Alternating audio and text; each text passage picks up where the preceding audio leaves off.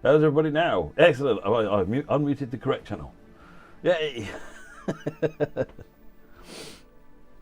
Oh dear. Look at that. £3,350 is how we start the day.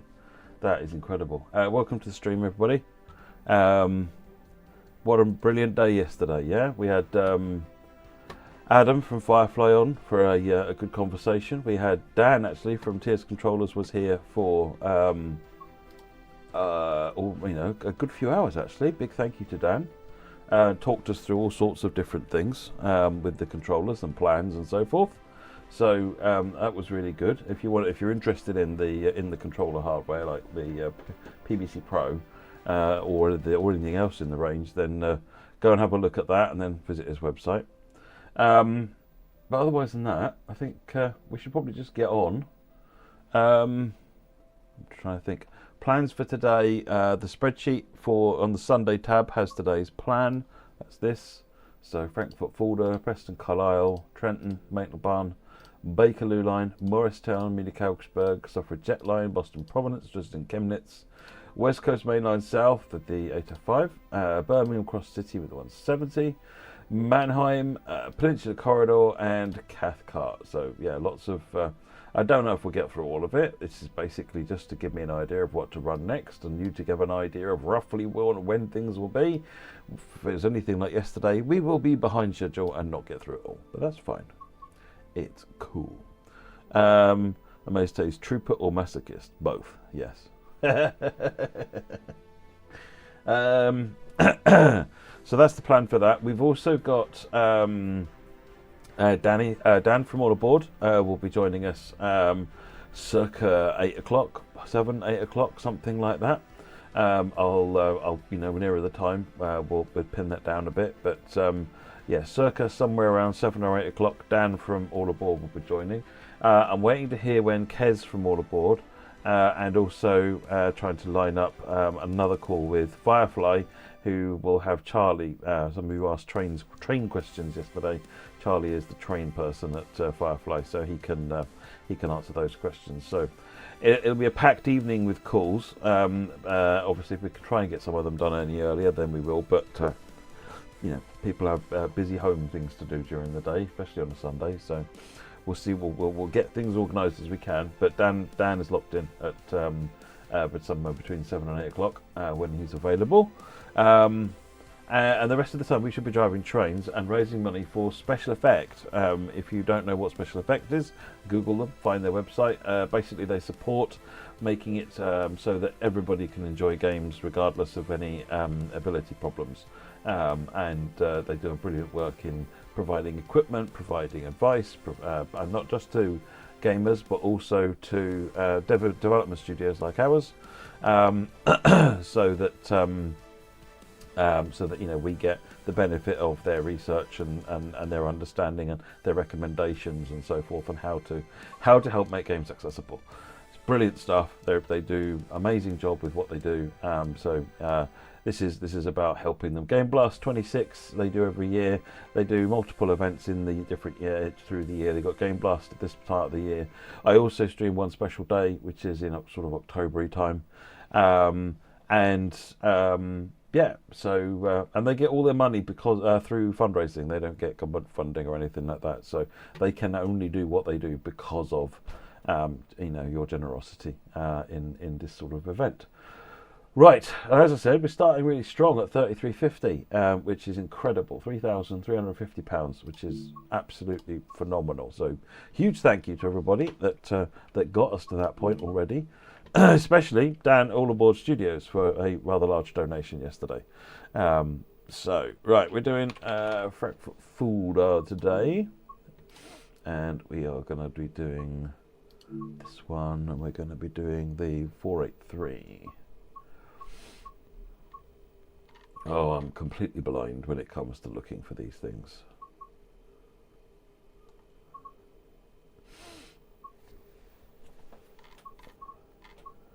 Am I in the wrong timetable? Is this the problem? Should I be using the BR111 timetable? Yeah. It's not in this timetable, is it? It's probably in that timetable. There it is. This is the one from Stuttgart, the 483.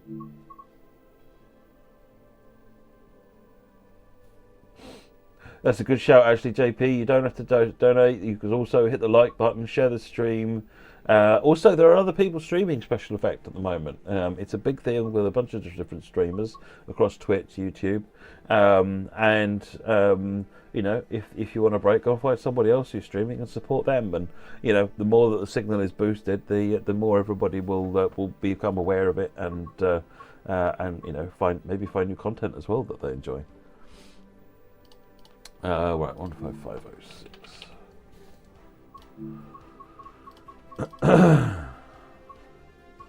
But yes, all the usual YouTubey things, likes, subscribes, notifies, and chatting. Lots of chat throughput actually helps signal the video as being interesting. So pretend, folks, pretend.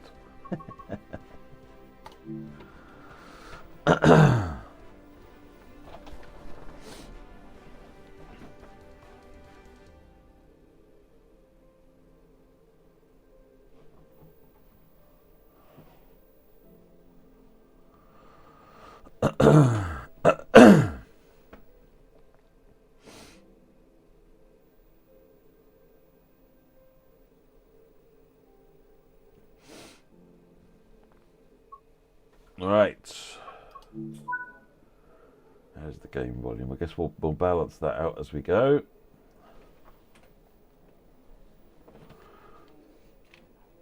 I've got to remember how to drive this thing now. Forward. Okay, there it is. Unlock the doors. Right, train lights on.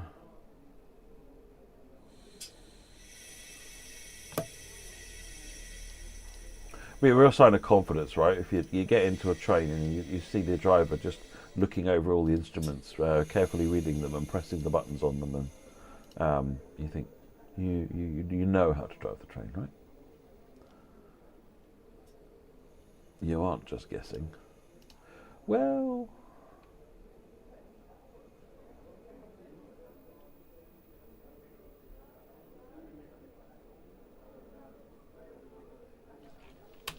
let's get the old Joy vacuum machines on.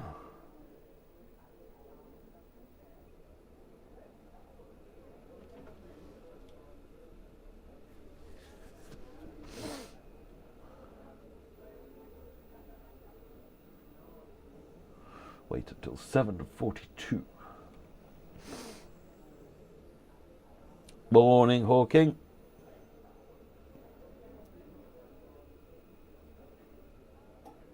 Be worried about seeing my driver stop in the middle of nowhere to fix a fence. Why?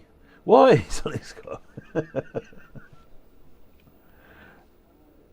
mean, as long as they also put posters up and fix first aid kits and you know all of these things, you know, at least you know the railway is being fully looked after by your driver, single-handedly.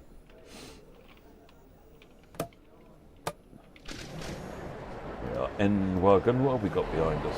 What is our traction? Is it a 111? It's a 111.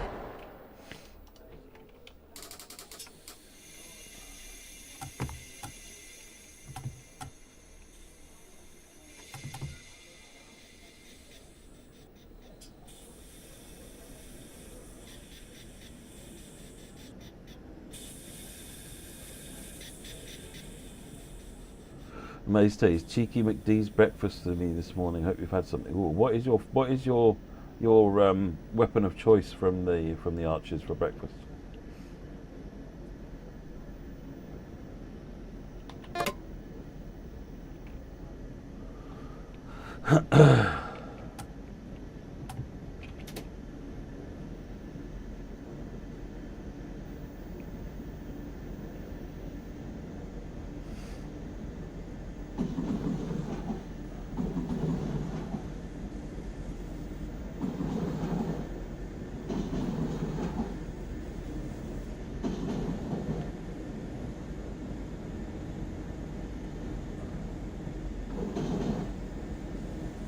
Our way out of Frankfurt.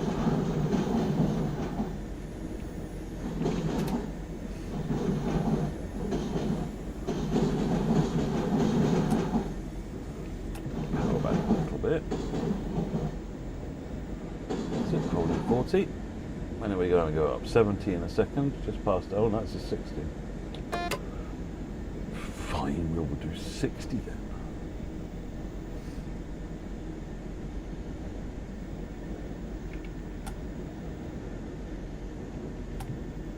then. When I'm streaming on most days, I just have these for food. It's called Y food. It was as a veggie, it was an egg and cheese muffin, hash brown, and a cappuccino. Oh, that sounds good. That sounds good.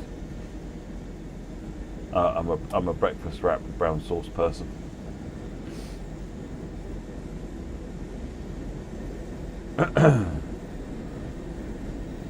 What's everybody else's McDonald's breakfast of choice?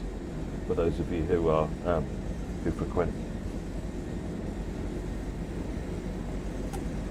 And if you don't want to admit that you do, just say what it would be hypothetically were you to do that, and we'll understand.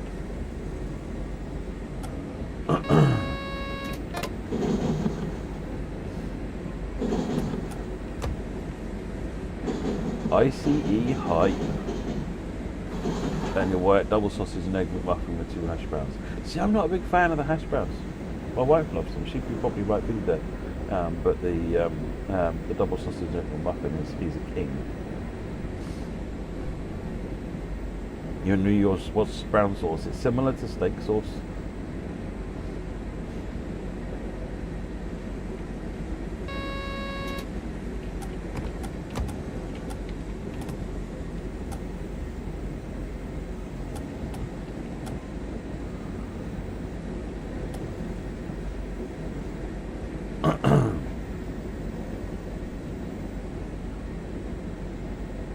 Yeah, I've got different ones. I get a subscription to YFood because I have it every day for breakfast and for lunch.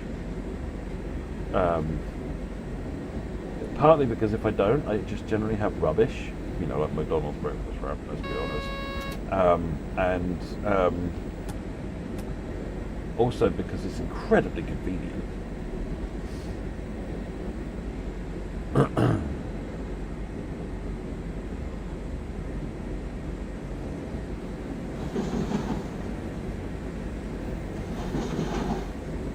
Breakfast wrap with steak sauce, yeah. It's what you should pair with bacon. It's kind of the law. I realise that there is disagreement amongst my viewership about that. But you're all allowed to be wrong. It's fine. This is an accepting, open place that's tolerant of varying views, even if they're wrong. Exactly, Hannah. Exactly, Hannah. You can stay. You know how it works.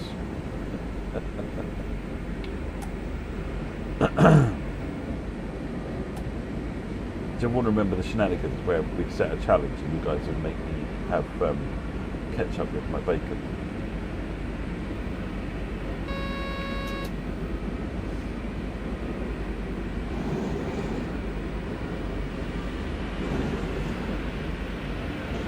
Favourite meal from Wetherspoons? My go-to is Hunter's Chicken, where they call it Hunter's Chicken, the chicken, bacon, cheese, brown sauce, barbecue sauce thing.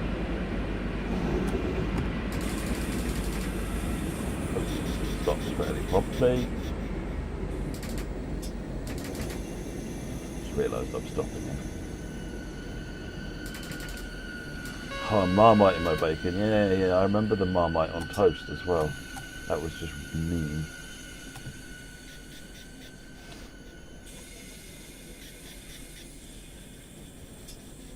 That was just mean, you lot.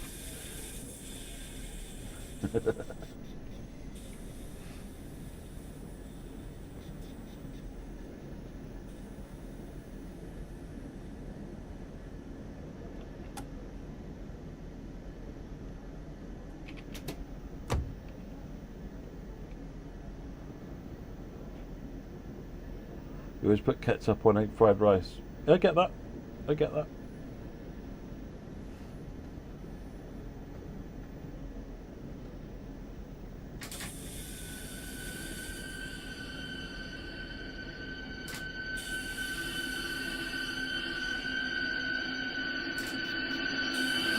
Stop train, for crying out loud. Thank you.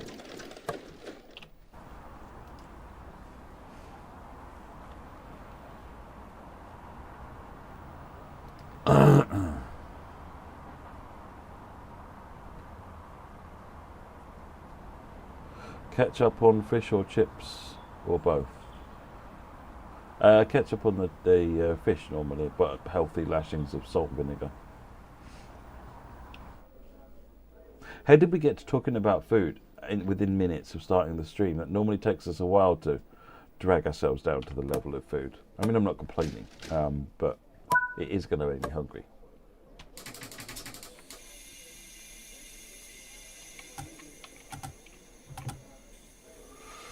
Right, let's get going. Where are we going to next? Off and back. That was it. It was Amaze Taze and their amazing Mackey's breakfast. That was it. Fair. Fair.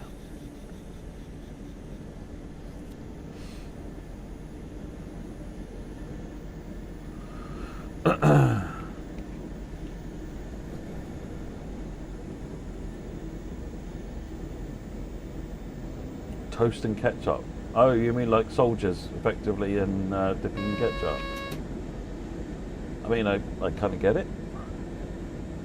What you want though is some little pots and put some different things in there, like one pot of mayo, one with maybe peri mayo, maybe one with ketchup, one with curry sauce, you know, so you can vary it up a bit. I think that'd be quite fun.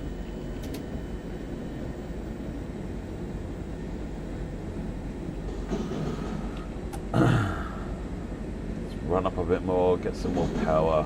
140 kilometers an hour, getting a boost 150. What's the max speed on this train? 140.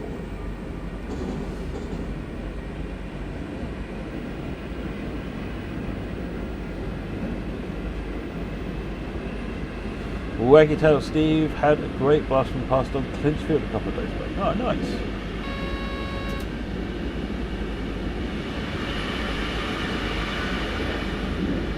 .90 kilometers an hour. Come on, speed up. Speed up.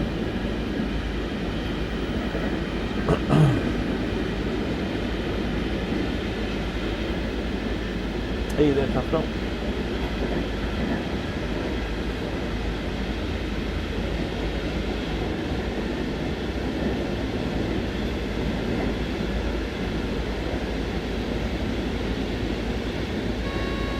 Oh, 110. A little more effort into it. Well,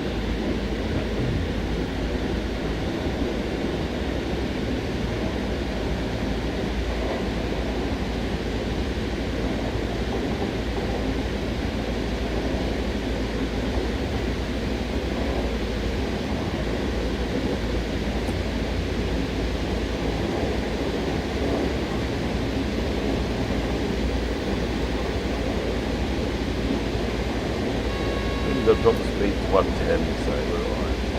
Let's run down.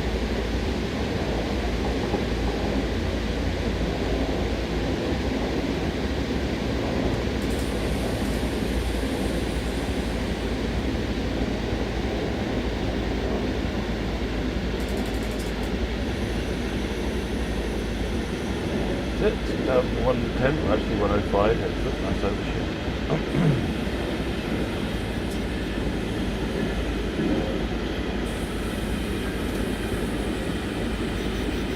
Where the 110 starts. Just up here.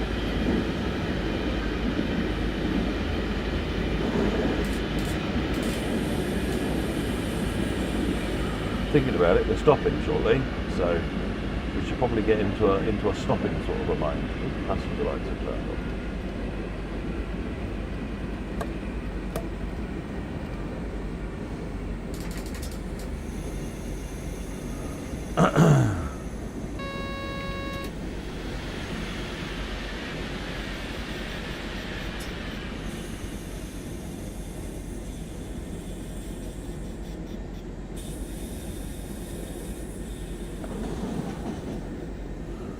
Rolling into Offenbach, Hopbahnhof, I guess, yeah, Hopbahnhof.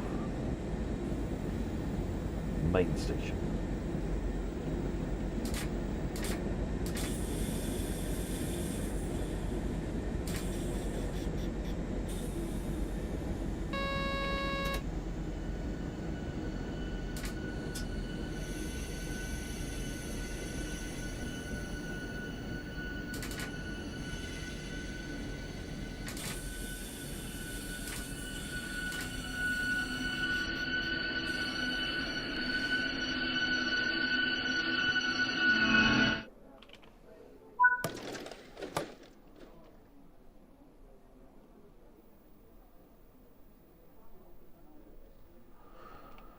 Okay,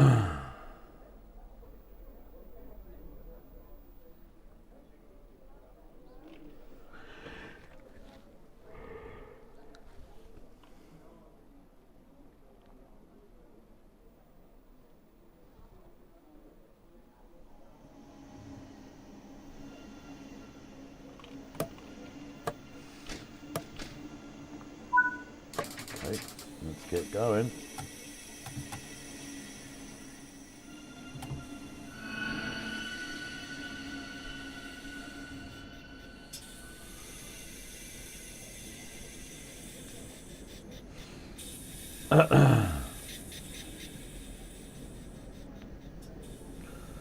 I part thought I might have missed the start of the stream this morning because my alarm went off, and I was like, that's all right, I'll wait for the second alarm, and then I slept through the second alarm. I'm like, when I finally woke up, you know when you wake up and you think to yourself, I feel way too good right now. Oh no. I looked at my thing and I overslept by about 20 minutes, so it was all good.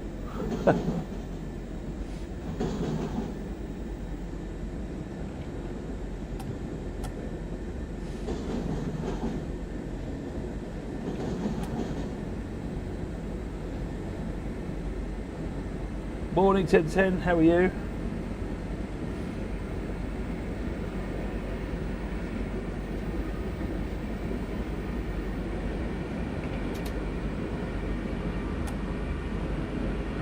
"12 kilometres to Hanau."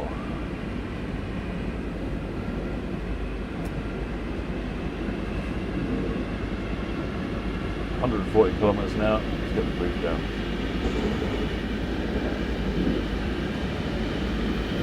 Sausage butty, lightly toasted, very good.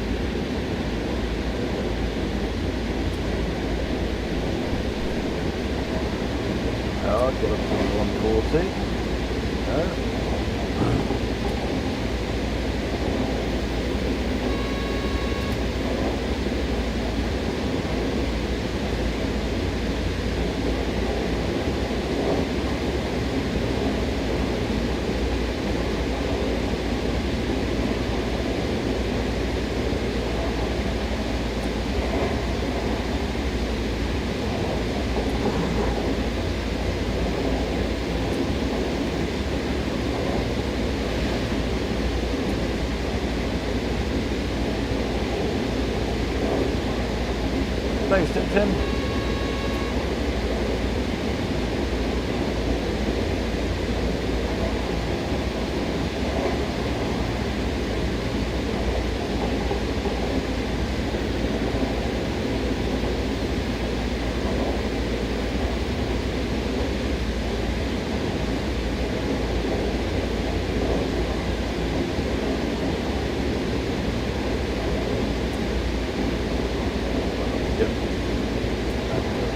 Down below the water.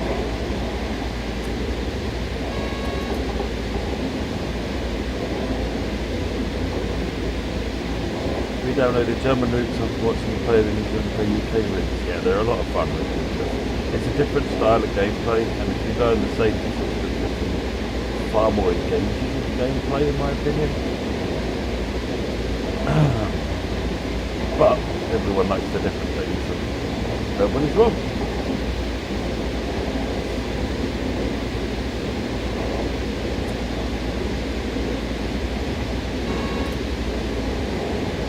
I like to drive slightly more difficult things. Oh hey, John, how are you? So I like how while I'm driving the 101, for example. 101 is fun. Lots and lots of fun.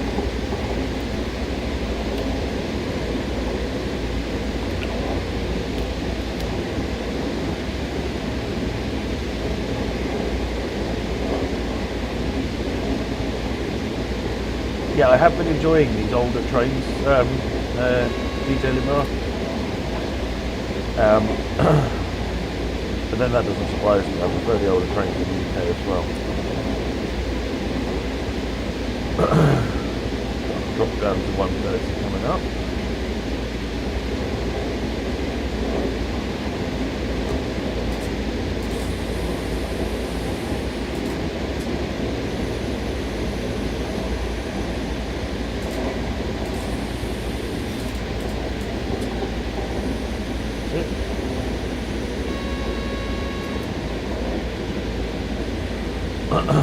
The clunkier the train, the better, is my view.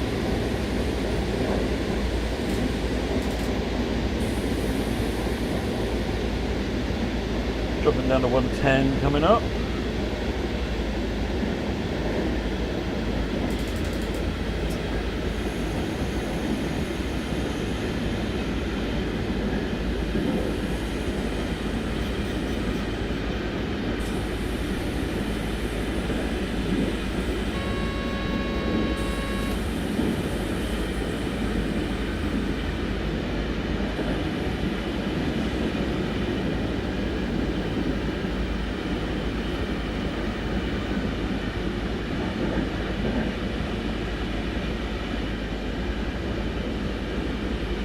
One point no kilometres. Stopping here shortly.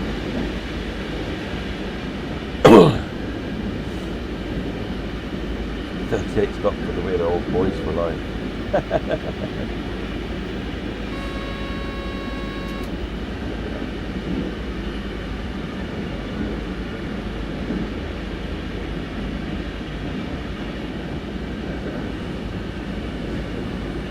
It's 100.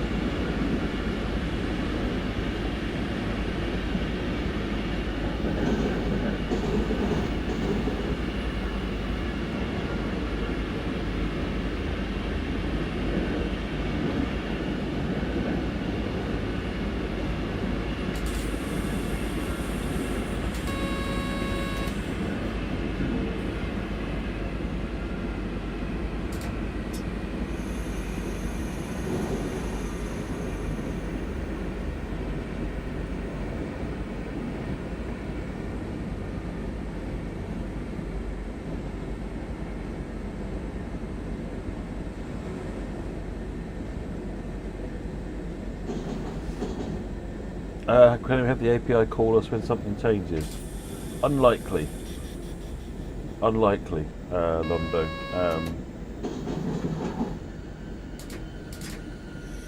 But I will ask the team.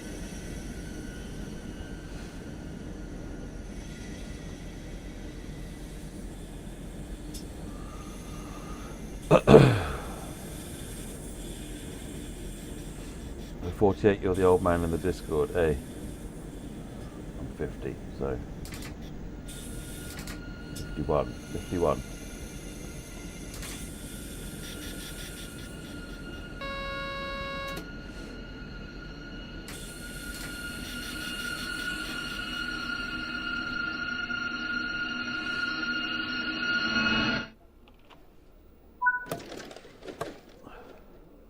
There's no way someone was older than that.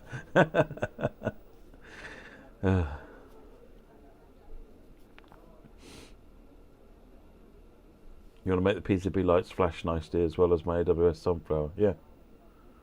I mean, you can poll it really hard. I mean, this thing, Londo, is, I don't know if you can see it. This thing, my train monitor, track monitor thing, is polling about 30 or 60 frame times a second.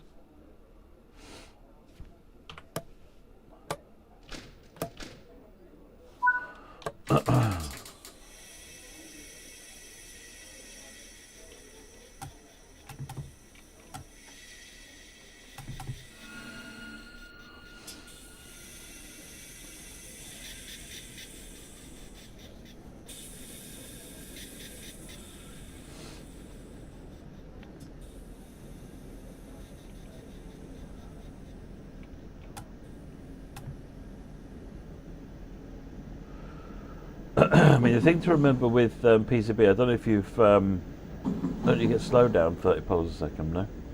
No, nothing at all. Not noticed any drop in frame rate.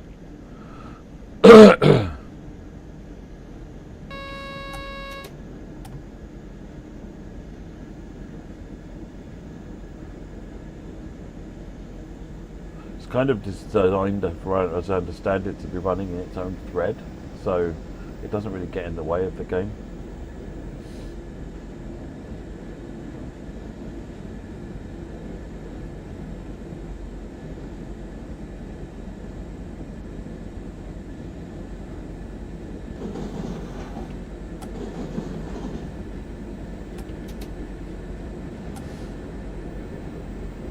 The thing to remember with PZB is you're not getting the actual positions of the lights, you're just getting the mode as well, so you can get away with PZB being pulled a lot, lighter.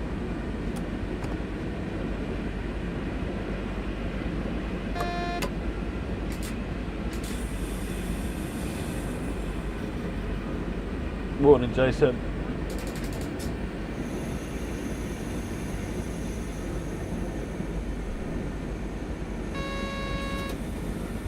At the next signal.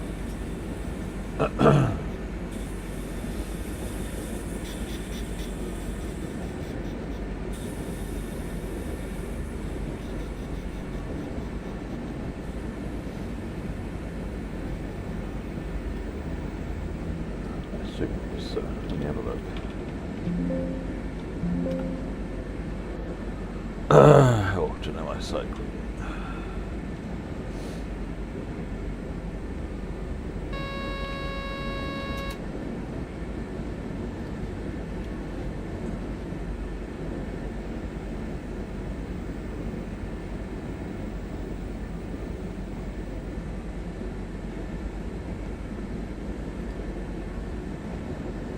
Oh, I might be only doing it 10 times a second, actually, looking at the way I've written that.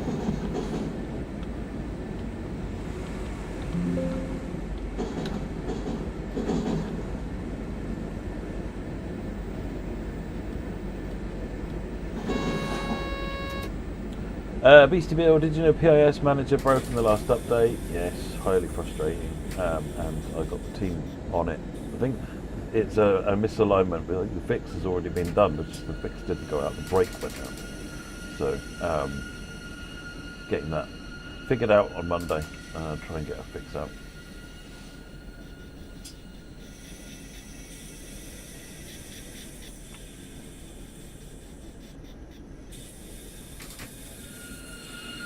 Guests will be probably later on tonight, in this evening, starting from sort of 7ish, I think, Phil. Seems to be when everyone's coming free.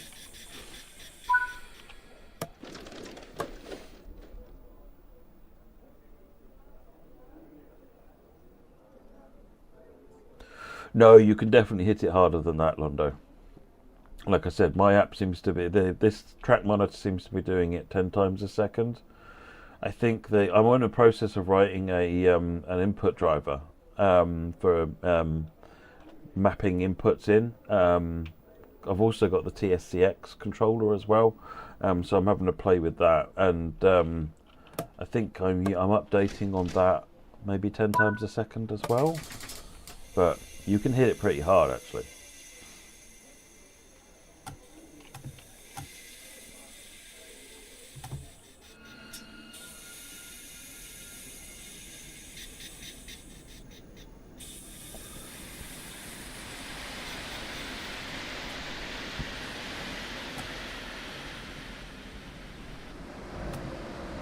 Oh, hello, ICE, overtake.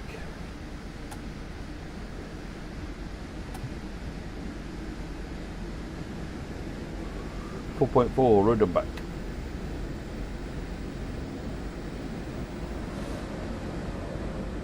Yeah, I've got the TSCX. I've got obviously I've got the PVC Pro here, the new one from TS Controllers. I mean, TSCX is okay. Certainly, it's if you're looking at a rail driver, absolutely get a TSCX. But if you can push for the TS Controllers ones, they have a significant notch of realism to them.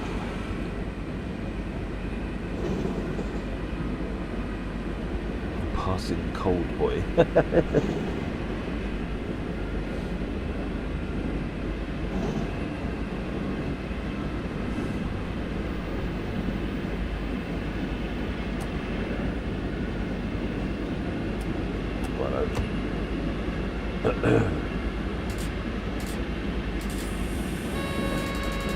did.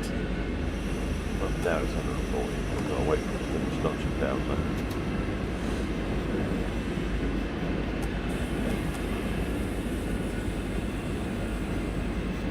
So I've been having some fun experiments with software loader. One of the things I wanted to do, I mean, I've got a basic interface working on there. One of the things I wanted to do was to see if I could pull down all the notch data and then have it map the inputs to the notches, so that as you move the lever, you don't get that flapping about on the control. It only sends the thing when it's moved to another actual notch. And I've got that working dynamic. It draws the information down about the train. It does a load of processing to map inputs and output values, and then it will send according to notched and non-notched parts of the lever. Yes, Dan left me with the new handles.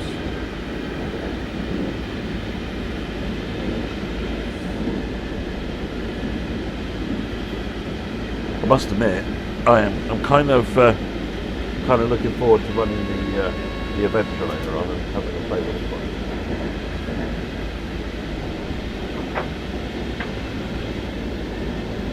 Where are we? 1.2 kilometres, right back.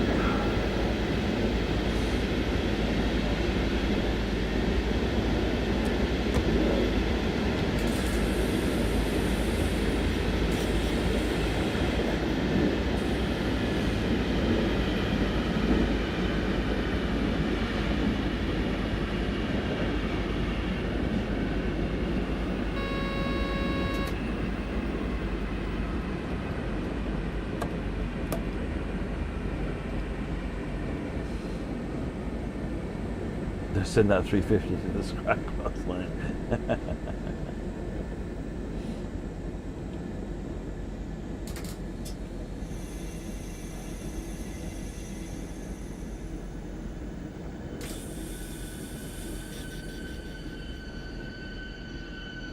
I am looking forward to the hill start button though. I think that's going to be very cool.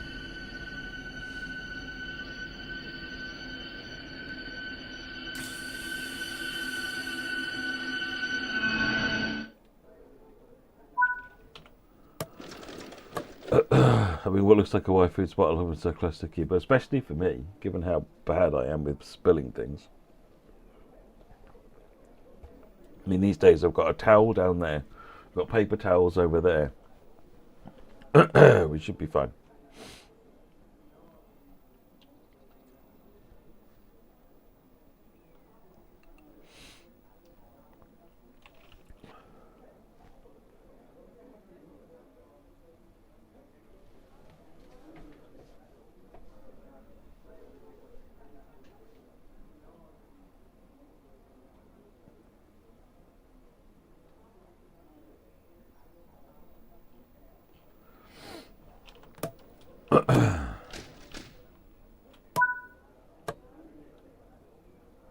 Cup holders, yeah, I've got a cup holder as well.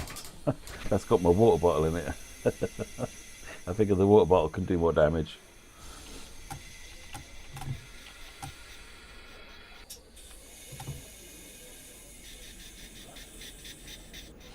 The old sippy cup, yeah, I think that's in a cupboard somewhere inside. The one that Amar and his partner got me.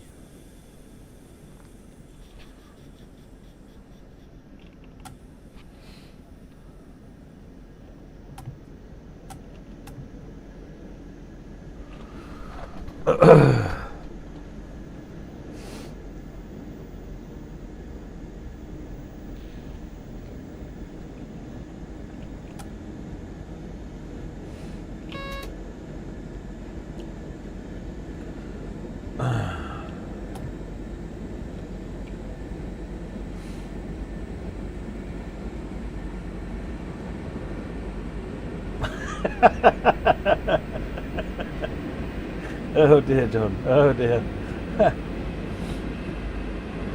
Well, you know, I've destroyed a laptop by pouring 2 cups of coffee on it, so I think there's precedent for needing something.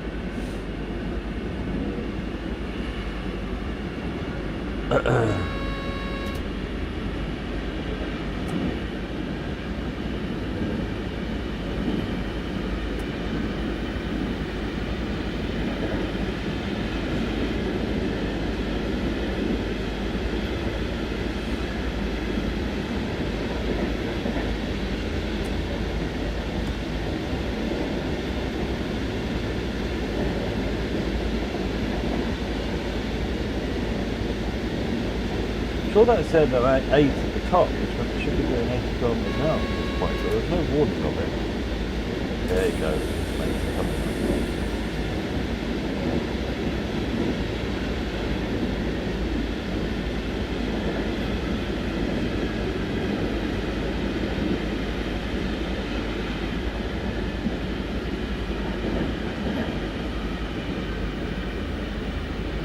Morning, Eddie. Crikey, what time is it for you?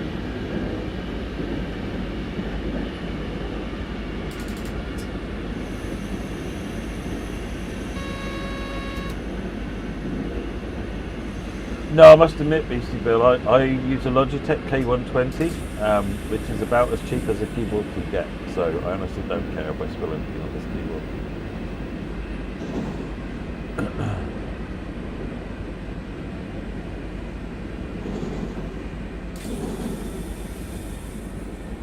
Oh, 5:45. I mean, that's not too terrible, I guess. It's somewhere in that grey area between terrible and tolerable.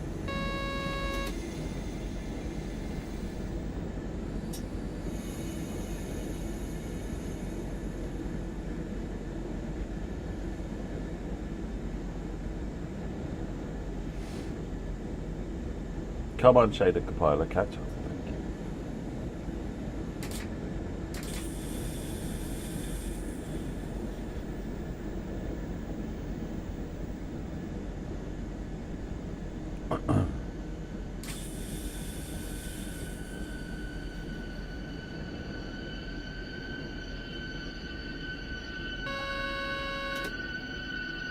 Eddie's Florida, IXO, so firmly morning. Morning here as well.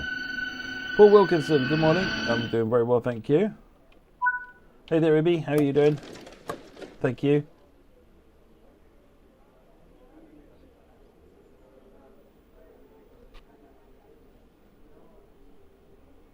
Oh, you normally get up at 4 AM. Okay, crikey, Eddie.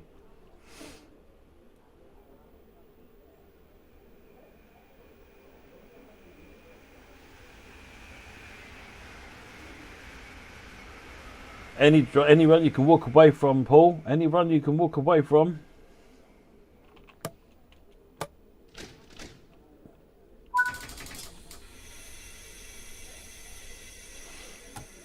think what we need to do is talk about the snowstorm in California, though.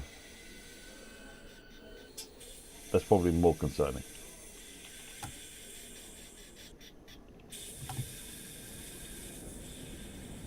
Oh, just about survived that.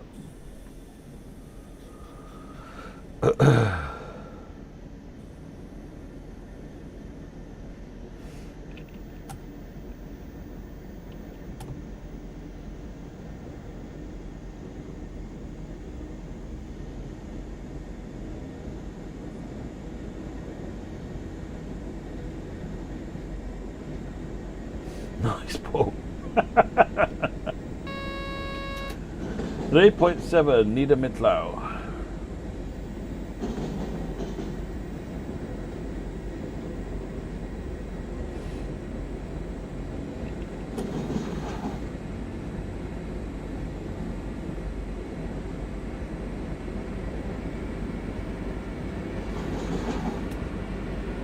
Someone said it was impossible. Yeah, okay.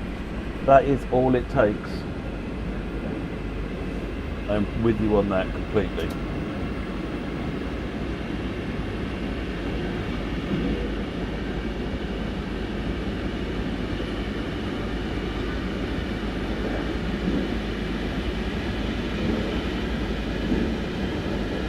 No, it's just in Paul's sim. So.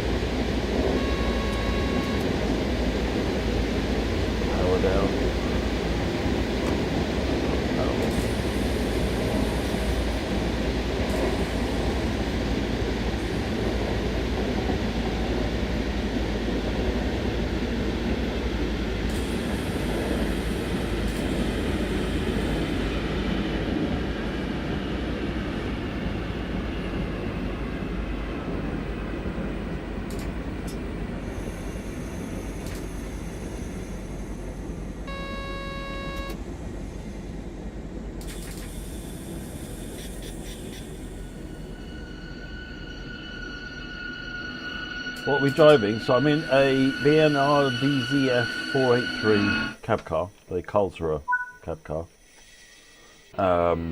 with a 101 at the back. So this is me, complete with the red lights because competence.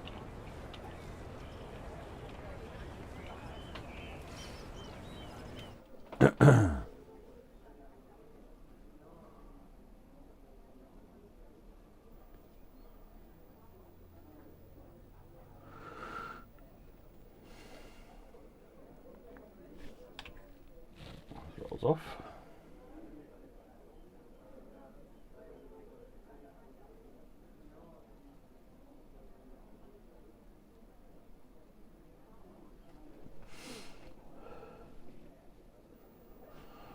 Locketh the doors. I think it says the code on the outside, doesn't it?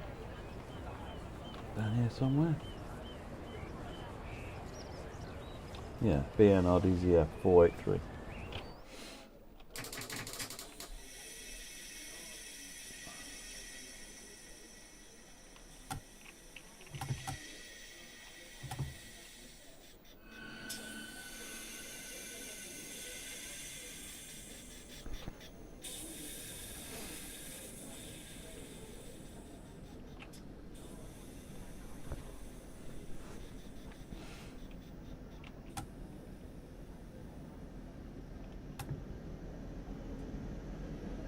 Yes, I guess it doesn't have destinations for this route, Hannah.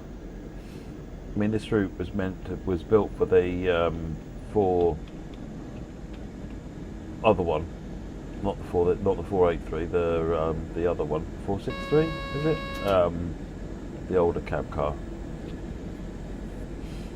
So it's possible this cab car wasn't built with destinations on this route.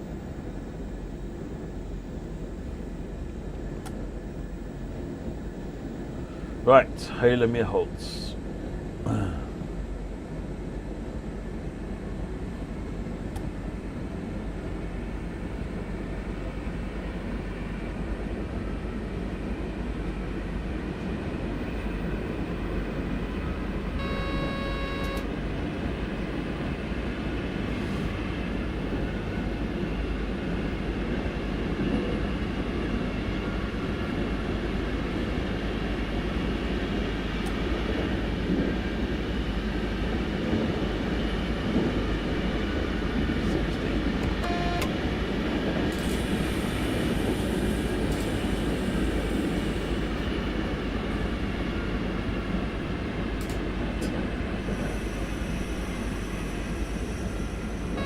Some shenanigans.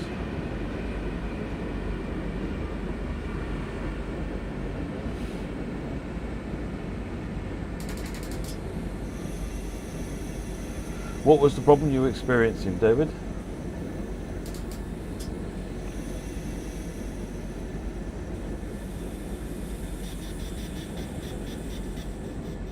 For other one is a legit description. Well, you know. Yeah.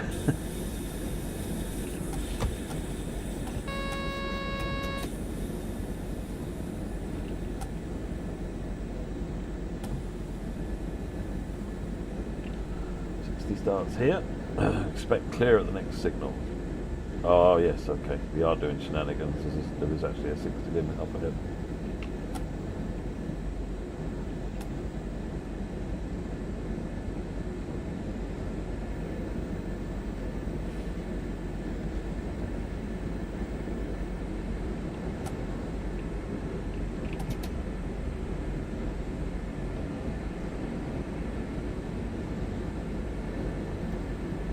Stopping here as well. Yep, there's our shenanigans.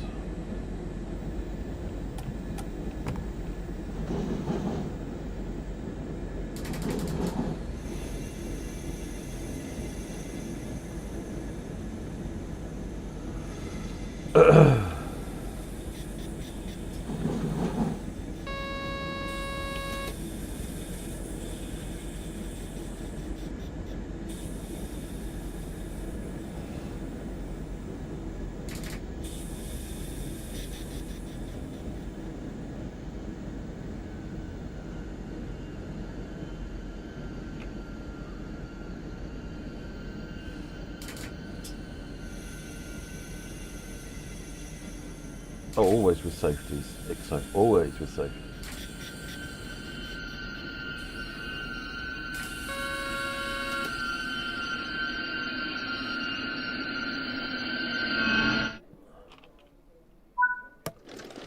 This thing's a squeaky boy, isn't it? Oh, look at that stop.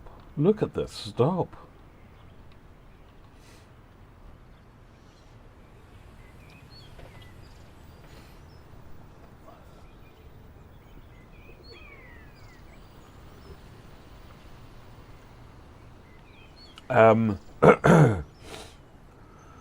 Sometimes it shows up as the other cab car. Someone remind me to show David Mangum this afterwards. It is a bit confusing. It is a bit confusing. It's done to make it to where they can substitute in for each other, but it means that they kind of get lost with each other as well. But yeah, you look for either of the cab cars, and when you click it on the right hand side, you'll get both of them. Got lucky, I think so. Yeah, cheers. I mean, you're not wrong, but calling it out like that, jeez.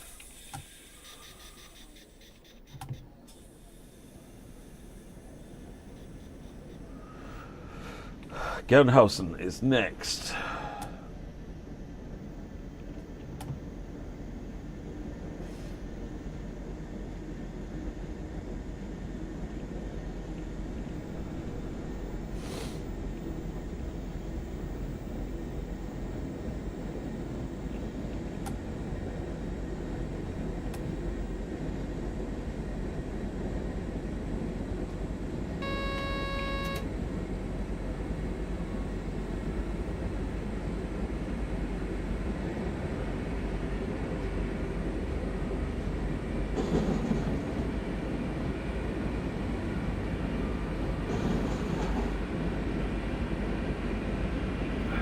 Sniffles, no one needs to hear that.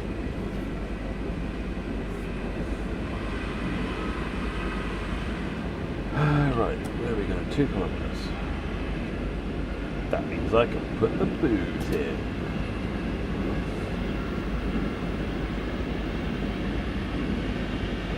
Fingers crossed, I'll get my car back from the repair work and ready with its MOT certificate on Monday.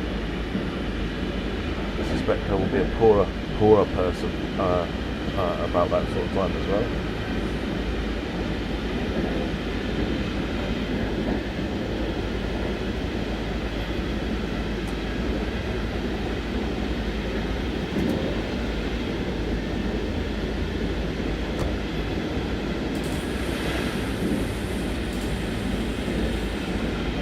Long dose, but do you ever find that what you choose to drive is influenced by the working career force you have? Being working so far, I tend to drive a lot in the UK. Not gonna lie, I enjoy using the controls. So, and even back on TIS Classic Day when I had my rail driver set up, I would tend towards the trains that worked well on that setup. Yeah.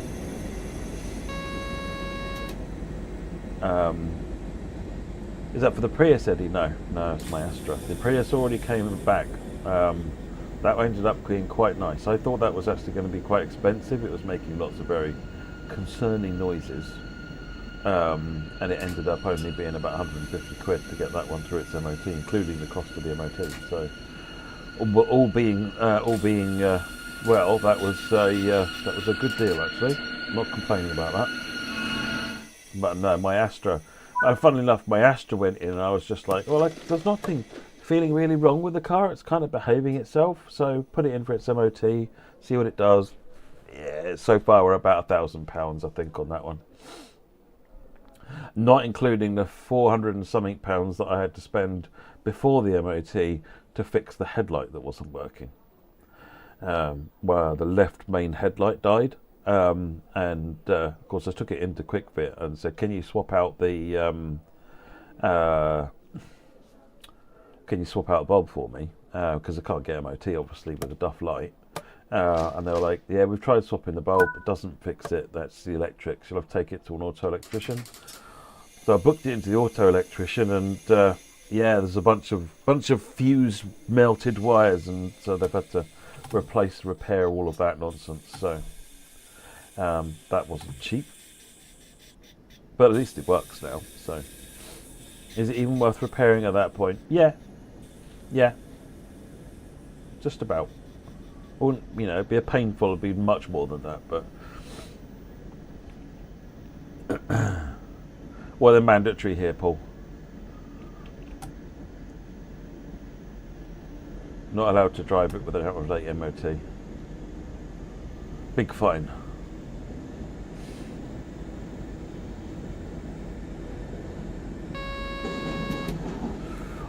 Hates Horst.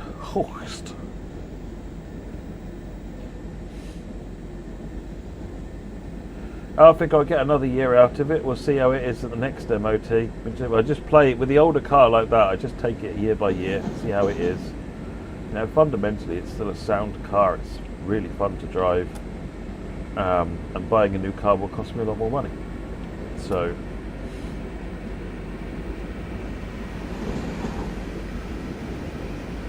of course, now, but having got the electrics fixed and having got the MOT and mechanics fixed, now I've got to take it. Once it's done back from that, I've got to take it down to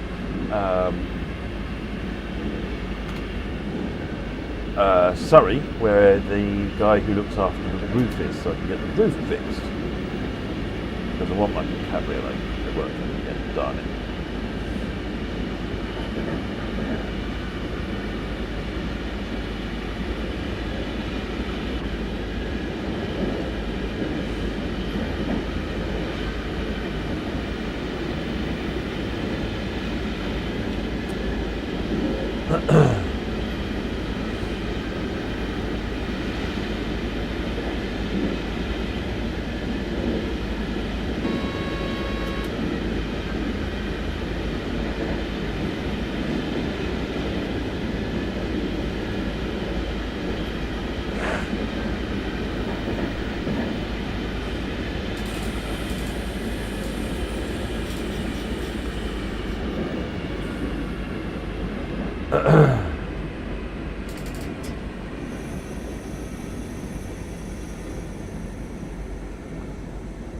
I'm not sure what I'd even replace the Astra with, that's the problem. Because the Astras are getting a bit long in the tooth, the Astra twin top. Because they haven't made them for a long time. So, and mine I think was one of the one I've got at the moment, which is a 2010, was kind of right at the end of when they were manufactured. So it's kind of like any Astra I get is going to be at best no newer. So then it's sort of like, well, what else? No, given that I'm completely addicted to convertibles now, that limits choices quite significantly.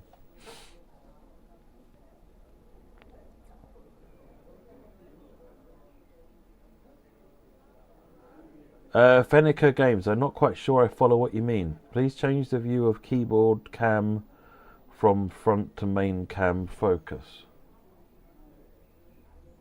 I'm not sure what you mean, Fenica.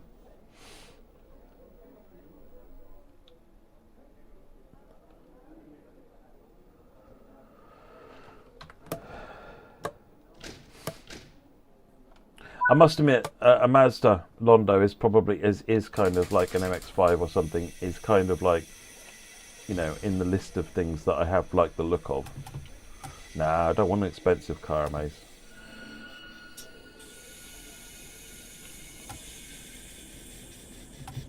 Mind you, I guess a cheap one, but I must admit I do quite like the look of the MX-5.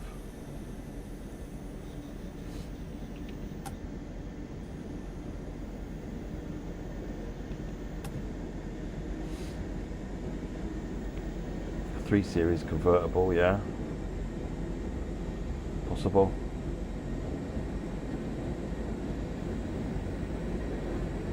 Well, we've got their time now. Miata, yeah.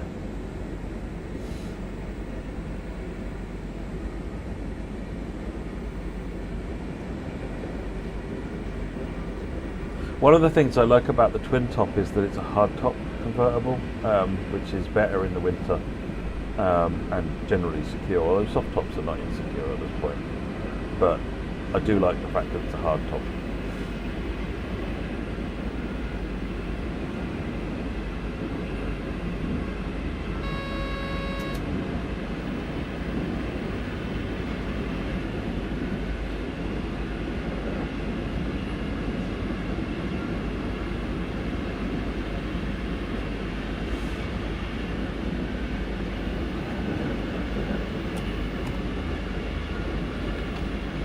Bill 4DB, awesome train. Happy to support a very worthy cause. Thank you very much for kicking us off this morning, Bill. Thank you very much.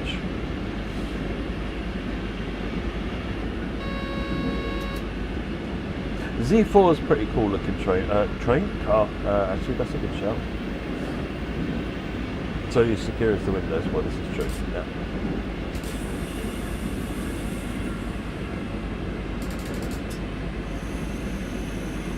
Gilgamesh, yeah, that's because suspension was added in TSW5, so newer trains have it. So you'll find some trains get added as part of remaster. So I think East Coastway trains now have suspension. It's not a 5-minute job to go and add suspension to trains. Certainly the older ones need quite significant changes because, believe it or not, suspension actually digs right into semigraph because the air system, certainly for air-based suspension, is integrated directly into what's going on with the air system on the train in the semigraph. Obviously for old trains it's all just springs and it's a bit simpler.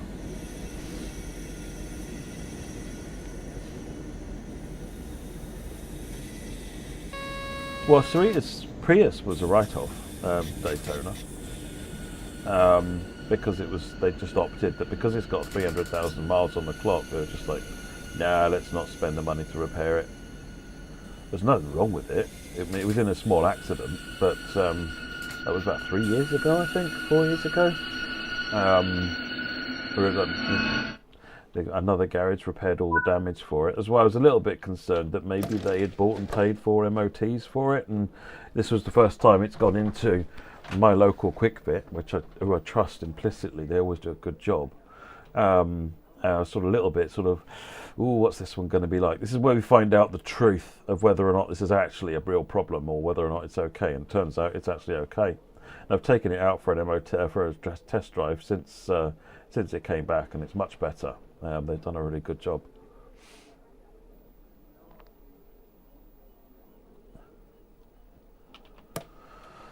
Yeah, is it possible in the future to add with the remasters a suspension? If we do remaster on a route, suspension is part of that process, Gilgamesh, yes.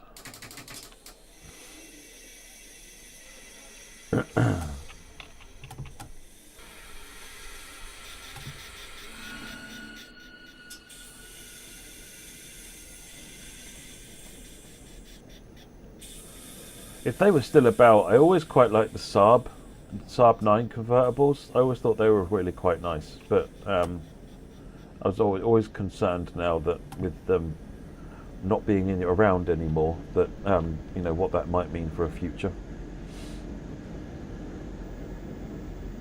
When you say old MR2 T-Bar, which MR2 do you mean, Londo? Because the MR2 is a beautiful car. My favourite one is the sort of the curvy looking one that's got a Ferrari sort of feel to it. I think they are absolutely stunning and I love one of those. But they're still quite expensive. They've held their value quite nicely, presumably because they're popular.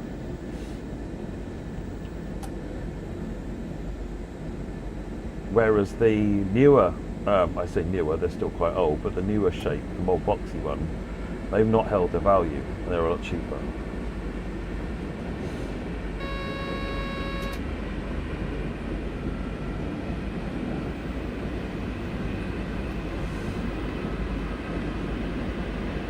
What do we got? Masterback in 3.5 kilometers.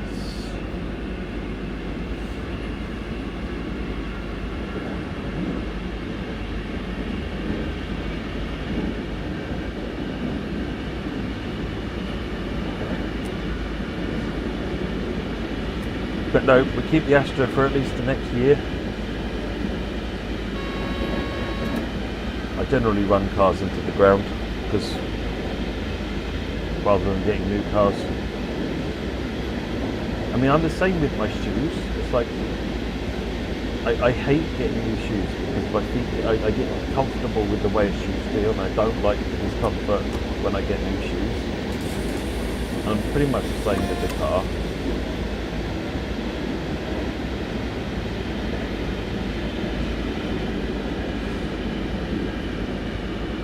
That said, as much as I don't like how much EVs cost, I was having a look around and the BYD Seal looks nice. It looks super nice. If I was ever going to be stupid enough to get an EV, I think it would probably be the BYD Seal.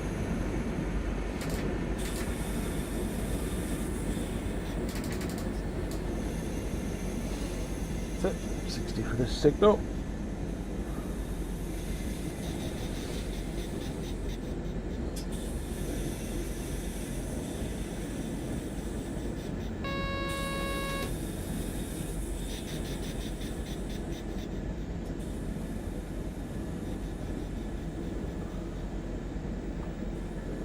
I think wax the buck is the end, isn't it? Yeah, it is.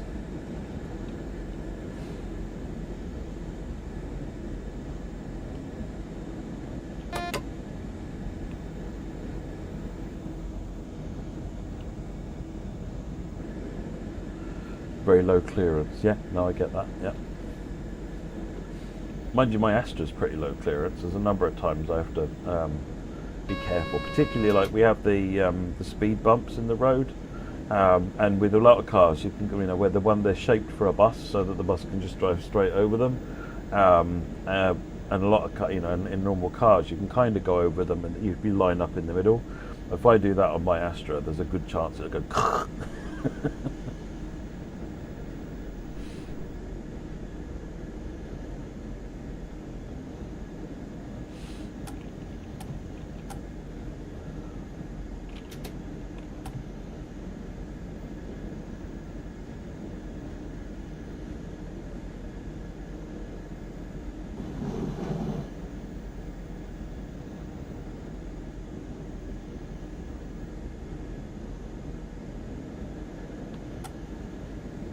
I mean, my trainers do have a gaping great hole in the top at the moment, Sonic's got, but I still haven't changed them.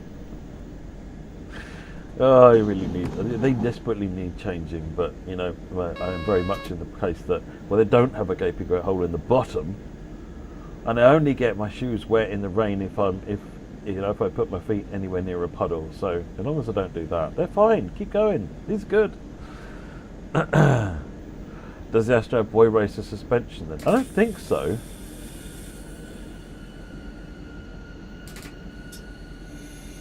I mean, at the end of the day, it's an Astra, but it's a twin-top sport, so...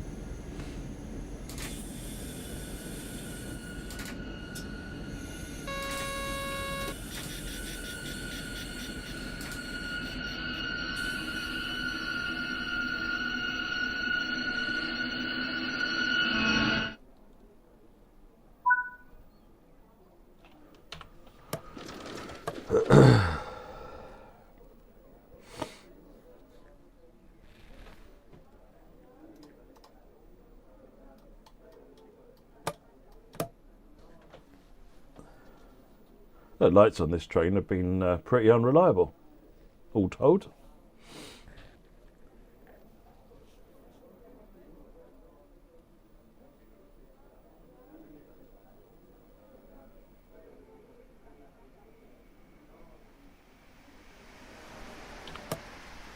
Another IC one.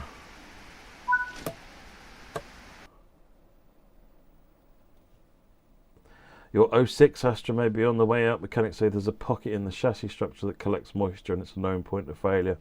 Yeah.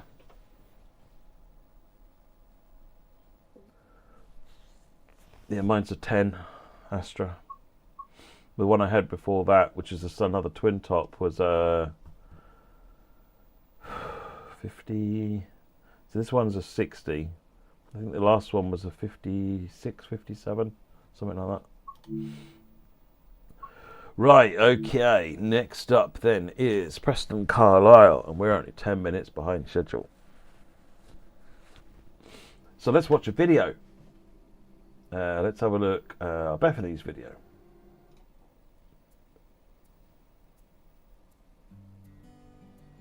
Bethany, what's your favourite game that you've got? This one. Sonic, is it now? Yes. More than Mario Kart? Oh, I do love Mario Kart. Our worry initially was always whether Bethany would be able to play games the same as everybody else. And you look and you see what other friends have got, and you just think, there's no way. There's absolutely no way that my daughter could do that. And then this world opens up, and there's somebody so positive on the other end of the call who is telling you that there's these amazing things that can be done, and it can be tailored to what your child needs. And you're just blown away. There's always kind of a positive response to everything. Yeah, that's the lovely thing as well. And there's Really always lovely. kind of that there's something always, well, what does she find difficult? Oh, well, this is what we can offer to help, with that. It helps me see lots of things with the Nintendo. Aren't we? Okay, I want to do it now. It's been fantastic for her and for all of us to be able to play together and do things as a family, and I mean, again, doing things that her peers are doing at home. She's doing exactly the same as what they're doing, but in her own way, with the setup that's specific for her to enable her to play the games. Thank you.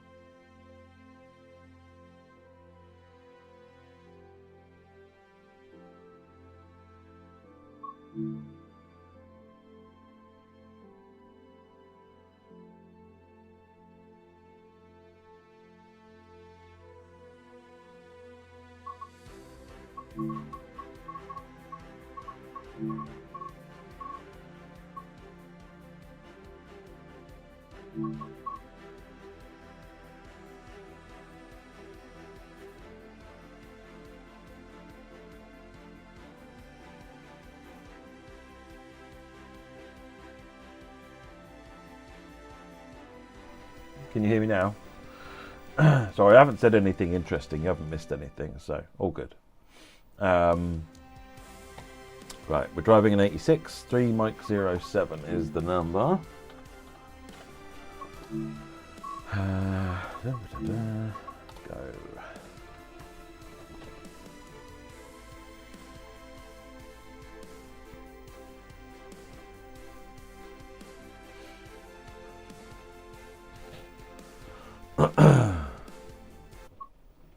Right, let's get ready to go.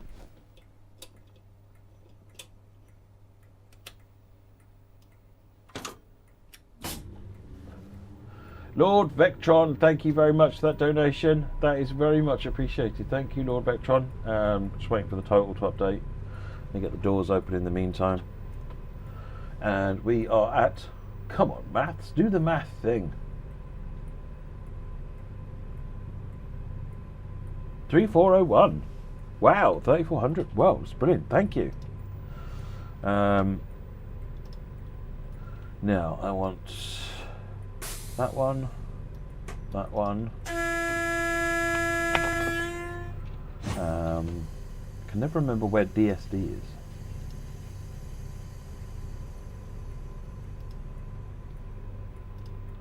So what we do is we sit down, we press Shift Enter. Hey. Oh, it's a circuit breaker. Okay. Right.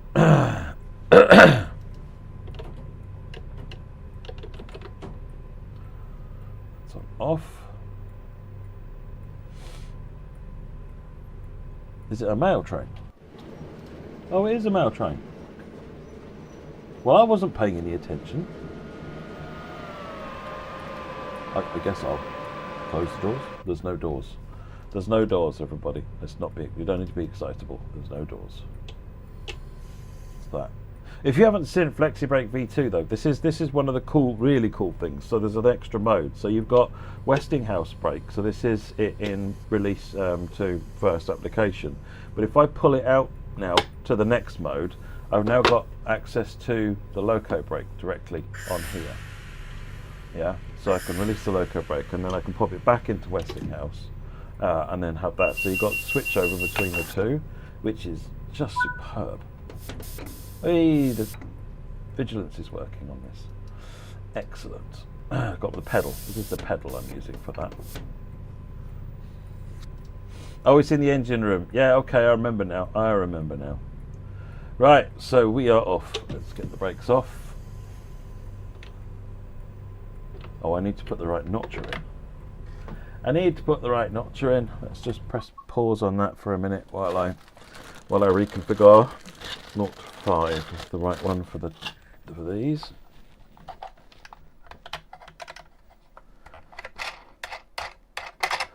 Quick swap out. So if you haven't seen them, you get these kind of these little thumb screw things. These are the notchers, and you just drop it in, screw it back down. This is kind of the older way of doing it before Dan was looking into like just having switchable notches directly in the device itself, which is obviously cooler. But meanwhile, this works and is super flexible. And now I've got 5 notches. Right. So brakes are off.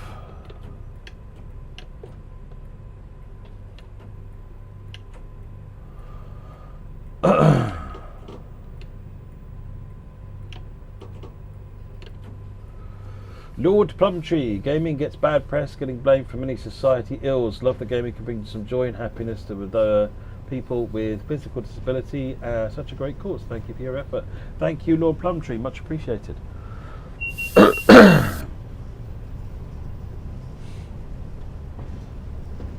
Londo, now you have a TSCX. Would you get TS controllers as well when money allows? Always. The notching and just the general quality of these controllers, I will always get these instead. But generally, I think my advice, or certainly my thoughts for those that are interested in my thoughts for hardware, is kind of like, if your budget is sort of like you can buy one controller, then TSCX should do everything whenever there's sensible software for it. But if you can push to more, then these give you a much more tailored, better experience than having lots of individual, or having the one controller. But there is more of a cost involved.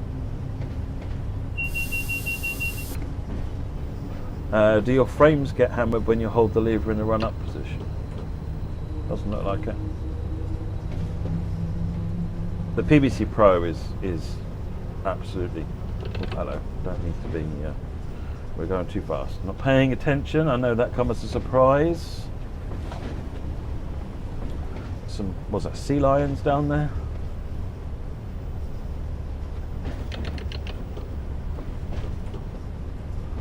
Start powering up.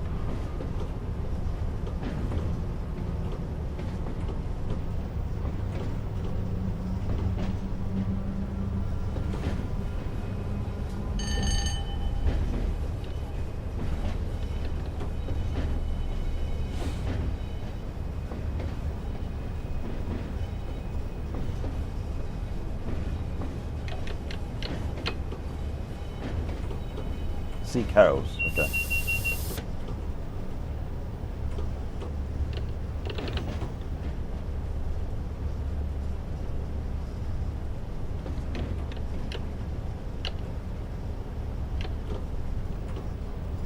Alright, why is it not taking power anymore? What's gone wrong with it? Line lights on. Instrument lights on, that'll make all the difference.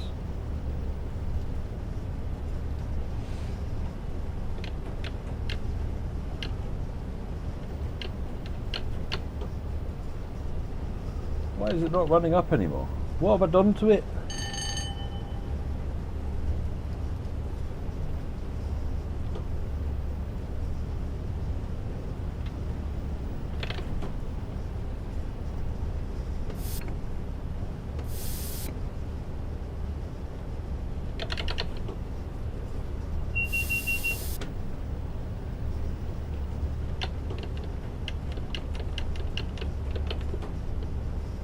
I done something, it just all of a sudden the power cut out.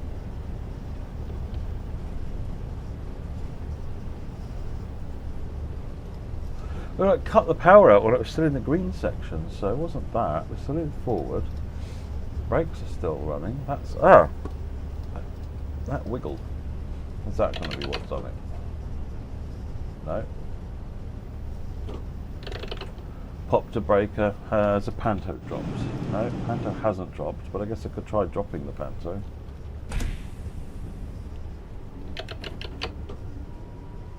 Okay, it must have been an overload then.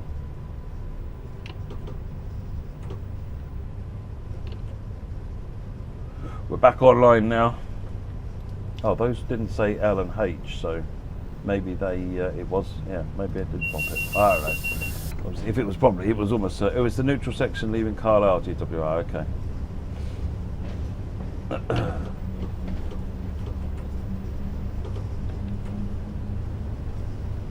Anyway, we're going.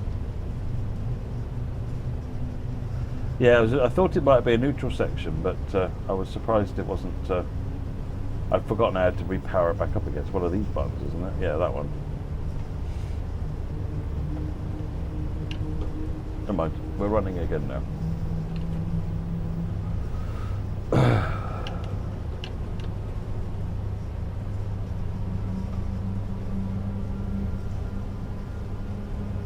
Let it speed up.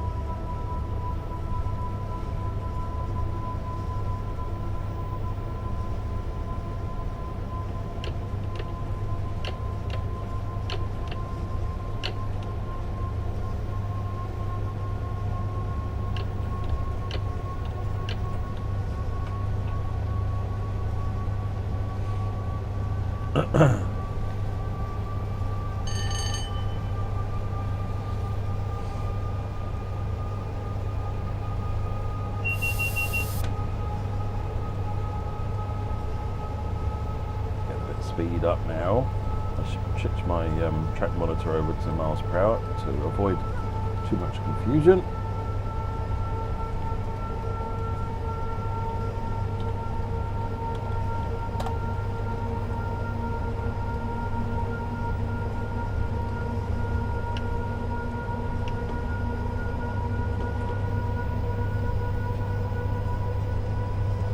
That's it, top notch.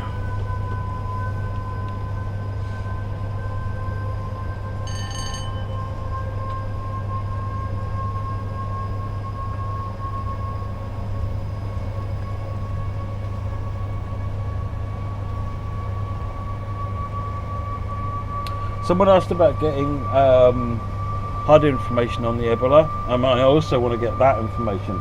So one of the things I want to try and explore at some point is whether we can get a fictional display for the for a screen that you can switch on or off if you want it, that gives you the information in a more immersive way than HUD overlay.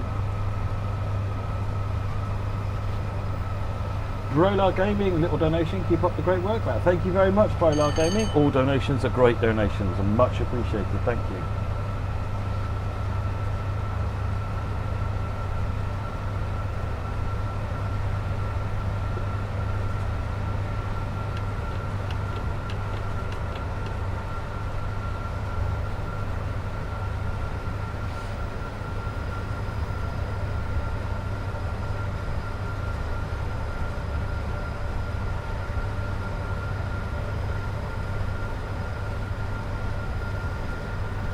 So one of the challenges at the moment, Londo, with putting it out to external devices like an iPad, is that the API doesn't currently support it. It's one of the things I want to try and put it into off. That wasn't on. One of the things that I want to do with the track monitor here is I want to be able to put objective information on it. So what you're currently tasked to do, but there's no objective information available on the API. So I want to see if I can get that in. I'm doing very well, thank you, Bella.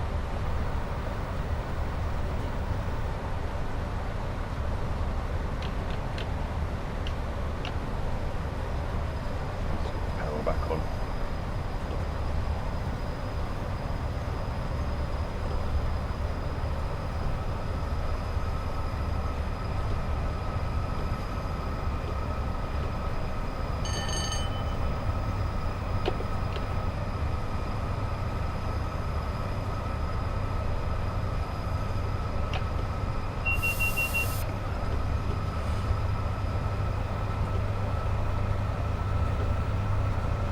Topped. Yep, there we are. Speed limit's 100.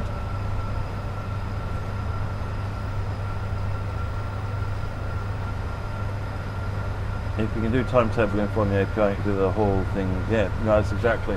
I showed this screen yesterday that I've got. This thing cost about 30 quid. Which has got the ESP32 on the back of it.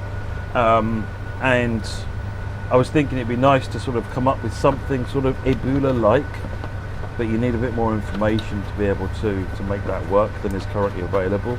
And having the objective on it would be really cool. So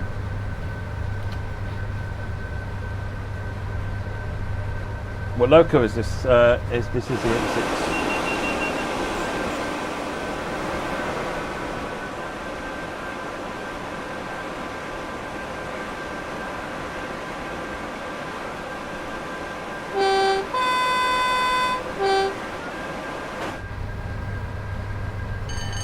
Oh, I'll feel the ton. We're at the ton now.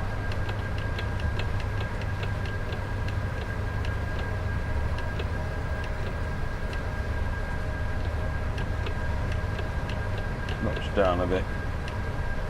That's better. Yeah, well, ESP32, the 1.4 inch screen should be able to do that. So I haven't actually done a lot of experimenting with the ESP32, talking to the using the Python to talk to the game, but it should be straightforward. There is an equivalent JSON library in MicroPython, so in theory it should be easy.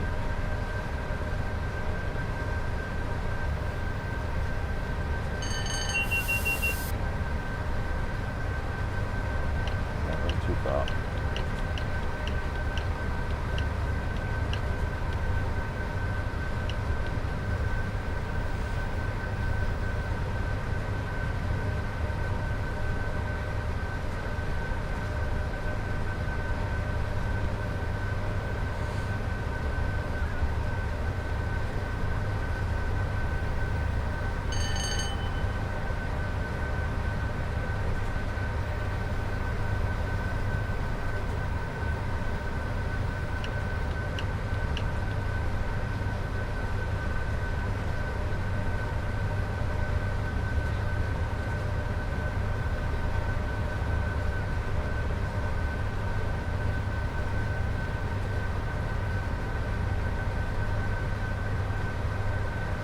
Well, no, exactly, Londo. That's how my Raspberry Pi is working. It's just going Wi-Fi straight out.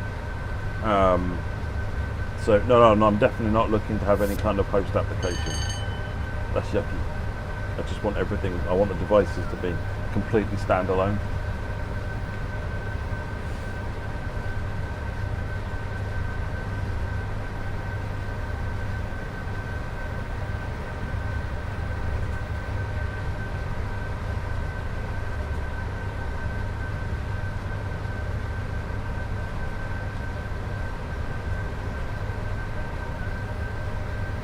Oh yeah, actually that's not a bad shout, Londo. Yeah, putting your ammeter gauges for these ones, your notch indicator and your ammeter gauges, putting those on a little screen would be good. I must admit, from my own investigations, I want to be able to say that, you know, you look, everything that's on the train should stay in the train. So I want to put things, I want to get non-game things off the screen is my goal.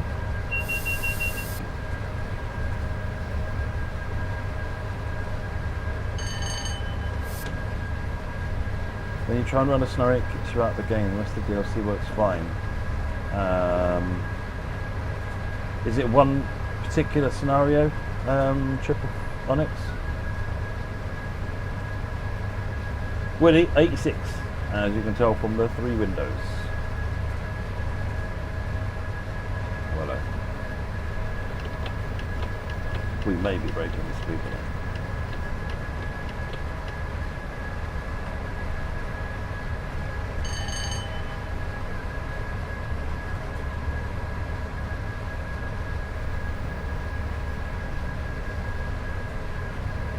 Oh, you mean sort of have this sort of a view?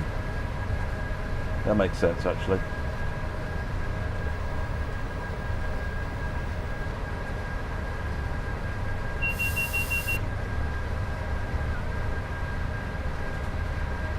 Back down to 100. A little bit of power.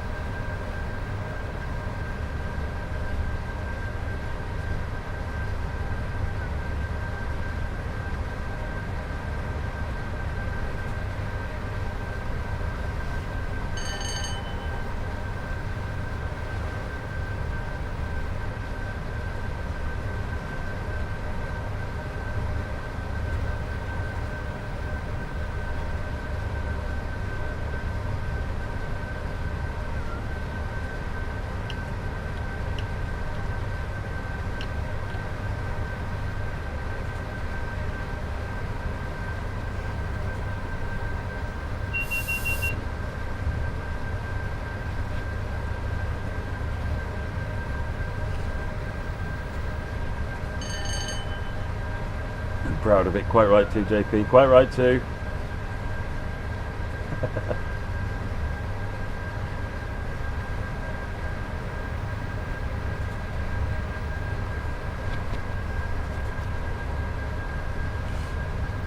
You can't come to a train sim stream and surprised that you find a nerd.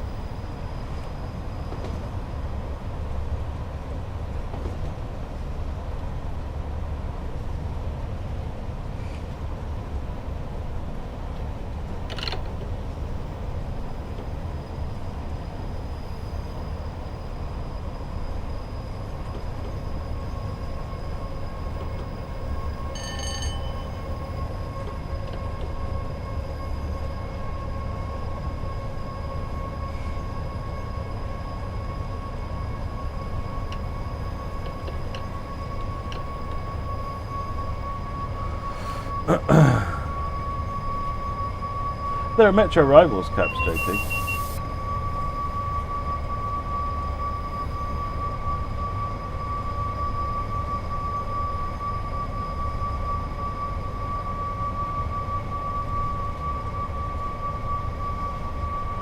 $95. Start powering up.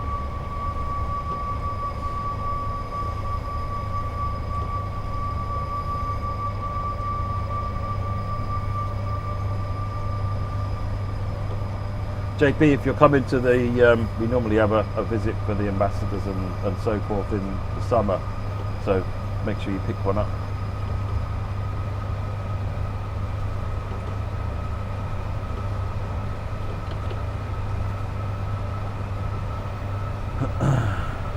back up to the 100 limit.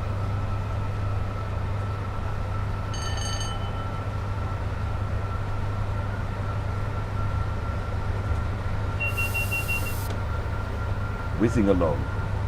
Need to try and pay a bit more attention though, so I don't miss those.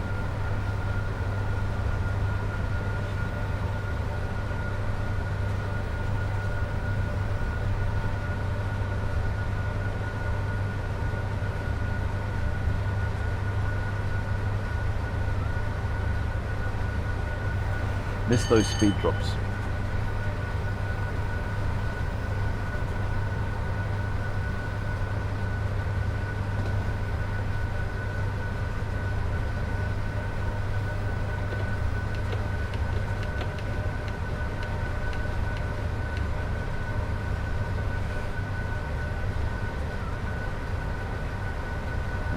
Must be going uphill, yeah, we are.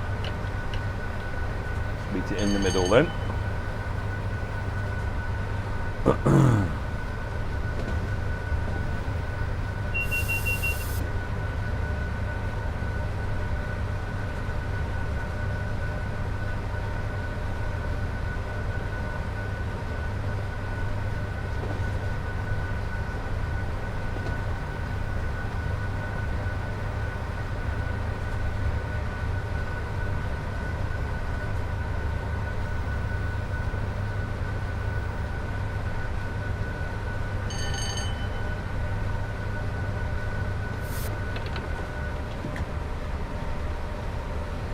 Yellow ahead of us there, so I'm just going to let the power run down. They're clearly catching up for something.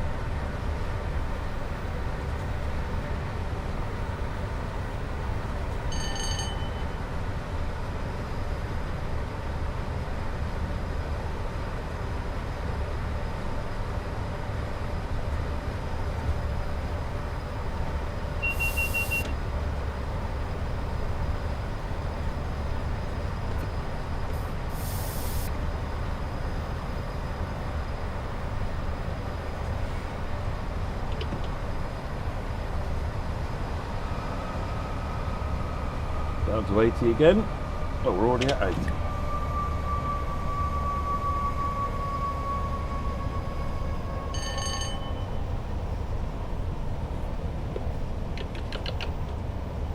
Neil Word, thank you for that donation, much appreciated.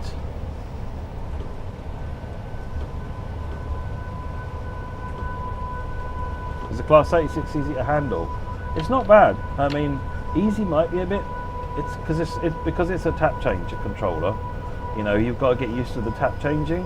I find that super fun, but it's not like a 0 to 100% controller like my modern train is. But I would take this over a modern train any day. It's much more interesting and satisfying to drive. And Just Trains did a really good job making it. Really good job.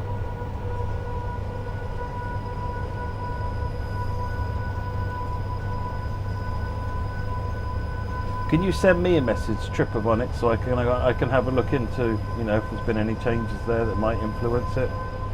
I've missed half of the chat, so I don't know if you give me more information. But if you DM me on Discord or on the forums, forums is a tough one because I've got so many DMs. But whatever's easiest, get me a message and I'll go and have a look with the team and see if I can think of anything that might be a problem there.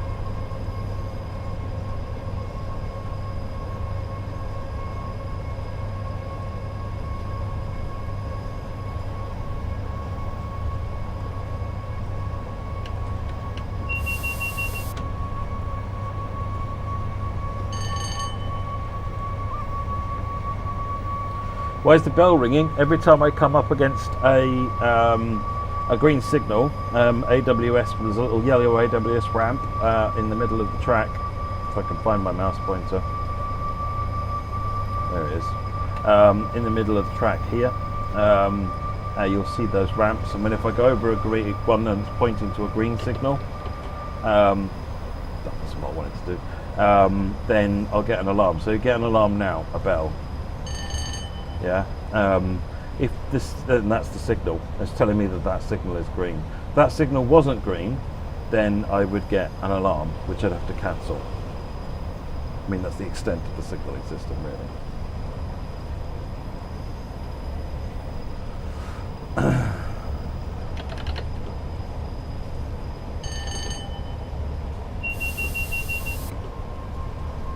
And then that's the driver vigilance device going off, and I'm using foot pedal to clear that.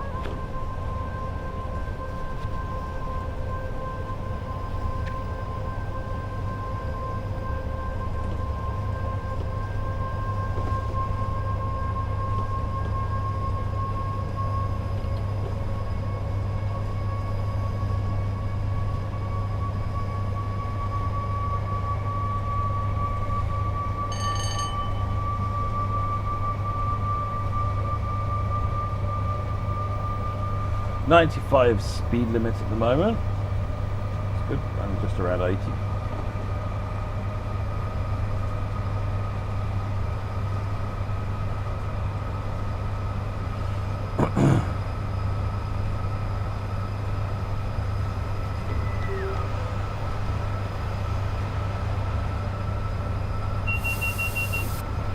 Fabulous Ghost. So I'm using the setup from tscontrollers.com.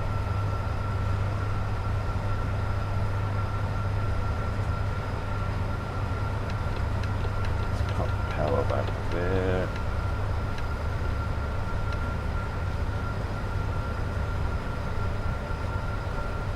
It's 90 will do.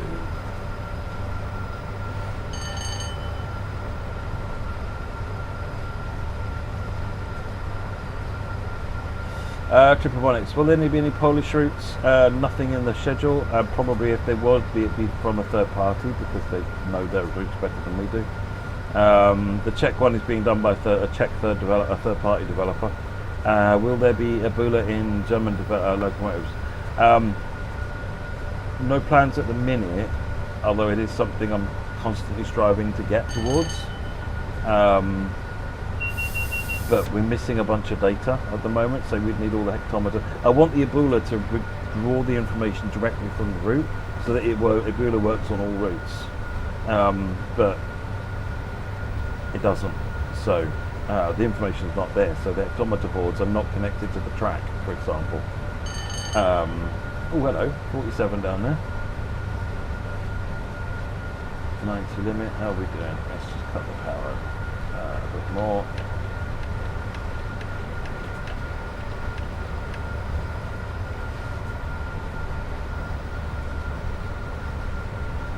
So yes, I want to get towards Ebola, but I don't quite know the path to it at the moment. It may be that the path that gets it sooner is to do something a bit more hacky. For the uninitiated, what's Ebola? So Ebola is a German system which puts the important information about the upcoming railway line in front of you on the screen. Upcoming speed limits, where signals are, where level crossings are, and so forth. So you can see, and it's like a page of data that then paginates as you go down the route. So it's kind of it's giving you a ton of information about exactly what's going on for the journey that you're taking.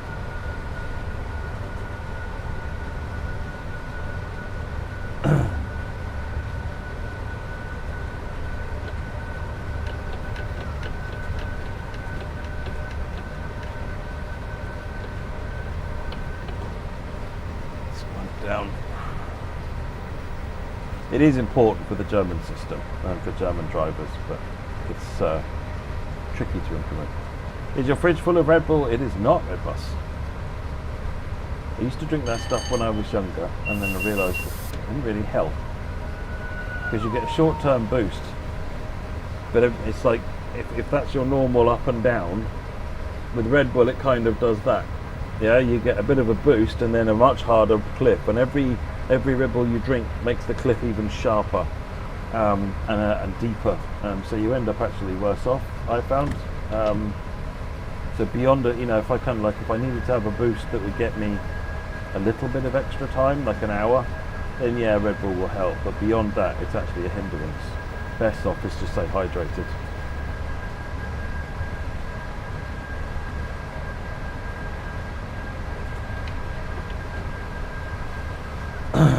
Fabulous Ghost, are the controllers worth to buy? So I bought these, and I'm very happy with my purchase. It's not cheap. TS Controllers hardware is not cheap, but it's that's because you get good value for your quality, I find. But it's up to you, you know, and what your budget is like and so forth. If you can't stretch to these, then the TSCX controller is probably your next best look. I'll get that out in a minute. I've got a TSCX controller. When Matt had hair when he was young. Kind of, I've been like this since university, so, but then I had a mop before university. It was like, I got stressed at uni, I think, and it all just evacuated.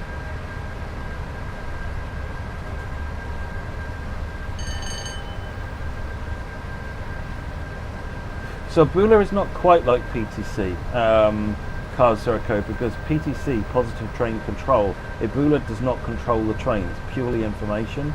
So the modern PTC in America provides the information, but also does the train control, whereas Ebola is half of that. So there's an overlap for sure, but it's not quite doing this, its goal isn't the same.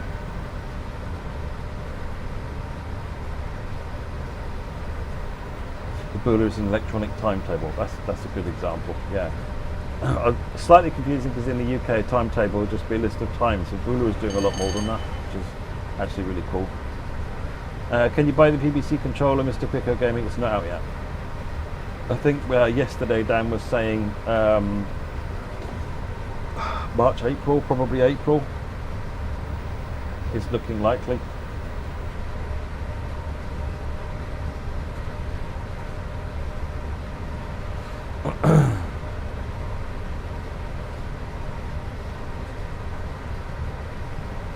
I really like the Fabulous Ghost. They add a huge sense of immersion. And for example, driving the 86 with the flexi lever, which is what this is, it comes as a pair. There's two of these in the pack because they mimic a HST power and brake controller, but they also do other things.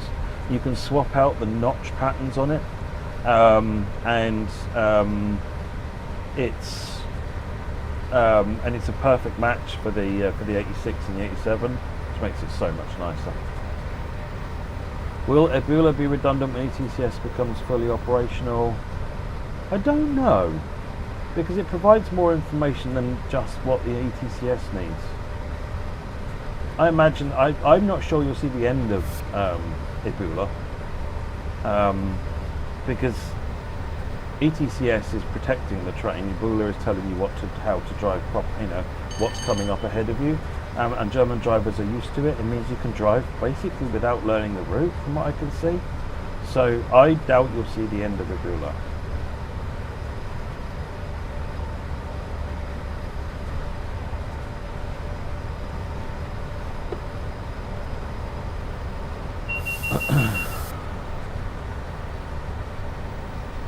Speed limit's dropping to 90, so we'll just leave it. We'll leave it. This is a stunning route, isn't it? And I love driving the 86. The 87's okay, but it's so powerful. It's kind of, it loses some of its charm for me. Whereas the 86 has that, you know, rough and tumble. It needs to struggle a bit more.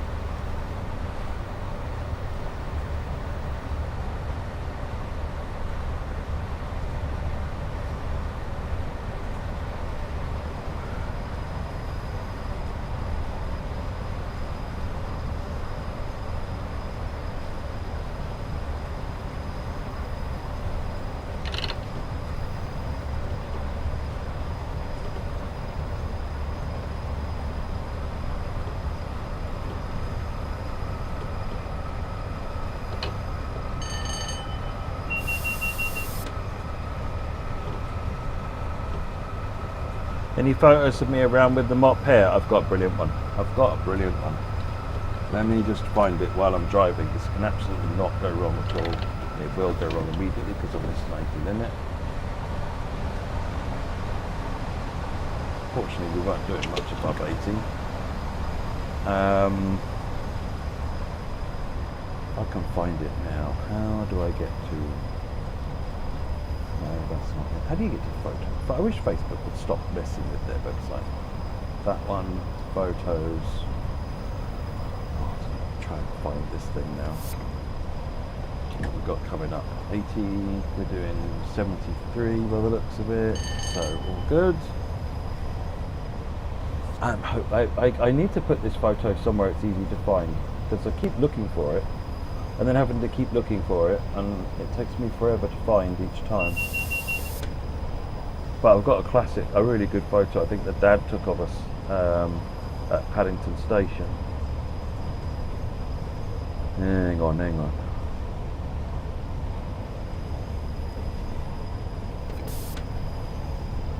What we got here? 70. Speed up. We're going uphill again. We are. That's why.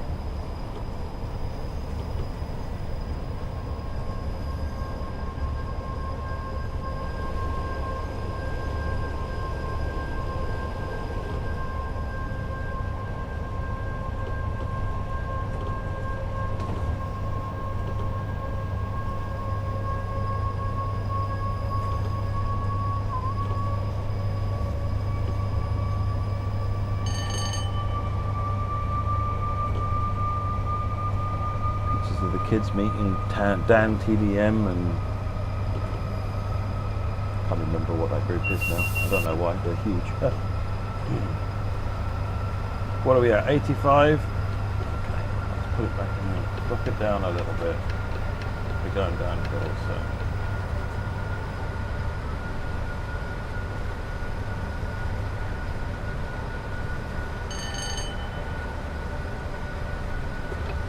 Cut the power, put a little brake on.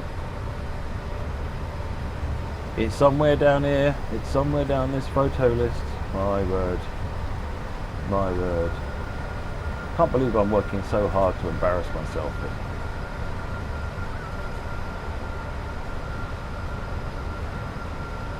Pictures of when I went to Valve. It was fun.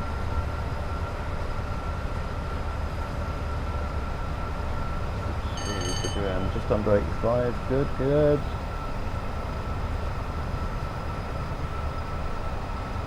No, Paul.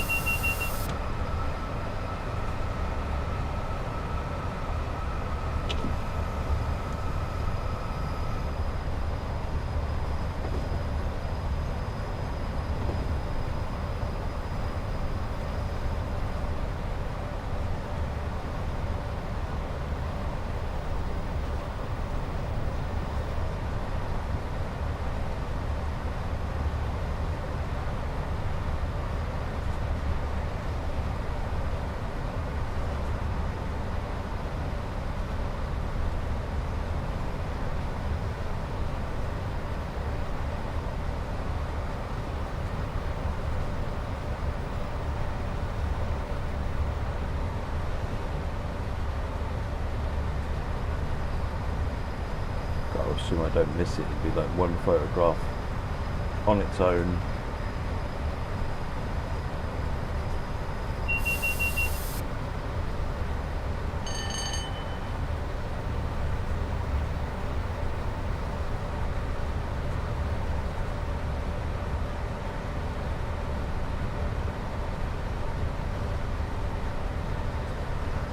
And 90 speed limit coming up. Oops, we're at 90 now. It's,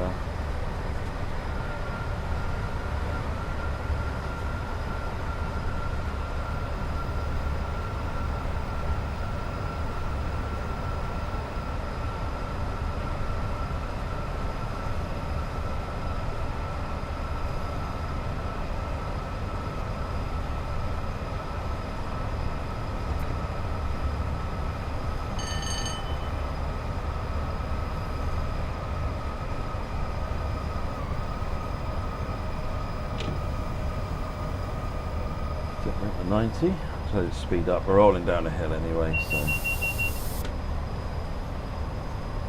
I'm not looking at chat at the moment. I'm just trying to find this picture. I may abandon ship in a minute.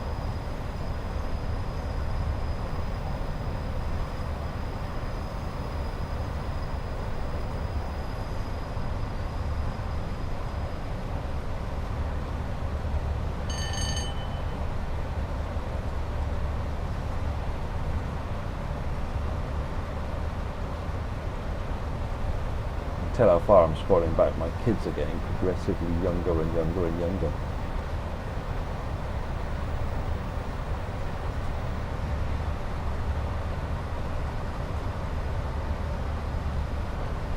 Ollie looks positively like a baby in these pictures. Wow.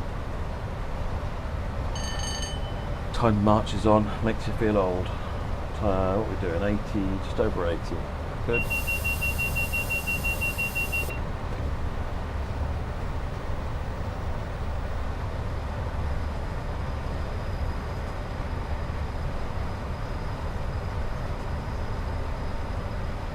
Don't know. I'll come back to chat. Hey, Dan's Transport. Jack, what's the name of the game? It is, what is the name of the game? It's, yeah, brain's not working. Train Sim World. What happened to SimTrack Studios and made the Centro? They've actually been working with some of the other third parties. Rather than, I think their time commitments have meant they find it difficult to be able to do their own projects because there's a lot more work involved in that. But they've been contributing to other people, other third-party work, I think.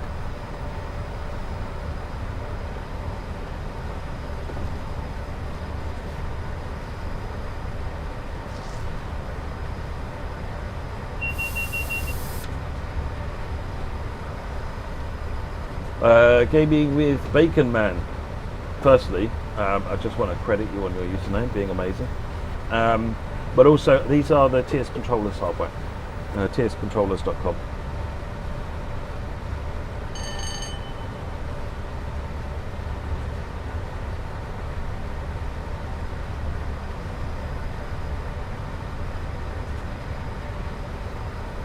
David drives, yeah, I'm using the flex lever as a tap changer. I've got the 0 to 5 notch in, it's brilliant, absolutely brilliant. So you've got a one-to-one mapping with each of the positions on the control.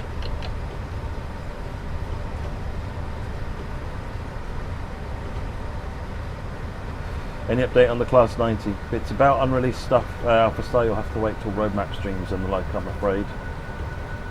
As much as I'm on the official channel, it's not really an official stream as such.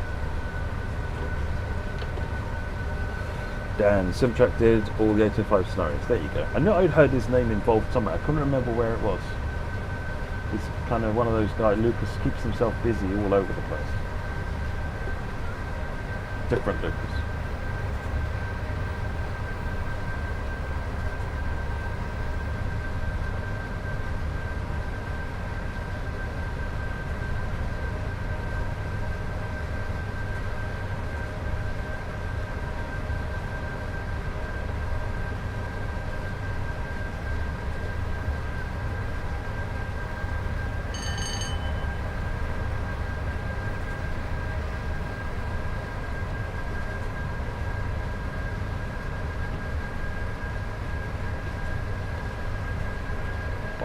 Down, going downhill again, so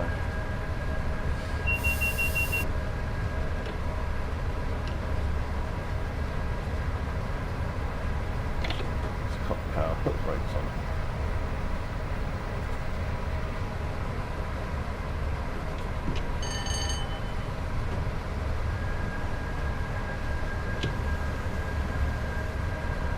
$110 limit coming up.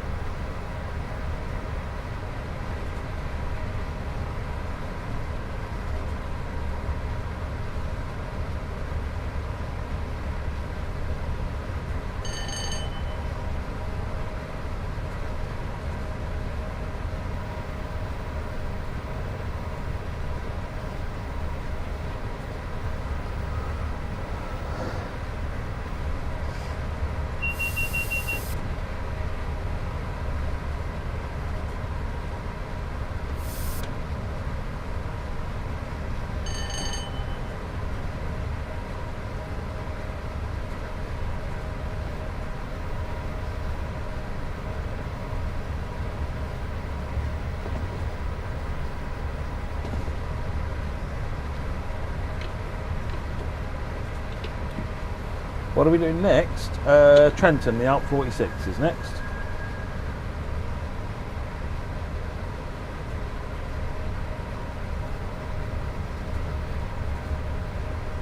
Trenton, Maintlebarn and Bakerloo line will be the next three.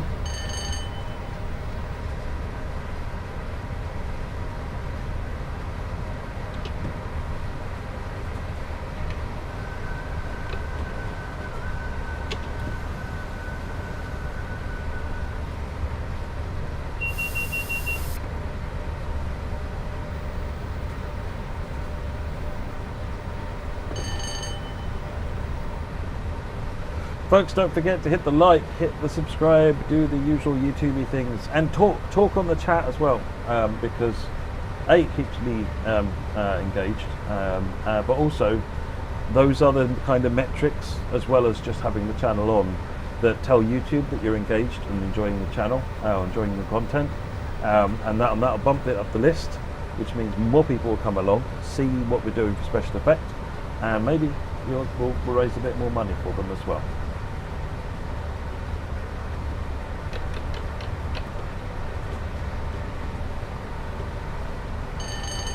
Pull some power back on again. Yeah, there is a schedule. Mod ECM2 has just shared the link to the spreadsheet for the schedule.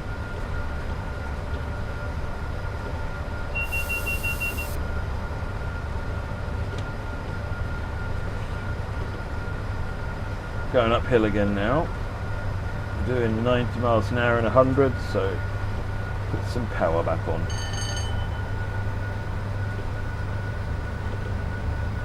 I'm assuming we're going to get snarled up a little bit because we've got 30 miles to go. We're doing about 100 miles an hour and we've got about 30 minutes to do it, which means our average is about 60. So I'm assuming that means we might get a bit snarled up towards the end, possibly.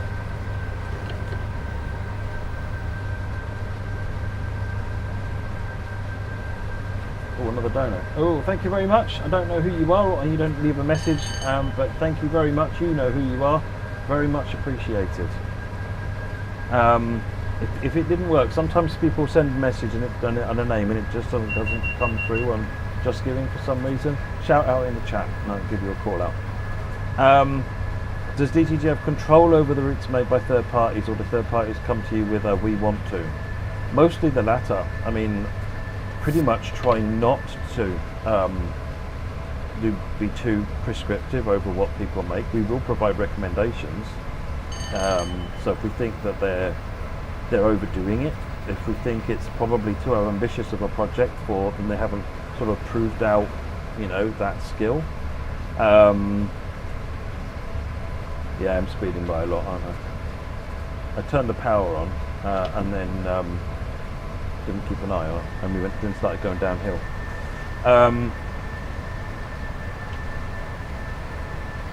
Put some more brakes on.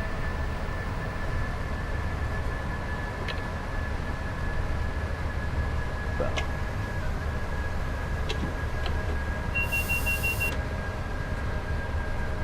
Oh, Red Bus, there you go. Thank you very much, Red Bus. No, you don't have to do a message. So there's been a couple of people yesterday that didn't get the message. They thought they put a message in but didn't come through. That was all. Yeah, so if third party comes to us and they're like, you know, their very first route, they want to make a 200-mile route, we might suggest that's probably not a bright place to start. And, you know, they then send back, so there's a process whereby a third party developer will sort of say, let us know what they want to do. There's a form they fill in where they tell us what they want to do, what the scope of it is, what price they would like it to be at. And then we, as a focus group internally, the same focus group that just sort of reviews what we want to make for our own stuff, reviews the stuff that comes in. Lewis Hopton, even it off to a nice number until the next person comes along. Thank you very much, Lewis. Much appreciated. Yeah, so and then we'll provide recommendations back as to whether or not that's a sensible thing to do, or whether it might clash with something that we're doing or another third party might be doing. A little bit sensitive there because third parties might not want to share with what each other are doing, but we can sort of more broadly steer people and recommend them away from things. But by and large, if a third party wants to come and make the route to Timbuktu, it's kind of on their dime if they want to make that. If we don't think it's going to be very popular, then we'll probably let them know that, and then it won't get as much maybe marketing commitment from us. But it's power on again. We're not over speeding, so if we can put power on. But yeah, so we basically try and work, because at the end of the day, third party developers want to make successful products. We've got a lot of experience with what sort of does and doesn't work. So we try and help people. Think of it more as a collaborative process.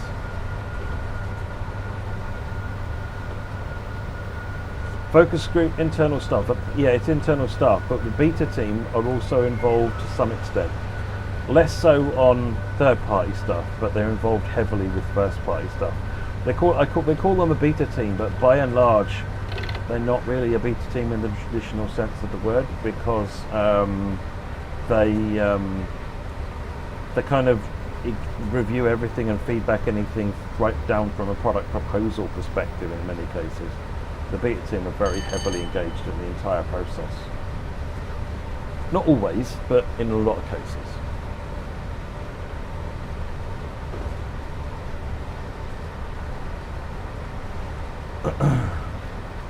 I basically try and involve as many people as possible in these things.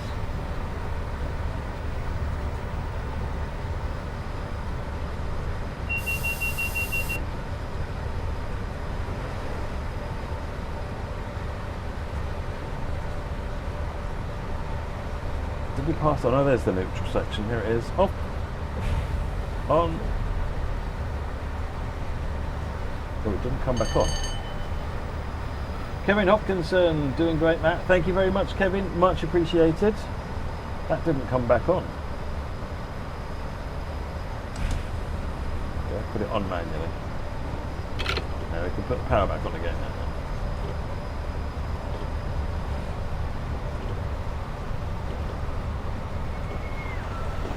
now. Amazed nobody was. I haven't actually completed going through the review of everyone that's submitted. There's about 500 of them.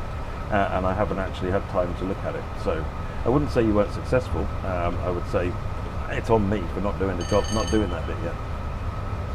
Can we see Indian Railways or Chinese routes in Train to Mod route franchise in the future? That is pretty much going to rely on there being third-party developers who can produce that content, Alpha Star. I would strongly encourage any third parties who want to do that stuff. But it's unlikely to come from us because we just don't have the expertise. 75 limit coming up. Let's get dropped down. Oh, awesome. Thank you, Tripphonics.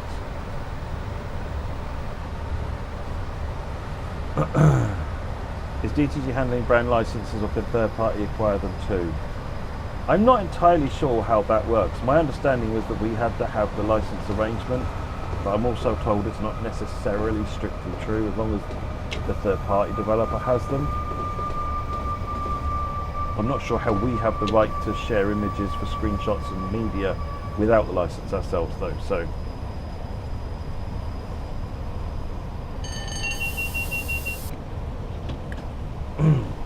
I don't know, it's complicated.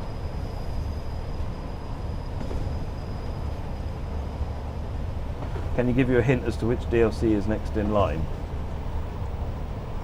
I can't remember. What I will say is, March is going to be busy.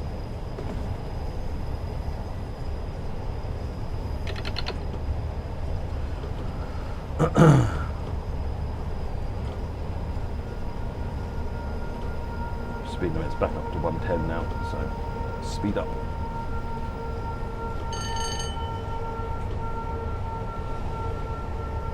.1% gradient as well.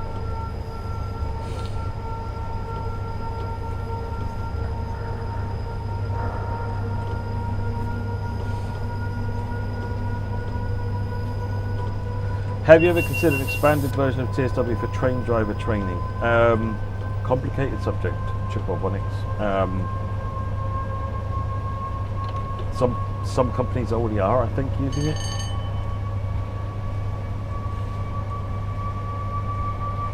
And any companies that want to, they just need to get in touch with us so that we can work it through with them.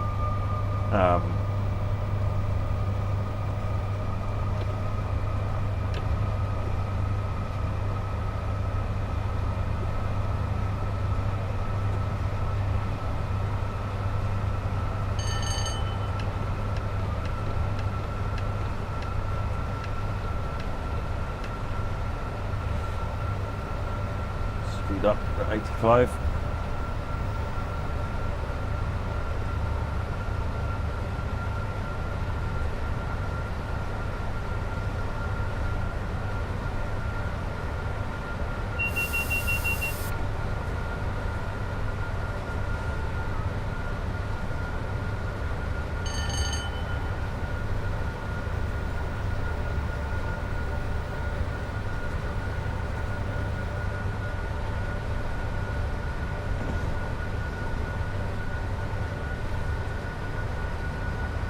Will the current and very welcome trend of remasters eventually reach all the older UK routes? So there are no remasters currently. So there's a flurry of getting. That was mostly a flurry of getting stuff out. So I need to work out, you know, what we do. What I will say is there's been a lot of UK routes. Oh, or two. Is it two? No, with West Somerset Railway that'd be three. So there's been nothing for the US. Let's ignore Sam Pat's Grace rework for Sam TSW2. That was a very long time ago. Nothing for the US, and there's been one for Germany that wasn't really a full remaster. It was just the route and the timetable Joe had already done. So any more remasters at the moment, I'm going to be looking more at US and Germany. Probably more steering to US. But the next UK one, if I do one, or we get one done, will probably be Brighton Mainline because it's the most requested. But at this point in time, I don't know when or if that will actually happen.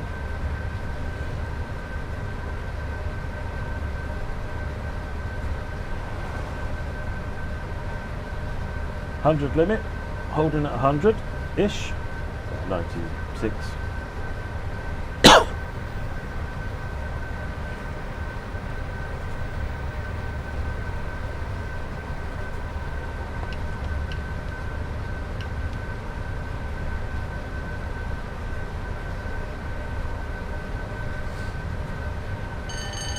Vectron, Lord Vectron, that's a Rivet question. That one would be for Rivet. The Dovetail wouldn't do a West Coast, a West Cornwall remaster or anything. That's their product, not ours.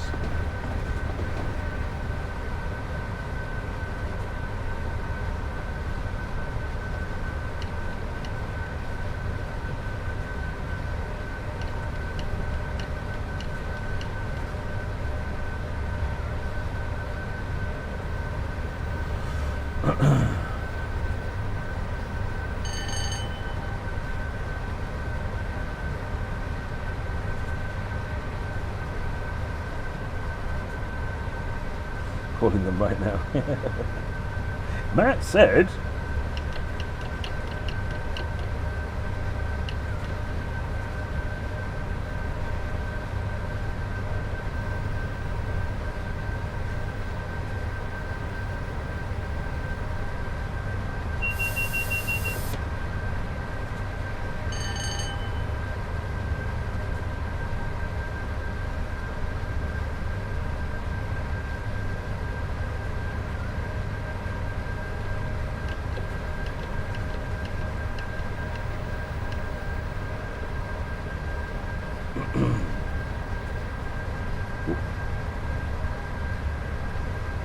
would you recommend Preston Carlisle at full price? I'll let other people answer that question. I recommend the route.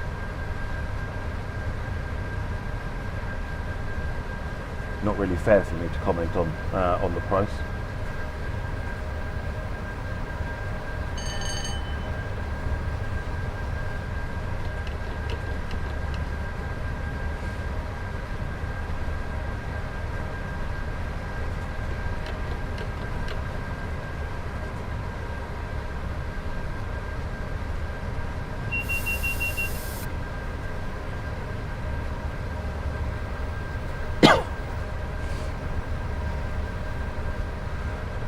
Well, I could give an honest answer, Woody, and which would be yes. You know, and definitely is my personal opinion, but you should take that with a pinch of salt because, you know, my review is definitely bought and paid for. Let's put it that way. So, or at least you should see it as that. So, you don't know you don't know what you can trust. So, that's why I say with those questions, I defer that to the chat. If you really want my opinion, I'm happy to give it, but with all the caveats around bias.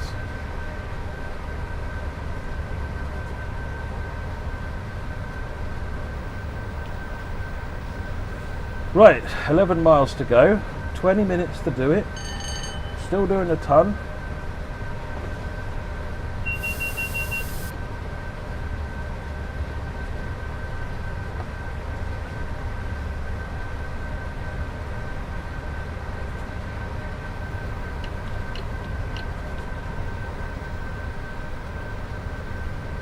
Marcos, what trains are causing the FPS drop? Some trains do cause an FPS drop because they're just weighty trains. But yeah, as Briar says, it sounds, you know, what you might find is that under normal circumstances you're running within your machine's limits, and when a train goes by it's just pushing the requirement up too far, so you need to lower what you're trying to do. Price and value is always subjective. It is. And it's not just subjective, it's personal. You know, for me, I love 1980s railway. I would buy anything from Just Trains personally at full price the day it comes out, because I trust the quality and it's exactly in my wheelhouse. But if you don't like BR 1980s, then it's, you know, the fact that it's a great route and a great product is relevant, you know, and maybe it appeals to you at a lower price because that's what it's worth to you. So yeah, it's very personal and subjective. Oh, did I miss a neutral section again?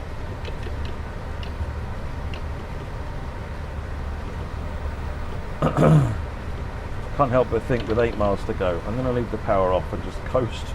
I can't help but think we're going to need... yeah, rain doesn't help because it's effectively internally when there's rain. In order to stop rain from going under canopies, it's a really expensive thing actually for what it does. In order to stop rain going under canopies, effectively you have to render another camera up above, and it then looks to see if it can find any rain volumes, and if it can see a blocker, then it will then not render the rain, you know, below that point. So effectively it's like rendering another camera, which is why rain is quite expensive. It also adds a bit of extra texture budget to the texture pool as well, which doesn't exist if you're not in rain.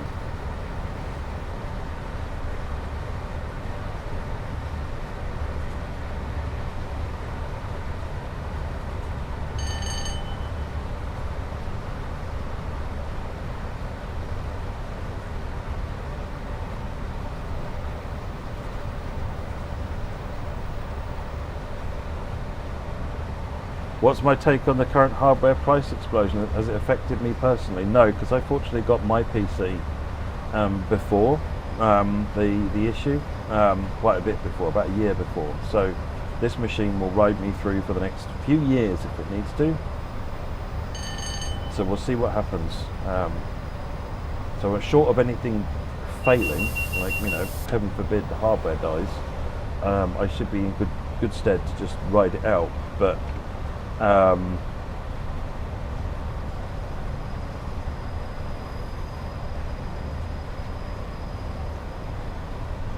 mean, I kind of get it from a business perspective why the memory manufacturers are doing that, but it doesn't make it nice. Kevin Hopkinson, I'm waiting for it to update. It keeps tantalisingly thinking about donating. Eurocity Boy, thanks Matt for a great stream, for a great cause, and for many happy hours of train simming. Thank you very much for that donation, Eurocity Boy. That's pushed us over 3,500. 1383.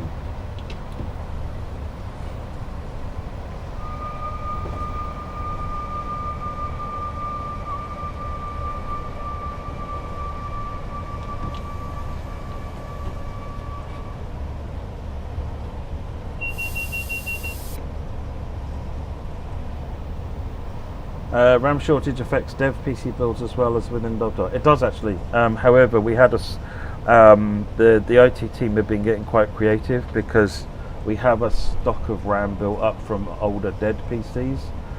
So they've been basically going around all the PCs which are no longer serviceable, pulling the RAM out and using that to make PCs. So actually it hasn't so far slowed down or massively had an impact.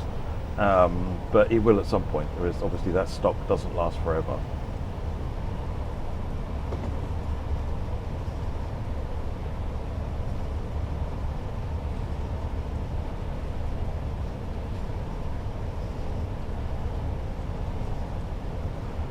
Are there many commuter freight services? There's freight. I don't know if there's any commuter stuff on this bit.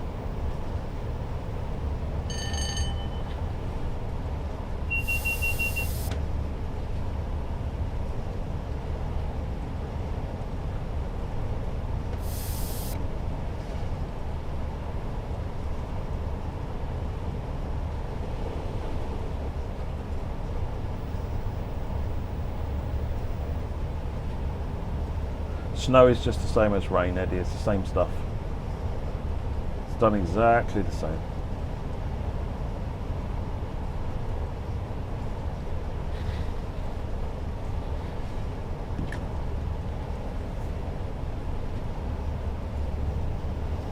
So Briar, what does the mod do to improve the frame rate of rain? I know that like Firefly have got a thing in that they've been doing where they affect the texture of the rain to make it less bad, and I get that. But my understanding certainly was that the frame rate was because of how rain was calculated, and I'm not sure how a mod could influence that.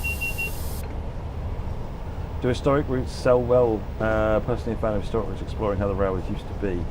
Less well than a modern route, Dominic. I mean, well, you know, well enough, but a modern route will always sell more. People want to drive the things that they know, recognise and see, by and large.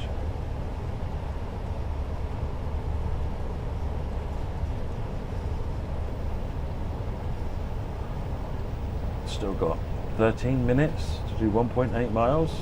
That's why I'm cruising it in.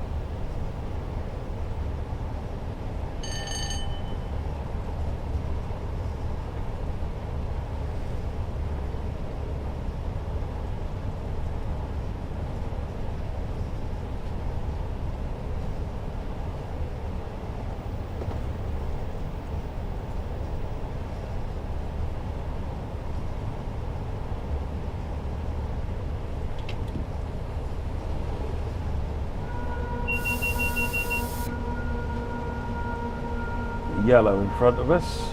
Get the AWS alarm coming up in a minute.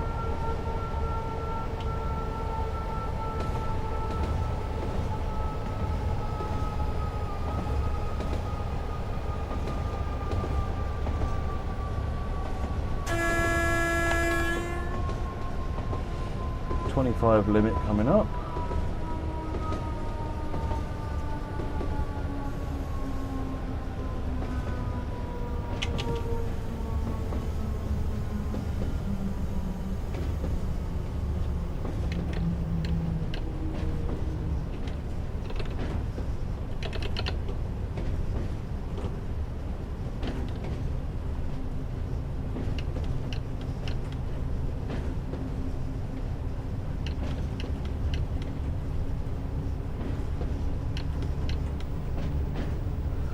The power down sound, it's the it uses electric, so it's rheostatic brakes on this one, Woody. Is it rheostatic? The regenerative type braking, where you turn the motors into reverse and you get braking from them.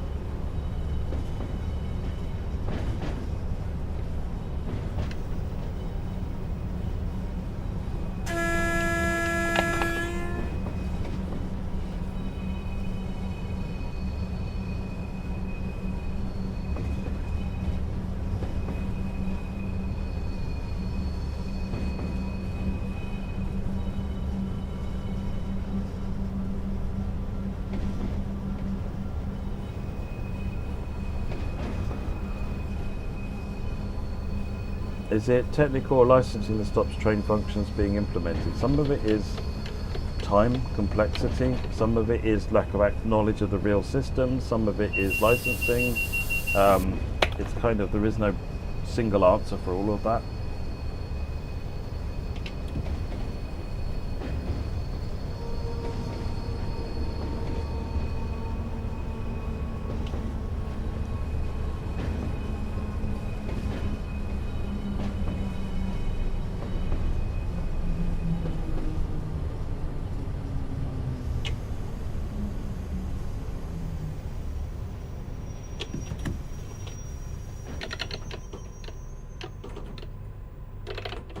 Stop here then.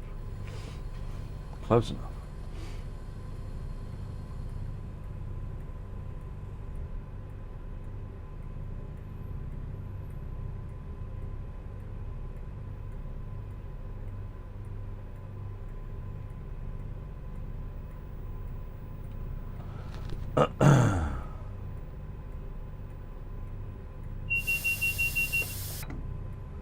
Kind of sucks for a lot of new PC people or those wanting to upgrade. Hang on, let's scroll off the screen. I need to get a bigger mouse pointer. I can't see this thing. Even Valve's new hardware has been impacted. Steam Deck has been impacted as well. The Steam Deck stocks have gone out. They've gone out of stock now in a lot of places because they can't make new ones. This memory crisis is going to have a big impact on gaming over the next probably 12 months and beyond. I think it's a problem that needs to be, the industry needs to figure out, because it'll affect consoles, it'll affect everything. It just takes a bit of time for supply lines to run out. Alpha Star, thanks for the stream, Matt. Looking forward to the March roadmap and Class 90. Oh, that's a train going. Please release it soon. I don't think you've got too long to wait. Thanks, Alpha Star, much appreciated. Now it's going to make me wait 8 minutes, yeah. Let's see if I pop it into neutral. Pop that into full. Should be able to release the DSD. The AI bubble will burst eventually, says JP, and data center building craze will end. I'm not sure. I think at some point maybe, but I think AI as a bubble is different to, for example, .com. I think there's a lot more damage to come before that will happen, and that's my concern. Yeah, I heard that there was a new memory company in China that was looking to specifically target the PC gaming market with new memory.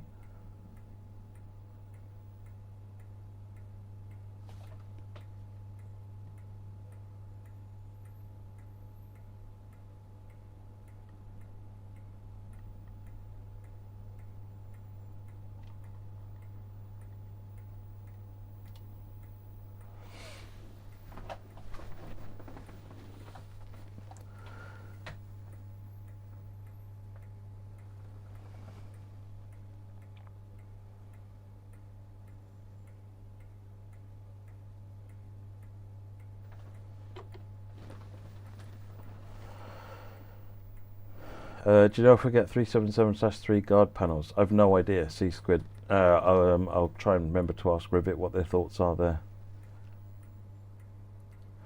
Bubble will burst when investors want their money back. It depends how long. Yes, but it depends whether how long they will continue, seeing the potential. At some point, it's difficult because people will believe all sorts of hype. It's really strangely crazy. And lots of IT companies, I feel like I'm defending AI, which I don't really want to do, but lots of companies start out not generating profit for quite a long time, which is why they do the investment phase. We'll see how things go. What I'm trying to say really is the light at the end of the tunnel may be further away than you think. I'm not saying it isn't there, but I think the light at the end of the tunnel is further away than you think. I think the AI craze is going to go on for longer than would be helpful to gaming.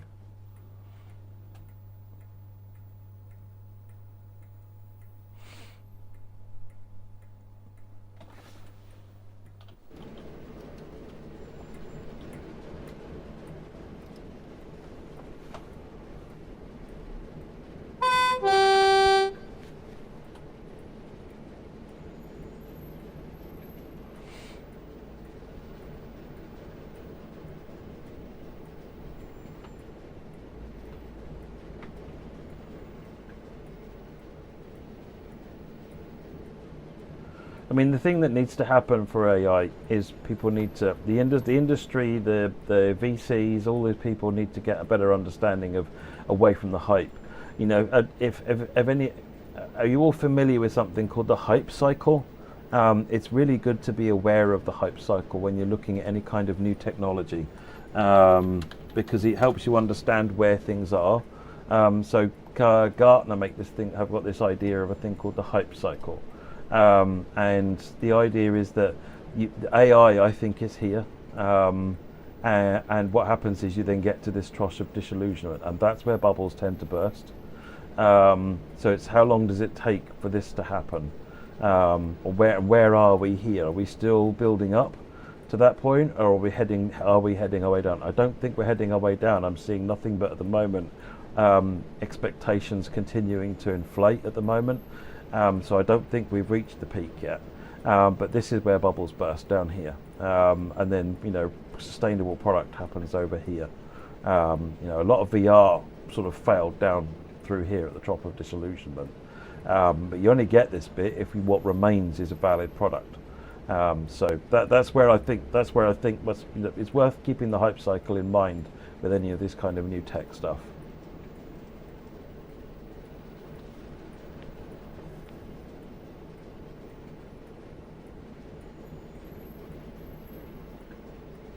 BR Blue is the best, Alpha Star. It is the best.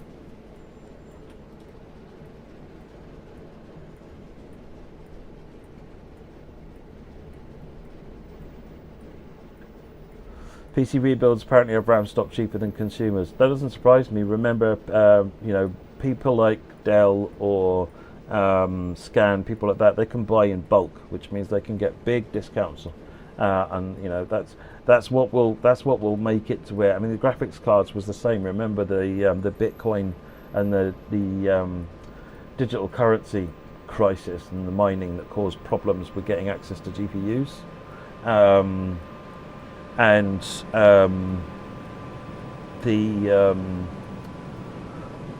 It was to the where it was sometimes it would be cheaper to buy an entire PC from someone like Scan than to buy a GPU on your own as an end consumer, and it's because they get bulk discounts, they get preferential pricing because they don't, suppliers want to keep them on board and so forth. So, and also if you are Nvidia and you're Asus or someone, you're making video cards, you'll probably make sure those people get fed first before you supply the main markets, or the consumer markets where you're selling individual boxes of GPU. And that's again keeping the price down for them. So that's where I think you'll probably find that rather than component prices will probably become unmanageable, built PC prices will go up a bit, but they'll probably be maintained slightly more sensible.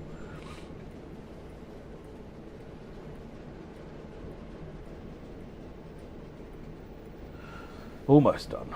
I want to make a change in the game to where if you finish the last objective, just end the damn scenario. What's all this nonsense about waiting? Do you think you'll be driving the most, or what do you think you'll be driving the most on Preston Crew when it comes out? I've no idea, Dominic. I've not even looked.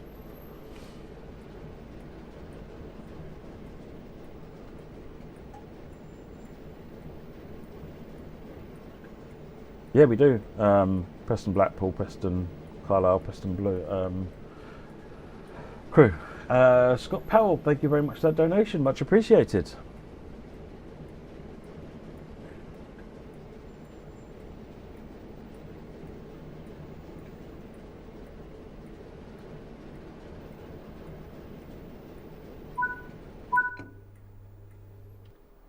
Boom. There you go. I mean, that wasn't too bad. I've exceeded the speed worse. So, right, okay. I'm going to leave it on there for a minute while I just take a quick PNB. I will be right back after I've finished untangling myself.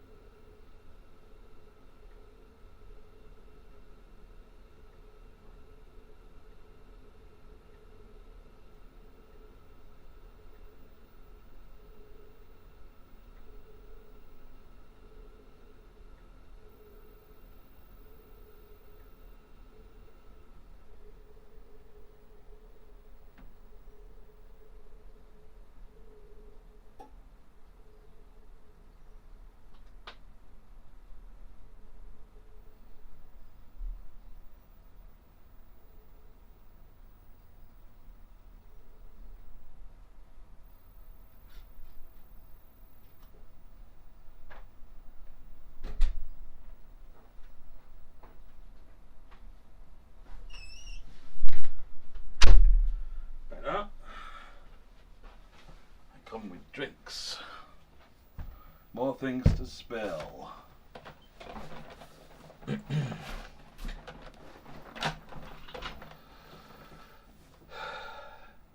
James Lewis, thank you for the donation, much appreciated.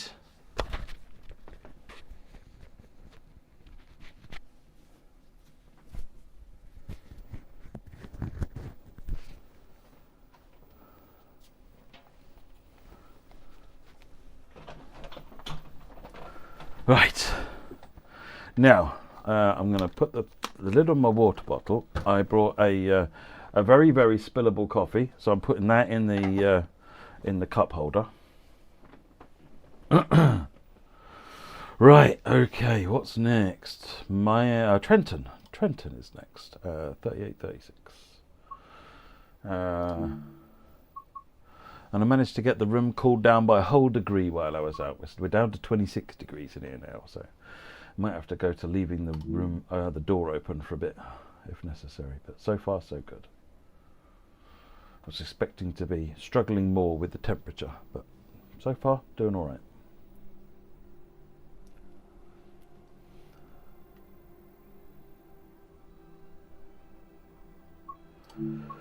Right. Hey, Martin Daniel, I am doing very well, thank you. Trenton. Oh, I am really hoping the controls work on this. I don't know if they will, but I'll try this, because this would be much nicer if it works. Use the Morristown one. And we are... What coffee do I tend to drink? So I've got a Dolce Gusto machine, and this is just a latte.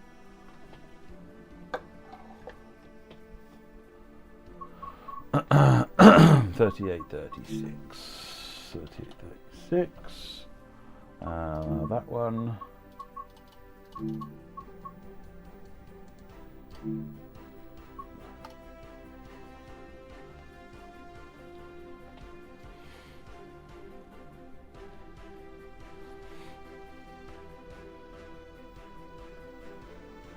Get yourself aircon in there, Matt. Relatively cheap now. I might consider it this year. We'll see. Amazed taste. It's not a bad shout actually. Getting a decent aircon. Right. So, is this gonna? What's this gonna do? Anything useful?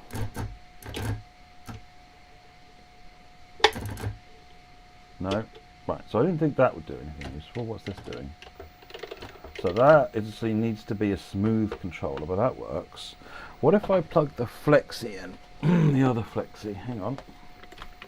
Will that get me the brakes?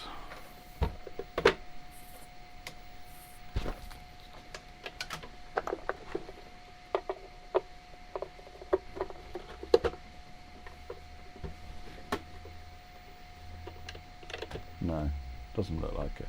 Oh, hang on, I haven't changed the software. I told it that I can do that. I'll restart the scenario in a minute. I'm curious to see if I can get the controller working on this. What about this? If I plug this in end mode. Oh, the PVC works beautifully on there.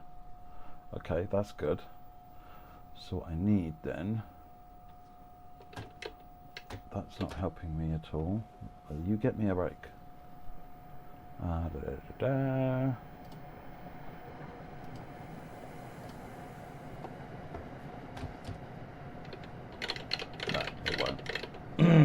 It was a long shot. It was a long shot, but I like the fact that that works. Oh, no, it doesn't at the moment.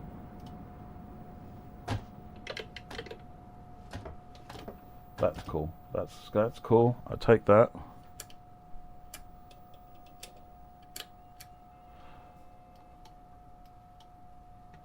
Oh, okay. Got to move the power handle to 0. There you go. That's a shame. The brake would have been really useful. Never mind. Let me put this one away.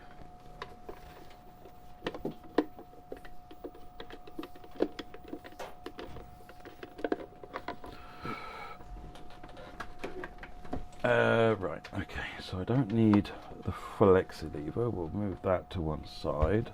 This is where all my wires get thoroughly tangled. I am going to, however, need... actually, I don't need Excuse my mess and reorganisation. Just a moment, folks. Let me move the flexi brake out the way. Is that? Can I make that? What about in this mode?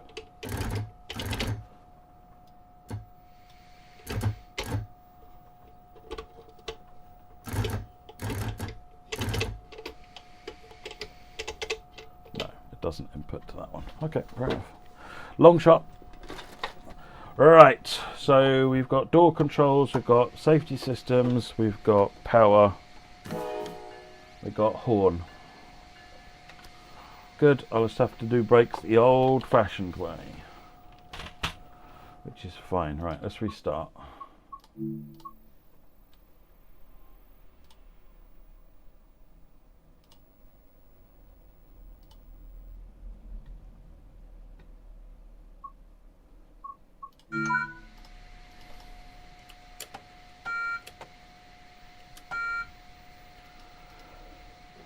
We need to get doors open on, I'm guessing, the left. Yep.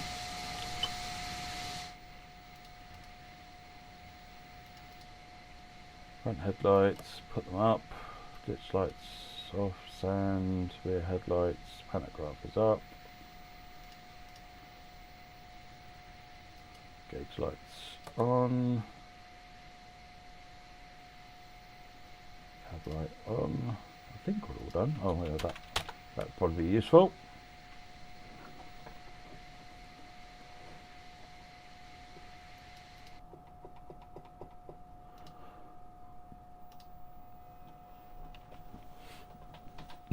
Daniel, all the levers are from TS Controllers. If you go to their website, tscontrollers.com.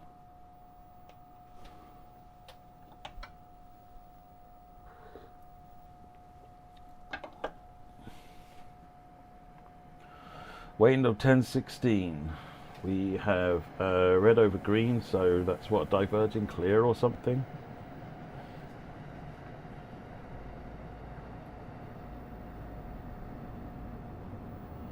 Cab car service with an ACS 64 on a power.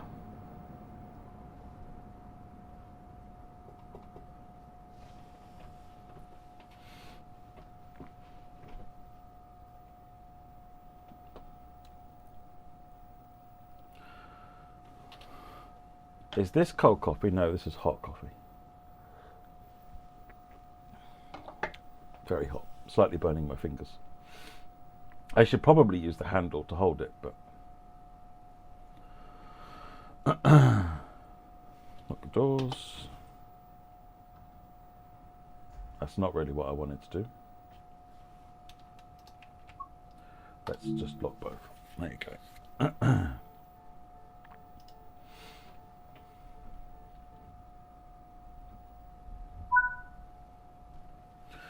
Be good, right. Release the brakes. Much like the Kraken.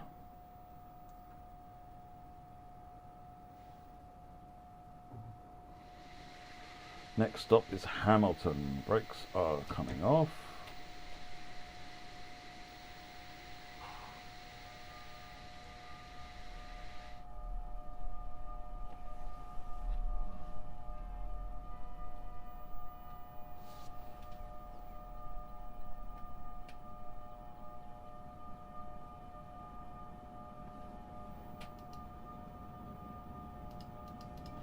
I feel like I need to change a lever.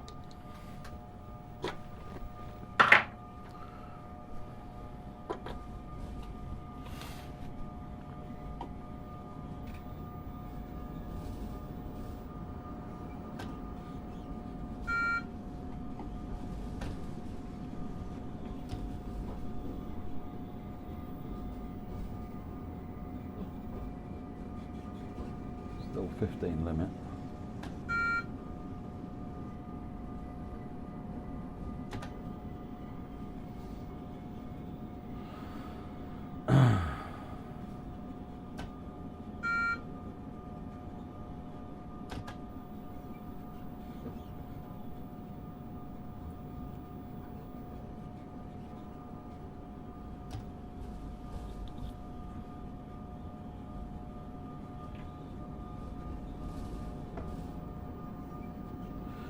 Right, 35. Cab signalling is fine. Is very happy with us at the moment, which is good.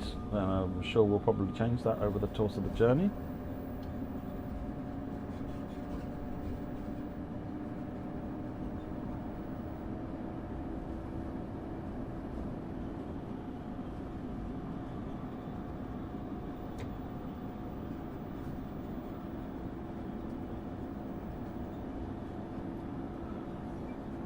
.465 is going to be a PVC door panel AWS, I think, James?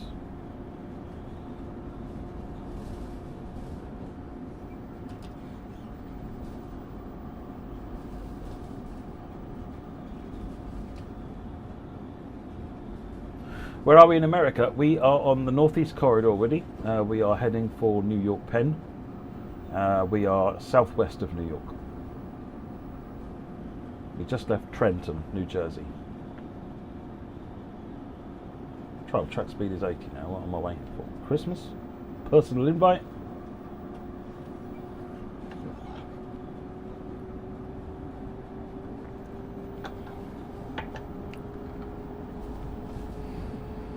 Mm.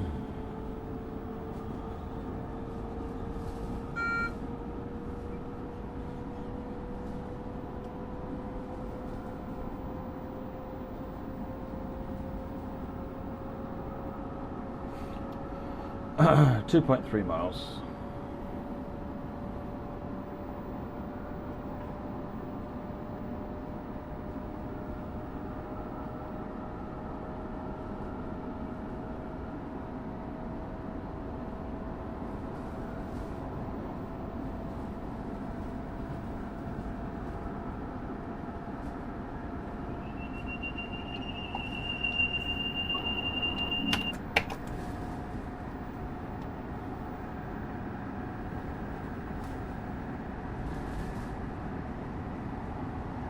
Donate for weather changes. That would be really interesting. Tie that in and make it do that in the game. Something I could look at that, Woody, for the next one. That wouldn't be beyond the rounds of possibility. You put like in the message for the Just Giving donation, you put what you want the weather to do, and the tool I'm using for monitoring Just Giving could then send a message into the game. That's actually quite easy. I could do that. If that's interesting for people.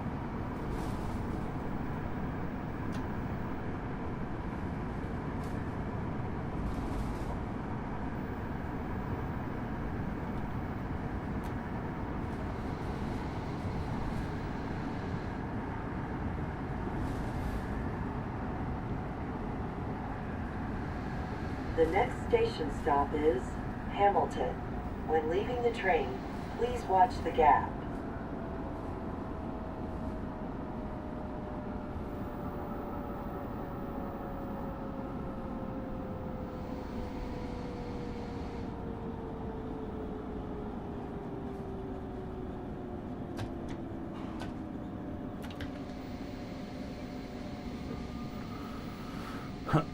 Where's the Holly subdivision, Dash? It's not one I've ever come across.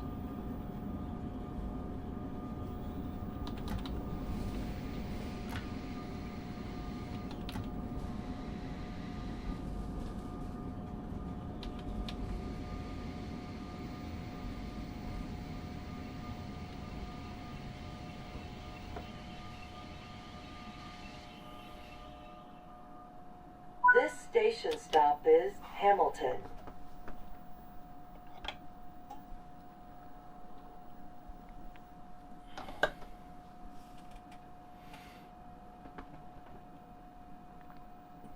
Which state though, Dash? Pretend I'm not that familiar with a lot of the US, outside of the usual.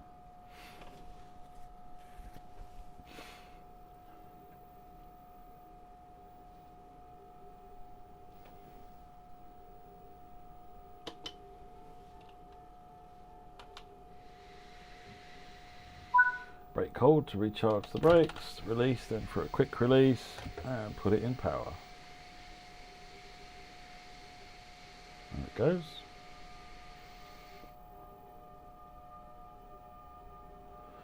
Off to Princeton Junction, where the Dinky runs in reality.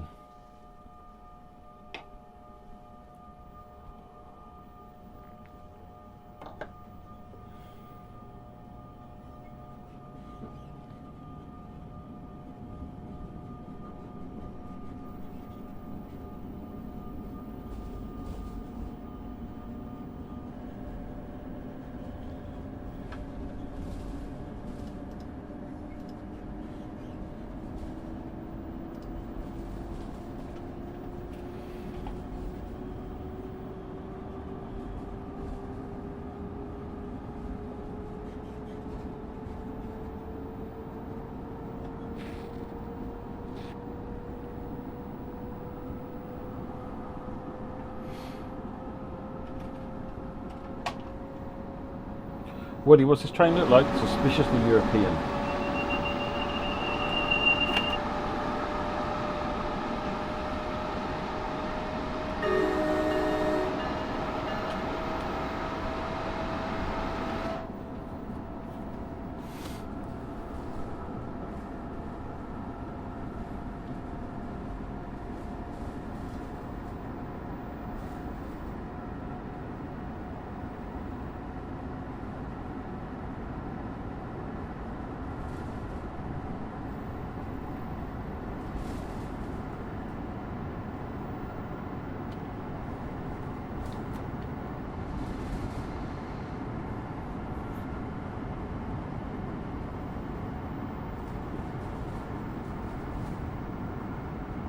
I believe it's Siemens, yeah.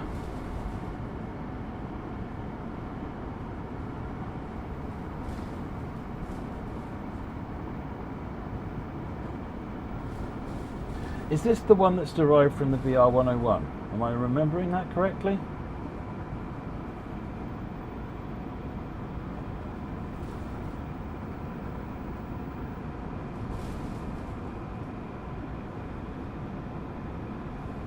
See you later, Dominic. Thanks for stopping in.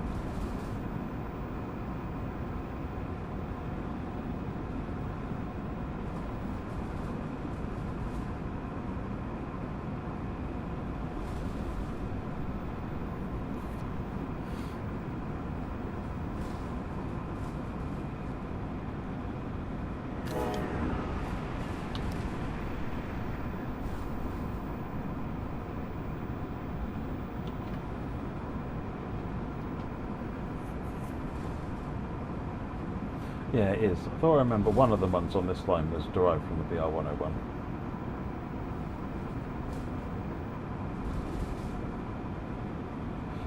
Joe, how you doing, sir?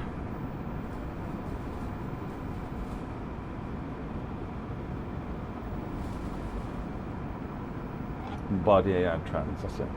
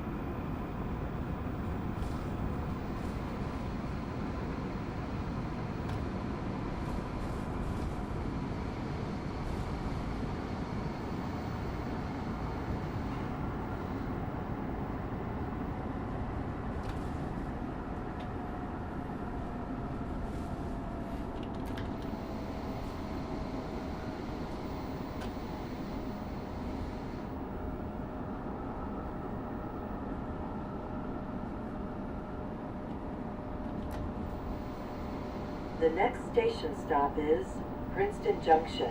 When leaving the train, please watch the gap.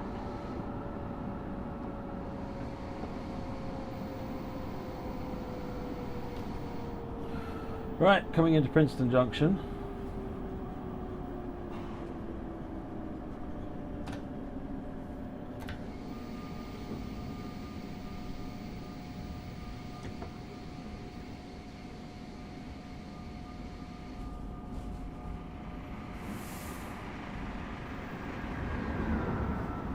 Another high-speed reversing train. Cab cars are great.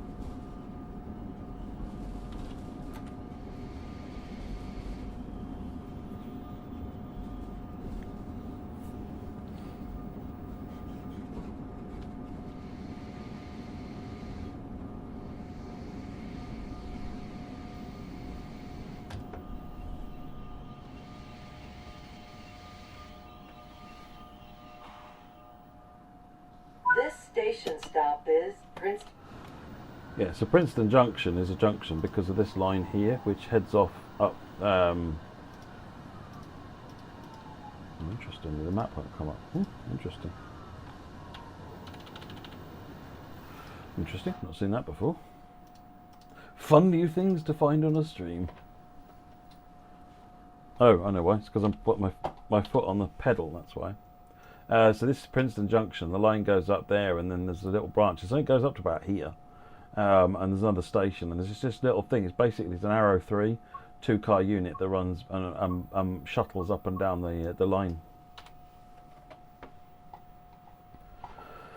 Don't leave my foot on the pedal. Right, lock the doors. The Dinky, yes. Michigan for the Holly stop. Okay.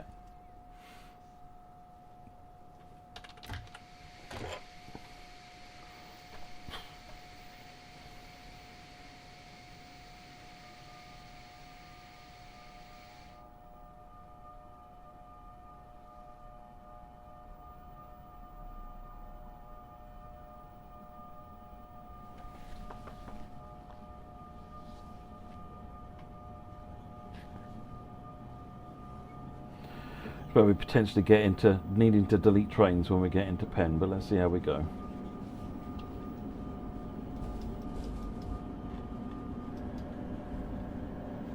That's east side of Penn.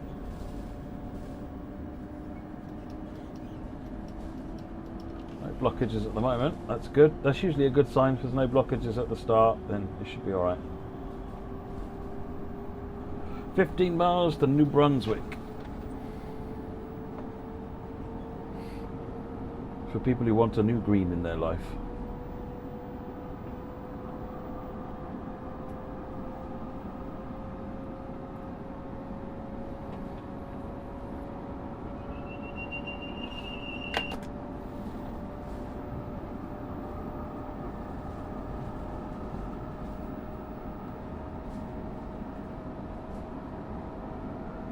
It's not perfect in every single way, Joe. Free the freight. That's all I'm saying. Just before Eddie says it.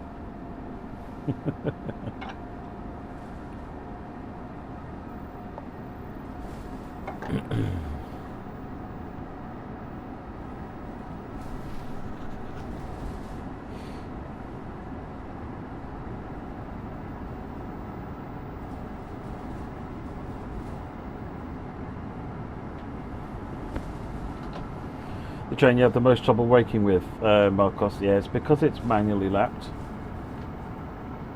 Let me out of my cage and I will. Be the Joe.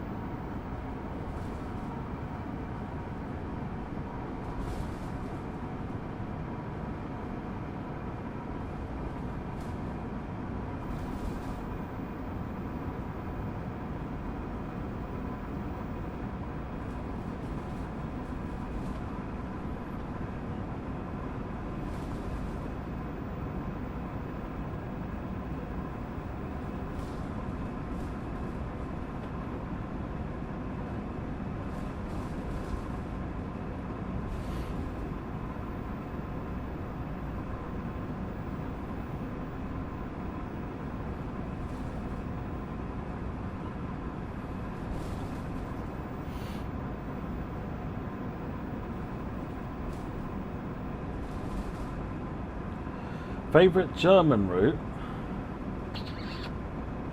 Tough. Probably going to go with something like Leipzig-Dresden because I like all the variety on it. But I also like Frankfurt-S-Bahn because it's just got oodles of variety and it's focused on my preferred type of gameplay. but it doesn't. Variety of what in terms of paths, kind of lacks a little bit more on the variety of service patterns in terms of express, freight, and that sort of thing. Dresden Leipzig has a really good mix. So if it was like, what one route could you take to the desert island, it'd probably be Dresden Leipzig.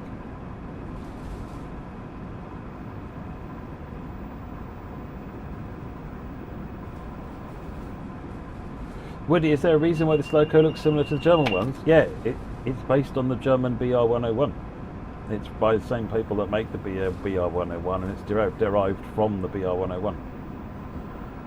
You'll find an increasing number of the European manufacturers, and there was some laws changed a few years back, which meant that European manufacturers could start selling trains to the US.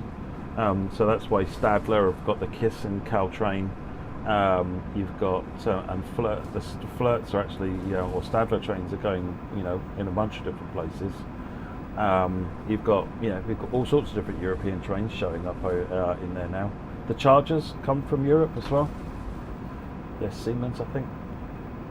Salah.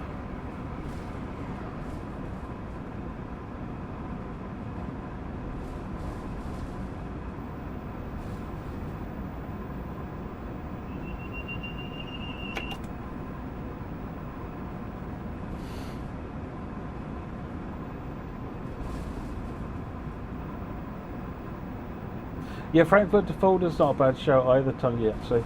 Tunji. It's difficult to choose these days. There are a lot of really good German, a lot of good routes all over, but in terms specifically to looking at German, there are a lot of good routes. Are there any UK? We don't really make trains anymore, I don't think, Woody.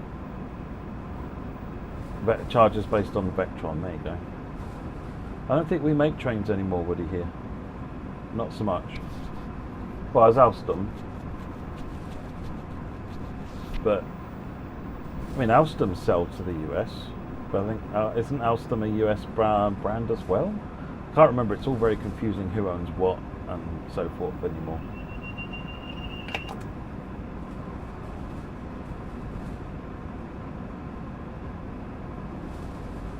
Eight miles.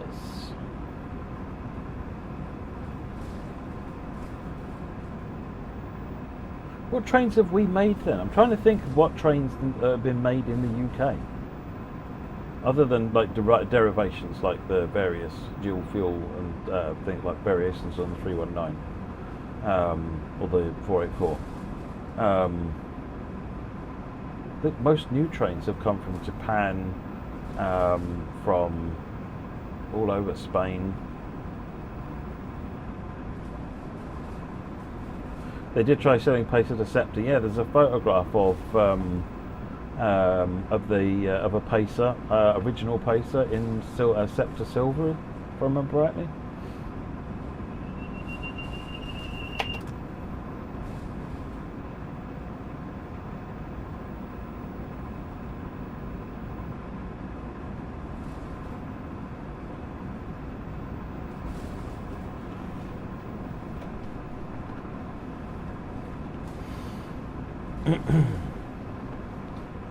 £3,541.25 for special effect. GameBlast26.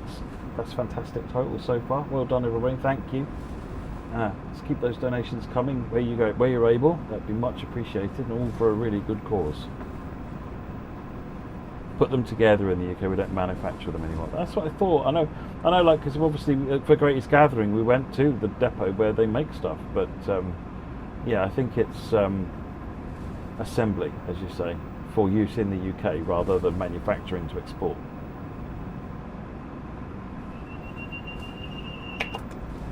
That's that placeholder train, isn't it, over there? I can't remember what it's called now, Joe.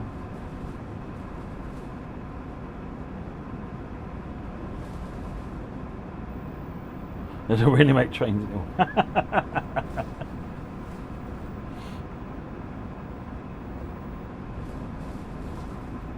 White with red livery, that was it.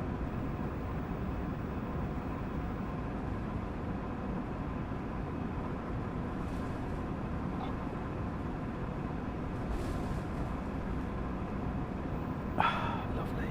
Right, that is now limited in terms of damage it could cause.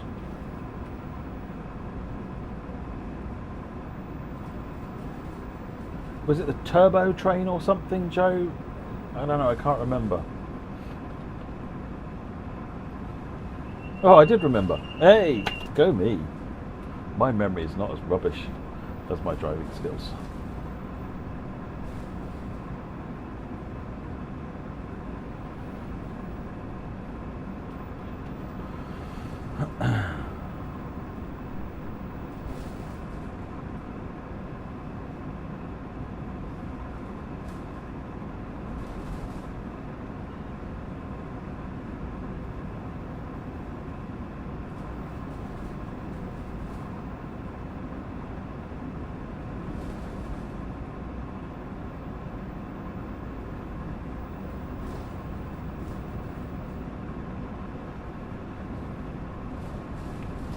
JP, if I recall correctly, the Class 323 was one of the last UK trains actually built, and the company that made them went under doing so. Oh wow.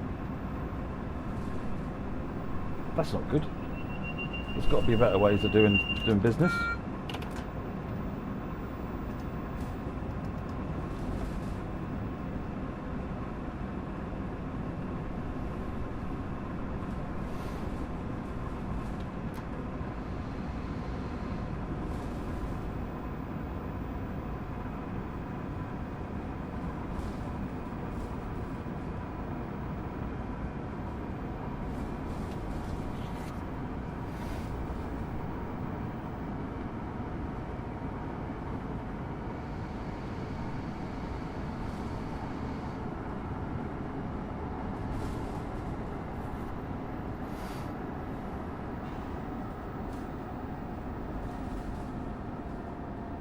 Oh, that was Hunslet, was it, JP? Oh, okay.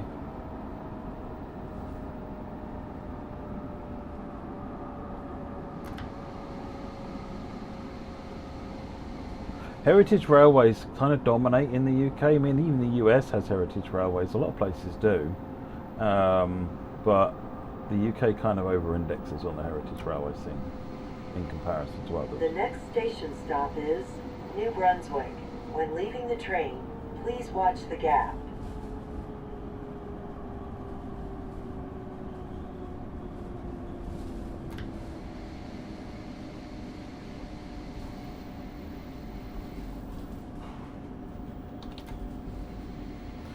Pennsylvania, Philadelphia, yes, this is the Northeast Corridor.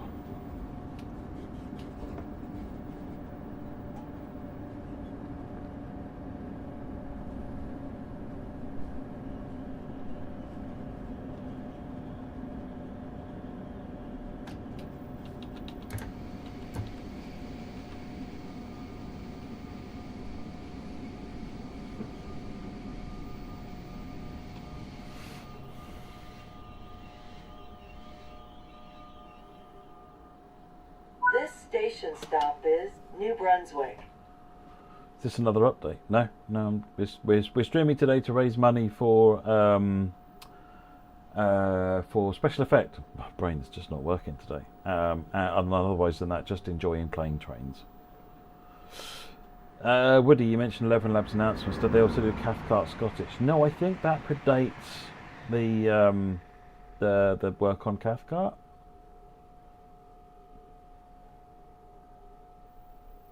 Don't know. I think it does.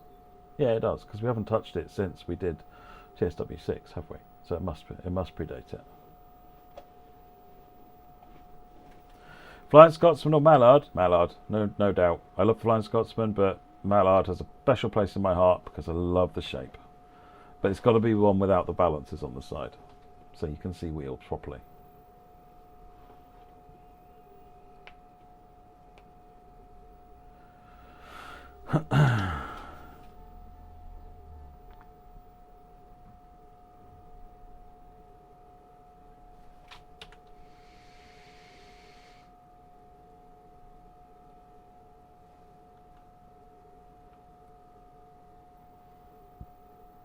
I'm sure 11 Labs do have. They have most accents, to be honest. They got thousands of voices to pick from people who have submitted their voice into the system.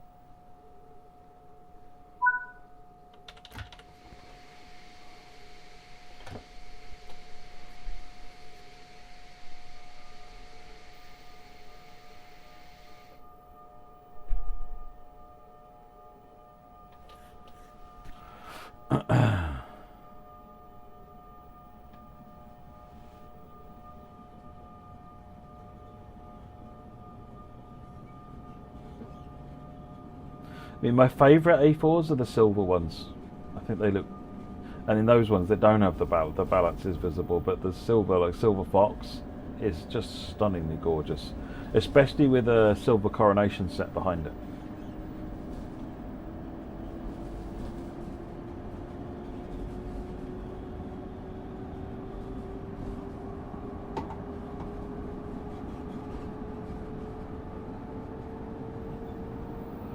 Dr. Finline, thank you very much for that donation, very much appreciated, putting us up to 3,554.83. That's brilliant, thank you very much.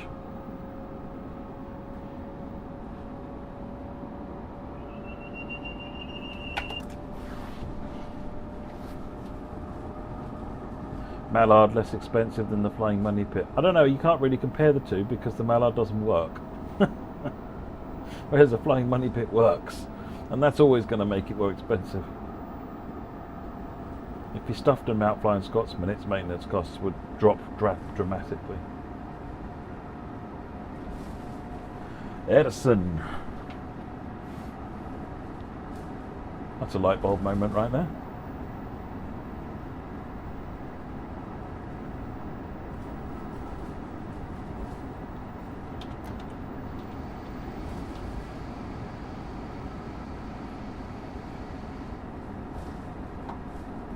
Well, Mallard is one particular. If you mean an A4, there are, I think there's one running Mallard A4 still.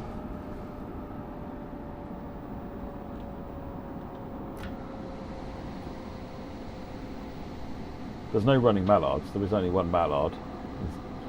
It killed itself doing the speed run. It's considered too much of a national treasure to put on the main line, if I remember rightly. And risk an accident. The next station stop is Edison. When leaving the train, please watch the gap. Chew that up, Flying Scotsman. Yeah, Sir Nigel Gresley, I think, has just got its ticket back, hasn't it? It was in a full major refit.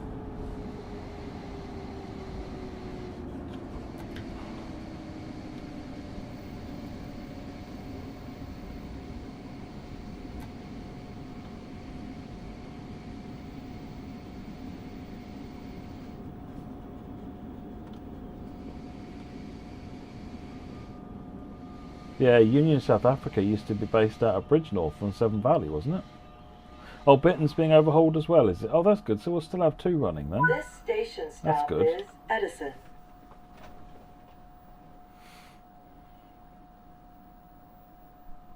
I think people get more grumpy about Flying Scotsman rather than the other trains, though, purely because Flying Scotsman is sort of, it's funded differently because of the NRM paying for it, I think. But I don't know, actually. I don't even know if it's true. That's what I've heard people say, but I don't know if it's actually true. I'm sure Flying Scotsman earns a fair bit of money on its rail tours, to be fair.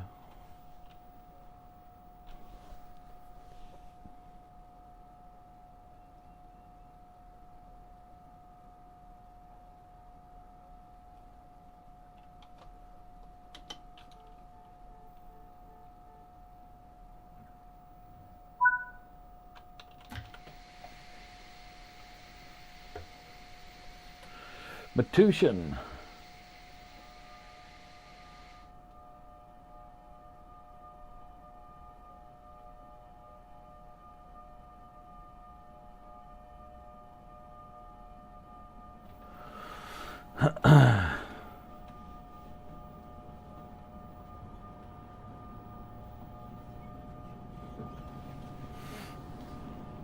Isn't it the people causing that problem, though, to be fair, ECM2?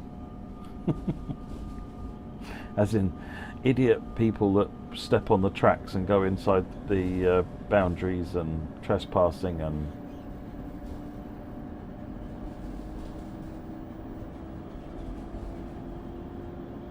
Metuchen. Oh, okay. I thought it was Metushin.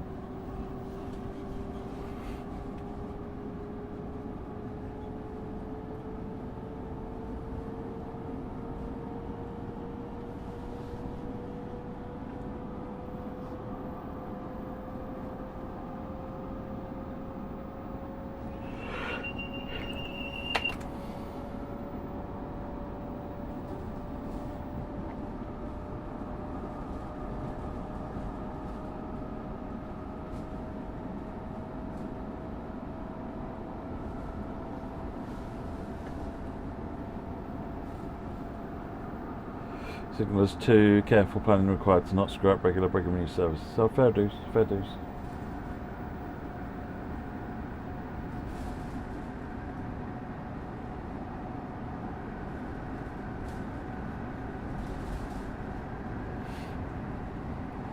Hey Raphael Phasmo, how are you doing? 2 miles to the next station.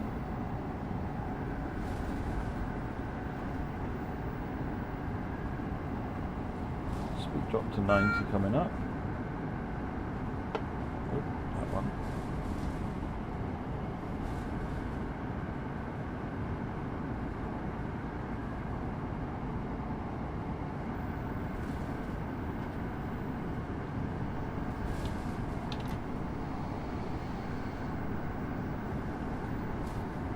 Hey Kojo, how you doing?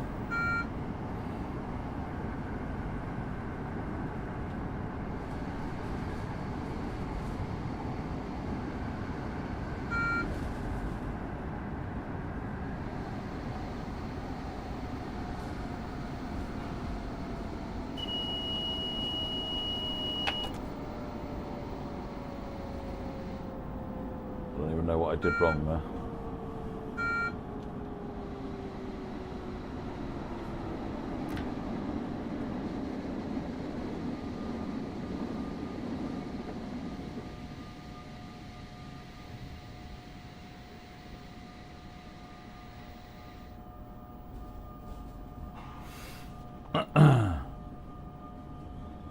Still morning in the US, 2 days in a row, wake up to US rail, how nice. Well, I try and spread out a bit of everything, sort of UK, US, Germany, UK, US, Germany, so whenever someone joins, you're not too far away, hopefully, from something of interest.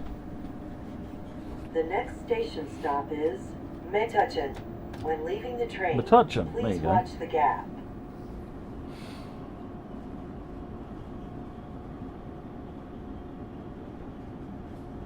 Any New York natives can confirm that pronunciation?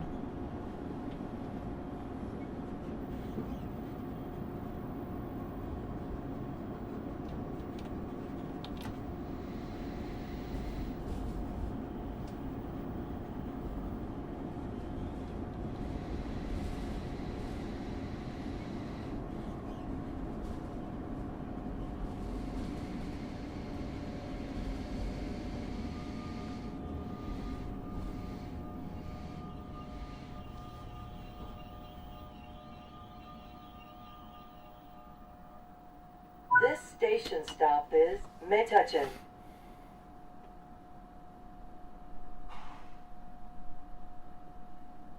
Glad you're enjoying, Raphael. Is there a reason you haven't picked up the newer ones? What is it? You know, I'm just curious to know, you know, what you're doing. What you're enjoying, what you're playing, that sort of thing. The Forks Discord.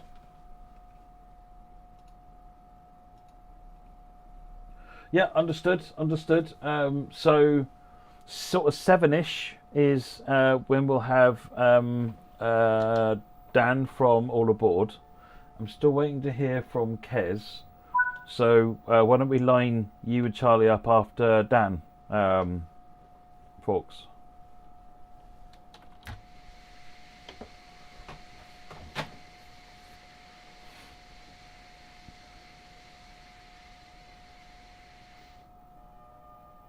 Metro Park, which is the sort of the next major Amtrak stop along the line, if I remember rightly. Good afternoon, Reese. How are you?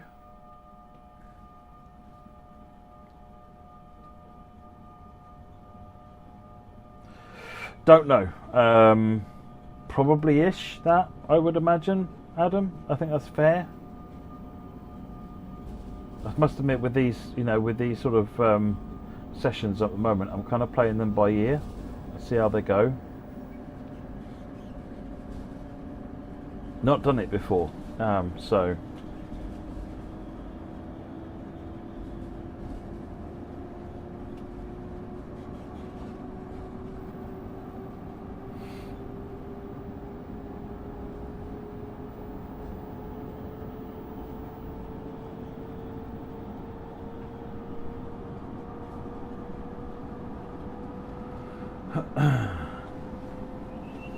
So we're at 35.54.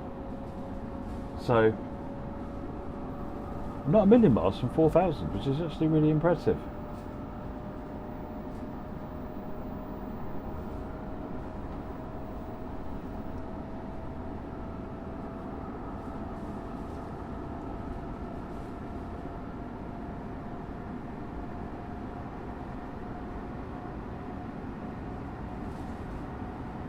Metuchen, then.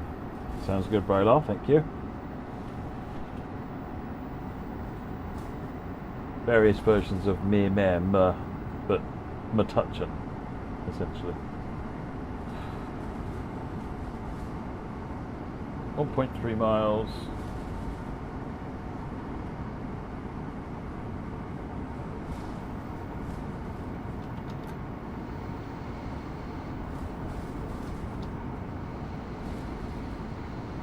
Oh, Dutch makes sense. Wasn't New York used to be called New Amsterdam or something? Am I making that up?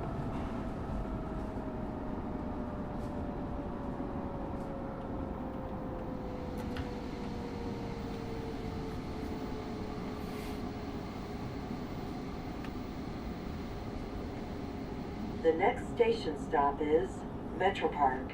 When leaving the train, please watch the gap.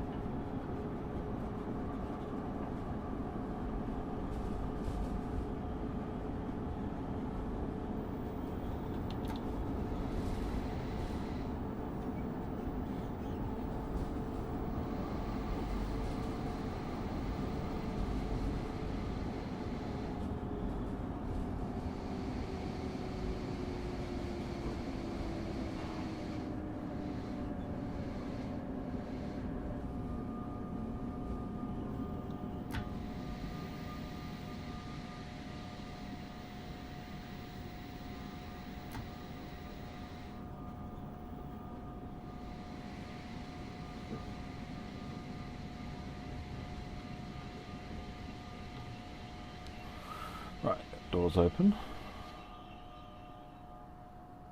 This station stop is Metro Park. Name of Metuchen first appeared in 1688, 1689, derived from the name of a Native American chief whose name was variously spelled as Metuchen or Metuchegan. There you go.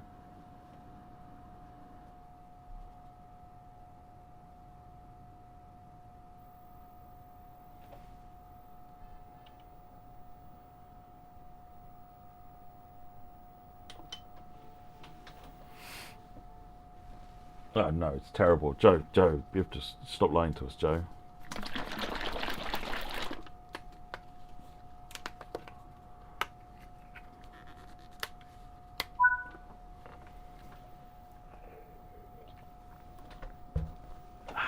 Lovely. Brakes off. Railway. Oh, you know what we find at railway? A railway station. I have to make that joke. It's literally the law. Every time we go past it, we have to say, look, it's a railway station.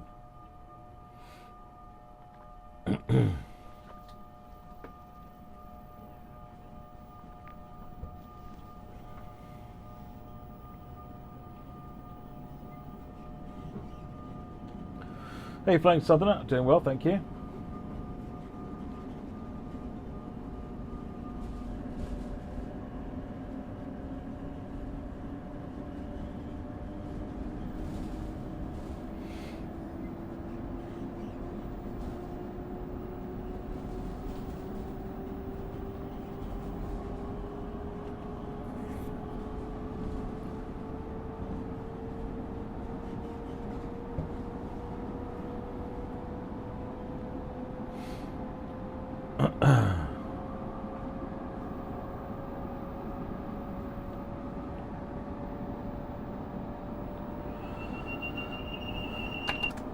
Gerard, there is a TGV, but that's it.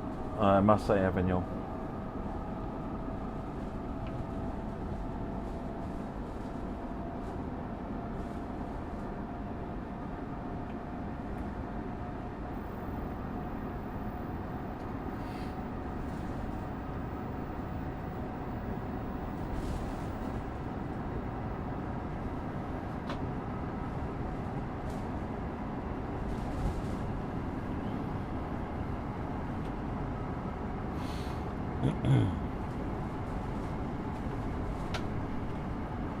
Yeah, Broiler, you're absolutely right. You know, there's a lot of places. I learn a lot about different places as we're making the routes, and you know, some of the history, not just of the railway, but of the surrounding area.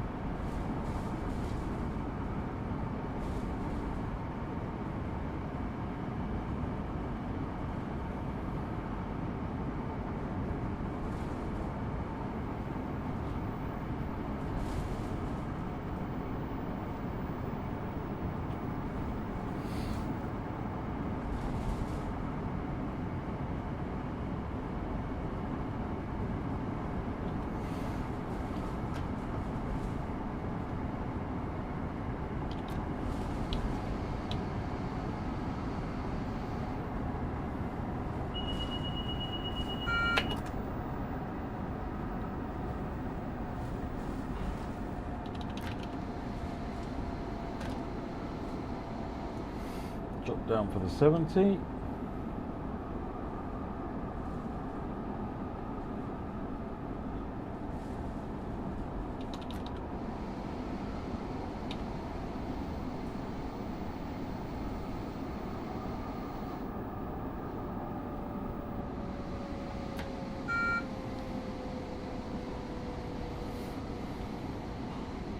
Hey Joe.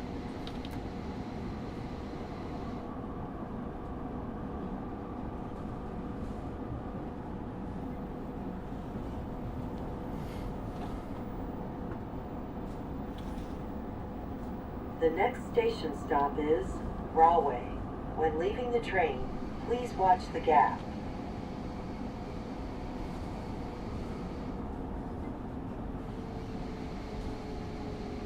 We're leaving the train to get onto the railway station. Sorry, I'll stop doing that now.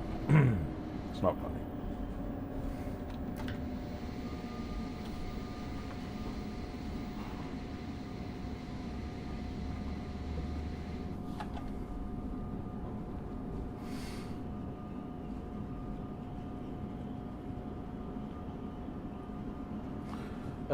Gerard Turpin, so I did 15 hours yesterday. We'll probably do about 12 for around 12 today.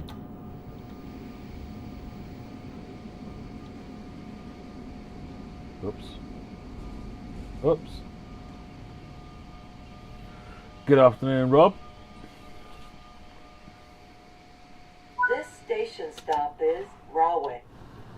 Ah, come on. The first coach has got doors on the platform. It'll do.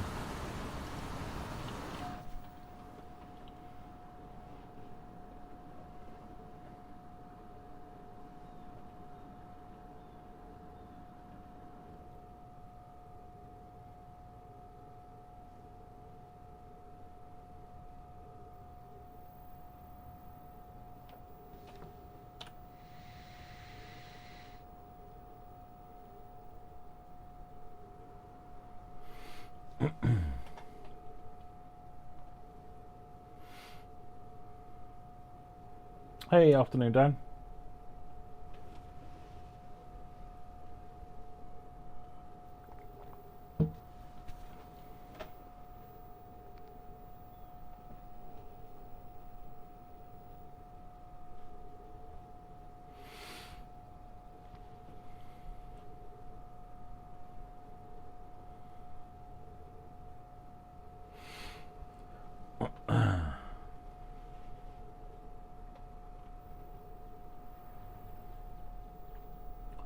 There's an interchange stop, if I remember rightly, because you've got the Long Beach branch comes off down here.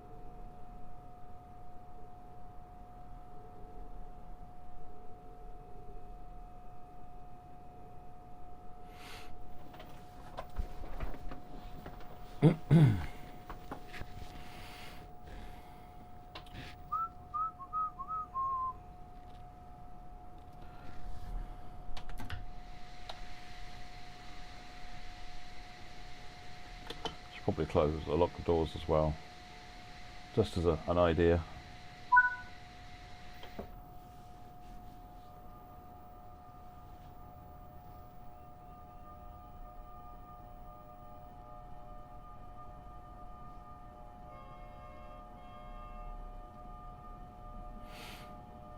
Linden.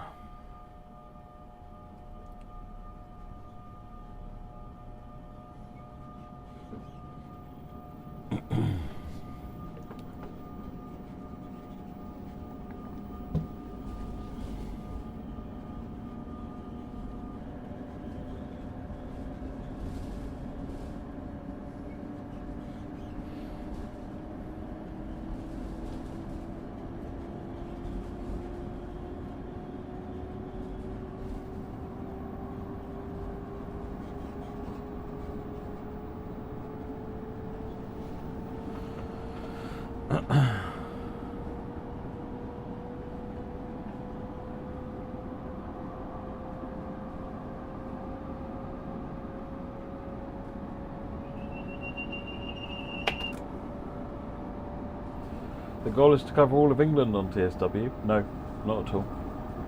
That would take far too long. The goal is to find interesting railways around the world. I mean, we predominantly do England, UK, Germany, and the US because that's where most of our players are. But we've also got the Netherlands. We've got the one French route. So there's a bit of more variety to it. Oh yeah. All right.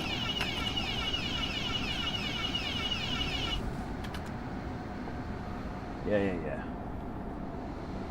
Leave me alone. What did I ever do to you?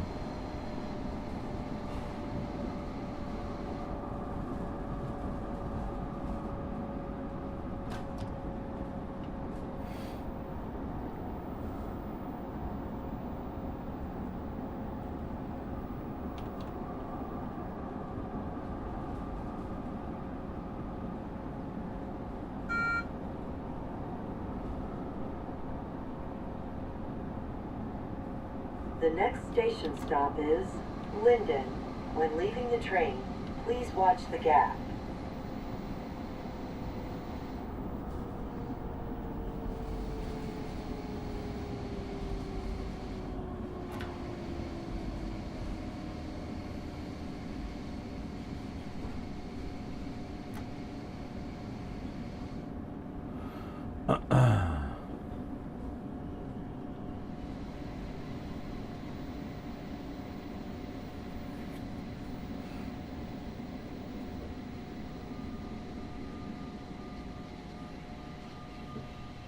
I mean, it was close. It was close. This station stop is Linden. See, even the loco is a little bit on there now.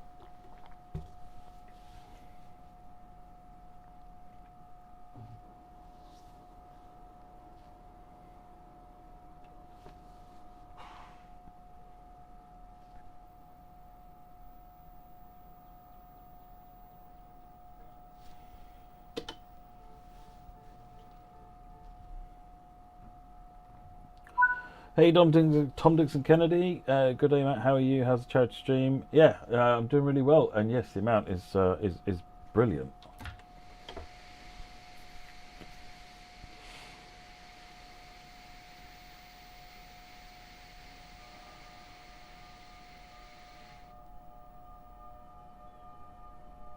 Was my dad on the trains? No. He was all sorts of things, but into IT. Air Force.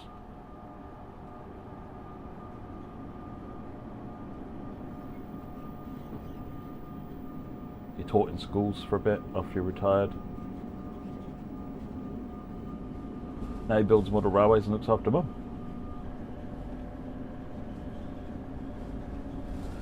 Have you ever wondered why, out of all possible interests, it's trains that captivate you so deeply?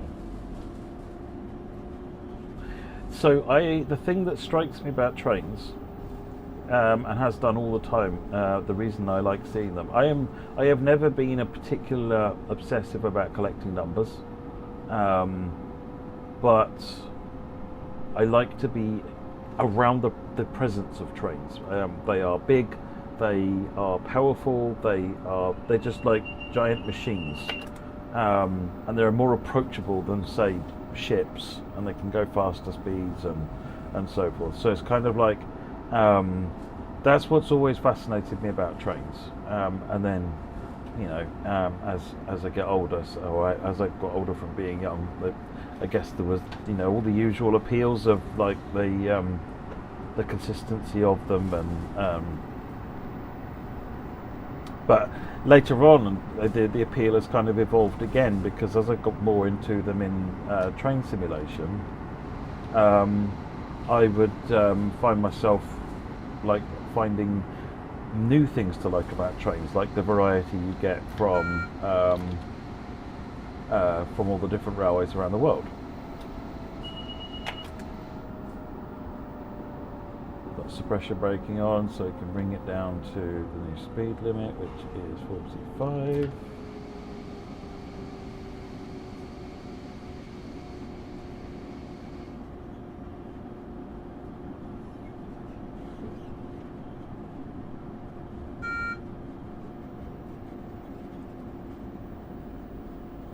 Woody, remind me when I finish this, and I'll bring that sheet up again. I mean, it's quite old, I don't know how current that is, but I'll bring that sheet up again.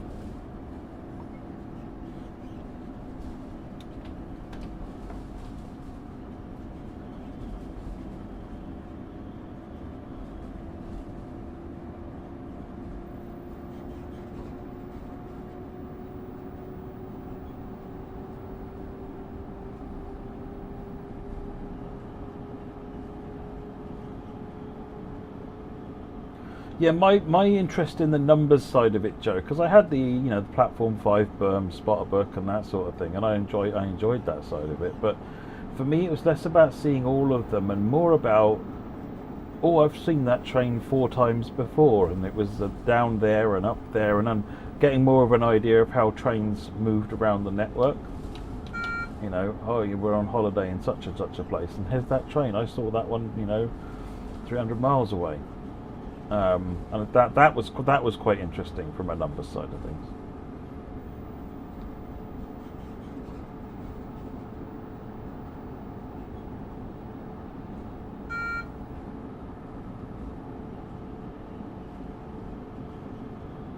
Yeah, it's noise, it's smell, it's just it's difficult to describe what it is about trains specifically. But it's sort of in that general area. I'd happily just wander around a yard full of trains. Elizabeth. Just when leaving the train, like greatest gathering for me was pure heaven. Pure heaven.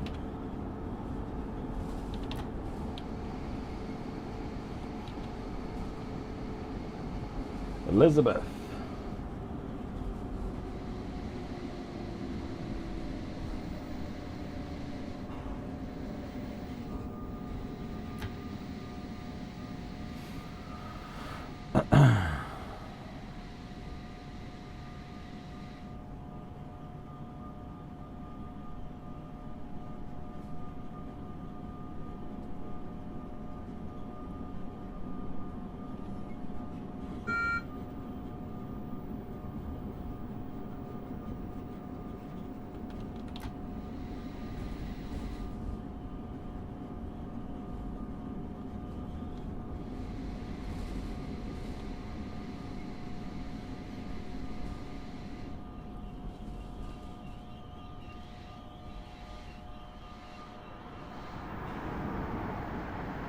This station stop is Elizabeth.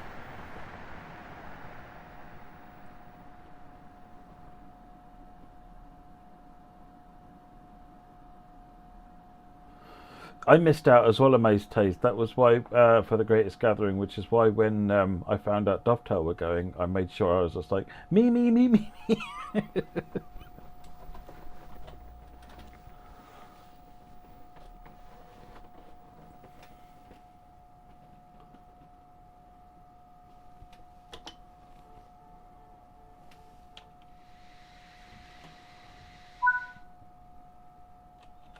Newark International Airport.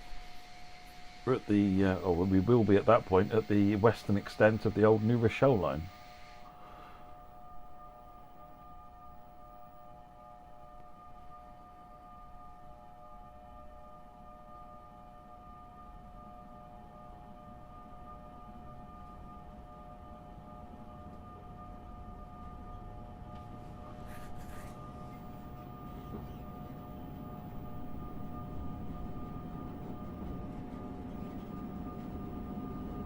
Are you heading over to Kent, saying the studio doesn't have parking for HGVs? Well, let me know next time you're in the area. Tom, tomorrow is difficult because we've got visitors in the office, but let me know next time. Do you like the numbers thing when making timetables? Oh yeah, no. That's another reason that making timetables is satisfying, is watching the patterns and the swinging backwards and forwards of the trains, and the shunting side of it tickles the whole puzzle solving. You're creating a puzzle and solving that puzzle. You know, it's timetabling is it tickles every sort of weird need.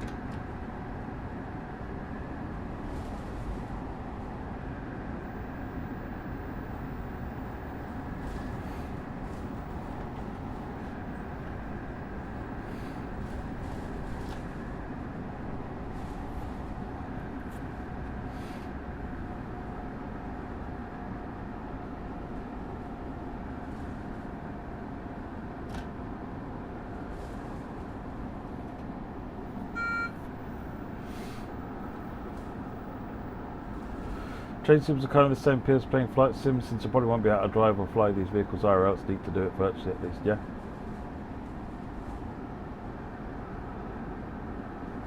Oh yeah, definitely.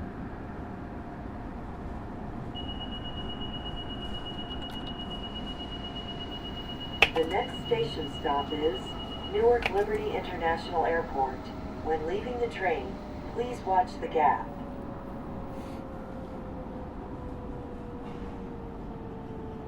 .45.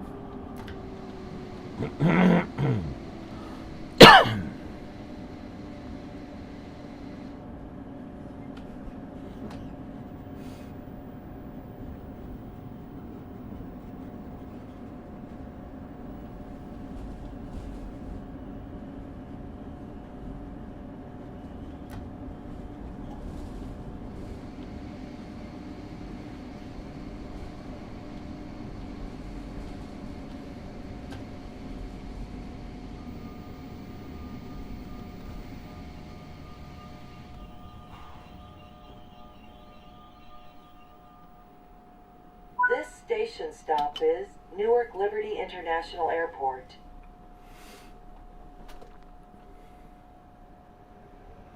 Oh, it's our second seller for the journey.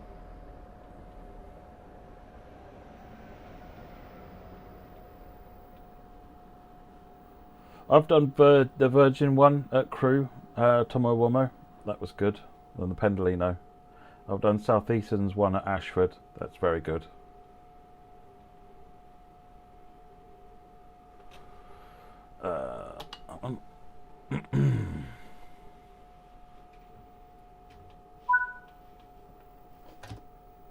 before I put power on. Let's raise the brakes, right?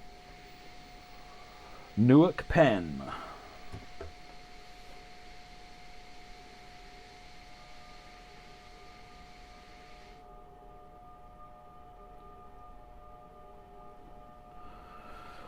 What's that, 50? 45, because we're on a reduced signal aspect with medium. Limited, sorry. Limited is 45, isn't it? Medium's 30. Are they open to the public on certain days? Very, very rarely, Tomo. Very, very rarely. These were both work trips.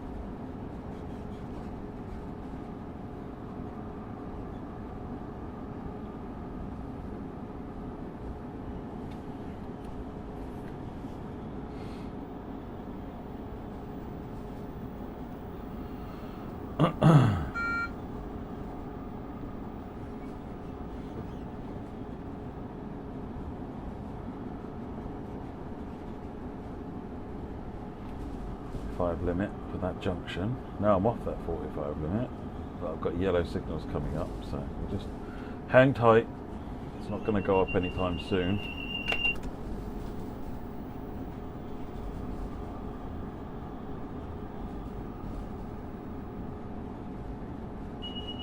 Yep, there it goes.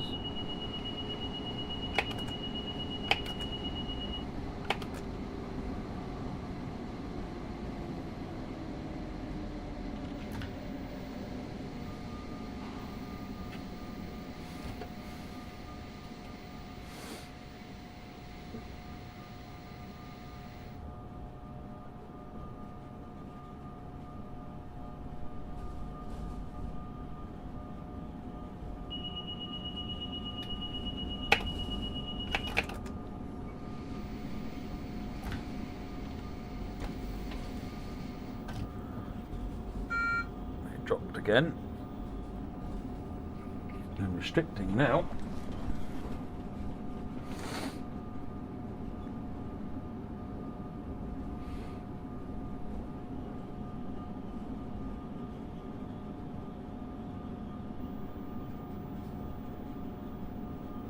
Hey, Charlie O'Brien.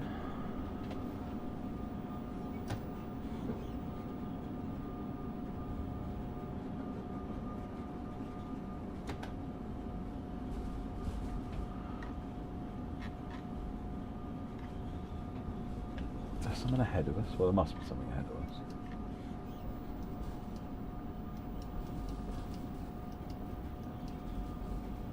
No?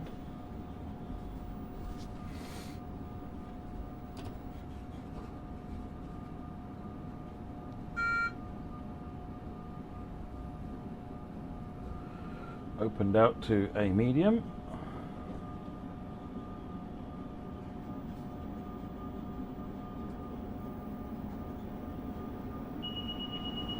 Dropped to restricting again.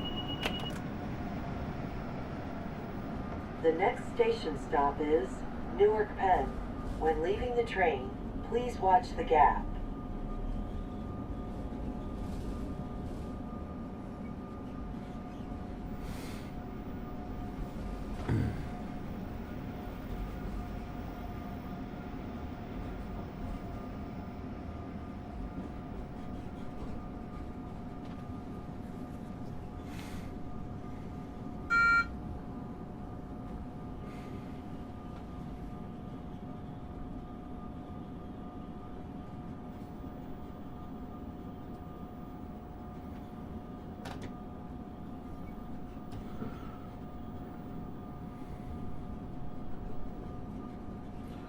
I'm doing fine, Charlie. You might want to dial back on the caps, otherwise the bot might grab you. It tends to be a little bit fussy on caps. Surprised it hasn't already. But yeah, dial back on the caps, please.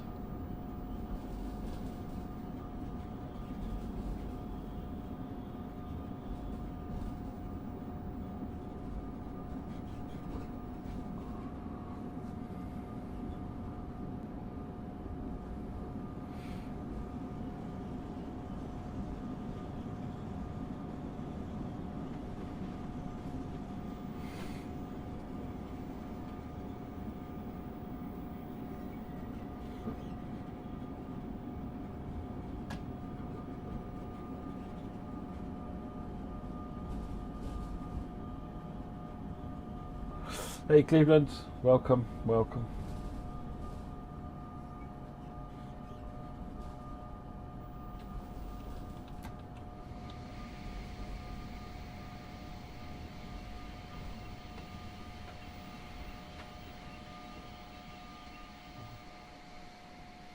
This station stop is Newark Penn.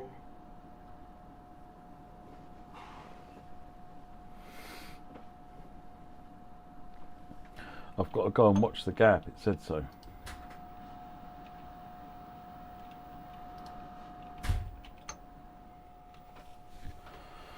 What collectibles do we have on this route? I can't remember.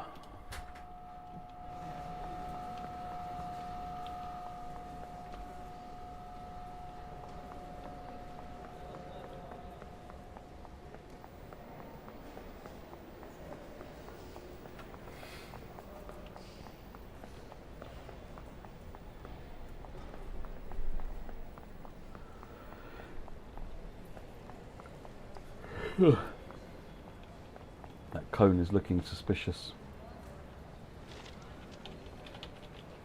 So suspicious because I can't get up. Oh dear.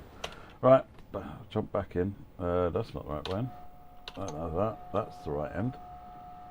Right. Close the doors.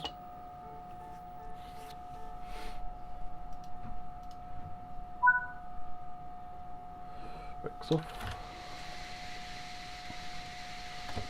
Power on. And take a nice slow run to Secaucus.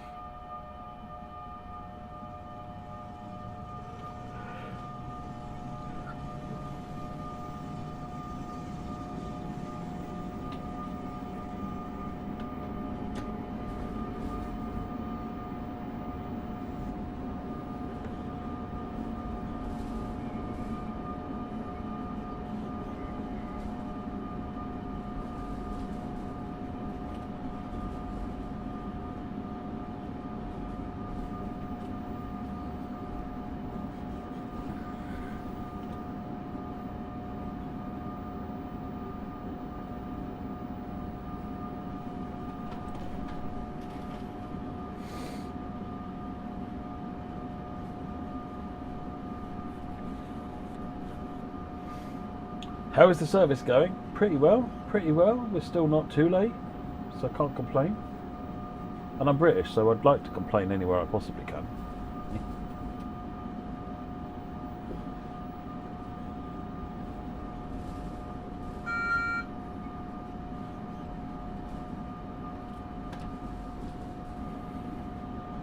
Speed limit up to 30, signal speed limit up to 30. Let's see if it lasts.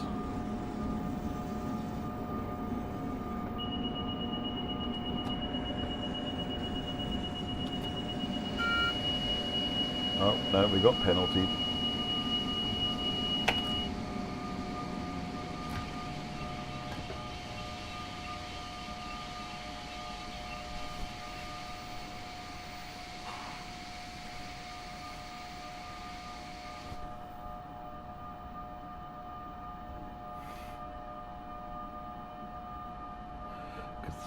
Got the signal restricted again on me.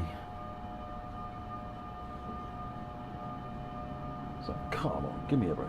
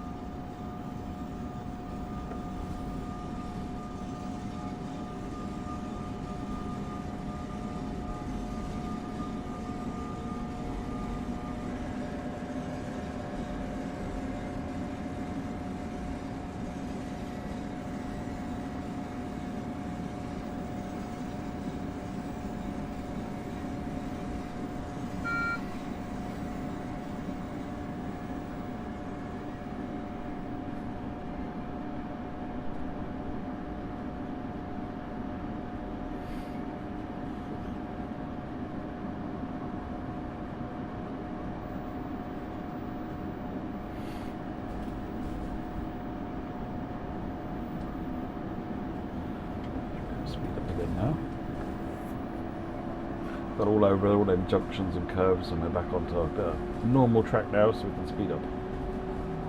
So Caucus in 4 miles.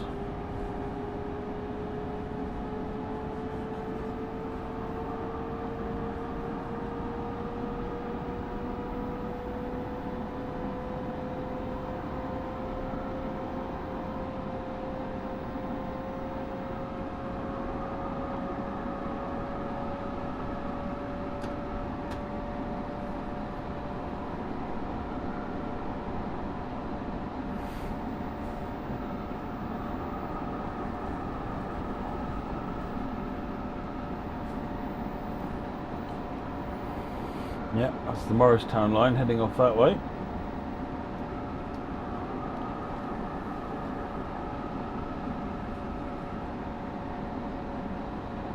Giving it all the beans I can give it, Tom.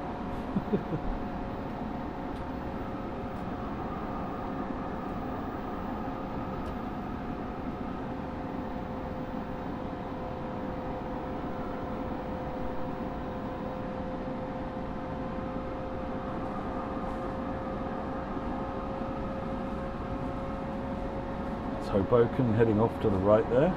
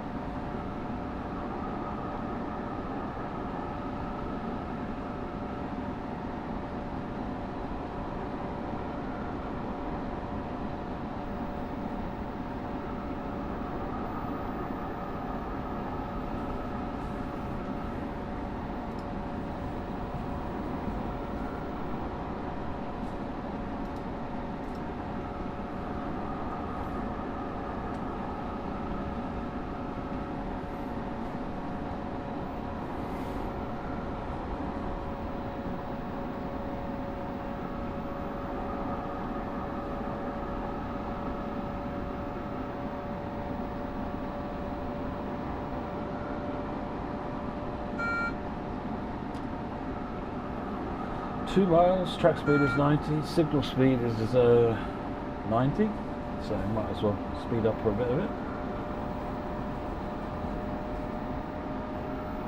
Baked, obviously, buddy, baked. GWR Phil, man after my own heart.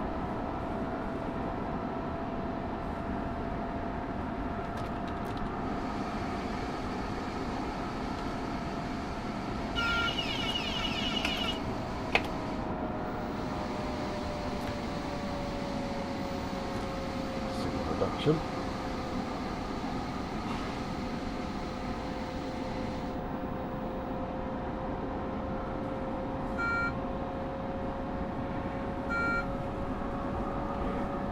Make your mind up, sinners.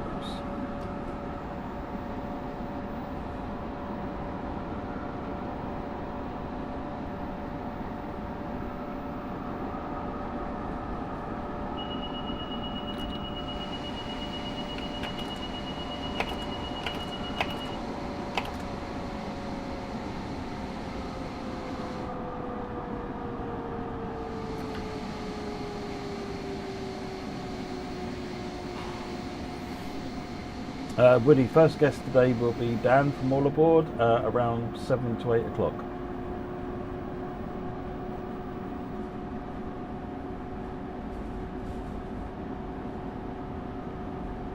The next station stop is Secaucus. When leaving the train, please watch the gap.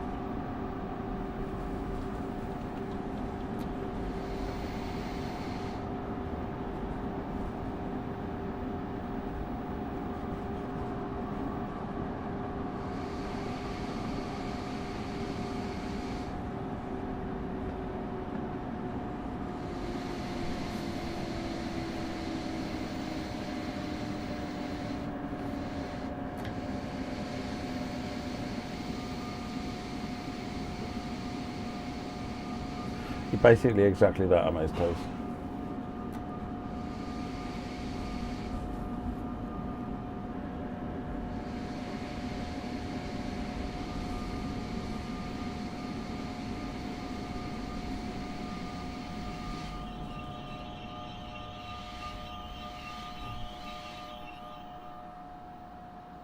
station stop is Secaucus.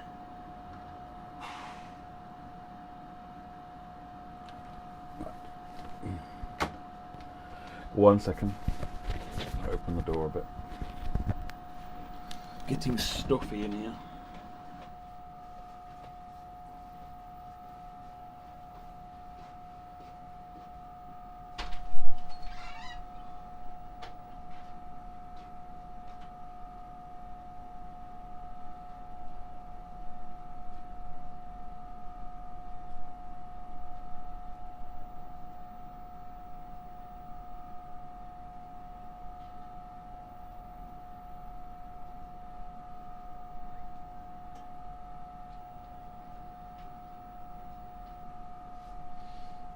Oh, it's really pleasant out there actually. Little on the chilly side, but there is a warmth to that.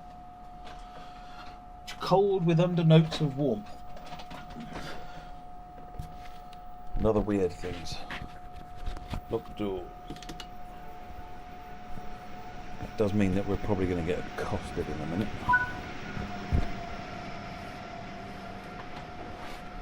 Right, let's break this off. What we're good for. We're good for a limited aspect. Oh, another donation. Michael, thank you very much for that donation. Really want to support this charity. SpecialEffect have really built something amazing here. Absolutely agree. Thank you, Michael.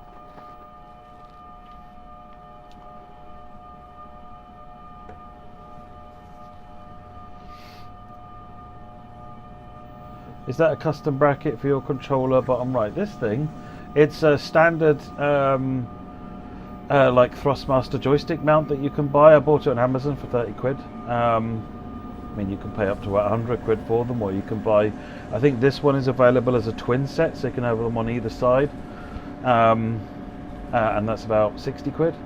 But no, it's a standard joystick mount. The PVC has got screw fittings underneath, so that you can bolt it together with a mount. So it's screwed onto this mount. It's solid.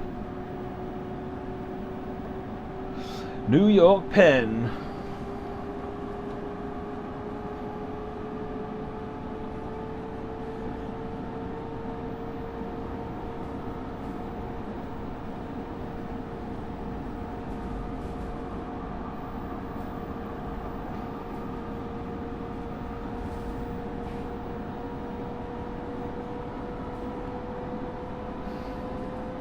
If an accelerator is delayed up to 100 minutes, is it really delayed? Really?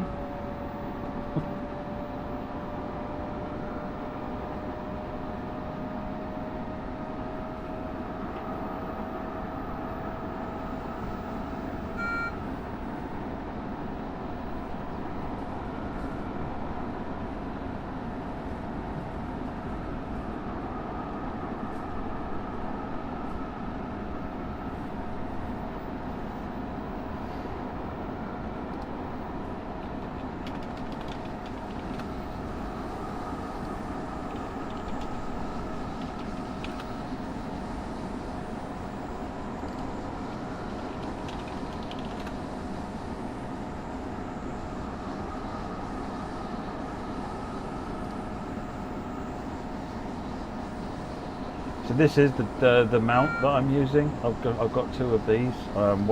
One's being used for my filament dryer, but the other one's like this is what it's mounted on. It's just that.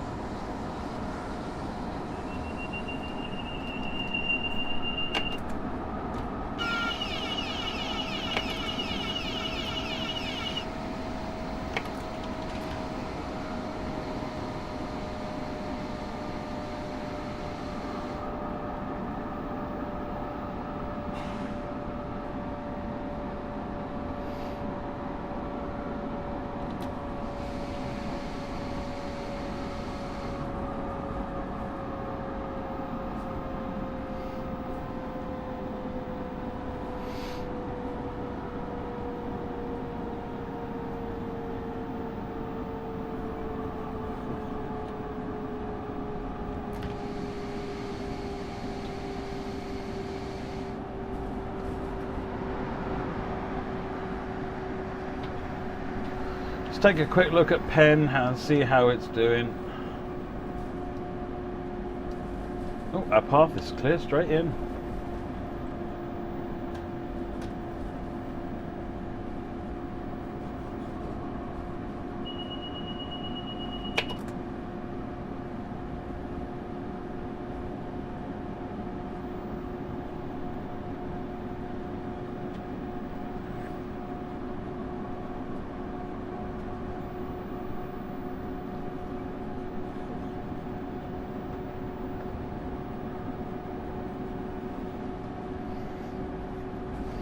Oh, hello you.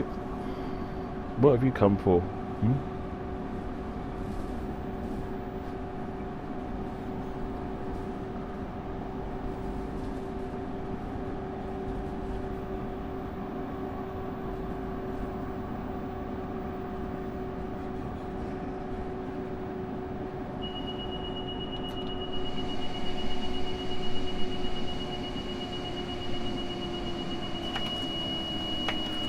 Just too long to get that in there.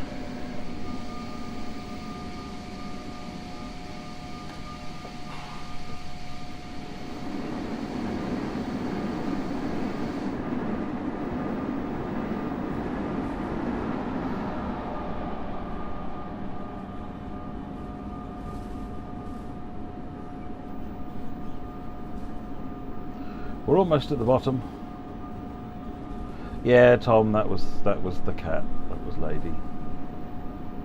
The door's open, so Lady explores her domain, as is her right.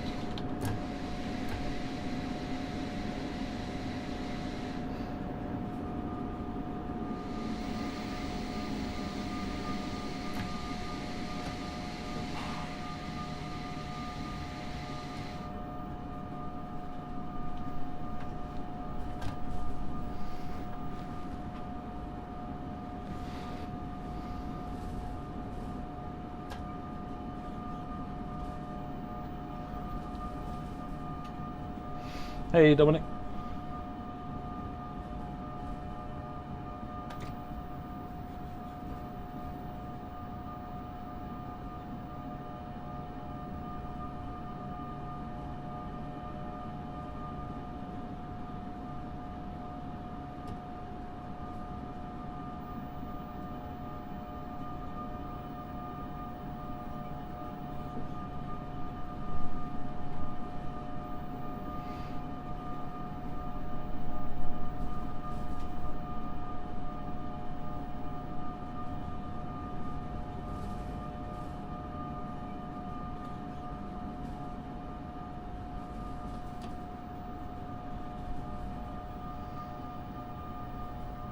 Matter.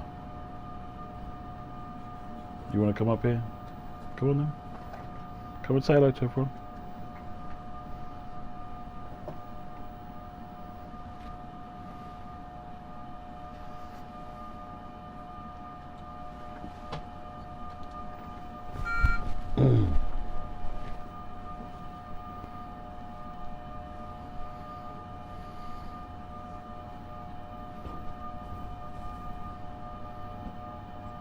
Keep forgetting we're on the uphill bit now.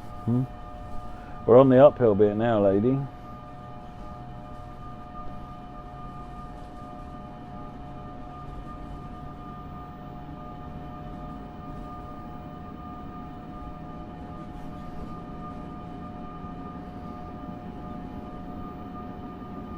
No, you're not getting on the desk. Make yourself comfortable there or go on the floor. You're not going on my desk. I can spill drinks perfectly well without your help.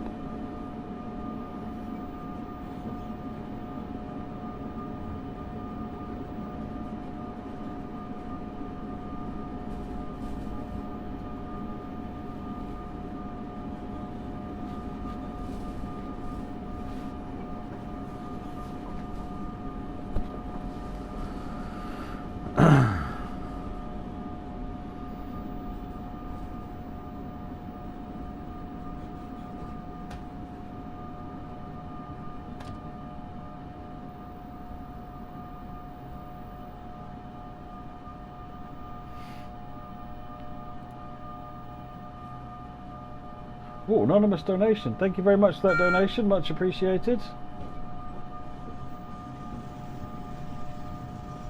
The next station stop is New York Penn Station. When leaving the train, please watch the gap. New Jersey Transit asks all customers to be alert and aware of your surroundings.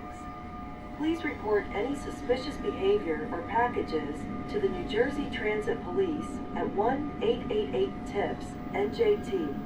Please check the overhead luggage rack and surrounding areas for all of your personal belongings, and dispose of your trash in waste receptacles located on the station platform.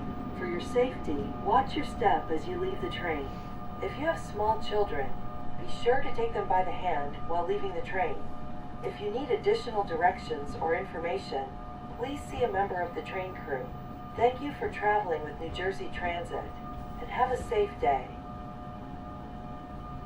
Must admit, I genuinely thought they were going to say if you have small children, please remember to take them with you. But then, thankfully, that's not what they said, so that's good. Ensign Bat, this is the TS Controllers PBC Pro, which isn't out yet. It's coming out hopefully April time, I think. But if you go to tscontrollers.com, you can find out more information about their controls.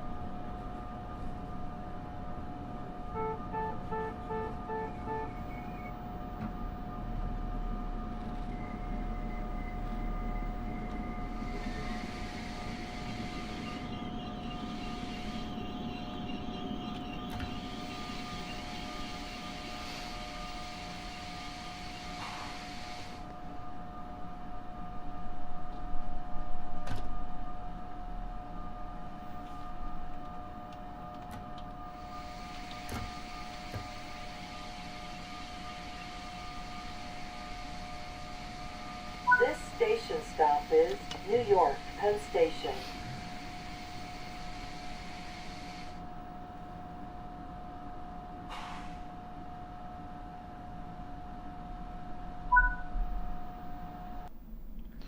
Yay, we're done. Worried about what trouble's causing over there. Right, okay, so I think before we carry on, I'm just going to have a stretch outside actually. When I opened the door, I walked outside and it was a big relief. So let me put a video on and I will, I'll be right back after I've had a stretch my legs. Let's watch this one. This is a slightly longer video about what special effects do, for those of you who don't know. Games are a big part of my life. With my disability, it was one of the only things I could do for enjoyment. So gaming has really opened up that door for me, and it helps connect you to other people in this world. I can't do a lot by myself, but I can play video games on my own, which gives me a good sense of independence and achievement. It's just a release from the monotony of the day. If you're not feeling well or you're uncomfortable, it takes your mind off it and gives me something to look forward to. As a parent, it's made so much difference to Chase being able to access video games. It creates a level playing field. He can do an activity that he wouldn't be able to do in normal day-to-day life. But even better, with gaming, he can play alongside someone. SpecialEffect are bringing families and friends closer together through video games. The setups we create are personalised, so people can play to the very best of their abilities. And this opens the door to inclusion and independence, confidence and creativity. Help us level the playing field and create many more magical gaming moments.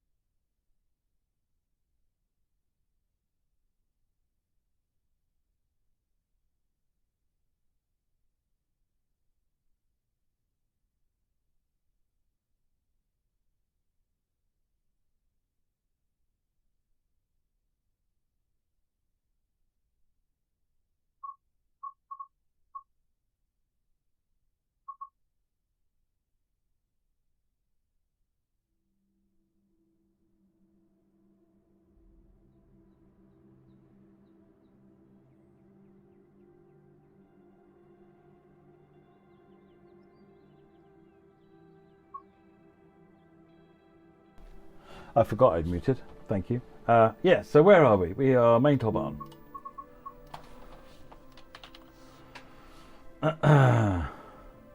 They're reactor light, Phil, so they'll come back very quickly. Right, we're going to main top barn, which is this one, and I was going to do the 2 and 8. I saw there was a 2 and 8 timetable, so I thought, let's see if I can remember how to make the 2 and 8 do anything interesting. 23309.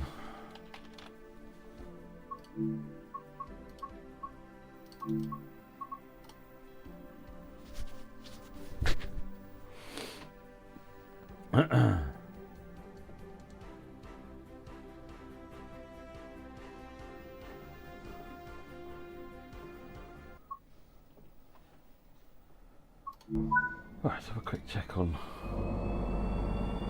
Oh, I thought that might be a little bit too much to expect. Right, okay. On. Let's get the doors open. Let's put the key in, put it forwards.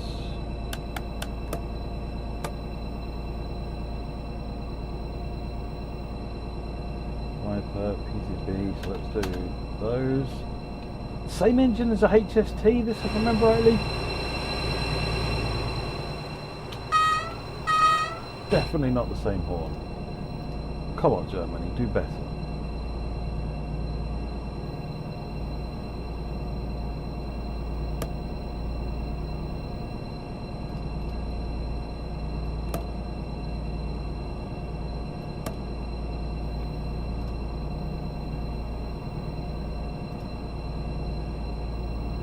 Engines are on.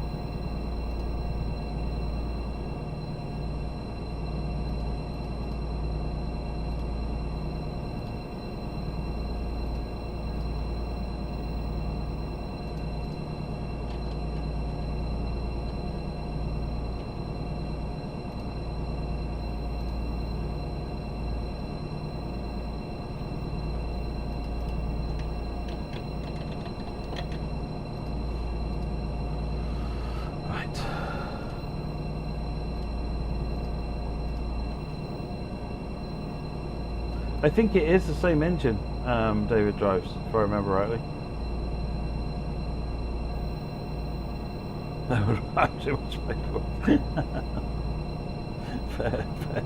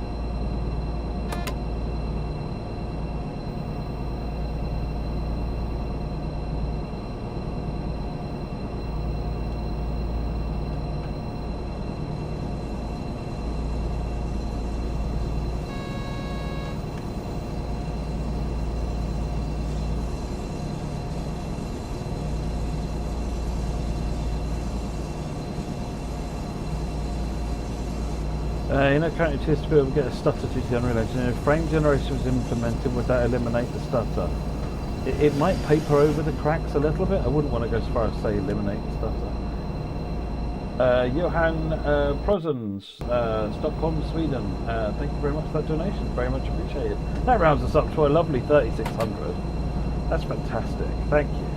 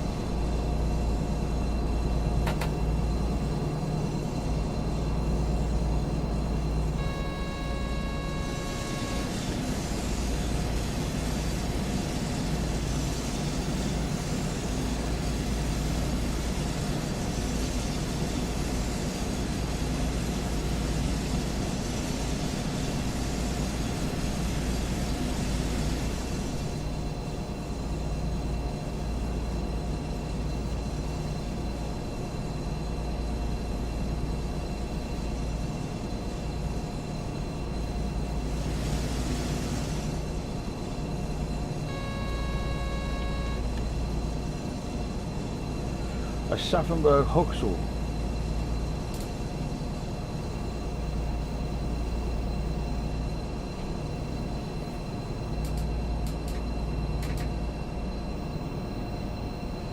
Do you have American style TS controllers? You mean for the Class 66 with the do?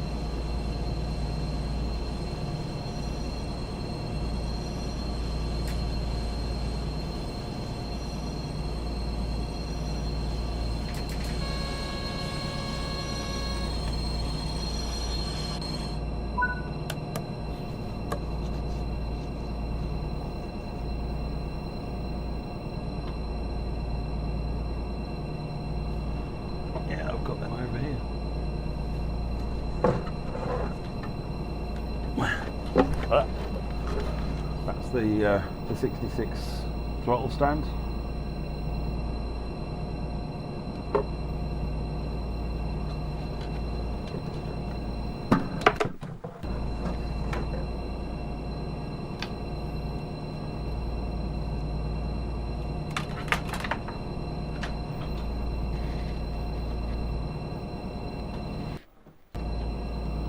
Doors.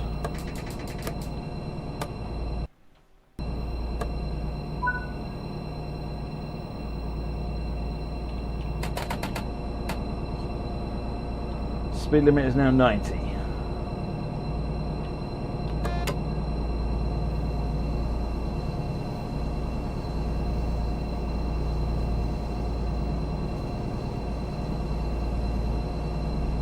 Well, that's not the only bit, Woody. There's also this side panel as well, which is this bit.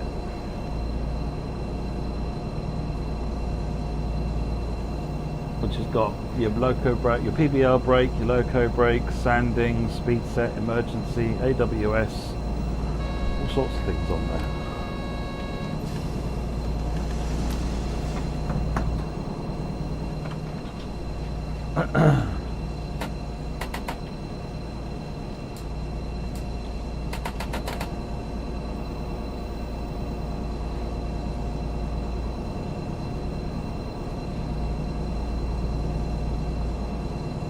600 meters for Aschaffenburg South.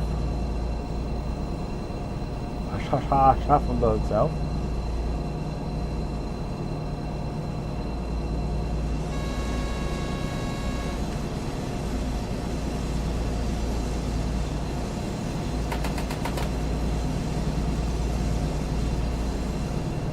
Yeah, what I would say with the 66 controllers is you want to be someone who loves the 66.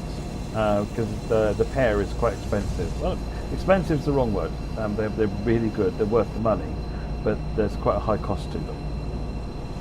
But if you like the Class 66, then it's a must-have. It's such a boost to the experience.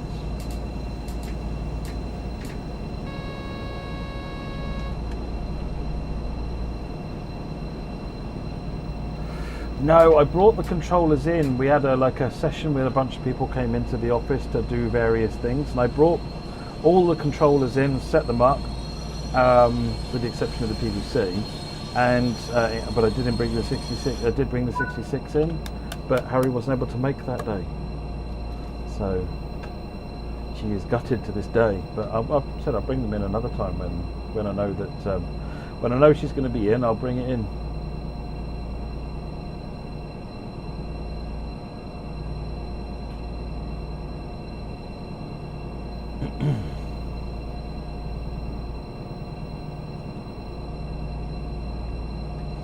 I'm still on the platform, Cleveland. I'm still on the platform.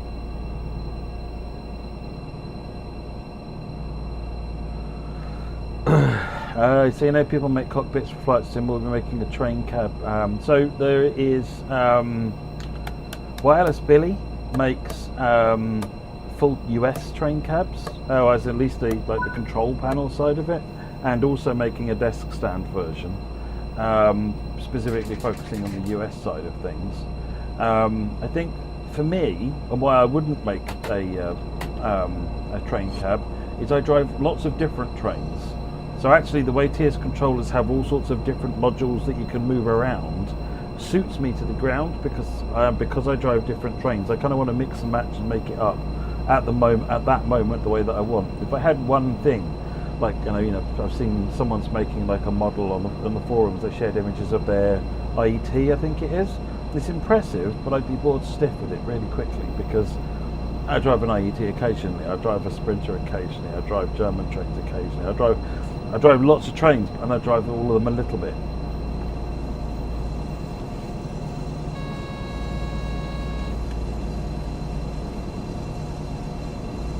I don't think, Pro Cab Sim is making stuff, making the 700 Sim, but I don't think they're making products to sell though, Flying Southerner. But yeah, they've got the 700 Sim.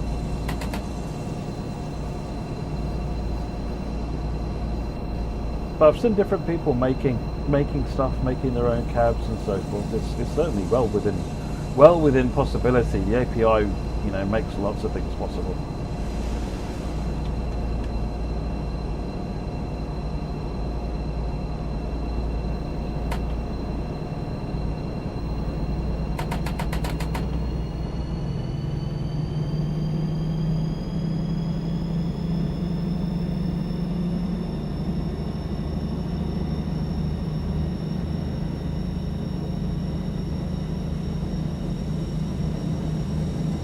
It is very cool, Flying Southerner. Daisy and Dan are doing incredible work with that.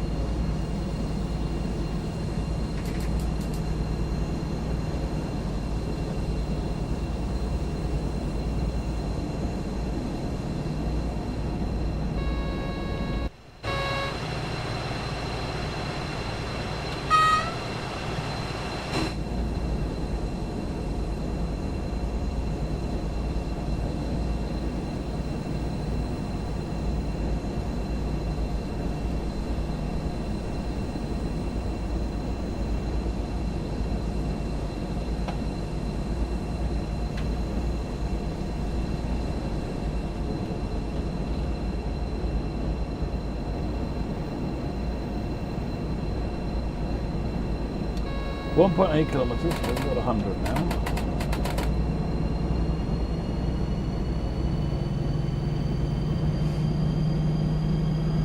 No fixed plan currently for the older trains, no, Daniel.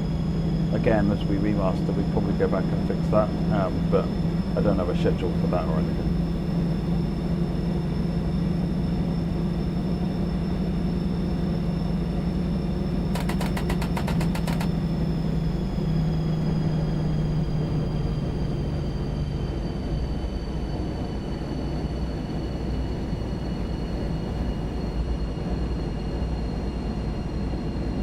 The horn is borderline apologetic for bothering you, ECM2, if I'm honest. It is very much kind of, excuse me, I'm ever so sorry. A bit like me missing this station.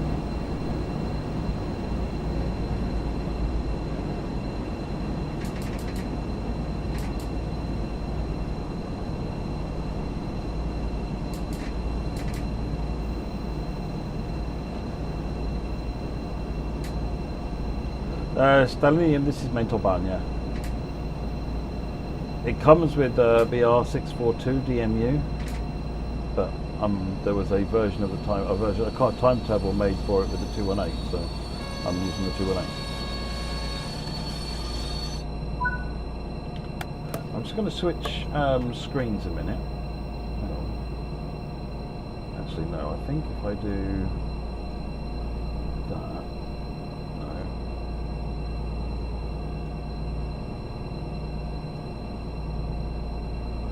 Switch to that one. Hang on, I'll be right back.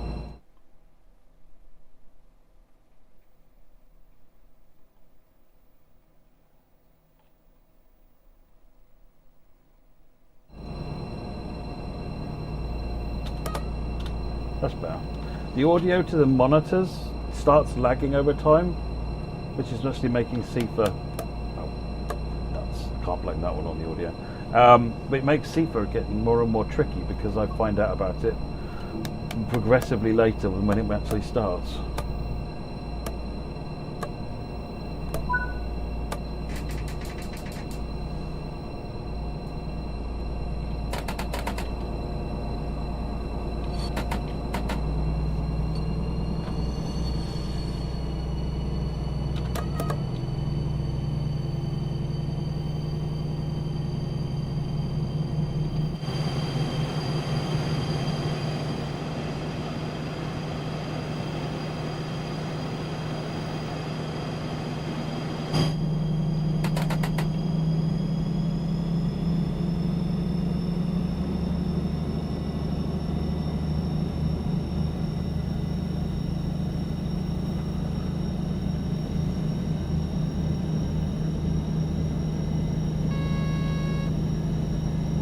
Much better. Oh, that's much better.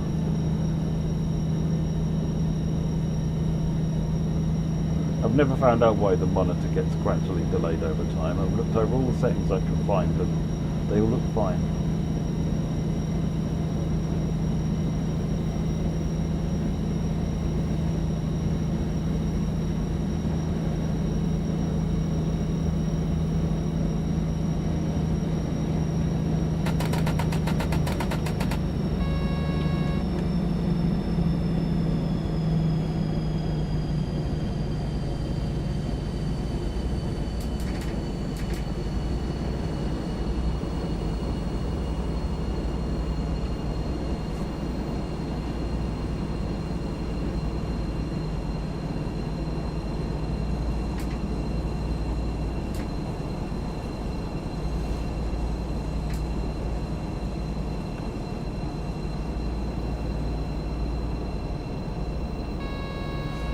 Another donation coming. Just waiting for the to tell me what it is.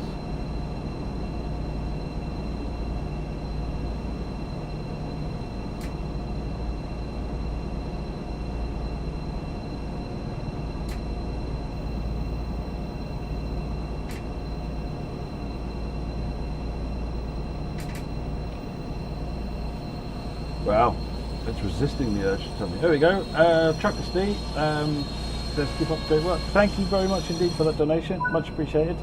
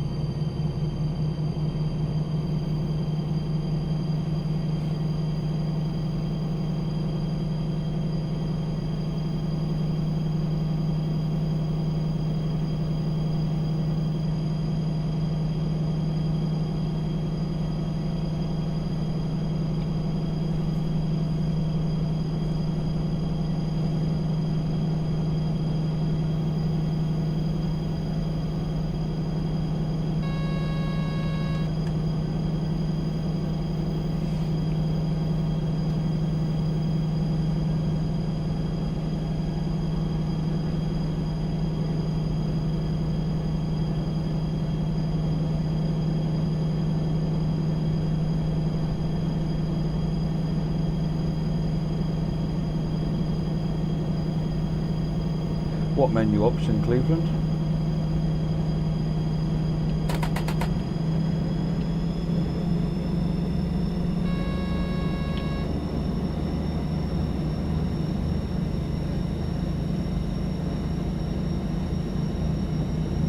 Sorry, did I get distracted again?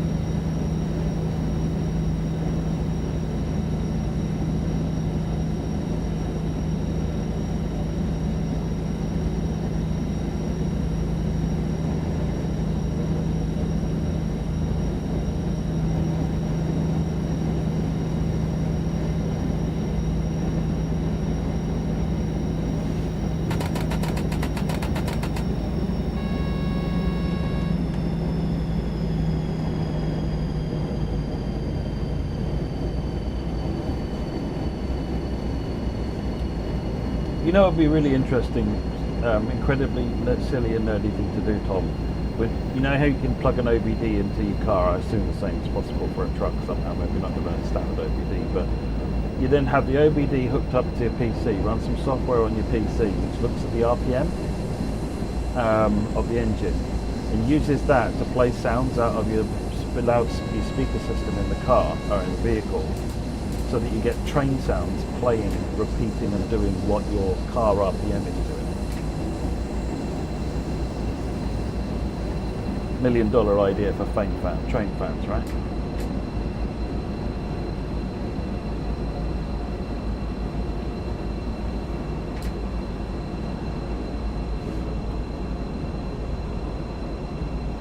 Missing rails, Firebug. Where are you seeing missing rails?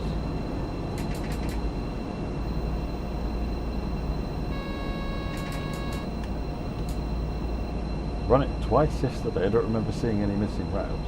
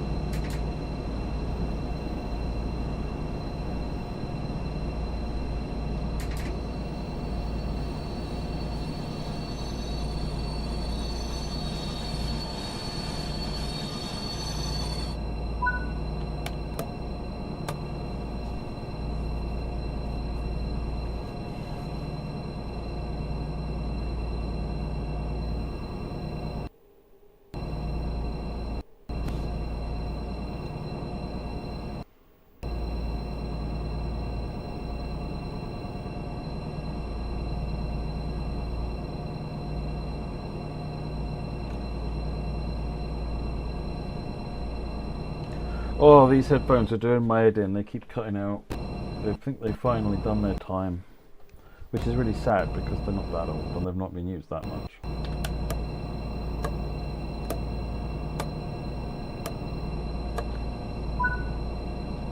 Whereabouts, Firebug?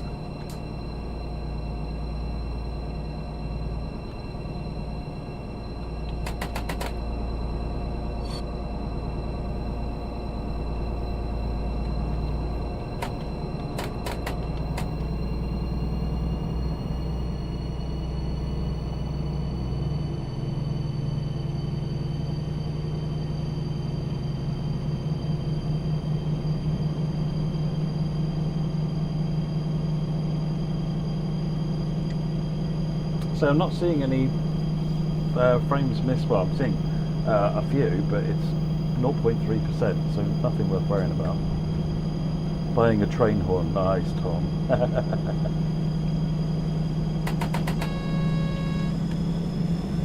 Orbenberg-Elsenfeld.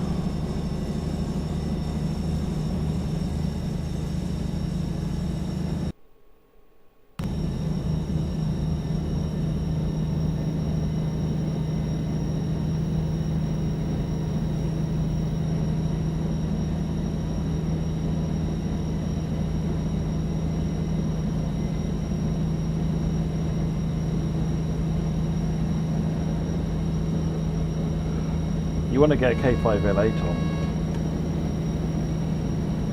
Do it properly with a nice American horn. Get some Nathan bells.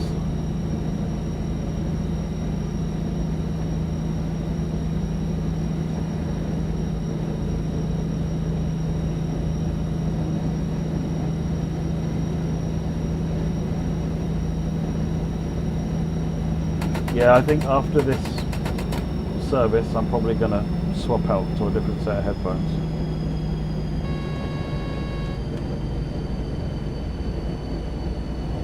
I've got my wireless ones I use at work back behind me, so I'll switch over to those.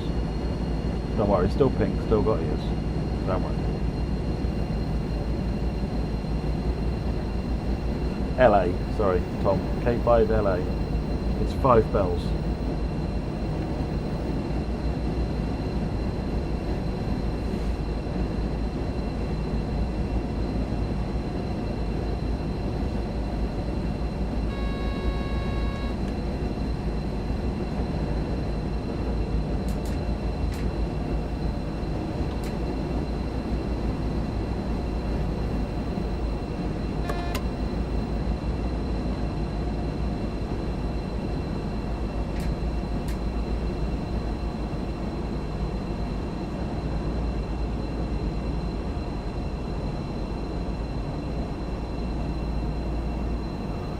you waiting to go the other way, northbound.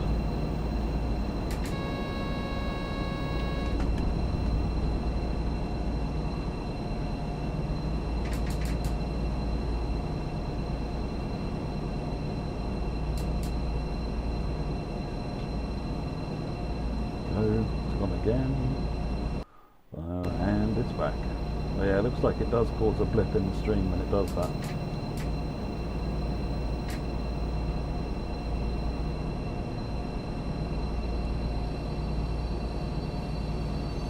Hey Andy.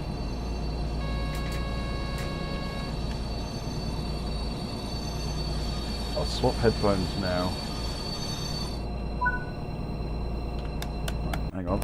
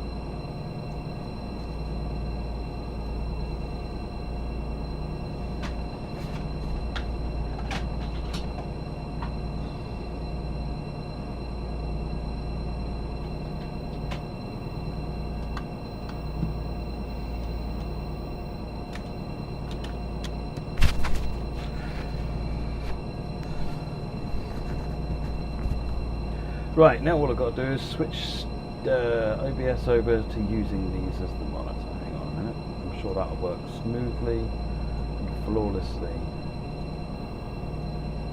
Oh, it did. We're back online. Okay. And yeah, I do. I wear these with meetings with external companies that we talk to, everything. It's a great talking point.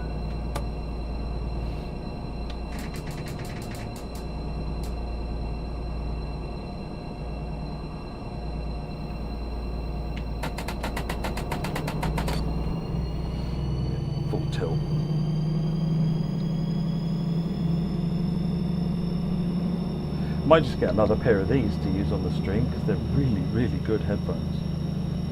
Still Razer, just the latest headphones rather than the Kraken KE2s. From what I can see, have got a manufacturing defect on them. From reading the forums, lots of people suffer from this issue. Much like this issue of where like PZB bangs you out because you're driving like an idiot. You know. Yeah. Shut up.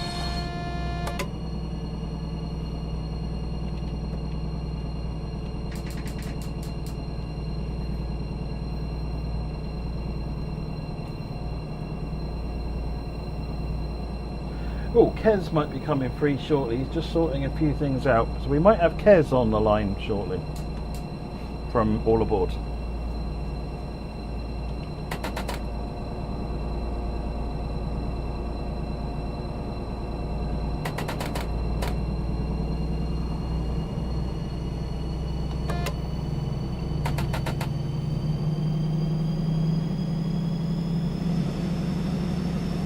Tom, I've got some news. When it comes to backup headphones,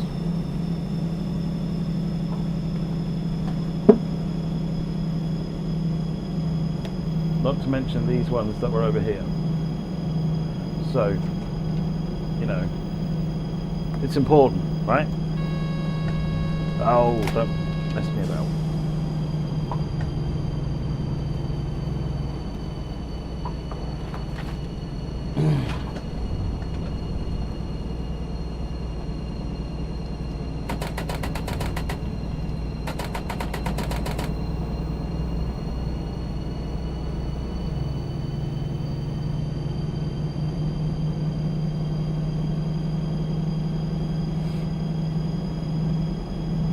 got the black shark.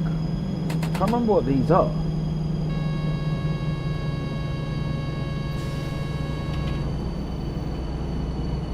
Let's do it when I'm not driving. Yeah, I can't remember what these are. I don't know if I don't think they're black sharks.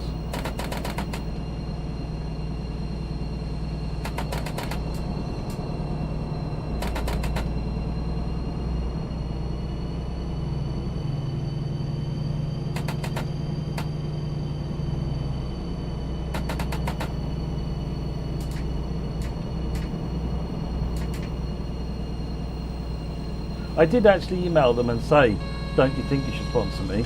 Because, you know, I've also got their mouse as well. So, but they didn't reply, so, oh well. If anybody else makes pink headphones with kitty ears, I'll try theirs out, but at the moment they're the only ones, so. Using them because I have to, not necessarily because I think they're good. Although these are good, it has to be said. These have not let me down. Neither of these, the original ones I got, the original Kraken keys, no, I took these are the ears that were on the original ones, so these are the original ears. So these ones are still going. These are the original ones that I bought, and they're still going strong. But the problem with the Kraken Kitty 2s, the reason I have two of them is I got the Kraken Kitty 2s because an upgrade, and hey, they've got RGB blinky light ears and everything. They're, you know, it's a cool upgrade, right? But then I started having problems with them cutting out, like was just happening there. Them cutting out for me, the audio just kept switching off and on again, and it causes all manner of problems in Windows when that happens, like which is causing the frame loss and so forth. So I got these for work, and I have another pair of these that I use in the office. So yeah, there's another one you haven't even seen yet. And then another pair of the Kraken Kitty 2s came up really, really cheap. So I thought, you know what, I'll give another pair a try and just see if it was just a one-off. And no, they are just not good headphones. Sad but true. But these ones, these are nice. I want to say Barracuda, but I think that might be the mouse. Oh no, this is a Viper Ultimate.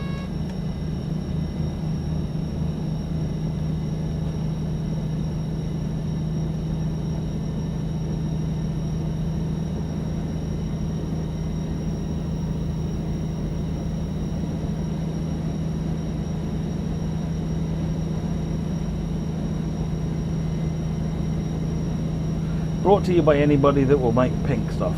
And not many people make quality pink stuff. Most of the time, you look on Amazon, you look for like pink mouse or pink headphones, and they're garbage. Razer are the only ones that make actually a range that at least pretends to be quality. The mouse is very good. This Viper Ultimate is really good.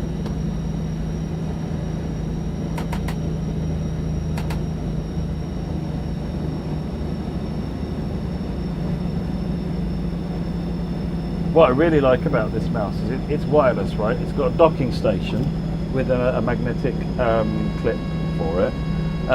It uses the RGB to tell you the battery status, and I'll start paying attention now. And oh wait, getting a reward for slamming to a halt due to failing to pay attention. All the lights blinking on PZB as if to say, loser at the helm. Cool.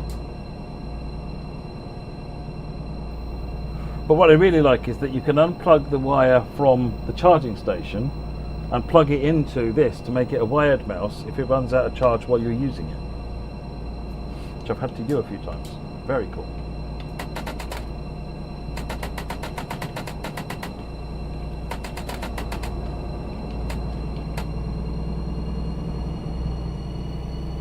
The MX Master is solid, Flying Southerner. Yeah, that's a good mouse. The only thing wrong with it is it's not pink. Otherwise than that, it's very good. I rate this one as better because it's really, really light. The MX Master is quite heavy, but I know some people prefer a heavy mouse. But the yeah, Master's good. Much better than the Razer, the cheap Razer I was using.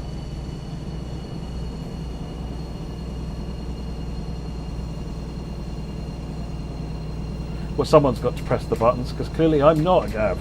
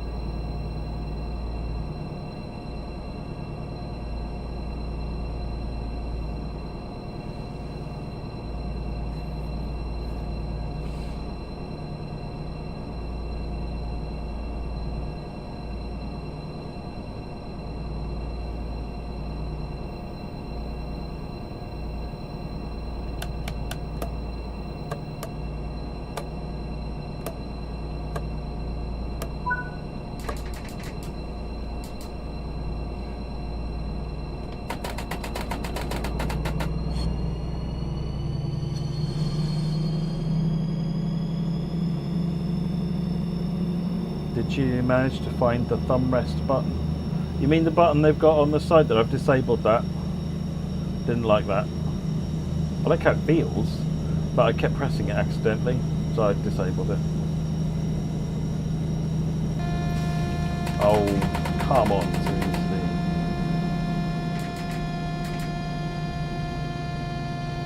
I forgot we were still in PZB shenanigans.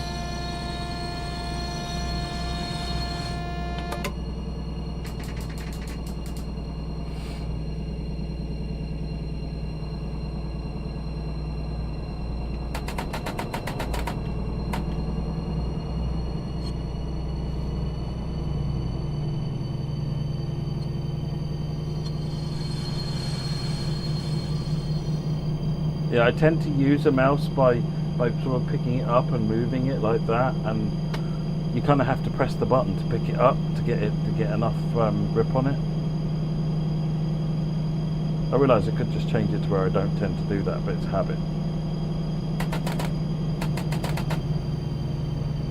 Ricky, I am using the main toolbar route and I'm driving the BR218. Normally with the main toolbar route you get the BR642 DMU. There is a timetable that comes, I think, with the BR218, which adds an extra timetable that uses the BR218. So I thought I'd do that because I haven't run the 218 in ages.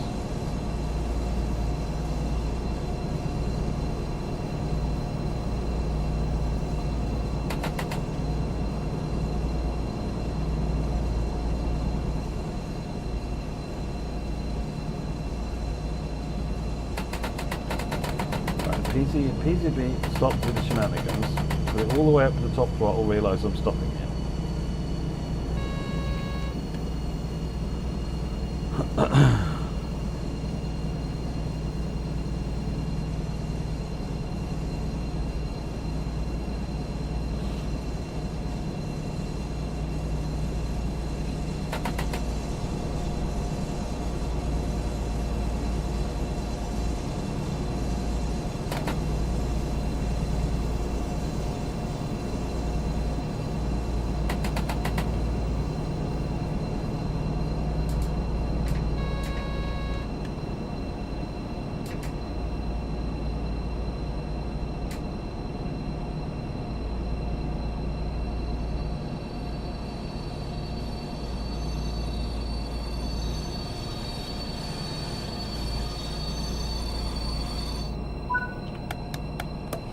Yeah, the main toolbar route is, we weren't prepared for how popular the main toolbar route would be, if I'm really honest, being a sort of little single track branch line, but it has been quite popular. I think, part of it is because the 642 is quite versatile, it's quite interesting to drive. The route is really interesting.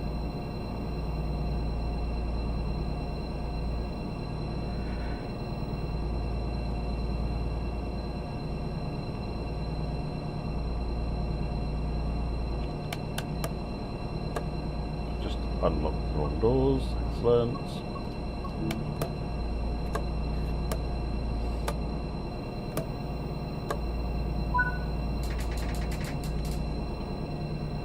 Klingonberg.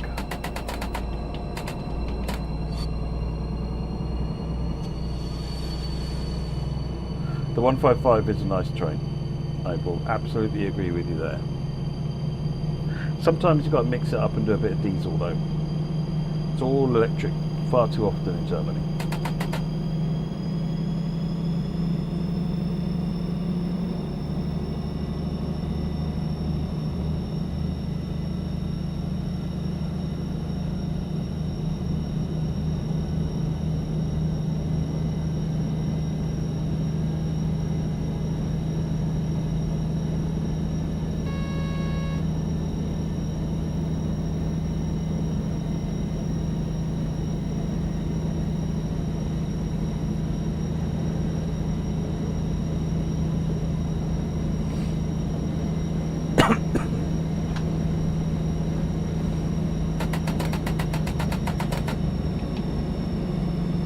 The core routes are always the most popular, Tom. Outside the core routes, I don't actually know, but the core routes always. In every respect, both in terms of what people buy and what people play. I guess it's probably not really a huge surprise. Ricky, it's not that long. That's the Schaffenberg up here. And it's the route down here. So I want to say 20-30 miles. The details will be on the Steam page, obviously.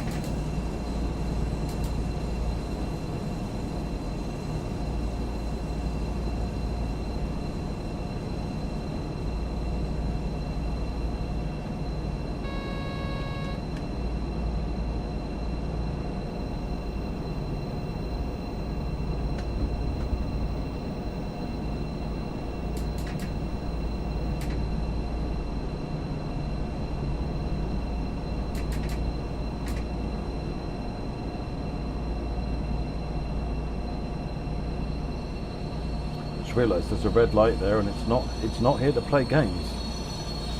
23.5 miles. Thank you, Gav.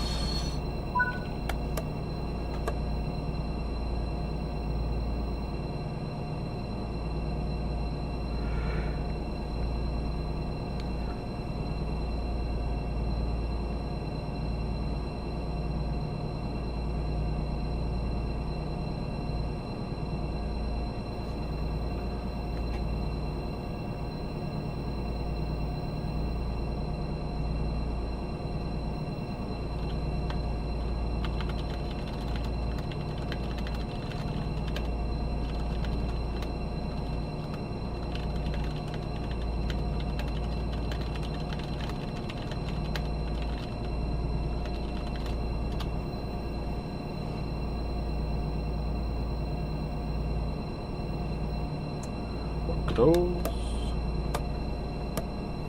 Yeah, what comes with the game, Tom, yeah. Yes, that's the DMU on the other side. Cool looking thing.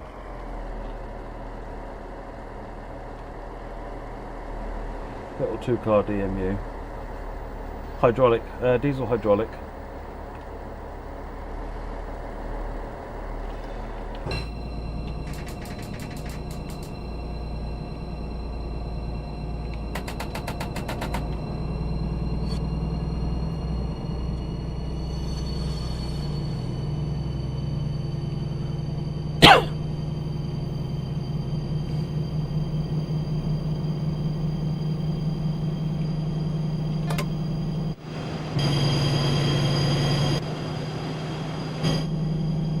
Oh, we're top and tailed.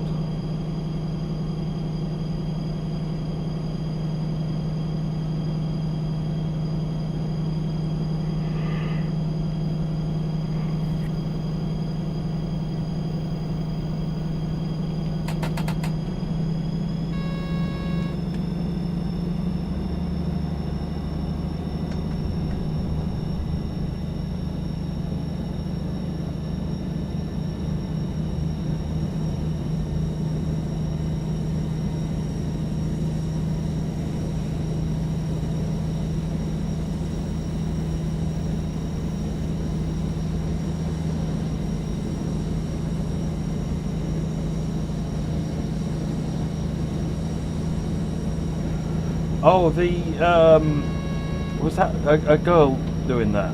And she's like she's the VTuber. Yeah, I did watch that by and around. I thought it was actually really good.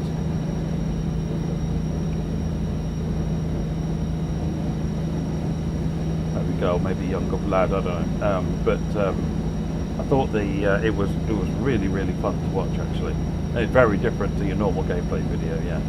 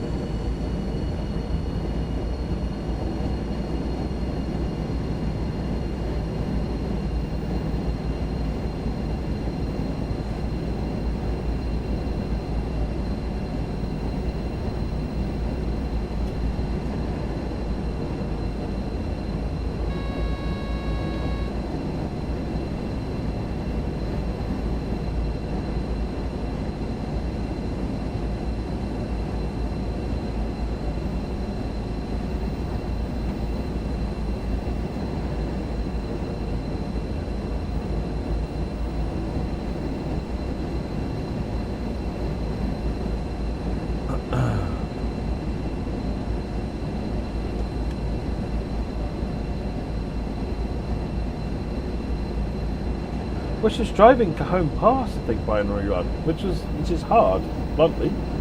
I thought she did really well. Okay, I had a lot of help from a dad, obviously, but you know, I was really, really pleased with the success she was able to achieve with it. And it also sounded like the pair of them had a good time, and that's ultimately what matters.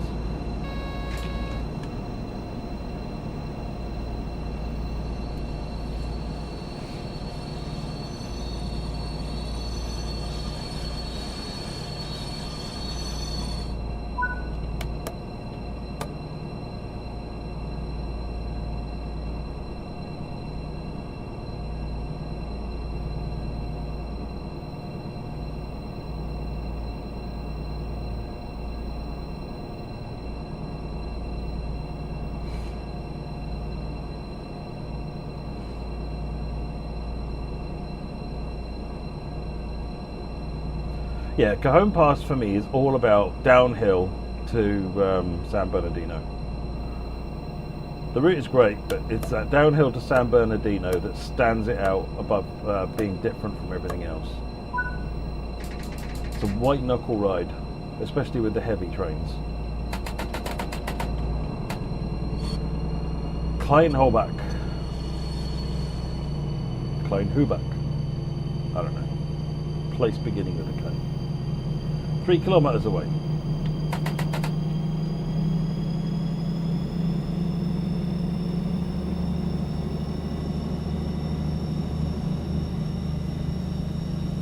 Douglas B, plans for any future remasters. I would like to do more remasters, but probably steering more towards US and Germany because there's a lot of UK content.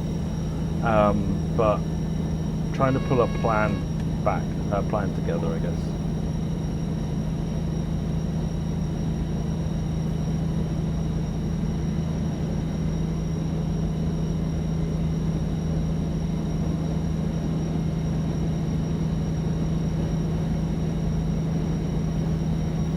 See you later, Tom.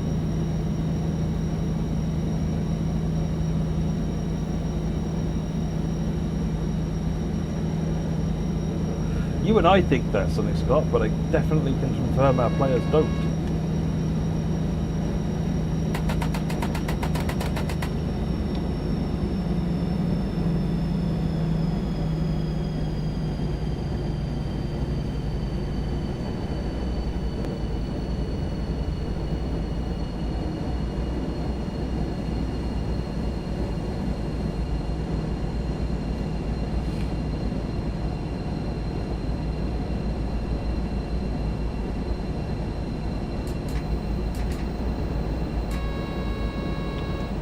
Yeah, I think they're MTUs, Sierra Oscar. They are HST engines.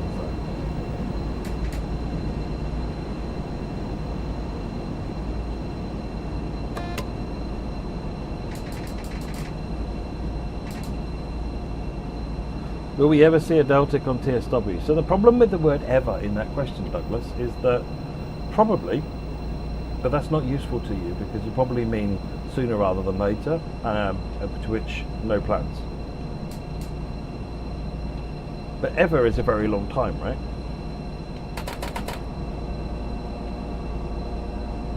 Benchfield has 40 car trains. I think that's because in that era that was roughly what they used to run, I think.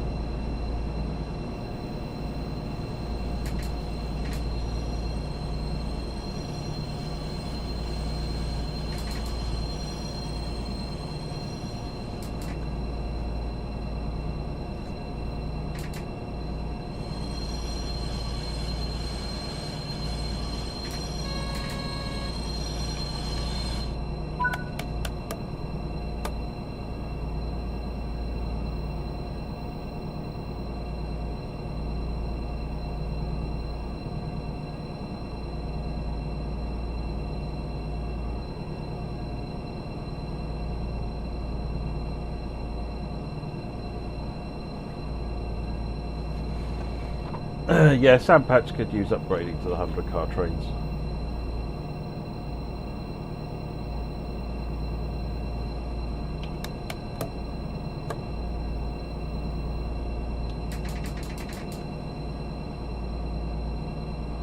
Run it again.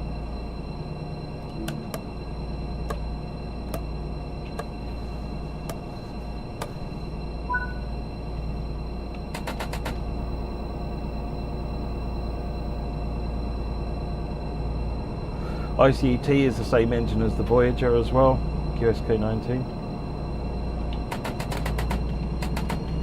ICTD, sorry.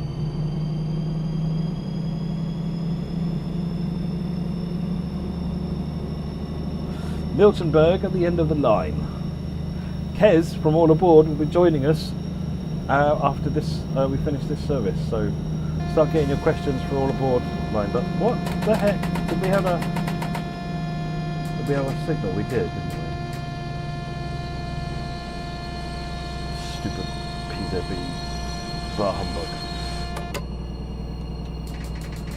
What bug on the GP38 is that, Ricky?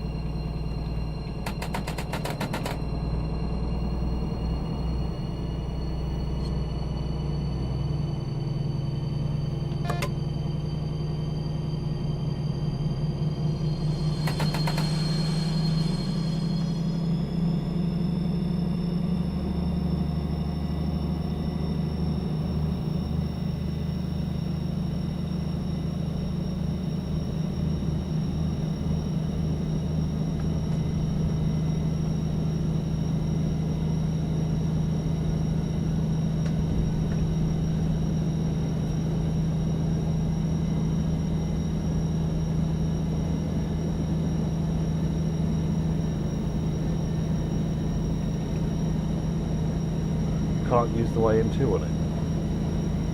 Oh, interesting. Which really means the GP38 is missing a tag.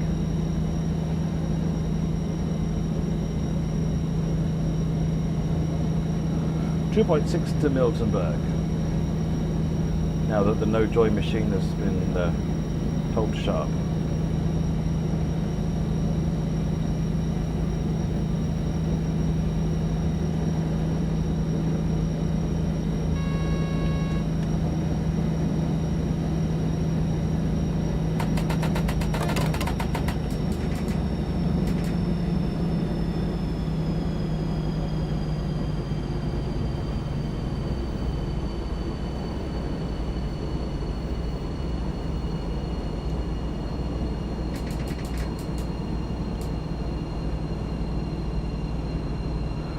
Aren't you too tired after your 2 days? No, not really. Get a good night's sleep tonight.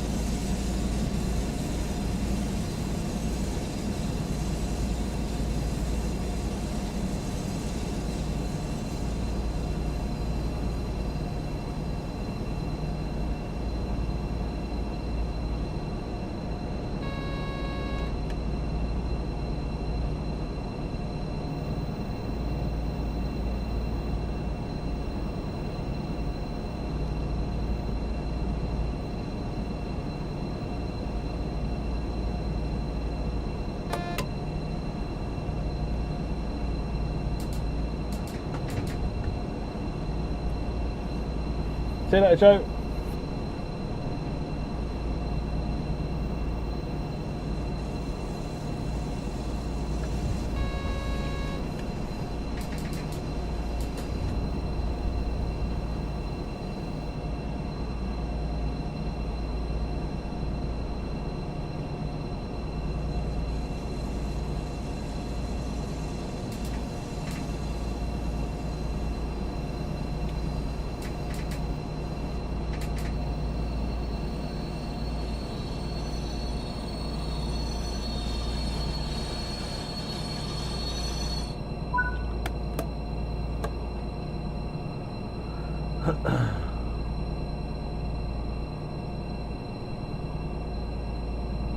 Temperature's coming up in here again. Right, I'm going to stretch my legs one more time before we get Kez in. He's sitting waiting. We'll be doing Bakerloo next.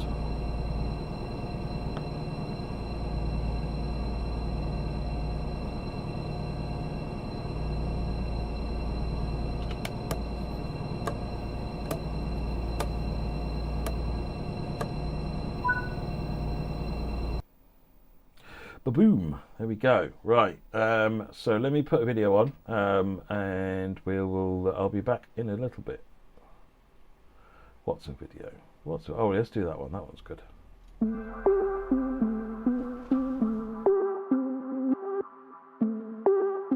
So my name's Dan Perkins, and at the age of 37, I was diagnosed with motor neurone disease. Which was obviously a huge shock. I've been a very fit and active person. I was a triathlete. Yeah, it was an enormous impact, as you can imagine. But very quickly sort of decided to take a very positive outlook and make the most of every opportunity that was presented to me.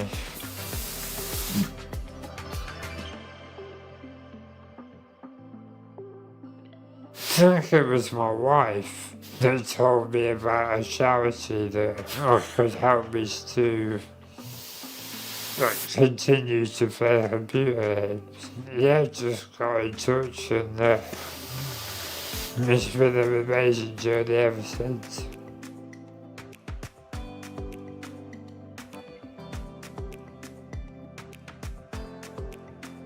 So I initially played a game using various adaptive controllers, and as my mobility has decreased over the years, we went on to more sort of voice controlled. Then my voice has deteriorated, so now we've been doing some really amazing work with iPhone controller.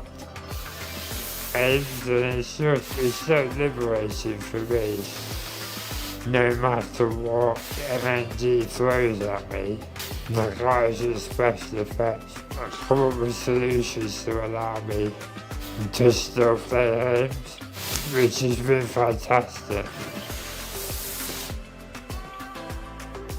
It's given me independence, it's given me an escape. They're always there if I'm struggling with any aspect. They're there to help. And I look at my civilization, demonstrate everything that I'm doing. Constantly so amazed that I can do what I do. And it's like I say, it's a wonderful escape. And I think I set them quite challenging tasks. In that, is there a way I can still play this sort of game or another sort of game, despite the fact that I'm just controlling it with my eyes, and they are always up for the challenge and always there to help make something happen, rather than telling me things are impossible. So they've been a really important part of my journey with MND.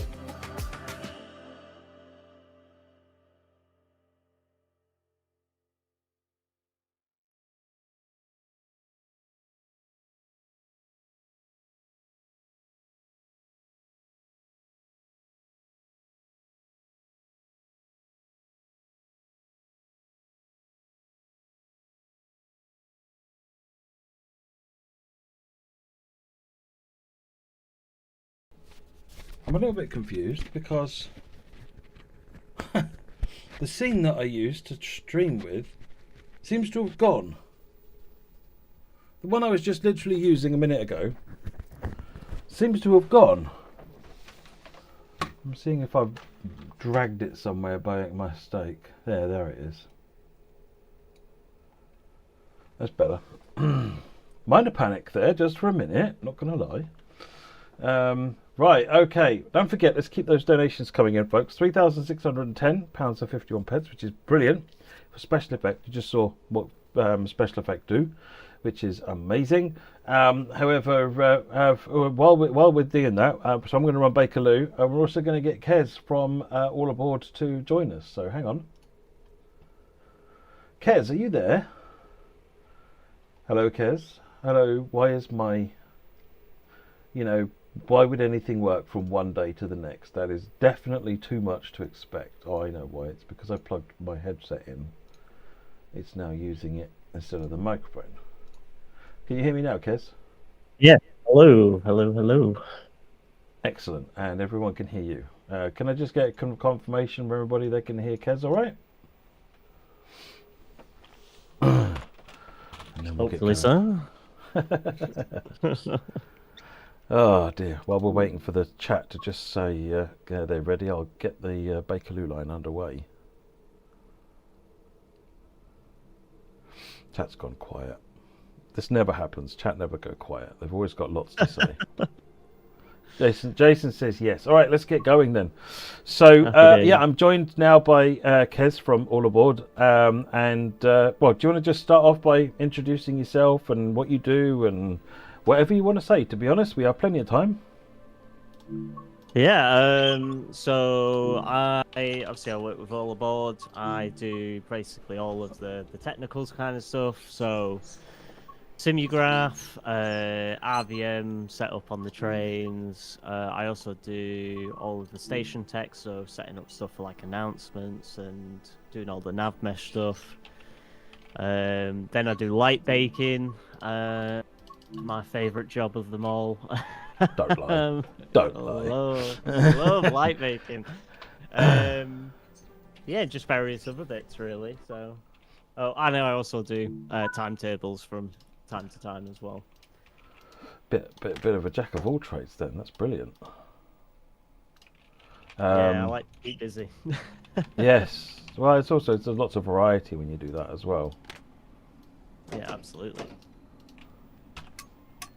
That's better. Right now I've got the doors open. Let's fiddle with light switches, cab light. Actually, we'll leave the cab light on. Destination light, gauge lights can come on, tail light can go off, headlights are on. Excellent. Yeah, I'll leave the cab light on because otherwise it's not quite that interesting in the tunnels. So what's your background before All Aboard and before, let's say, were you a modder? Did you work on TS Classic? Did you what brings you to this journey with All Aboard? So before All Aboard, I did a fair bit of work in TS Classic, but more on the software side. So most known sort of example for that work would be the announcement stuff in TS Classic, where I had an external software which would hook up to the trains in game and allow you to hear announcements automatically whilst running in the route. Right. And that was probably the main thing that I really worked on. Outside of that, I made a lot of scenarios and stuff in Train Sim Classic. And then the rest I kind of just stumbled into. I mean, before I did any of this kind of stuff, I've done many different things. So I've been a website developer. I've worked as a server administrator. Yeah, I've done a bit of everything, really. So. Oh, that's cool. What tech did you use for web development? Just personal nerdy question, having done the same thing myself. So a lot of the stuff that I did for clients was with WordPress. So a lot of PHP. Oh yeah. HTML, just like the basic stuff really. Wasn't anything too complex and whatnot. I did enjoy it, but I would definitely say I enjoy game development a lot more than website development. Mm-hmm. Oh, no, reasons, so. Absolutely, 1000%, yes.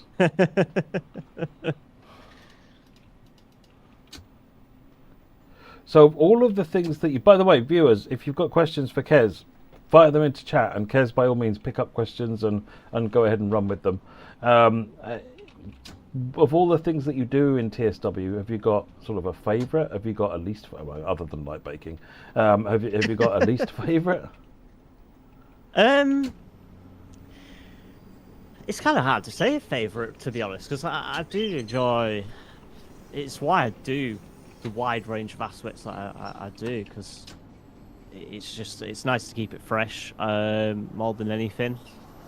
I would probably say the one that if I had to pick one, it would probably be Simulgraph, and then the RVM stuff as well. Getting to know the trains under the hood and make them work as they would work in reality has always been quite interesting to me. And it always gives me a challenge because every train's different. So, yeah. Yeah, no, I mean, I think that James on our side really likes the Simulgraph side, because you really get into the nitty-gritty of learning how that train inside and out works. All of its little characteristics and behaviours. Yeah, absolutely. I'd probably say least favourite, and it's not because I don't enjoy it, it's probably more tedious, is doing the lighting stuff. So not the actual light baking itself, but placing all the light in, balancing stuff out, making sure stuff's optimised. I Can be do quite enjoy fiddly it, doing lighting, yeah. Yeah, definitely. So... Because there are lots of rules you have to obey with how things are, how they work together, and overlapping lights and the implications of things, and it's there's lots of nif-naf and fiddly details that you've got to take into account. Yeah, absolutely. The biggest one is always make sure you're not using cast shadow lights. The amount of times that I've nearly left those on. Yes. Yeah, Shadowcasters are very, very costly. Cheesemeister says, Kez, what's one thing you'd want Matt to do with the core to help you as a third party? Ooh, I mean, from the core side, I really think there's anything off the top of my head. I like to think overall the game, as far as being able to work on content in the game, is in a pretty good place. So there's nothing that I can think of off the top of my head, but I'll keep that question in mind, and if I do think of something, I'll definitely come back to it. Mm-hmm. Yeah, and also let the third-party team know, because I am trying to pull together lists of things to do to improve the development experience from third-party developers.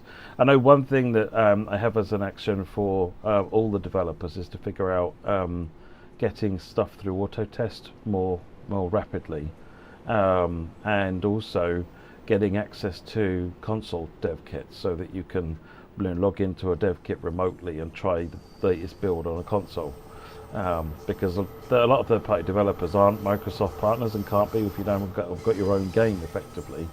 And so having us having some consoles that can be remoted into, I think would be a useful thing. So that's something I'm trying to make happen, but it's a little bit awkward at the minute, but we'll get there.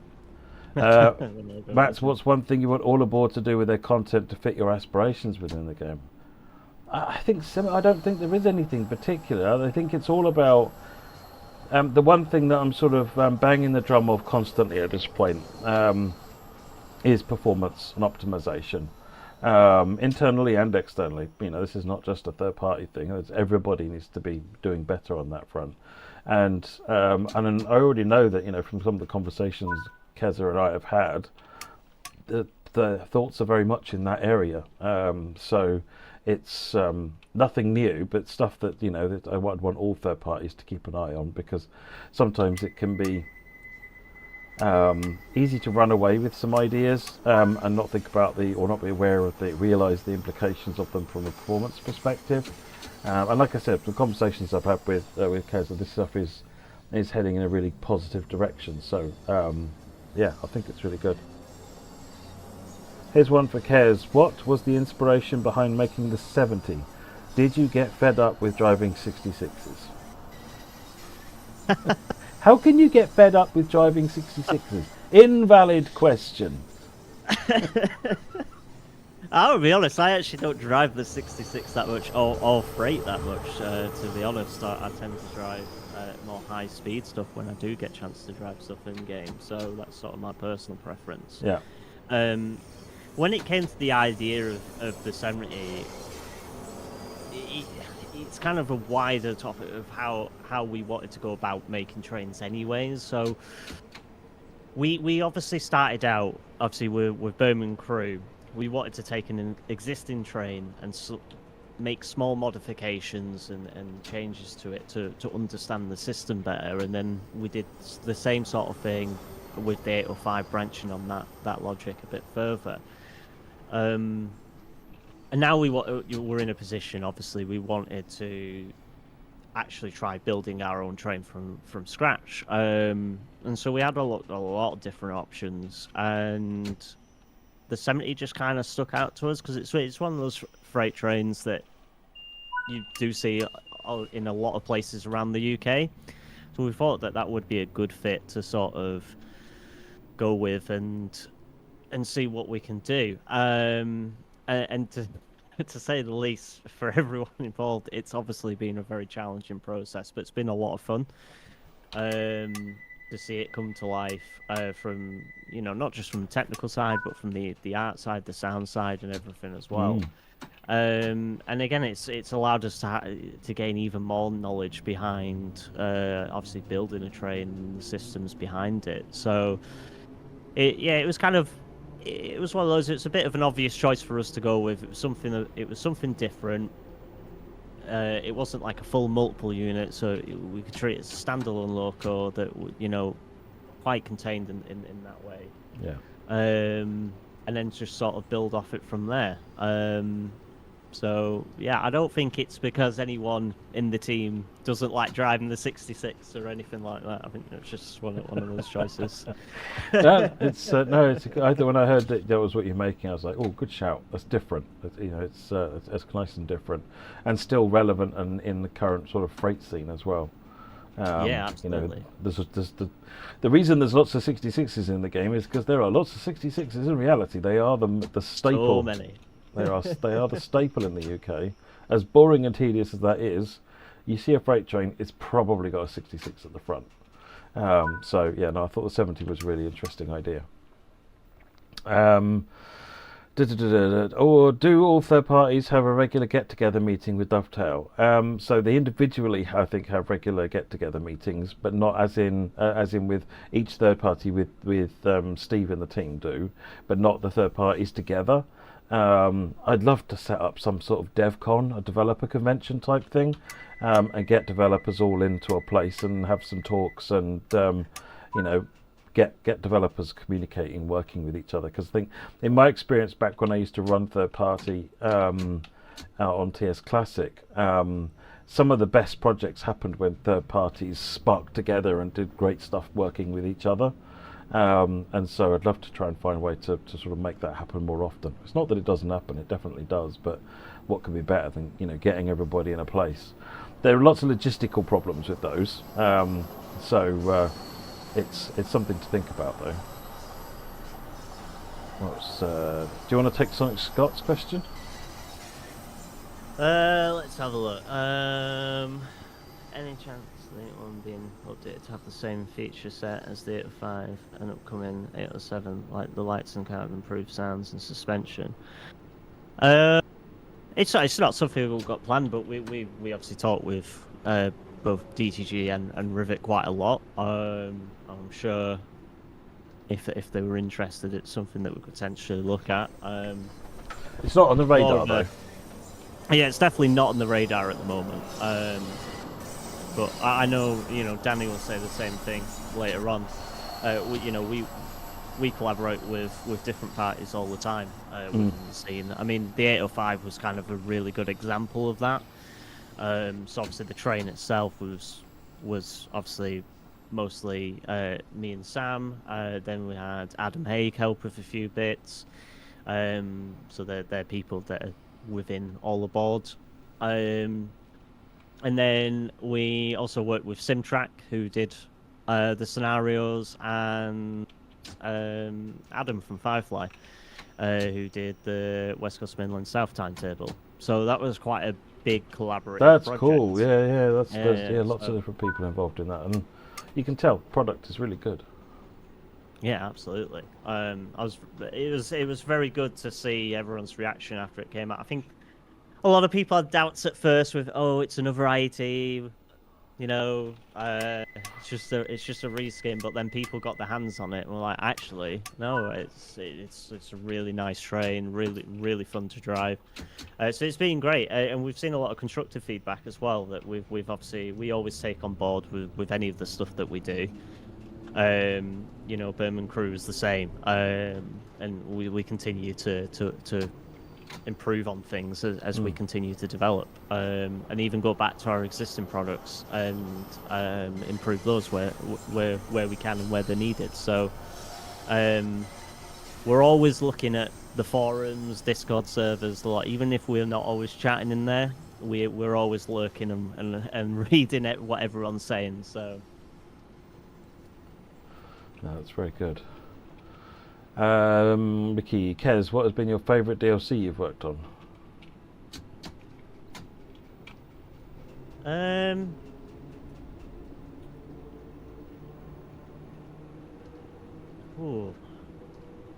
Birmingham Crew was probably...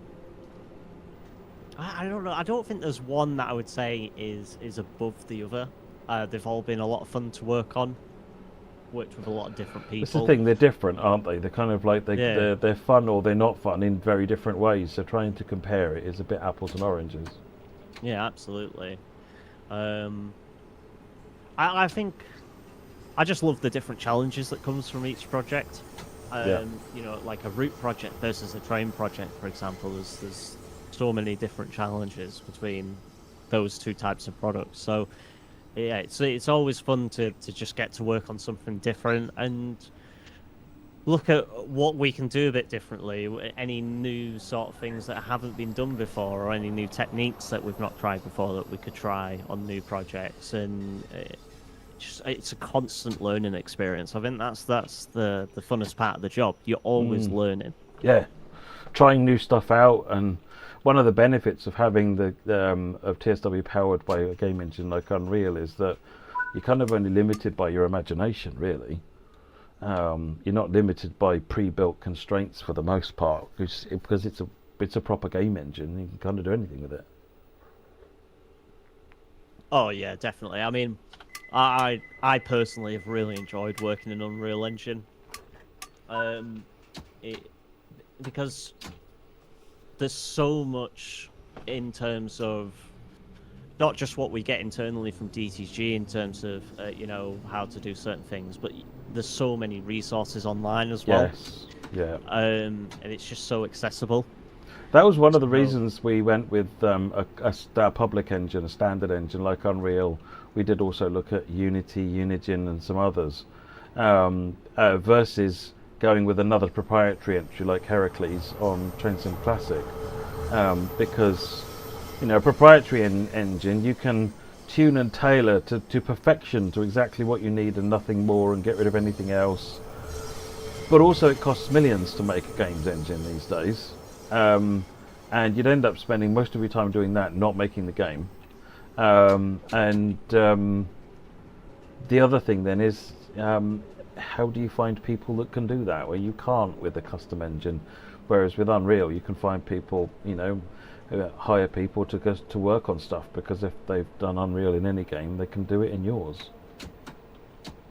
Yeah, absolutely. I mean, you're seeing a lot more of the games industry move towards Unreal Engine in particular, which is fantastic. You know, for any dev, you know, if they get bored one day of working on a project, they want to go do something different, and they find a job and they're also working in Unreal Engine, it makes their life a lot easier. So I think, yeah, Unreal Engine's it's been fantastic. There's so much tech under the hood as well that you can play around with. It's incredible. It's one of the questions I get asked quite frequently is, you know, particularly in the light of some of the longer standing issues like the hiccuping and stuttering and stuff, was does that not prove that Unreal was the wrong engine to go with in the first place? And it's just like, well, it was the least bad engine. You know, there was no perfect engine. Every engine would have had difficulties. Sorry. Oh, absolutely. I mean, there's pros and cons to everything at the end of the day, so... But, you know, fundamentally, I still maintain if I was going to do it again, still use Unreal, without a doubt.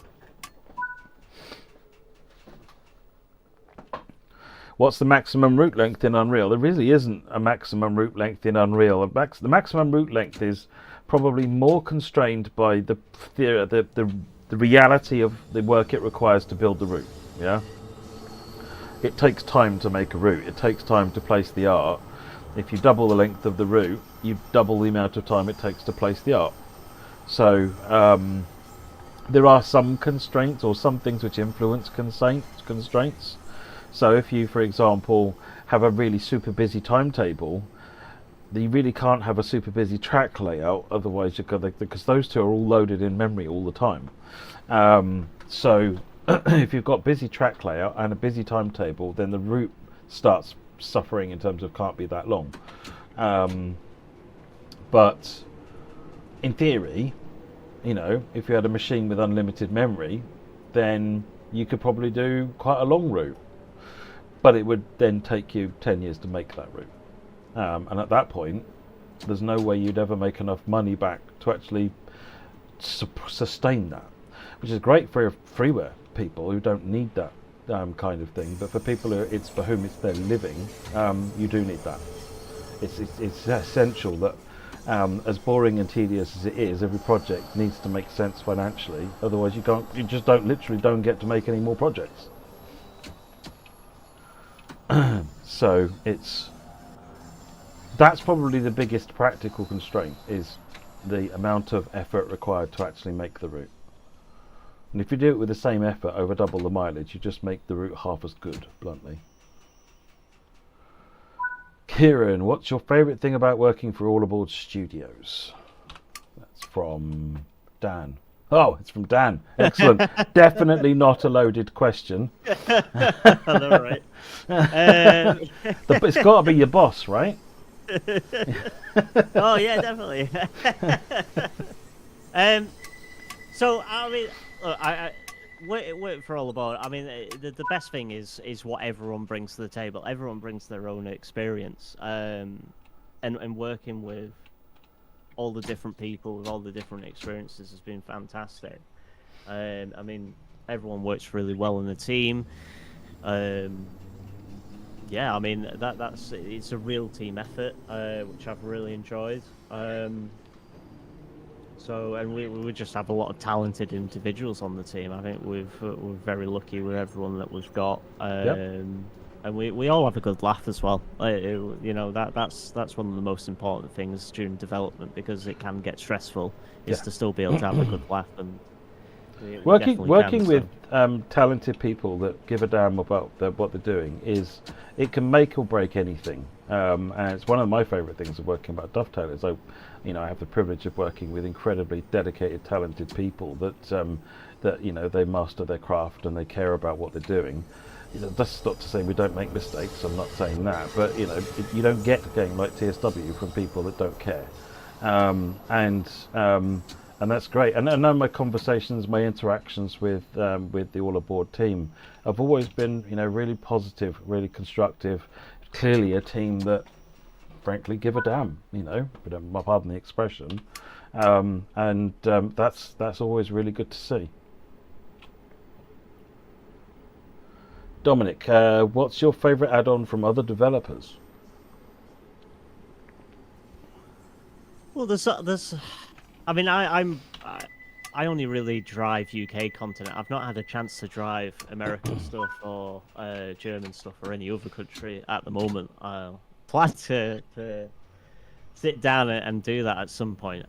So focusing on UK content, there's so much in terms of fantastic content out there that's been released by people.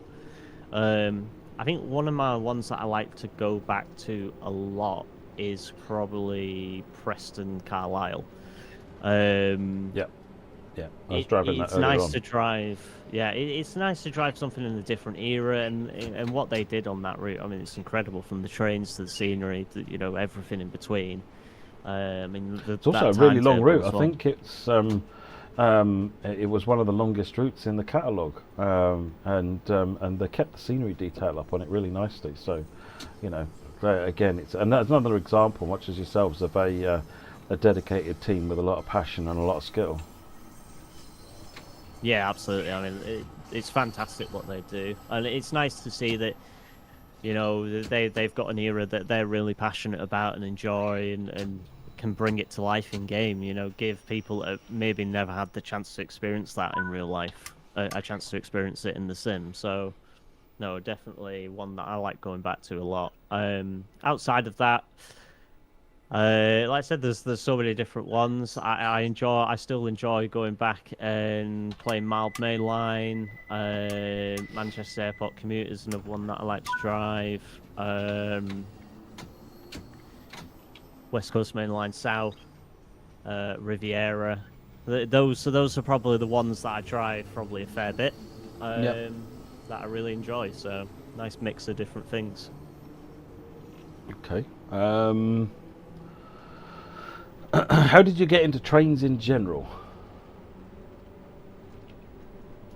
A very long time ago, my dad got me Microsoft Train Sim, and that's pretty much how I got into it. Just into trains entirely? Yeah. Oh, wow. I think I'd always had an interest in trains, but that's Yeah. when it sort of really started to take off. And then obviously from there, I mean, I've played them all. So obviously from Microsoft Train Sim to Train Sim Classic / Railworks, and obviously many names as that's evolved, and then obviously now into Train Sim World. I fiddled a bit with model railway stuff from time to time as well, but yeah, I spend a lot of my time in the game. So. Well, what gauge do you model in? I couldn't tell you off the top of my head. It's what's the one that Hornby do? 00. 00. Yeah, that's the one. They do a new one called TT, but I'm assuming you mean the one that's prevalent, which is the larger trains, 00 gauge. Yeah, that's right. TT or is it T gauge? I don't know. But yeah. Yeah, another MSTS guy. Yeah, no, likewise. Although my train interest stems beyond long before then. But yeah, MSTS. That's the kind of the start of train simulation going mainstream, which is quite a landmark. There was obviously train simulation before MSTS, but things like BVE and so forth, they didn't have that mainstream hook. So no, MSTS brought a lot of people in.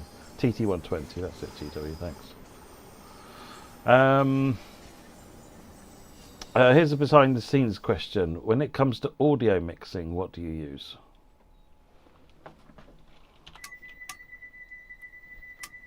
Audio mixing in terms of on the trains and stuff? I've no idea. They just said audio mixing.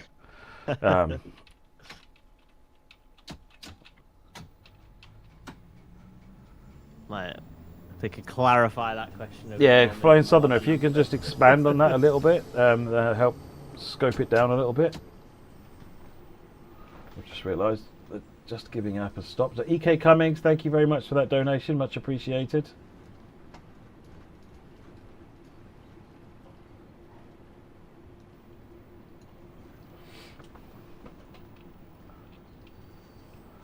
Got to 35. Oh, EK Cummings' donation was actually our 50th donation. Oh, happy days. Fascinating, weird, useless fact. Train sounds, ambient sounds. Do you mean the software used to actually manipulate the sounds before it goes in, or do you mean the recording methods used to capture them? What, or all of the above, Flying Southerner? What's your angle? BB was very good, Dominic. Yeah, totally. Bozo View Express was very good. It was, I mean, it had suspension long before TSW did.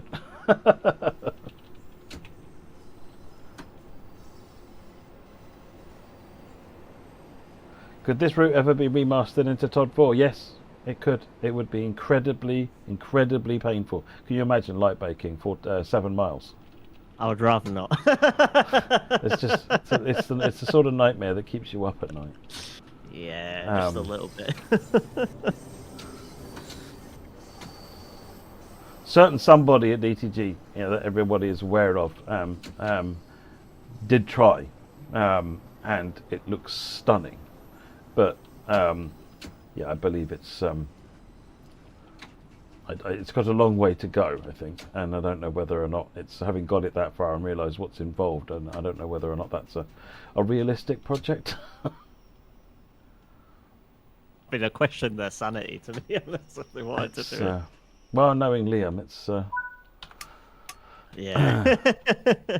Oh, so Flying Southerner mixes and live and broadcast sound as a job, I guess. So it's kind of just interested in just the general, how you manage sound in the add-ons. Well, I'm not really. I don't really do any of the audio stuff. Right.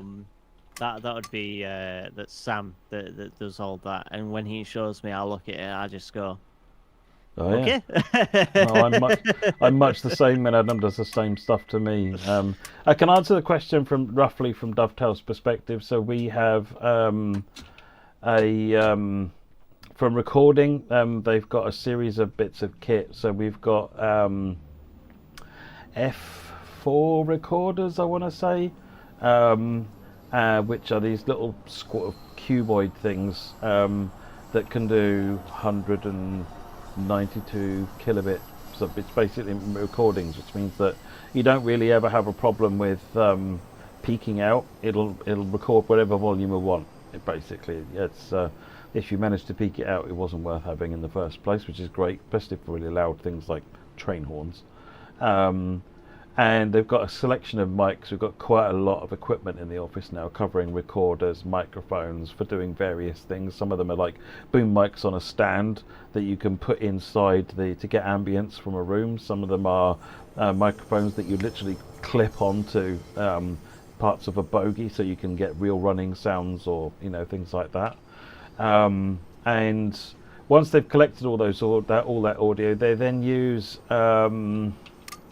Reese, are you still about? What's the software you use? It used to be Logic, but it's not Logic anymore. They use, it begins with an R. It's really common, and I should remember the name. But they use an audio package then to do processing on the audio, to cut all the relevant parts out, clean them up.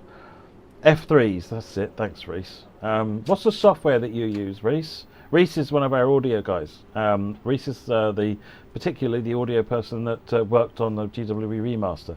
Reaper, that's it. Reaper is where they moved, because the audio team used to have Macs and run Logic, but that gets to be a pain when everybody's using a PC. They have to have a Mac as well for no reason, because actually Reaper is really good. So yeah, Reaper. So and then it obviously goes in, and the audio team, like people like Reese, will work their magic to make the audio fit everything. Yeah, my wife uses Reaper as well. How long have I been in Dovetail? 14 years. Been a while now. Felt like part of the furniture. How long has I'll ask that one to Dan actually later on. How long ABS has been around? That's a Dan question. Looking for questions.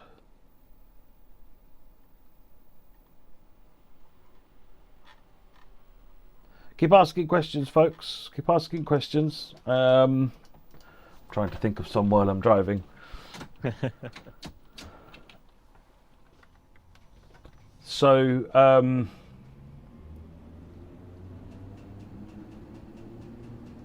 see, all the questions I'm thinking of are the ones that lead into answers that might not be shareable. So, all the usual. What's your favourite train? Well, why aren't you making your favourite train? Yeah, definitely. Well, it's the Class 70, obviously. Yeah, absolutely. It's my number one favourite. Do you get Todd 4 lighting on PlayStation 5? Yes. And Xbox Series X. In fact, all platforms get Todd 4 lighting. Routes are literally built for a specific type level of lighting.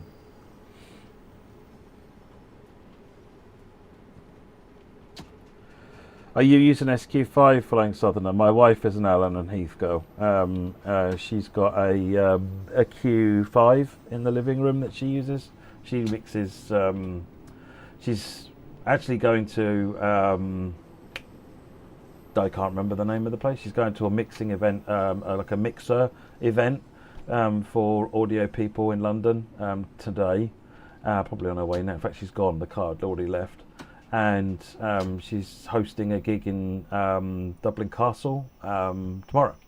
So yeah, she's big in that thing. But yeah, she loves the Allen and Heath. Cubase FL Studio and Ableton are different to Reaper, I think, in what they're trying to do. There is overlap, I think, but I don't think they're exactly the same. Dominic recorded tram sounds with an old Marantz tape recorder and microphone that came with it. Well, that's interesting, yeah.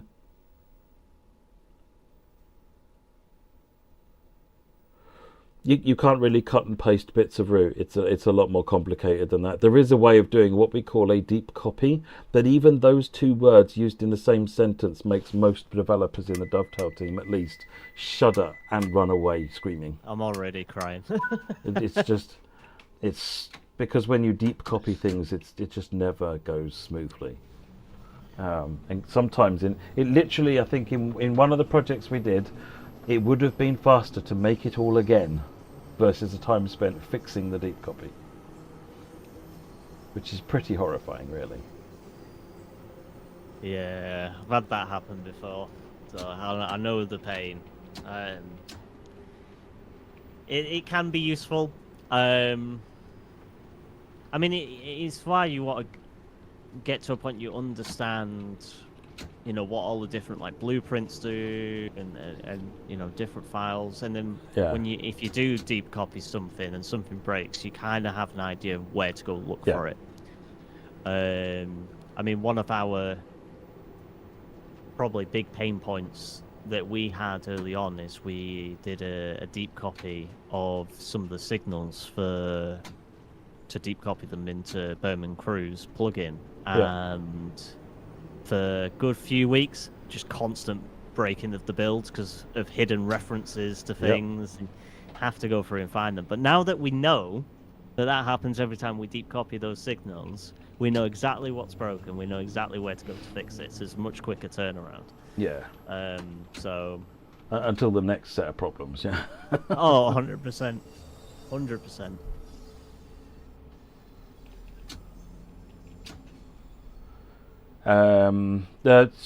George Butler. Yes, PlayStation. All platforms get Todd 4 lighting. The routes are literally made and balanced for a particular Todd lighting.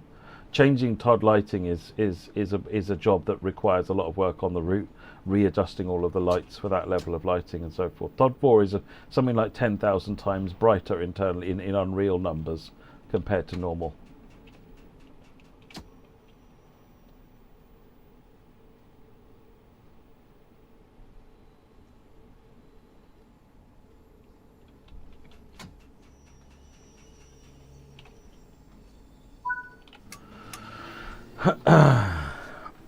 Hey Richie Rout, we've got Kez up, so if anyone's got questions they want to ask Kez from All Aboard. We've also got Dan from All Aboard coming on a bit later on, sort of 7 or 8 o'clock ish. And then after Dan, we've got Firefly coming back on again, but this time with Charlie to talk about trains and such. So, yeah, lots of people to talk to for the evening now. So ask your questions, and we'll try and get you some answers. Off to Kensal Green in the meantime.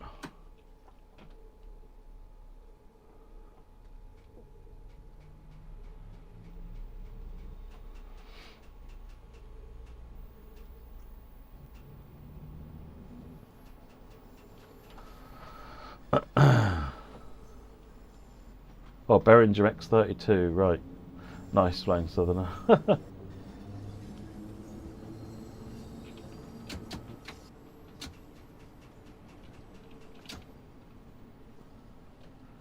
Will the Class 70 just be Freightliner, or will it also have Colas as well? I think we can answer that. Well, I'm pretty sure it says on the roadmap Freightliner, so there you go. that should. If it was Colas as well, you could definitely assume it would say so. Yeah, just Freightliner.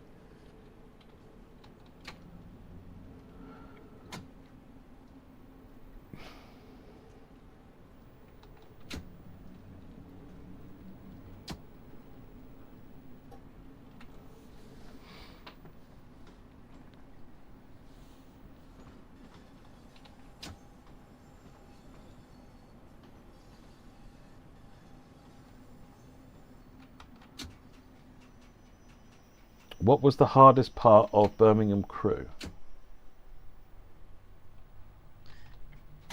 Well, for me personally, the timetable at New Street, because I happen to pick probably one of the most difficult timetable eras to do. So that was definitely, it was enjoyable, but it was definitely painful at times. You have so much, especially now with all of the different stuff that we have in game for that route. There's so much activity at New Street. I mean, all you have to do is go stand there in game at like 5 PM, for example, during peak time, and the announcements never stop going off. That's how busy it is. So, yeah, it is. Yeah. I think for me personally, that was probably one of the biggest challenges. But we learned a lot from that route. Which has obviously been fantastic. We learned a lot about like optimization and stuff, for example, as well. Yeah. You know, we already had some knowledge going into it, but as time has gone on, we have learned so much more. And there's things that we would definitely do differently now, with just things across the board compared to what we did on that route. Yeah, the problem is some of the learnings that you have become too difficult to retrofit without rebuilding great big chunks of the route, but you can take that learning into the next one. The thing I was impressed with was that, you know, as a first route, Birmingham Crew is a serious undertaking, and it came out really, really well. Yeah, I mean, you know, a lot of people have said that too, and we're really happy. And I think now that it's gotten into a much better place now, as fixes have come out and stuff, and people have been really enjoying it. And I know we've spoken about it in the past. We're in the process of doing the last bit of tidying up and polishing and things that we've learned on Trent Valley that we're bringing over to Birmingham Crew, for example, from like an optimization perspective as well, to, you know, minimize things like obviously with blurry textures and stuttering. So yeah, it's been great to go back and revisit the route again as well. I saw a question actually from Richie, favorite station on Birmingham Crew. So there's a bit of an inside joke between me and Dan as to why I'll pick this, but Penkridge is one. That provided some interesting development stuff I'm not really going to go into, but it gave me a good chuckle at times. Outside that, probably New Street. You know, revamping New Street, giving it newer lighting and light baking, that was a very interesting challenge, and to see the end result of it was really nice. And it really gave me a chance to properly work with light baking and experiment different ideas and stuff like that. So from a station perspective, yeah, I would say New Street. From a timetable perspective, I wouldn't say New Street. So yeah. I don't know. It's kind of it's a mix, isn't it? Because actually, the more challenging areas tend to be the more rewarding areas when they finally start working. Will they ever start working? And then when they finally do, you're just like, oh, that's clockwork. It's so good. You know, my original Long Island timetable was very much like, you know, getting all of the interactions working around Jamaica. Felt like I would never get that, where all the trains would stop arguing with each other. But then when they did, and I just held the camera around there, and you just watch all this stuff, all these trains sliding around each other, it's just like, oh my word, this is just absolute cinema to watch. And yeah, unfortunately, that timetable never got released. But it was, yeah, it is a challenge. But you know, that's where it's. Jason, follow-up question: what made you choose Birmingham Crew as your first route? So a few of us, I mean, when we're deciding what to make next, we all kind of sit down as a team. We come up with different ideas, and we let everyone pick different ideas and kind of go from there. Birmingham Crew, my own reason, you know, to wanting to do that particular route was to give the 390. You know, a chance good to stretch. do different, a really good stretch, and to operate it at different speeds. So you work just, you know, you've got West Coast Main Line South for quite a good stretch of high speed running, and then Birmingham Crew gives you a chance to operate at all sorts of different speeds. So that was my own personal, and I love the 390. It's probably easily one of my favourite trains in TSW that I drive very frequently. But the rest of the team that sort of had a hand on picking it will have different answers. I'm sure you could ask the same. We shall ask the same question to Dan later on. Yeah.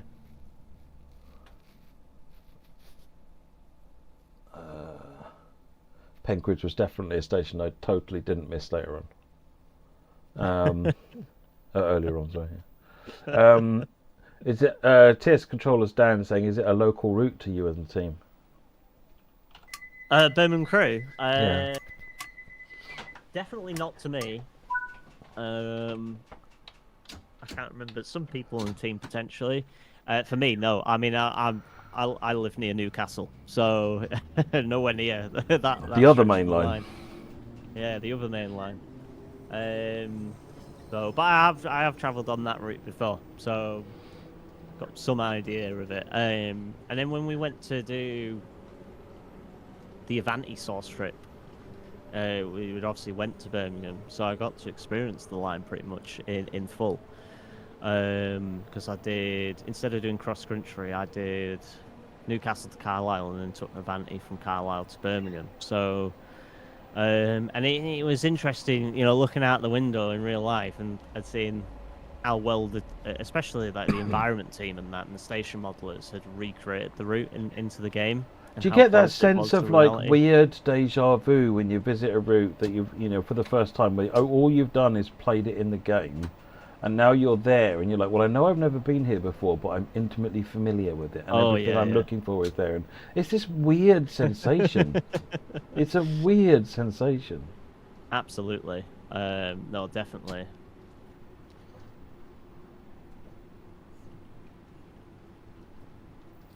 Can we expect a roadmap for March? Yes, I think you can. I believe Alex is looking at a roadmap for around sort of the 9th of March-ish sort of time, but it's not finalised yet.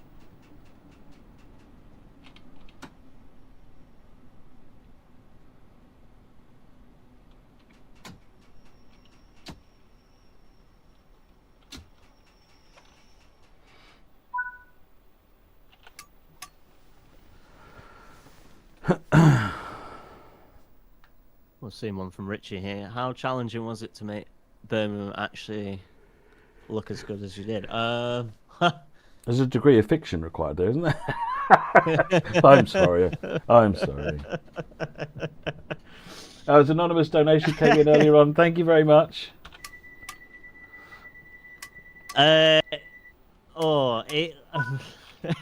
Challenging is definitely one way to put it.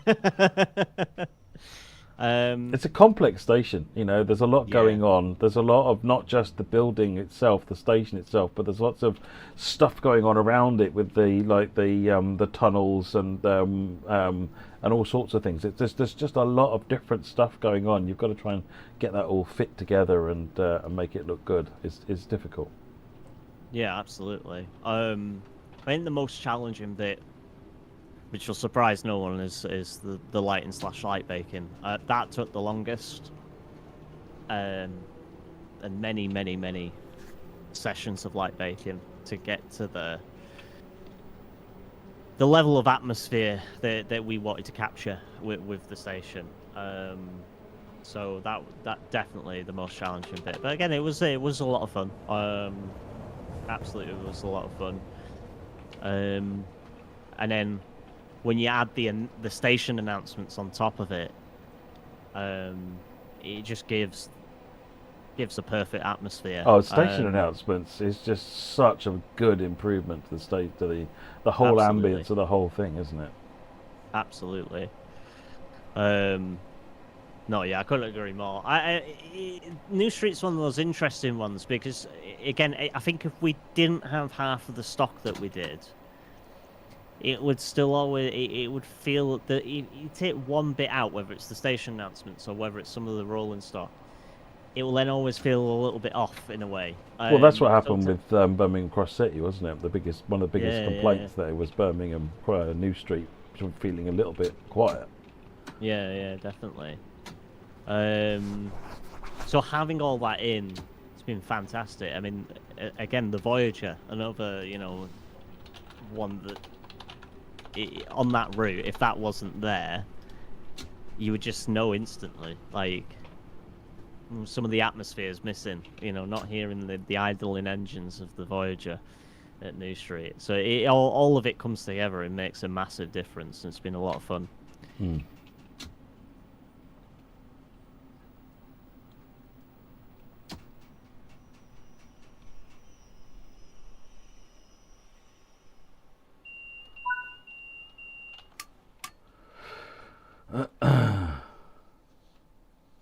As far as I can recall, Snakebiters, one of the reasons for the fourth rail is because using the main running rails as the return, it was causing massive problems under the track, corroding stuff and so forth. So they had to put an isolated return rail in to stop it damaging the track or something like that.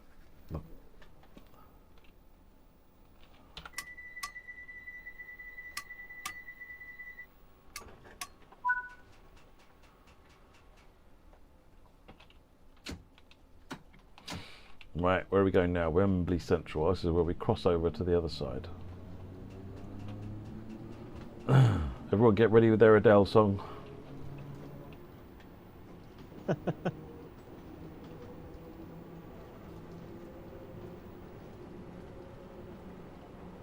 Has there been any improvements to the 805 timetables on Birmingham Crew and West Coast Mainline South?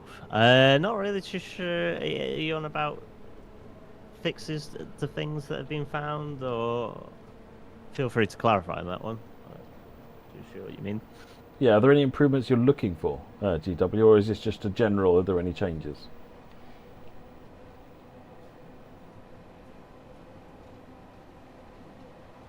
There you go, flying stuff in that guy.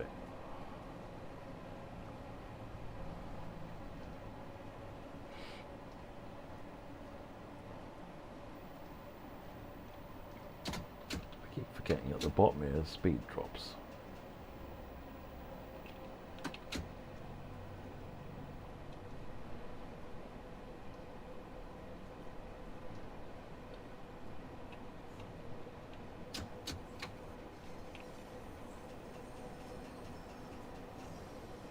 mainly to do with out of memory crashes. I'll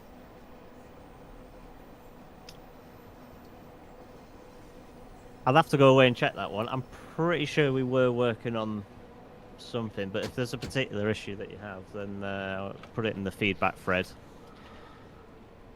I mean, we're still working on some general stuff, understanding the blurring problem, generally across the game. So there's levels of experimentation that going on that Firefly are helping us with, and there's discussions. So there's some learning still to pull back into other things. But what I don't want to do is go out to all the third-party developers and say, do all these things until we actually know what impact it has and it's worthwhile change and what is the list of things to do. So you don't have to, we don't go back to third parties and say, well, if you go through your route and make all these changes and then do that 5 times, they'll probably get really annoyed with us, quite reasonably.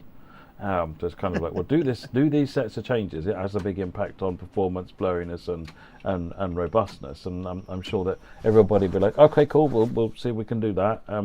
Whereas, if we say that 5 times, 6 times, then so there's lots of stuff that we're experimenting with at the moment, and we'll then provide feedback. And once we've got a good set of guidelines, so that will help as well, because that will just have a lot less stuff loaded into memory. Liam did a test where he was able to save 1.5 gigabytes in textures on the East Coast mainline route, and that's a change that will be valid across any other route that's in the game, pretty much. Firefly did some really good work on the trains on Southeastern, saving something like 300 to 400 megabytes of texture pool memory. So plus we've got some core changes in where we're going to actually have it unloading trains once they're not in range anymore, which will save main memory and core memory. So there's a bunch of stuff coming, and it will help that as well. So I think the answer is the magic fixes are not there yet, but everybody, including All Aboard, including us and other third parties, are working to get a good handle on this and come up with the right set of instructions to move it forward as rapidly as possible.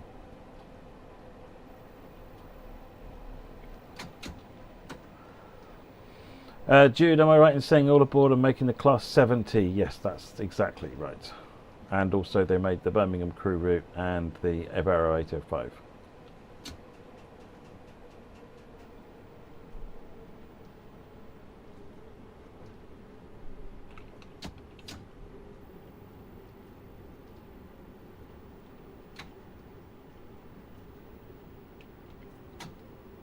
Waiting for someone to go, when's the 70 coming out? Oh, you've said it now. I've got to check the roadmap. Keep checking the roadmap.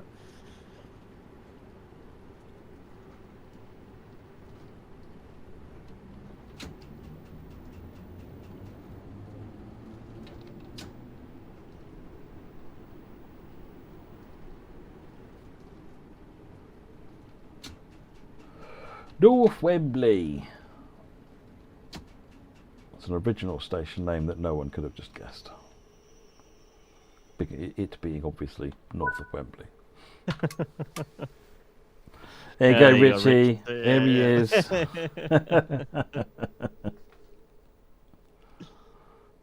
Oh, Flying Southerner as well. There you go. Yeah, you'll have to keep checking the roadmap. There you go. It'll be coming out one day after the day before, yeah? Yep, that's it.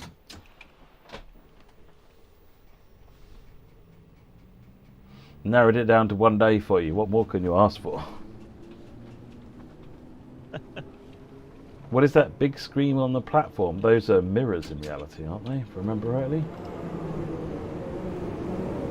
These things, yeah, these are mirrors. These are so that as the driver standing here, in reality, you could see down the back of the side of the train. With that, it's for driver-only operation. Some other stations have got a series of screens. I think Southeastern generally have screens. Lots of different ways of doing it. Like I think on Electrostars, it actually generally puts it onto the screens. I think that's actually the interior cameras, isn't it? But yeah, no, it's for driver-only operation.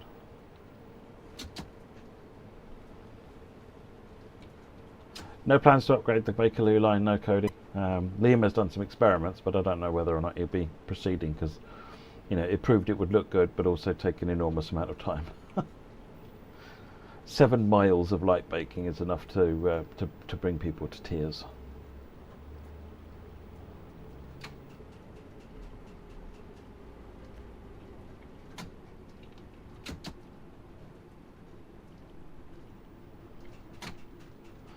Yes, the screen's in the underground bit. That's a good shout. Yeah.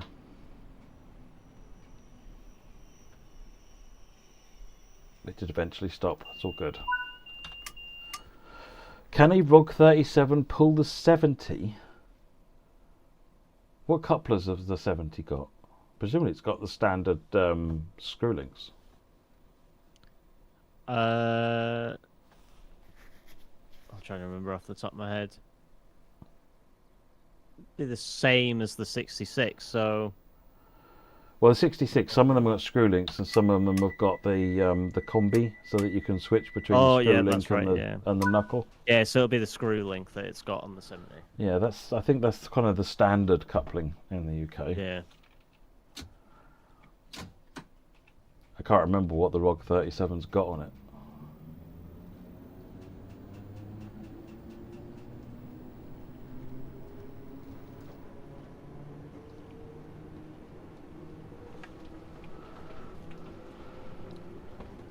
Where does the 70 normally operate?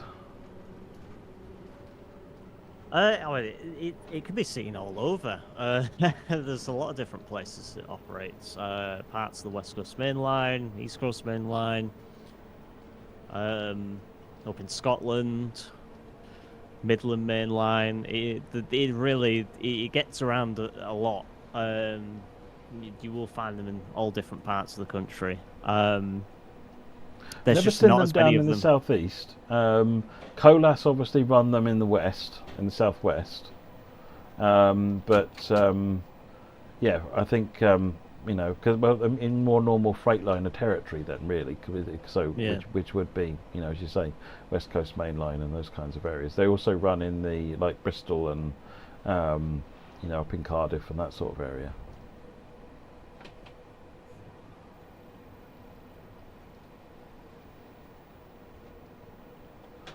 No, I've never seen a 70 anywhere near this area, Woody. But then Freightliner is less common down here as well.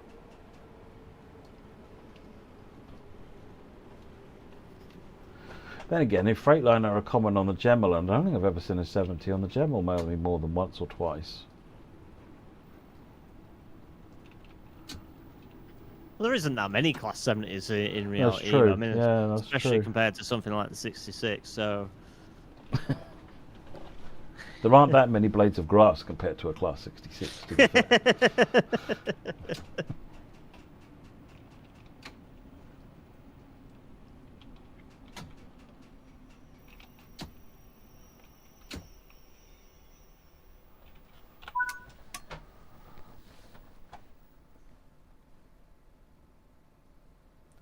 Is the third rail on the Bakerloo being investigated? I don't know what you mean, Liam. Do you mean making it work with third rail trains? I believe there might be a fix for that. I can't remember where that got to. I will chase up with that because there is a timetable update. Joe left. So when Joe comes back, let's find out what happened with the Bakerloo update, and then he'll probably tell me what I've forgotten, and we can work it out.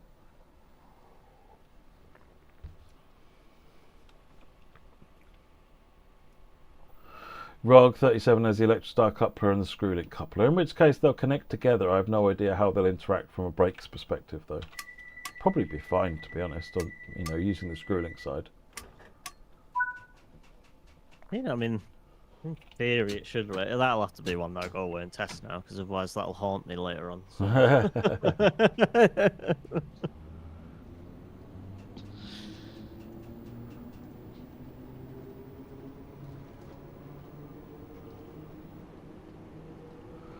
Is there a unique feature of the 70 that you can tell us about? Says Woody. I don't think there's anything that we could share at the moment, but I'm sure once we're ready... Nearer the time. Yeah, once it's ready.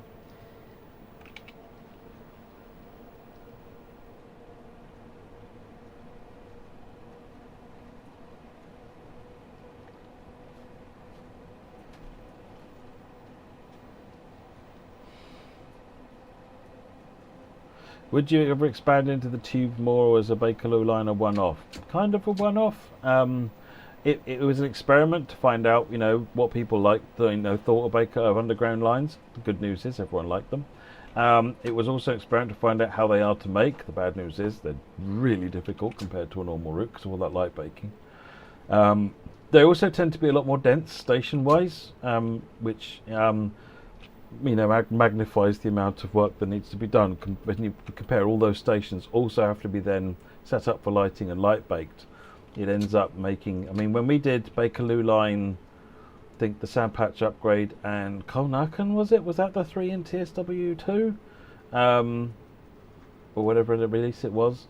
It was. Bakerloo is at that point one of the longest developments. I mean, it was quite a lengthy development, and it was one of the shortest routes we've ever made, if not the shortest actually at that point. Yeah, because only 14 miles, and so that told us, because originally we were thinking of doing the Piccadilly line, and we went with this one instead because the Piccadilly is quite a lot longer. I'm glad we did go with this line because if we'd gone with the Piccadilly, the chances are it would have been cut to ribbons to make it, when we realised how long it was going to take. At least this one's complete.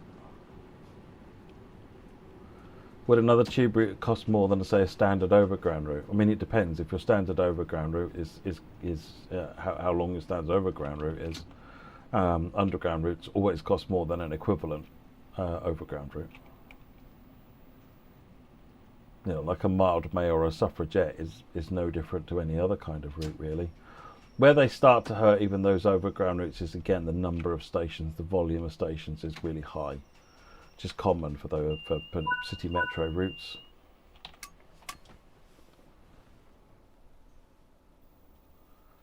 Charlie will be joining us later on this evening after Dan from All Aboard.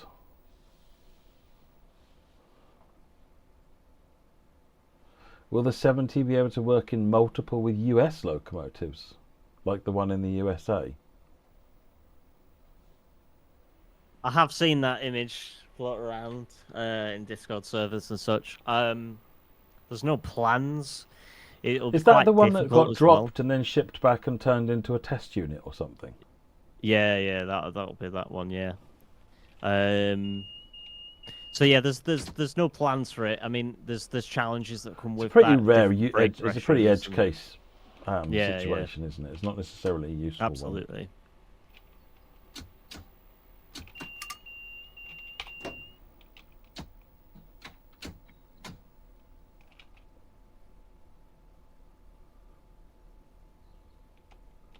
Oh man.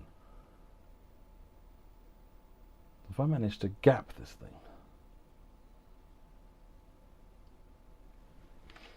Oh, another donation's come in. Thank you very much for the donation. Much appreciated. Another anonymous one, so I can't credit you, but I must have cut it out. Or I left the doors open. No. Doors are closed. We've got a...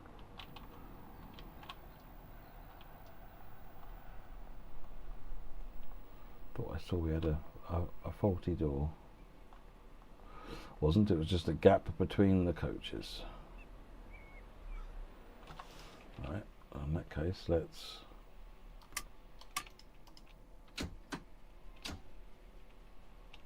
There we go. Got our white lights.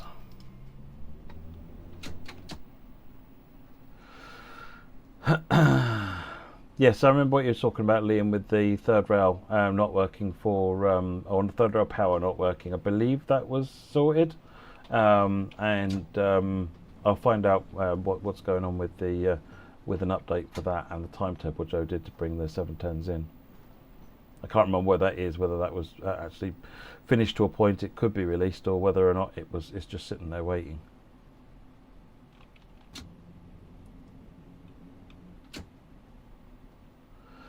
How easy would it be to make subsurface like the district line and the Met line? I mean, again, becomes a normal route with the exception that the station count is very high, which I think Kieran will agree with me is a significant resource sink when you're making a route. Stations are difficult.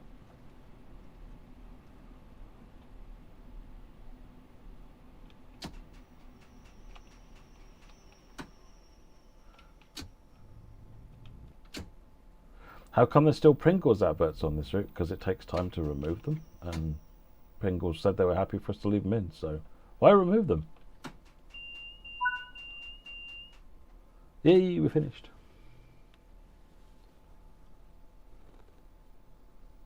Got a blast with the Acela next. Oh no, I haven't. I'm reading way ahead. Morristown is next.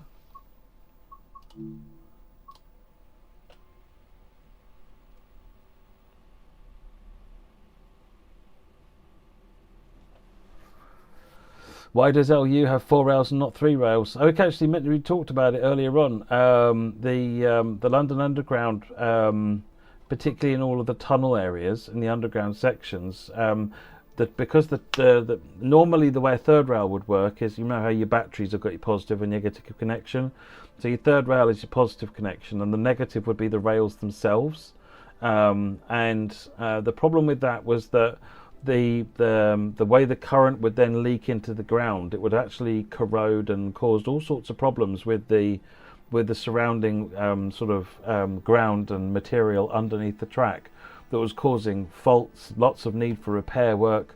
So they were looking at, well, what else can we do, and they devised a way of having another rail in there with dedicated, which is isolated the same way the positive is, and use that as a return rail, meaning that the two normal rails are purely there for the wheels to roll over, and the 2 lines that have got the electric are isolated from the ground, and that keeps everything sort of sane. Third rail doesn't need it because overground, outside of the tunnels, it's not really a problem, but the underground does need it. That's my understanding of the issue. I don't know how accurate that is, but that's my understanding of it. What was the issue at Harrow? I think it reset the breaker or something. I had to reset the breaker to fix it. I don't know. I'm still not sure what caused it. Morristown line with the Arrow 3 414. Right, I'm just going to go grab another drink. I'll be right back. Okay. Oh, there was the Pringles thing was a competition. There was a competition on Pringles cans that we did. Luca, and you could the prize was to become a character in the game.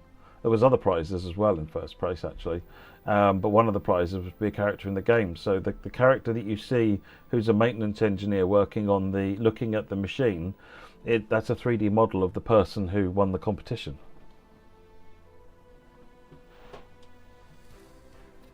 I don't know if the character's still there. I know the Pringles machines and adverts are there. Right. Control plug in. Put that in forward. We're okay on that one. Put it in doors unlocked. Get all of the no fun machines switched on. Headlights on bright.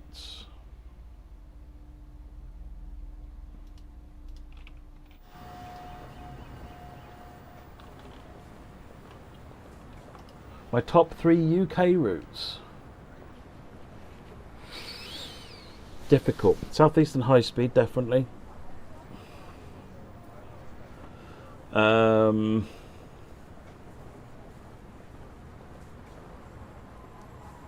don't know. I find it difficult to pair them to compare the routes like that.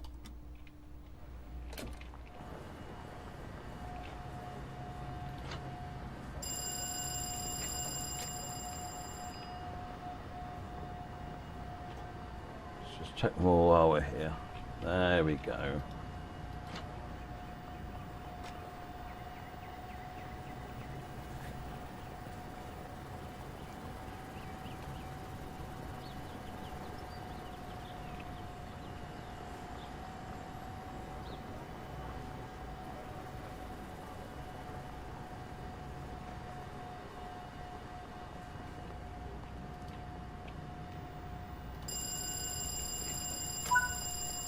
That's it. Now we get.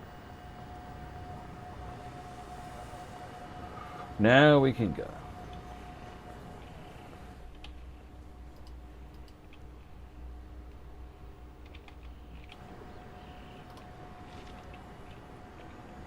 It's not helpful, is it?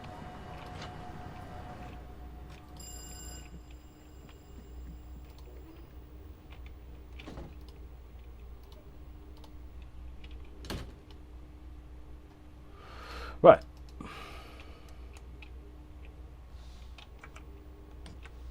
Wants me to release the brakes. Ridiculous.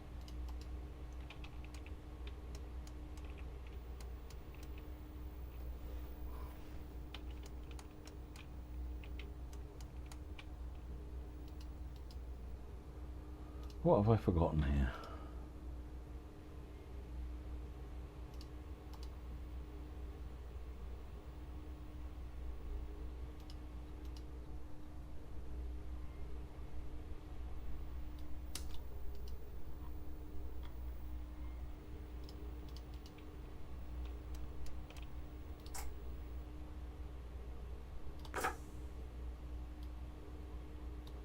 Set the brake to cut in. Where's that? There. Hey, we found it. Competence has been discovered.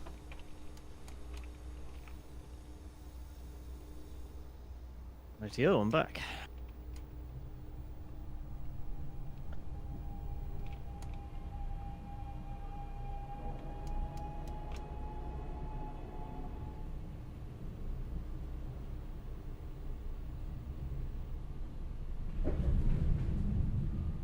This thing bounces around across the junk. It's lovely. Old clunker.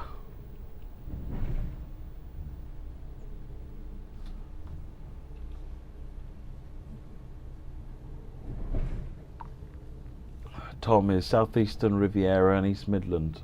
The Riviera's pretty high up. I debate if it's in the top 3, but if it's not in the top 3, it's probably in the top 5.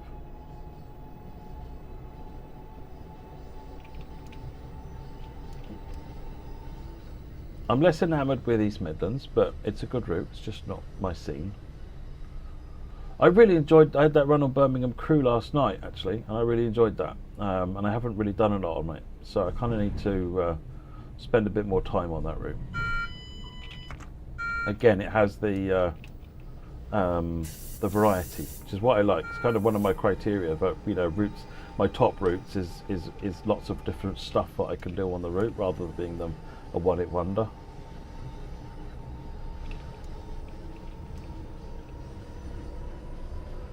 Right, 45 track limit.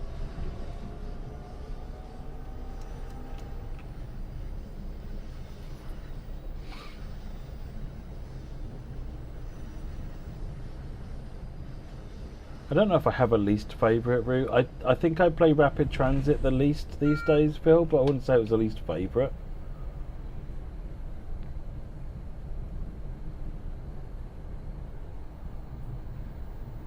Sonic Scott, Preston Carlisle, Birmingham Crew, South Eastern High Speed. It's a good list. It's a good list. Again, I like Preston Carlisle, but again, from a gameplay perspective, I struggle with the express runs. I like commuter trains. I like stop-start, and that's purely a personal preference, rather than any judgment of quality or anything. And that's where the opposite. I like high speed over stop start Yeah. runs. Oh yeah, no, and that difference is to be celebrated. It's, Absolutely. That's one of again, Birmingham Crew gives you a nice mix of that, which I quite like, because you know you can use the 350s and do some stop start runs, or fire up a Pendolino and blast along the line.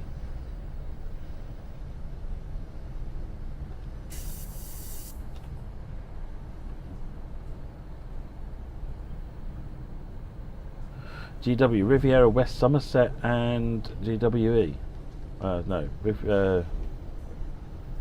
Jeez, it keeps moving. Riviera, West Somerset and GWE.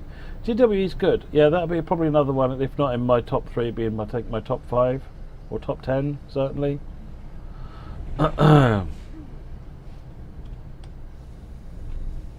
GWE was the first route I ever played, and It's the TSW. first route any console player ever played, because it was the first route we released.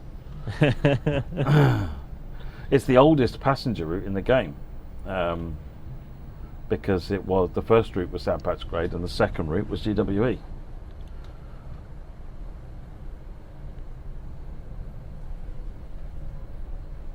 Been really nice to go back to it now that it's had the remaster. Liam and Reese did such a good job on the remaster, really brought it to life. Absolutely.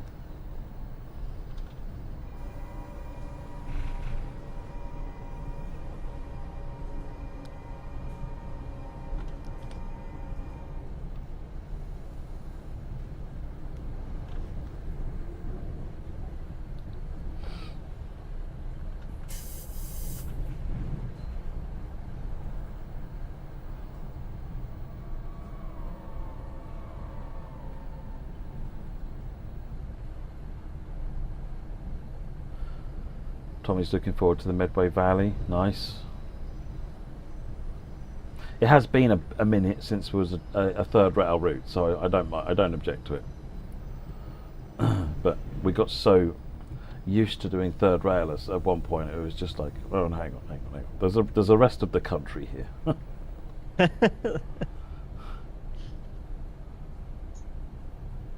So I've been pushing the team, do this northern route, do this Welsh route, do this. Do this one in the southwest, do this. Let's do some different stuff. There's lots of really cool railways out there that are really interesting. It doesn't all have to be Electrostars. Or in more recent time, West Coast Mainline content has been the trend at the moment. So yeah, West Coast Mainline is definitely the trend. Happily, there isn't much West Coast Mainline left to do, so everyone will move on to something else.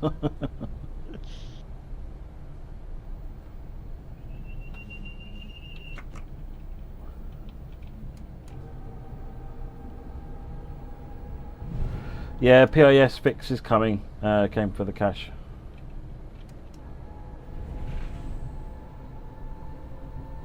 I think at some point the PIS got broken and then fixed, but the brake went out, but the fix didn't.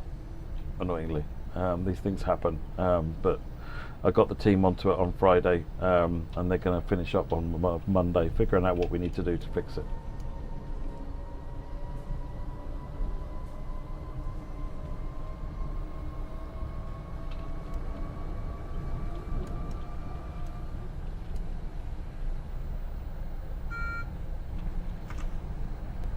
Yeah, a slam door EMU is probably the way that the exception for me. I mean, if someone was doing like a 4.6, 4 SEPs, 4 VEPs, doing a slam door route and third rail, that would feel different enough to me.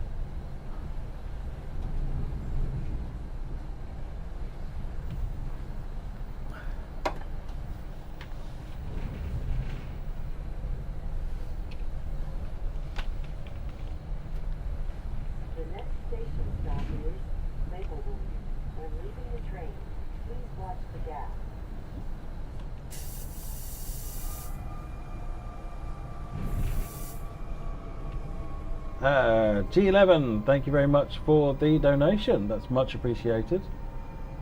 And when the math does the math things, 36.79 is where we're at now. So thank you very much indeed.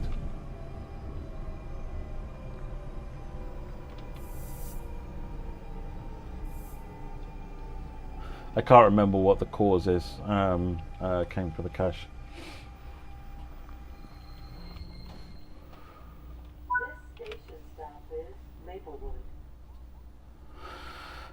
Is the GWR 387 pack part of the HST farewell pack? It is not. What it is, I don't know at this point.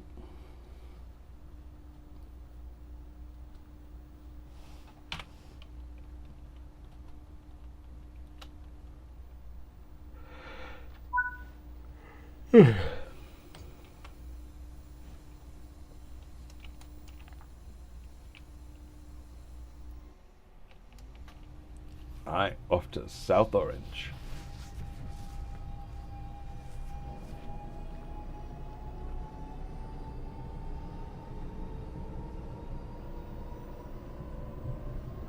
Yeah, Brylar, we shouted out G11 just now. Yeah, it's a core fix for PAS. Yeah. Core component got changed and it busted things.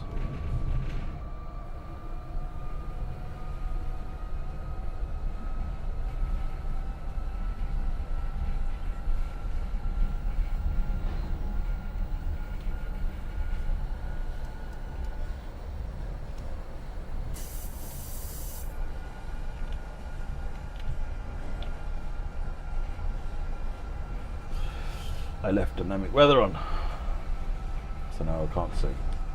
The next station stop is South Orange. When leaving the train, please watch the gas.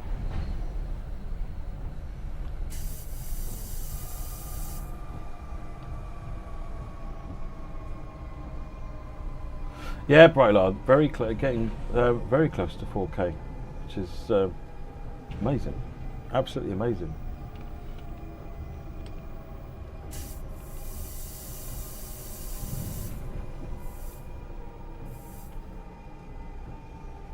Stop at some point on the platform would be nice.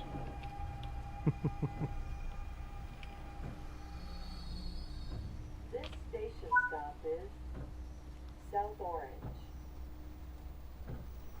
Oh, Woody, you were asking about the shopping list slide. There you go. That's the shopping list. Sorry, Kez, they can't hear you at the moment, so hang fire. This is the shopping list slide that you asked for, Woody. Hopefully that answers your question. Let me put it back on the game now.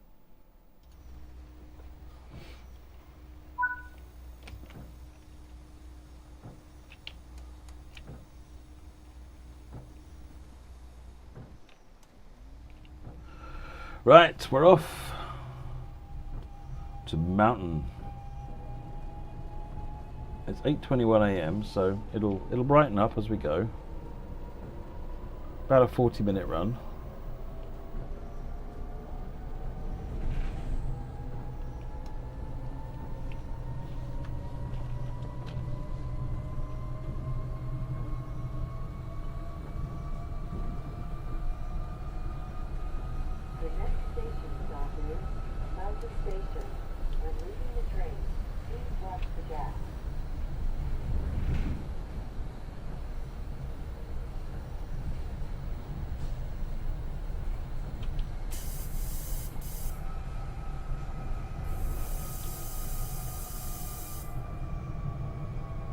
Keep leaving you way too late to brake.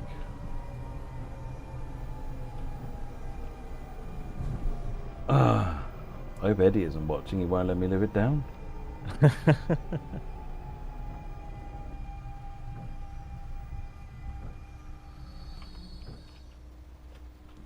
station stop is... This station stop is behind you. Yeah, alright, thanks.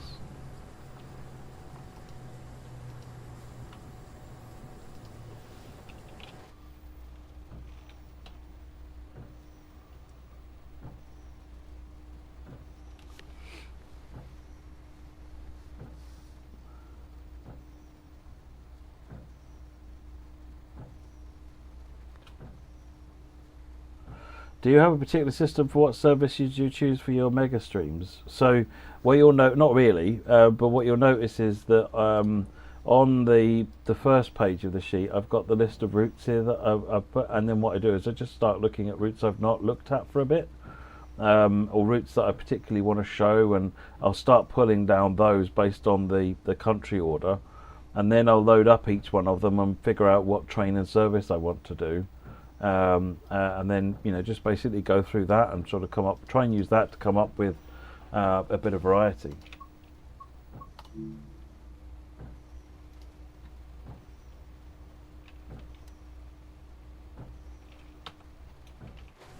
Am I actually so far past the station it won't let me unlock the doors?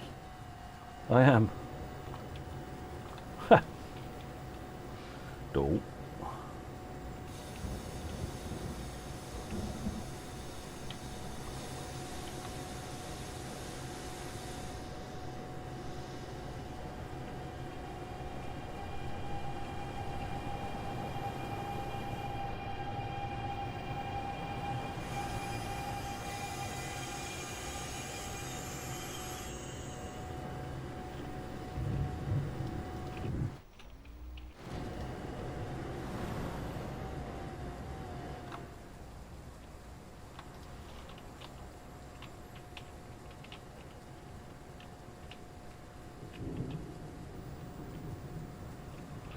Oh, that's because there's a fuse in the compartment for the headlights. Put the door back where it was.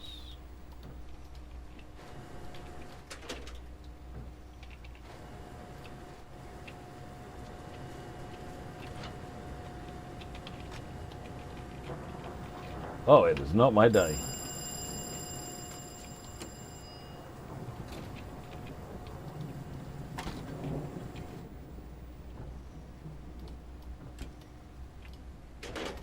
Let's get these headlights fixed.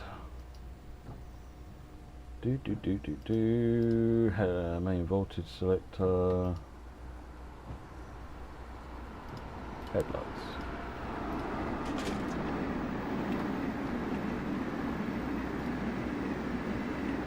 What I could do actually is if I sit down and use an external camera, I can close the door that way. There we go. Great.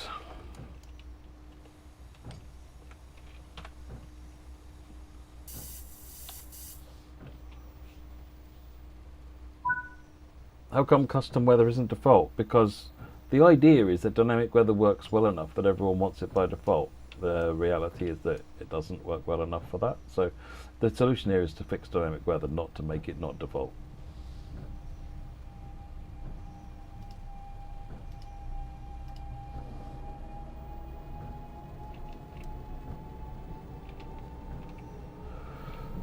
Right, Newark Broad Street.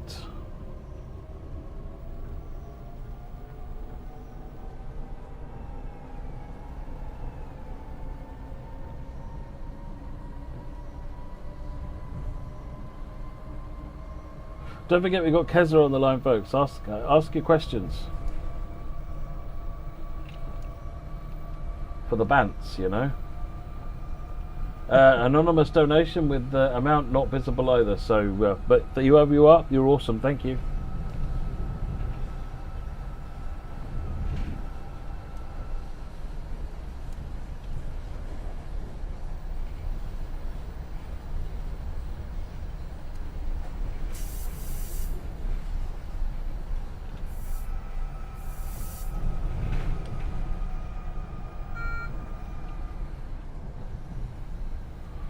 We're down below the 60 for the next one.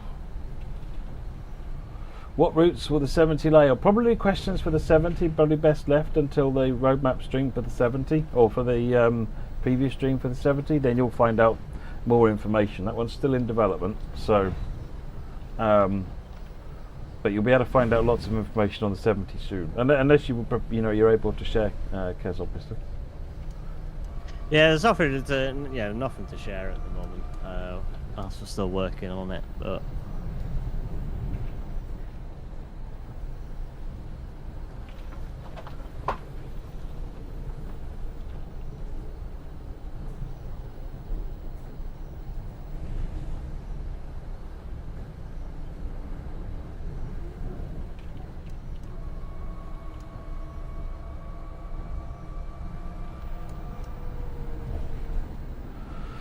will there ever be a Highland mainline route like the Inverness line, etc.? Who knows? Ever is a very long time, so possibly. But I'm not aware of anyone working on it, interested in working on it, or anything in progress. So I would say if there is going to be one, it probably wouldn't be for quite a while.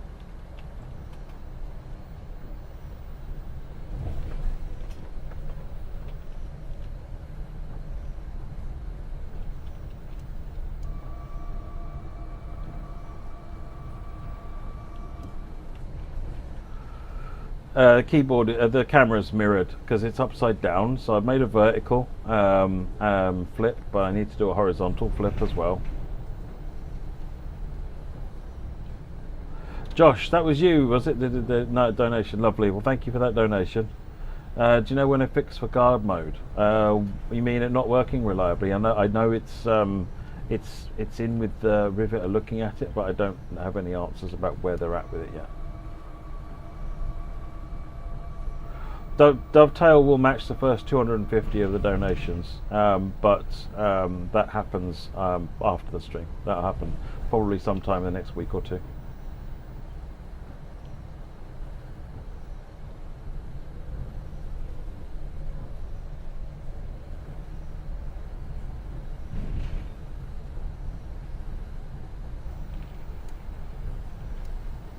Unfortunately, the Restream bot has cut your message, Copenhagen Rail Production. So I don't know if you can.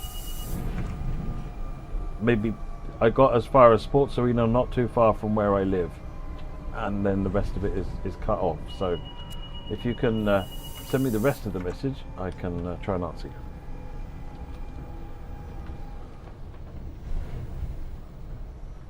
Why did we choose Trent Valley as the second PSW route?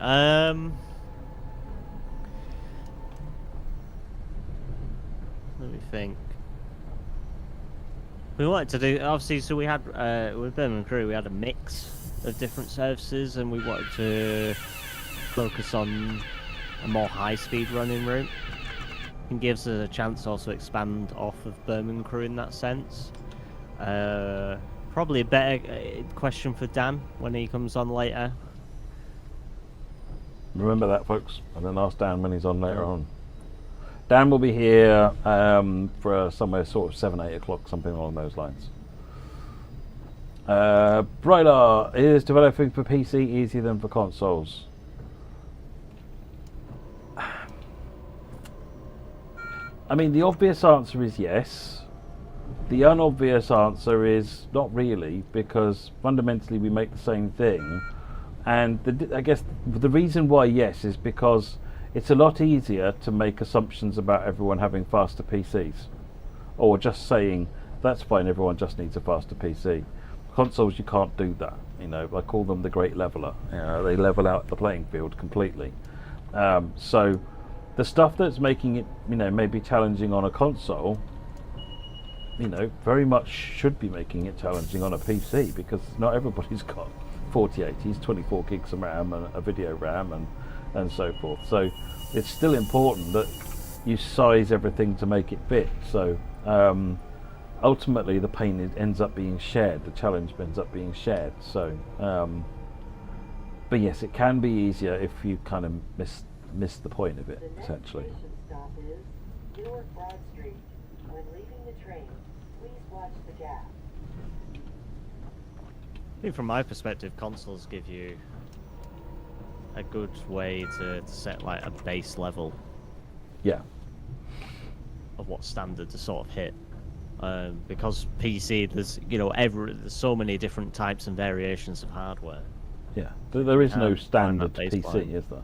Yeah, exactly. So. And all the optimizations that are made for console help PC. You know, it will run better, it will run smoother. You know, the stuttering and the hitching, which is obviously happening quite a bit at the moment on my PC, because it's not getting a chance to do anything with the shader cache. You know, all that stuff helps on all platforms. The only time you end up with a challenge is when you have to start making sort of creative cuts, just in taking, you know, active decisions on bringing stuff down so that it supports. And then I guess with console, if stuff doesn't fit, you then start having to make second timetables with stuff trimmed back. But generally what you do there is you take a finished PC timetable and you just copy paste it and delete the stuff to make it all work. So it's not the end of the world.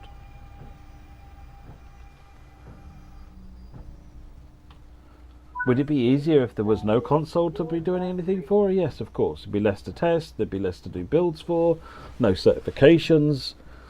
But then a large chunk of the players of TSW wouldn't be there anymore, and probably none of us would get to do what we do.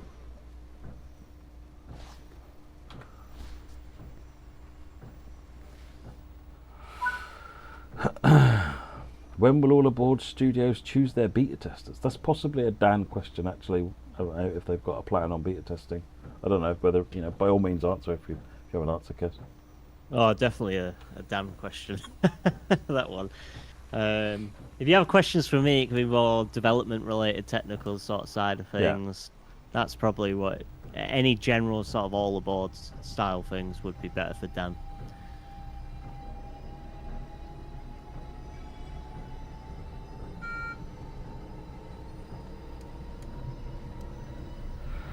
Bad guy, and you would think consoles be easier to develop for because you know what you're developing for, you know exactly what specs you have to work with a PC. It's all over the place. Yeah, absolutely. You know, it's actually, if you look at it the other way around and said it was only for console, then that would actually make it easier as well, because you wouldn't be worried about making the PC experience worse. As you know, it's kind of like, well, if there is only the PC, the experience for consoles, then you just tailor it to fit that console. Whereas, yeah, if you've got all of them, then you're trying your best to try and do the best for all platforms. Now that's all kind of got really blurry now that consoles have multiple different versions of consoles, which is, as a developer, really frustrating when they're so different, particularly the Microsoft one. You know, at least the PS5 and the PS5 Pro, the difference is broadly just more GPU grunt. So it's the difference between being able to run at 4K and 8K, you know. Whereas the Series S is a notably previous, almost feels like a previous gen console in many respects, compared to it. It's got less CPU, less GPU, less RAM, which is really annoying. That's probably the biggest thing. Is not necessarily is not PC console. It's Series X, Series S. I would say that's the biggest challenge. And you can't ignore Series S, because Series S is about 75% of people playing on the next gen Xbox consoles. So it's, if anything, the X is the one to lose out. But given the X is running basically PS5 level stuff, so it is complicated, because even consoles these days have lost some of their sort of benefits, if you like, in terms of stability. Or consistency, no, not stability, it's big consistency.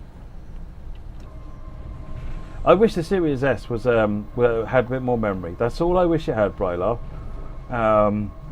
Only putting 10 gigs of memory or whatever in it is ridiculous. I mean, even the Xbox One X had 12. So that's the thing that really burns me up. I was quite happy to see that for the ROG, the Xbox ROG Ally X and the ROG Ally handhelds, they went with 24 gig in both of them, if I remember rightly, which is like, okay, got consistency in memory. Maybe people are learning here, because that memory problem is that's probably the single biggest challenge. We can kind of dial graphics up and down, but if suddenly you just literally can't load things into memory, that's when you start having to make big decisions.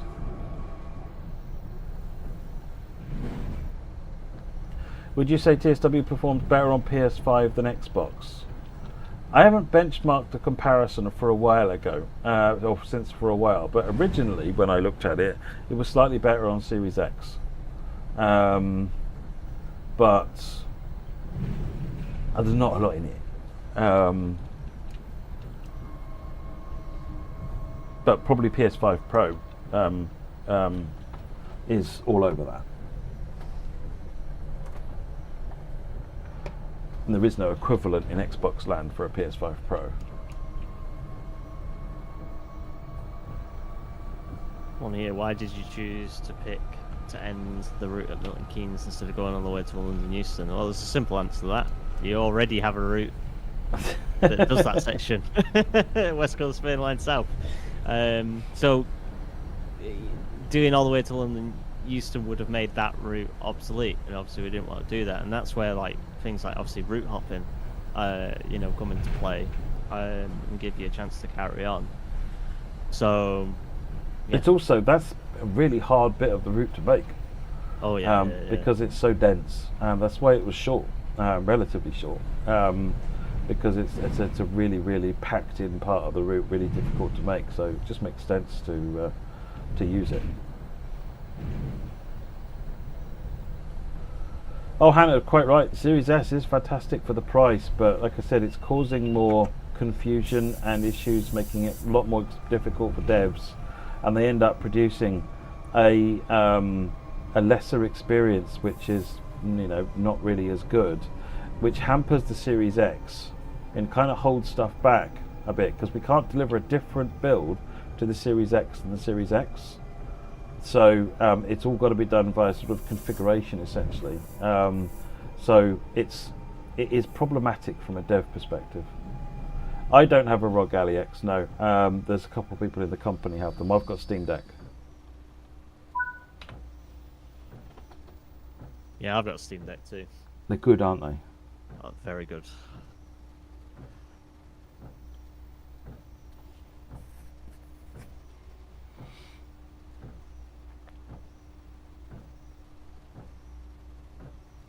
very happy to get one. Yeah. Before all the shortages happened. Oh god, yeah, because they're not in stock anywhere now, are they? Are you still working on equivalent to root hop where perhaps you carry on the same train and weather? It's not something that's actively being worked on at the moment. It's a dream in my head.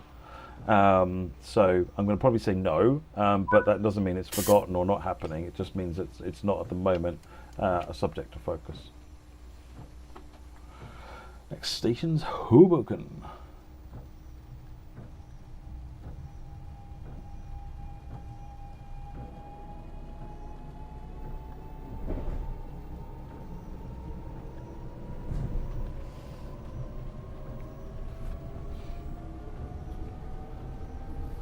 I like the look of the ROG Ally X. It's a pretty pricey beast though. It's about £1,000, isn't it, or something? Yeah, something like that. I mean, if it was priced a little bit more towards the Steam Deck, I might have picked. Well, the ROG Ally is performance equivalent to the Steam Deck. The ROG Ally X is quite a bit bigger in spec. So and the ROG Ally is actually price-wise similar to the Steam Deck.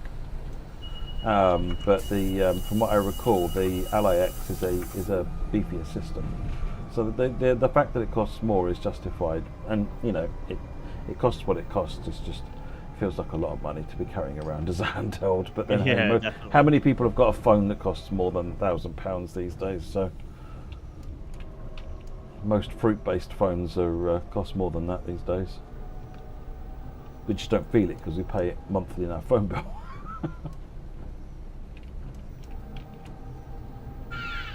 Yeah, phones a lot of phones nowadays are crazy money. Yeah, the cost of phones is ridiculous. And I have the Galaxy Fold 7. Well, that set me back. Oh wow! Chunk of change. Yeah. So, I've never been able to bring myself to buy a one of the folds or the flips just because the price of them. I love the idea. I mean, as everyone, a lot of people are aware, I watch a lot of K-drama, and they've all got, you know, Samsung being a Korean company, you know, everyone carries their standard Samsung phone around pretty consistently. But no, yeah, no, they are. I mean, I actually jumped ship. I went away from Samsung and I've got Apple now. So, and I'll never go back. It's I much prefer it. I used to work for a mobile network, so I bounced around between iPhone, Samsung, all the different brands, and I was a Samsung rep for a while as well. Right. So I had a Fold that was given for free, and I quite enjoyed it. But at the time, because it was one of the early generations, there was still a lot of problems with it. Right. Yeah. So I think the only reason I ended up getting a Fold 7 in the end was because they ironed out a lot of those issues, and I know I had one before and I really enjoyed the experience with it. If I'd never had one, I don't think I would have ever risked spending that kind of money on one. Yep. But yeah, no, they're pricey to say to say the least. Yeah. Yeah, it's yeah, I've got an iPhone 13 mini, so because I like smaller phones, I don't use my phone for lots more than it being a phone. So, and Teams messages and email and that sort of thing. So, and I'm quite happy if I want to watch a video on it, I'm quite happy with the smaller screen. I don't need to carry a cinema in my pocket. So it's, but they don't make the minis anymore. So, and I'm alone in this desire for a small phone. So, yeah, I'm thinking at some point I might get a 17 or something like that and just deal with it.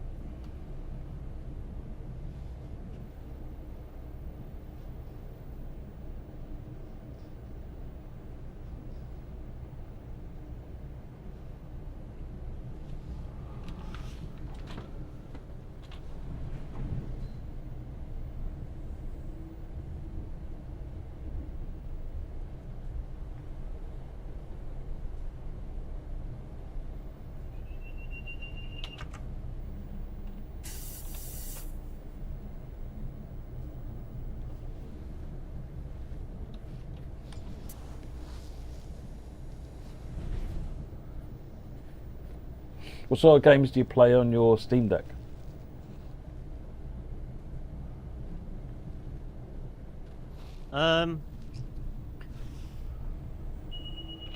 Dispatch has been quite a good one. It's mainly like little, game, like a lot of indie titles. Yeah, has been quite a go-to one. Just stuff that I can pick up and play whenever. Dispatch has been probably my most recent one that I keep going back to. It's something that I just chill out and play before bed.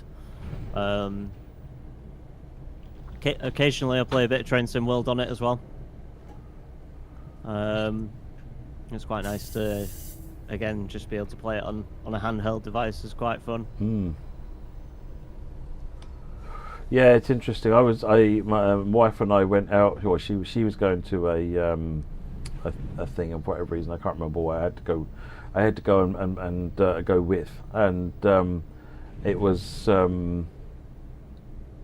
I ended up basically sitting in the foyer the entire time playing with the Steam Deck, and it was just great. It was just having that really portable copy of the game handy.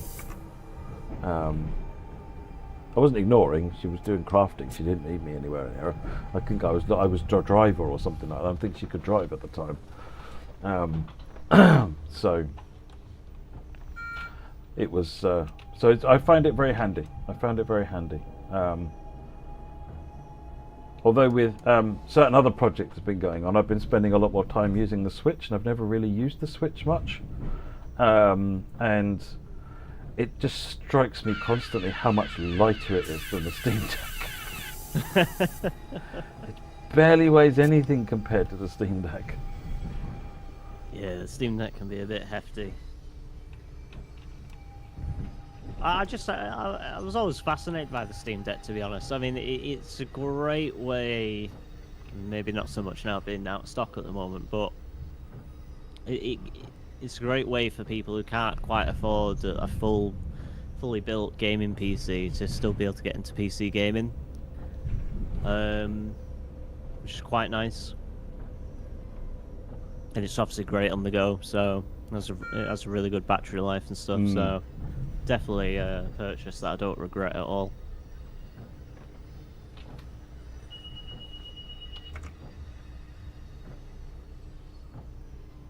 One of the discussions we were having with Adam at Firefly yesterday was about fatigue when you're testing gameplay and so forth out there. I mean, where would you say you got the most fatigue on Birmingham Crew? The kind of the bits you're like, oh, if I have to do this one more time. Timetable. Testing timetable services, without a doubt. I mean, I always enjoy playing the route. I always enjoy going back and playing the route, but definitely when you're going through like the testing process and stuff comes up in like gyro tickets and stuff, and you go test it yourself to see if maybe it's just a different platform's got a slightly older build, or whatever it might be. So you go test it yourself, and you gotta go back, test over and over. Yeah, definitely timetable services for me is the big one. And I think especially now, learning a lot of stuff from Birmingham Crew and stuff to keep an eye out for. I know AI SPADs was one that was a problem. So going through services and making sure we're not having potential issues there, and like spawn on foot issues that occasionally can happen if the sim is like a second out in the data track file. So stuff like that would easily, I think, other people will probably say different things, but yeah, timetable for me is by far.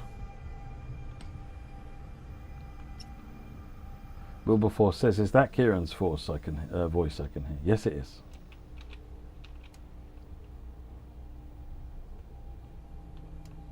What's the alarm noise that keeps going off? It's cab signalling.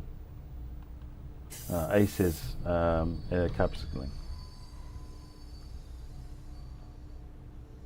This area in particular has got lots of little speed changes and signals going off, and so you end up getting lots of alarms and lots of acknowledgements and lots of faff.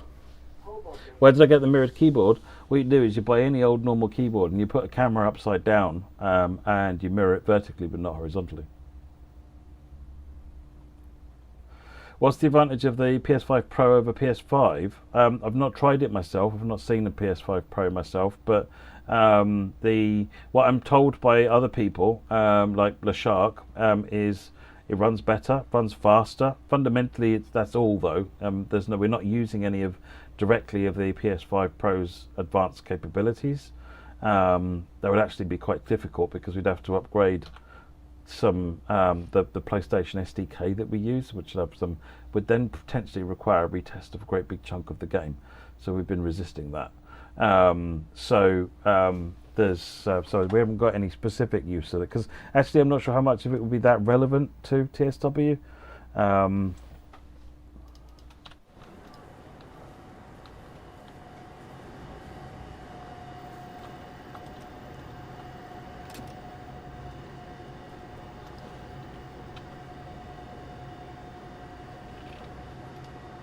This is a bit awkward.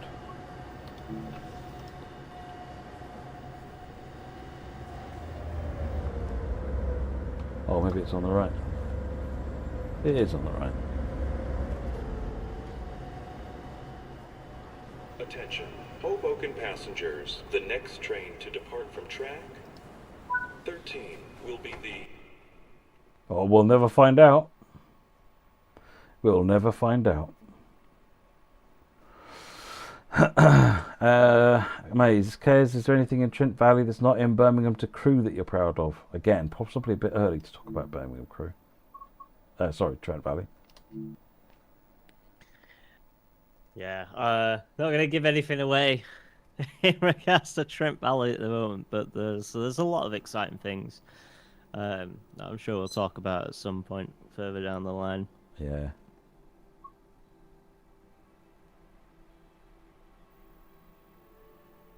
So PS5 Pro is mostly GPU and it's mostly so that you can upscale it to 8K. It's kind of, I think, what they were getting for with it. I don't really give you much benefit on TSW. It does have a slightly faster CPU and a slightly faster GPU, and you feel those benefits naturally. So, people have told me they get a more beefy, a higher frame rate. But the higher GPU turnip gaming is more to support like the upscale to higher resolution. So you got to also remember that a 45% faster GPU without a 45% faster CPU, given that we hit both resources very hard, doesn't necessarily mean you're going to see a 45% improvement. You might see some if your GPU bottleneck, but if your CPU bottleneck, you'll no benefit whatsoever. So, but I'm aware that there is a benefit. I've not experienced it myself to know how substantial that is. I can't show the check map, I'm afraid, Alexandra. Right, okay, well, it's been brilliant having you on the stream, Kez. Thank you very much for taking out some time to come and chat to everybody. Absolutely. Yeah, it's been really good. This is something I want to do a bit more often, actually. I think getting people in to just, have a casual chat, answer and get some questions and just get some insights into the dev process and sort of, and also the humans behind the dev process. It's all, we see products being released, but there's humans behind those products. So, I think, putting faces and voices to the people actually behind doing that is a really good thing. So, yeah, thank you for coming on and answering some questions. No, thanks for having me. And yeah, I'm open to always do this kind of thing in the future as well. I think it's fantastic. So. Awesome. Okay. Well, I'm going to jump off this call now, but thank you very much indeed. Cheers, Kieran. Cheers, Max. See ya. Bye. There we go. That was Kez. Well, brilliant. Hey, thank you very much, Kez, for coming along. And we've got Dan joining us from All Aboard later on, a little bit later on. So meanwhile, I'm going to have a quick P&B. So I'm not going to put video on just now because it'll go back screen before I finish and everyone will worry that I'm going to jump scare you. Actually, I could just jump scare you and get it over with. Cool. All right, I'll be back in a sec. Meanwhile, let's see if that donation number can go up a bit. We're at 36.89. Can we get it to 3,700? It's about £11. £11. Can we do that? Awesome. See you in a minute.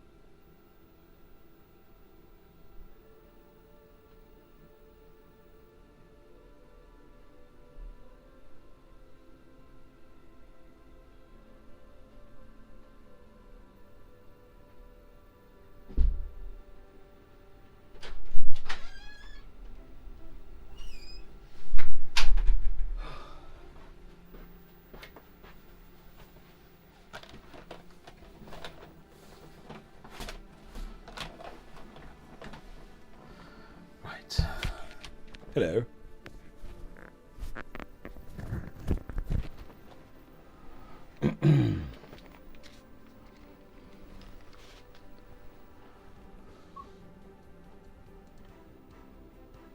Just catching up on chat real quick. Where can I suggest your team things that should be added to TSW? There is a suggestions forum that you can do that on, Danny Sprint, on our forums. That's it. ECM2's already told you the links. And also shared a link to why we're here for Special Effect. Right, I'm going to run a video now because it's time to run a video. Let me run this one. I don't know how long it is. Lucinda Ritchie has a degenerative condition, severely limiting her movement and affecting her ability to speak. But that hasn't stopped this self-confessed petrolhead from achieving a lifelong ambition, having her own personal tour of Silverstone Museum of UK motorsport. So this car here, have we got a good view of that car there? So this one won the Formula One world title in 1966. All from the comfort of her living room, hundreds of miles away in Billingshurst in West Sussex. Lucinda is trialling this mounted video conferencing unit, guiding it around the museum floor with her eyes through gaze technology, and being able to chat to tour guides and a few other visitors. Lucinda, fantastic to meet you. Tell me, what does it mean for you to be here and taking this tour?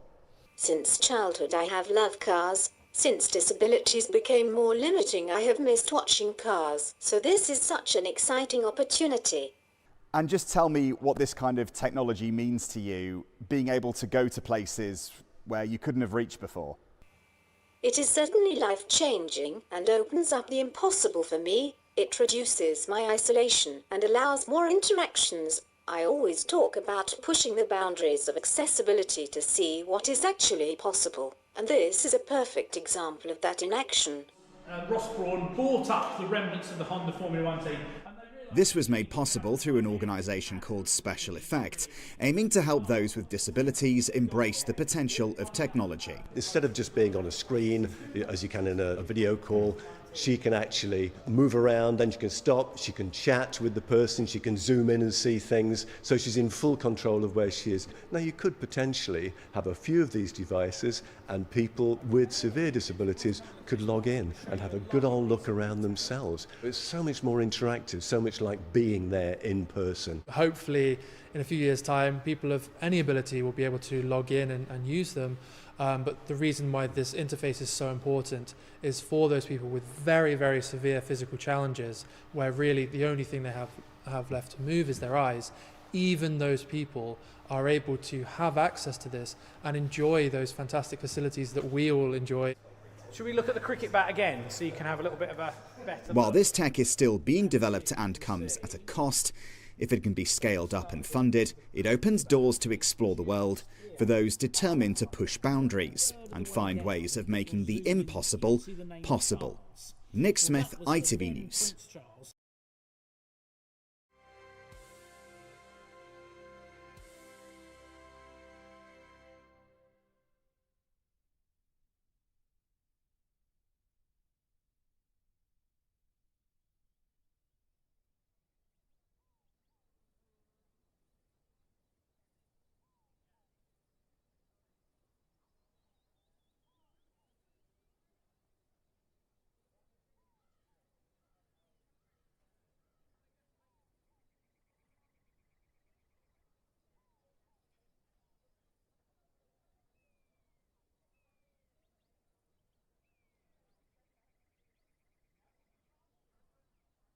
My word, I'm muted. I just said all that stuff.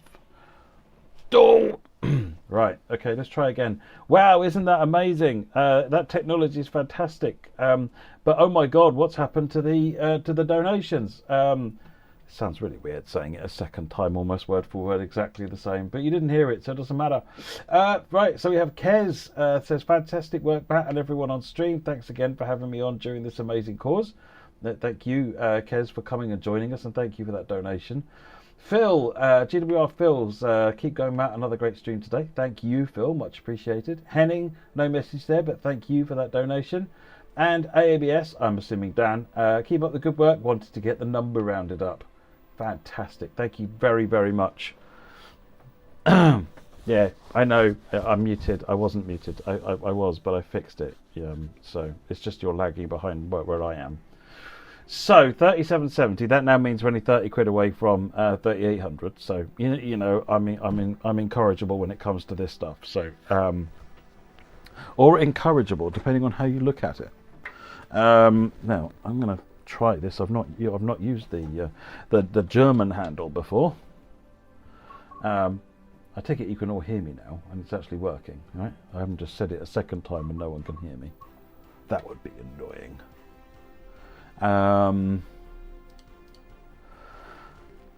We're only 44 minutes behind schedule. Actually, that's not too bad. That's not too bad. 7:44. That one. Pilzkirchen. July. Go for it. Yeah, a little flurry of donations in there while I wasn't here. If what gets us donations is me going and having a stretch, then I can do that more often. Right, okay, let's put that in there. Put this in here. Let's put the key in, put it on.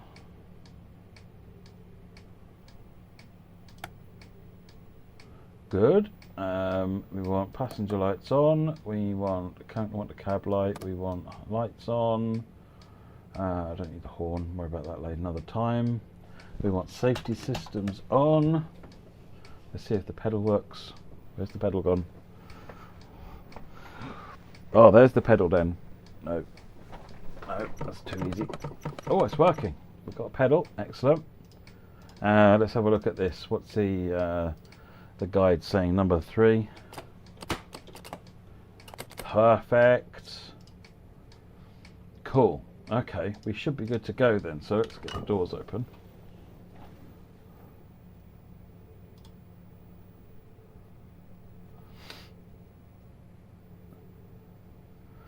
You need to step away more often. Yeah, I know. It's if Baked Bean Kid was here, we'd probably be thoroughly in agreement.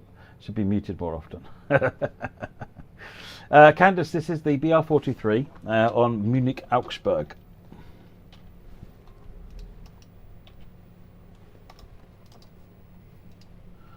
If I can find my mouse and make sure, I've got wires all over my keyboard at the moment, which is making it difficult to do anything with my keyboard. Hang on.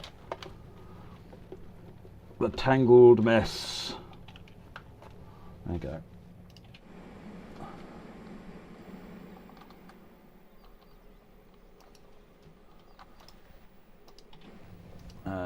Can I set the doobry? Yeah, I can on here, can't I? I'm going to Holzkirchen, so FIS root Zugverb, and it's S3 Holzkirchen.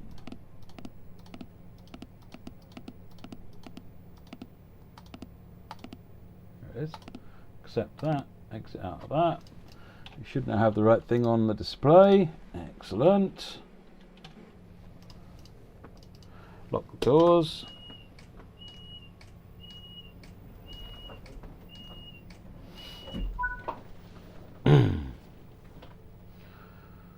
Cool. Oh no, this way.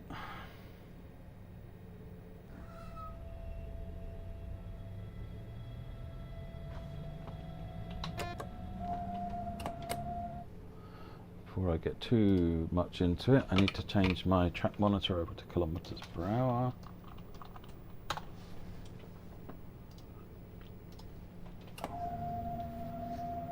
Speed limit is 80.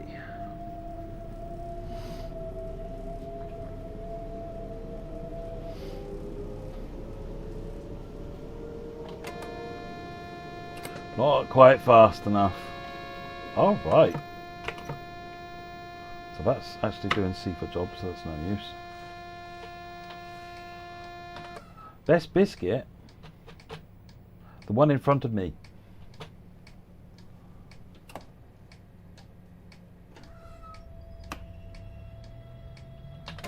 Oh no, I can't release.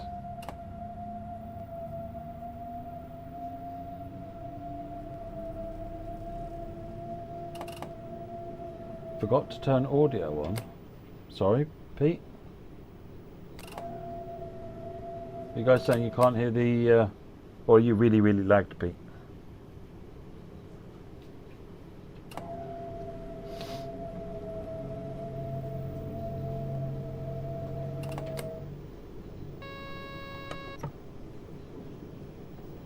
Can everyone hear me all right?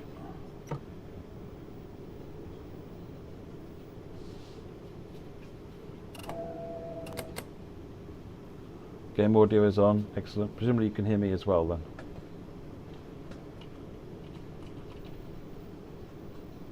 Can hear fine. Excellent. Okay, I'll stop panicking then. We'll get up to 85.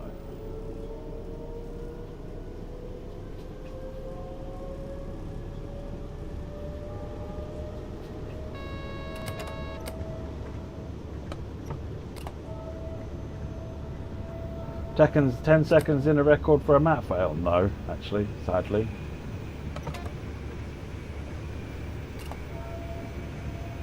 Don't think that's a record. It might be close, but I don't think it's a record. I'm sure someone will give you exact details of when I failed sooner. Kez, here we go to get above the 3800. I think someone had the same idea because we went above it again. So thank you, Kez. That was awesome. That got us above 3,800, and then when it wakes up, wow, just giving random numbers for every time it asks for a detail over the API. Or did I miss another donation? Or is the API missing another donation?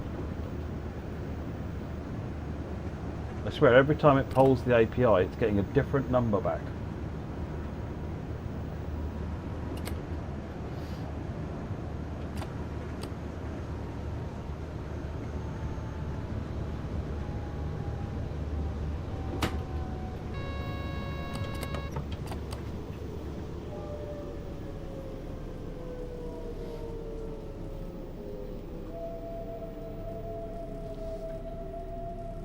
There we go. Joffanon. Great work as always, Matt. Keep it up. It's finally all caught up. That puts us at 38.25. Wow.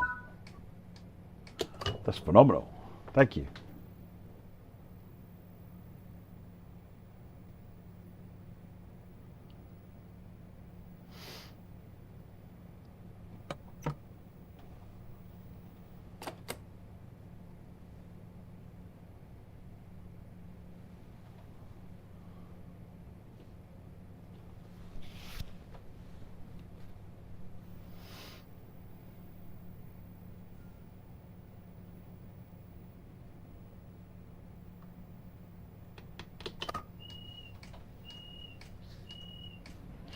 Have to remember to not pull too far back because it puts it into emergency as well.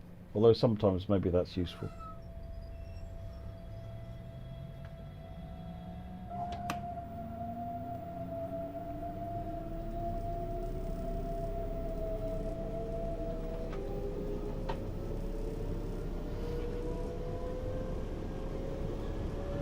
$120 kilometers an hour. Next stop, 2.6 kilometers.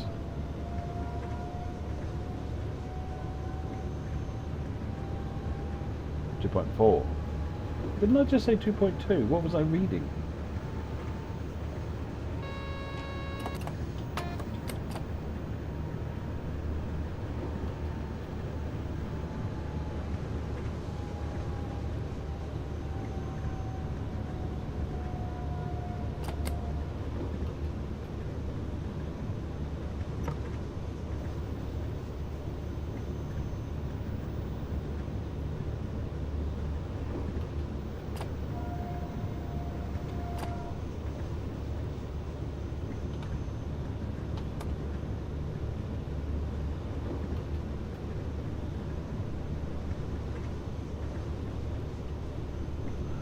There's our 80 at this signal.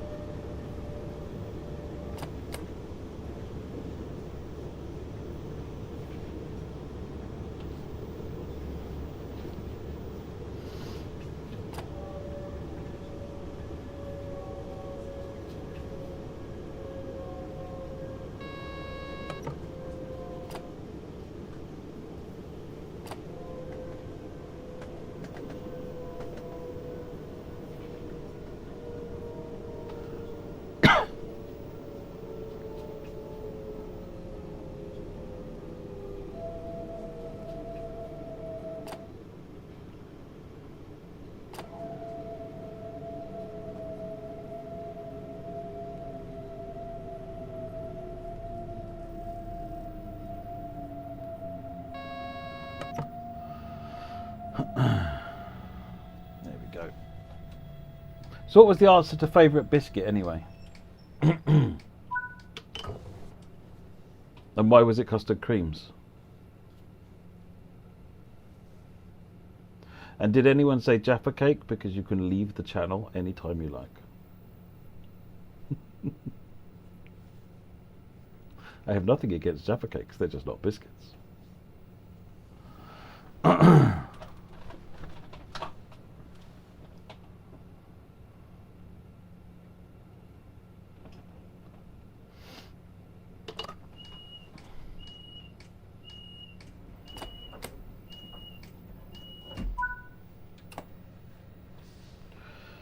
Right, off to Gunlinden.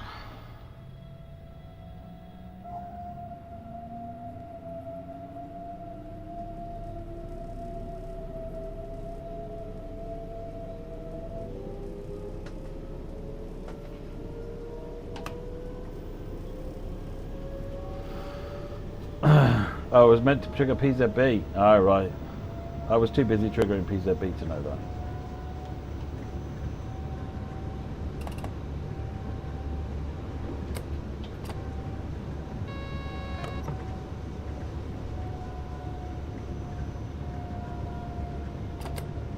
Why are they in the biscuit aisle then?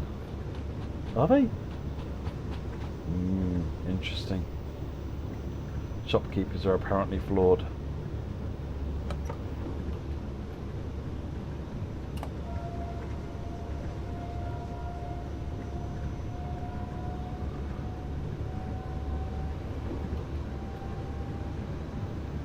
Oh right, yeah, so we mean like cookies, but cookies is a different thing over here than biscuits. Biscuits is boring cookies. Cookies is fun biscuits. And the closest thing we have to what you call a biscuit is what we would call a savoury scone.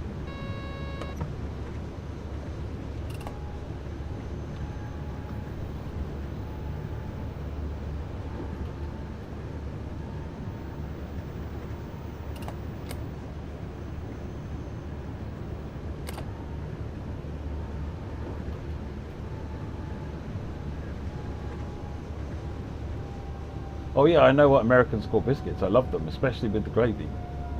My wife's American, so.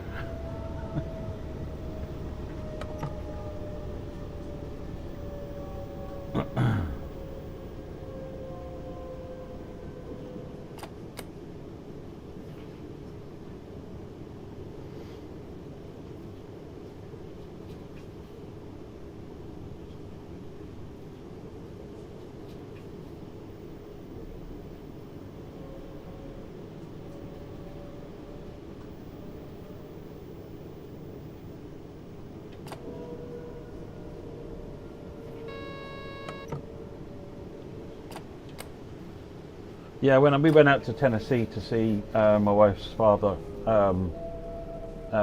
they made biscuits and sausage gravy, and it changed my life in ways that are difficult to describe.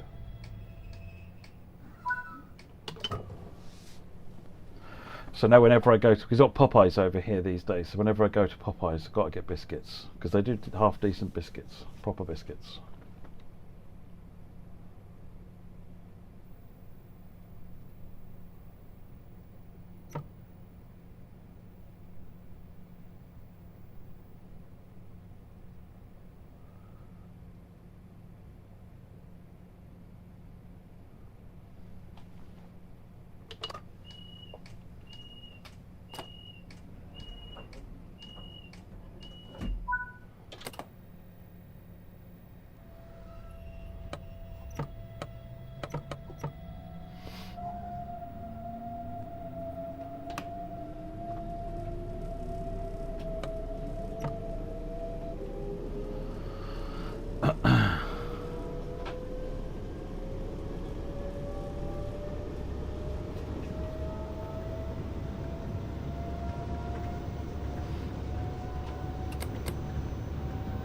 Hey, I like flavour and seasoning as well. I'm not your typical Brit, but I know what you mean.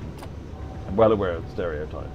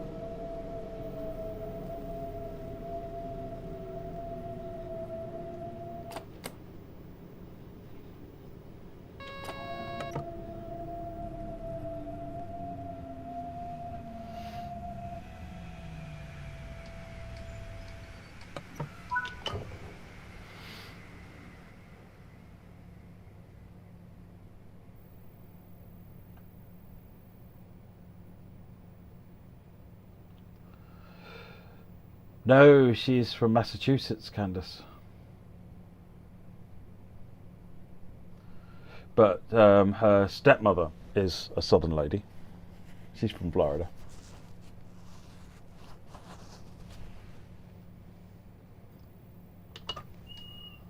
I think her dad's from Massachusetts as well, so he's a northeasterner.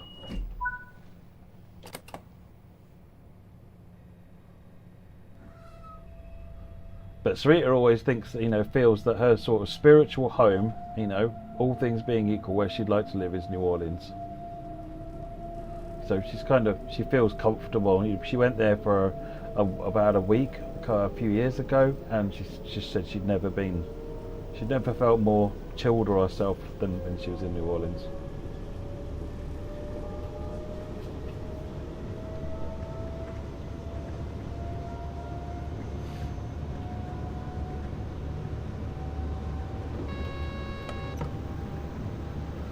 Arranger today is celebrating with you the 3rd anniversary of joining Train Simulator. 10 seconds in, is that a record? It's close, but it's probably not a record. I'm sure I've done better than that.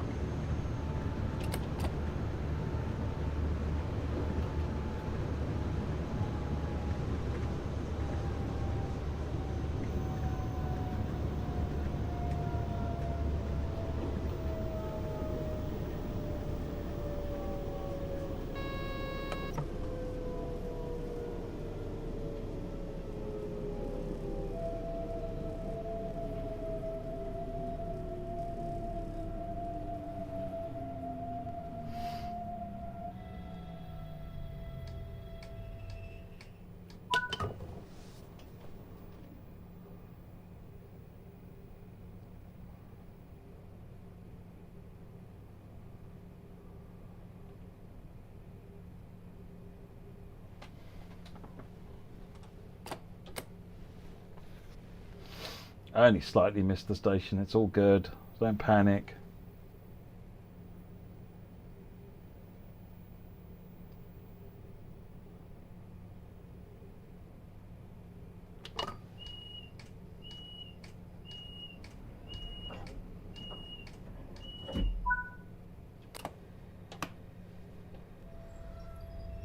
I think they called it grits, Amaze Taste, to self-filter.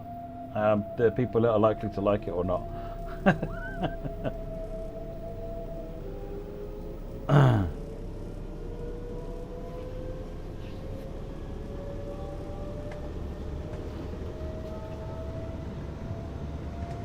I'll be sure to do that, Candace. She's off out tonight in London at or East London at a music event.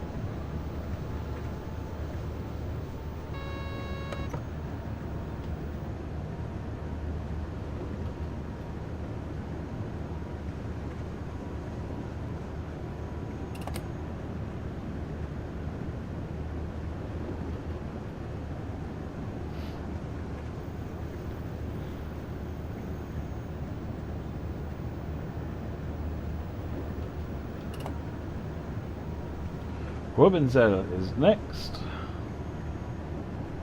Have I slept? Yeah. We finished around 1:30, 2 o'clock or something like that. Went to bed, started again at 10 o'clock this morning. Been going now for 8 hours.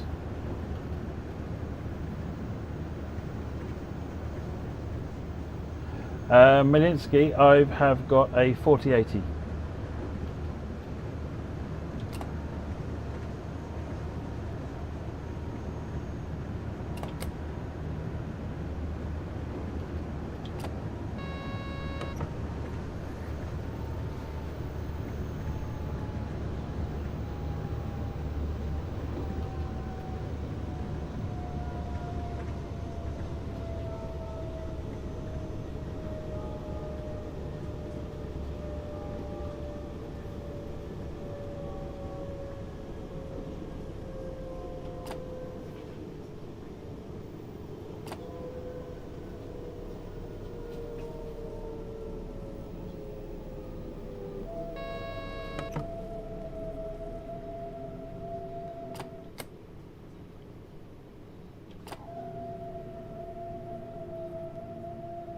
You've got the 1650. A 1650 was a real hardcore staple of on the low end GPUs. I mean, it sort of came up out of nowhere, and suddenly all of the mid low end machines had them. They're a good card for their costs. They're really cheap. I think the streaming machine's got 2080 in it, 2080 Super.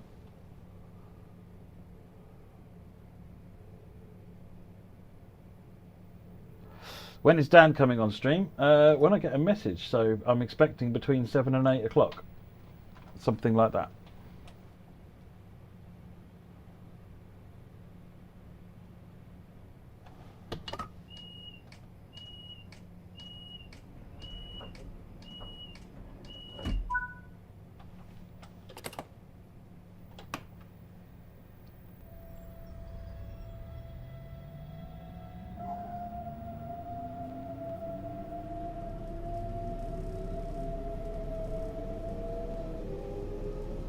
FPS on high settings. Yeah, that's not bad. When you consider how much a 1650 doesn't cost, that's good, actually.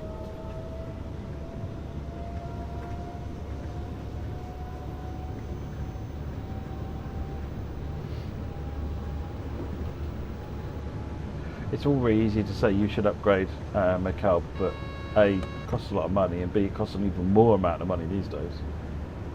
But Voodoo 3DFX, 1 or 2? Oh, his toes. I think I had both at one point when they came out. Oops, speed up and slow down. I remember getting my first 3DFX card, and it's just like, oh, gaming has changed.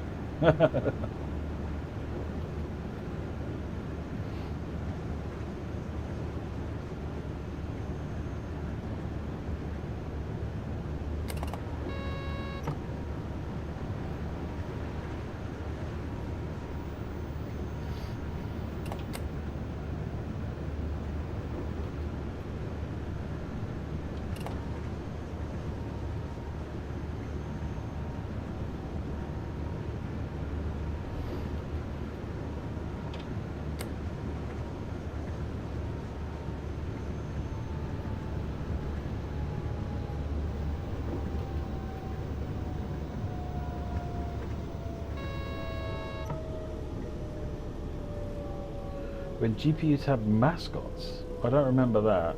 I remember the landscape being very different because you had Nvidia had their Riva card, the Riva TNT, which was the precursor to the GeForces.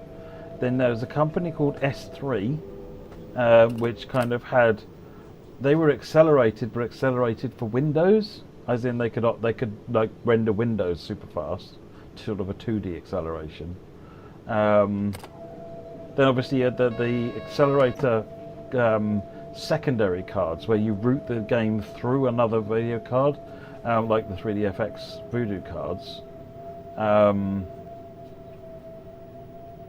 Before we eventually then started to get the integrated cards for like the GeForce. It's been a journey. It really has been a journey.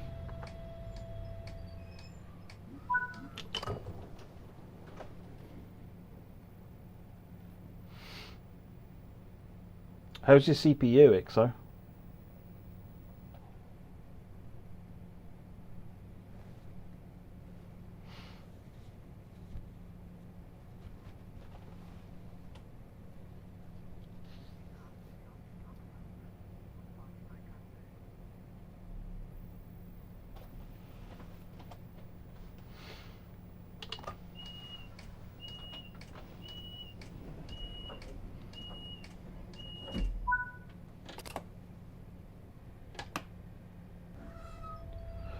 Off we go.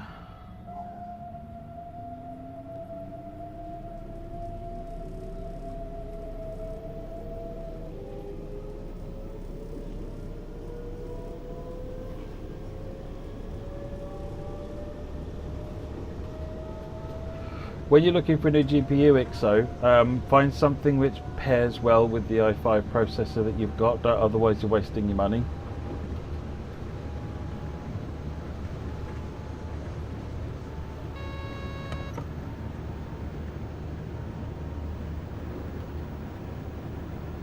unless you're investing in something that you can then upgrade your CPU with later on, of course. But depending on how funds are, yeah, you might find it more achievable to get a lower card that pairs better with the i5.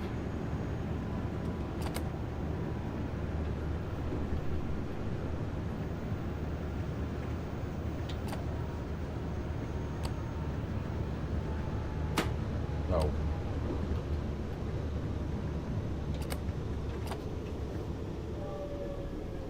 Pushed it just a bit too far and it put the brakes on.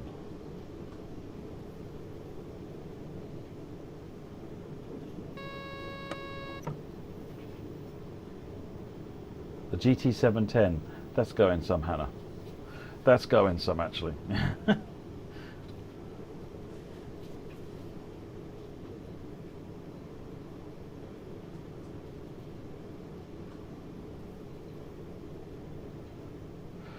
Jude, what am I driving next? Suffragette line.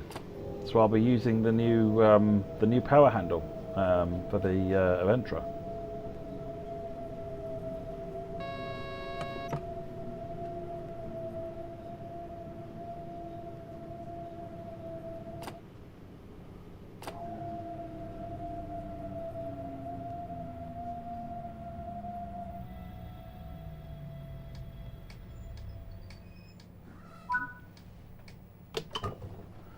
Oh, 9 of 13. So you're bored, got you?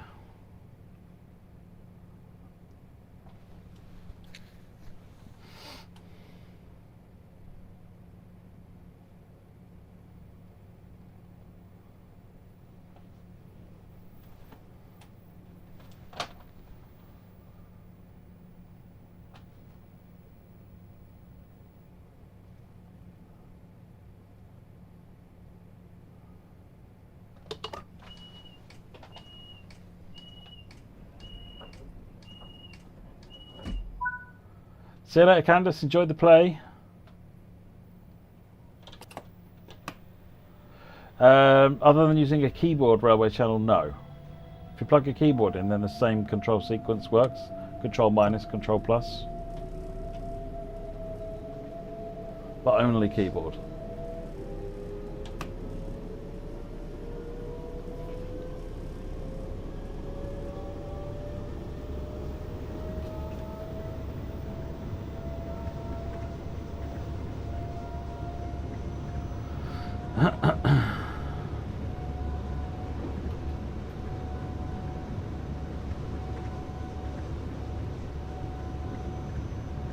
.90 kilometers an hour from this signal.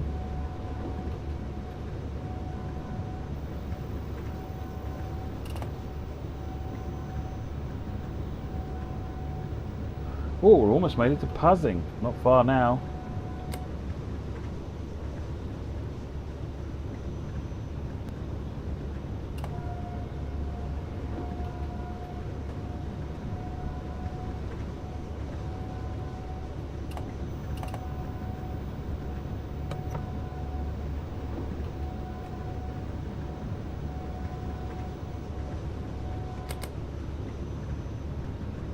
.1 kilometers to go.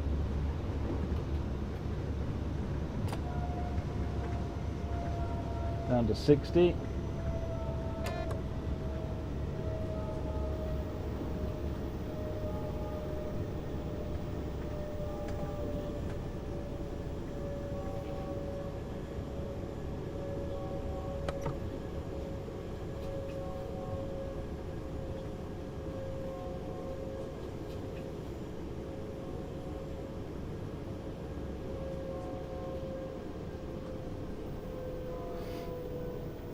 And we're through the junction into Puzzing.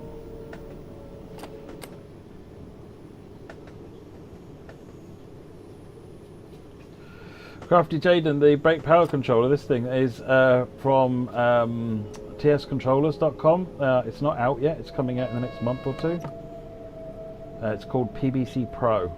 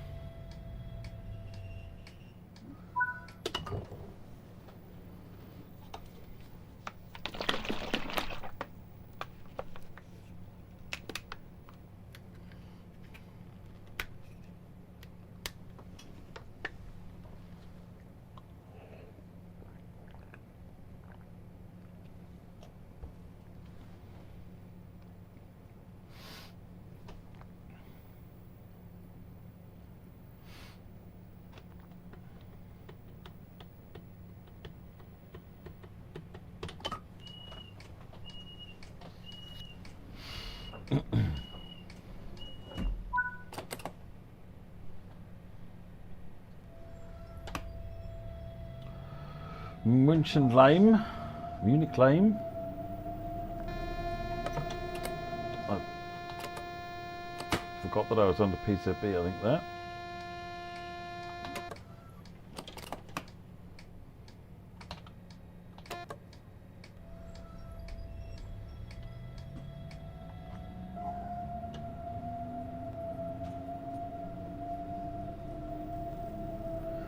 What about what if fruits? I mean, I like the idea of that stuff, 9 and 13, but I generally find that players want real stuff. They're a lot less interested in fictional. Even if it's fictional based in reality or based in practicality. Last pop, Dan was joining me in the garage yesterday from tscontrollers.com.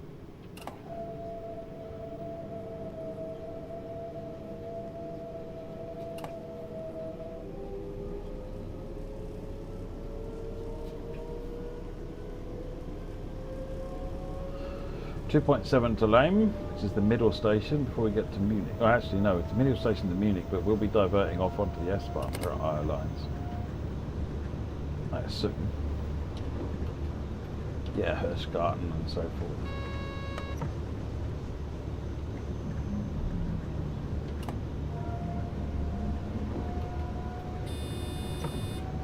That's it, we've kicked in LZB. Allows the trains to get right up to close to each other in this packed area.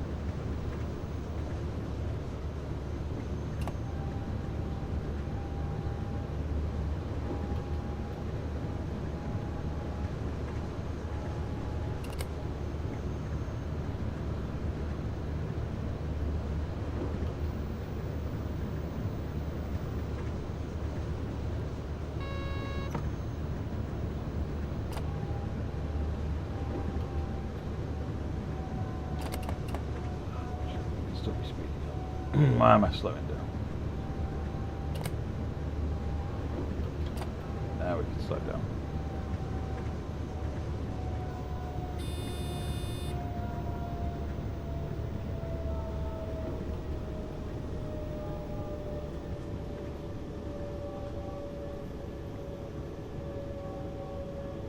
Yeah, Donna's Burger Broker, isn't it, Derek?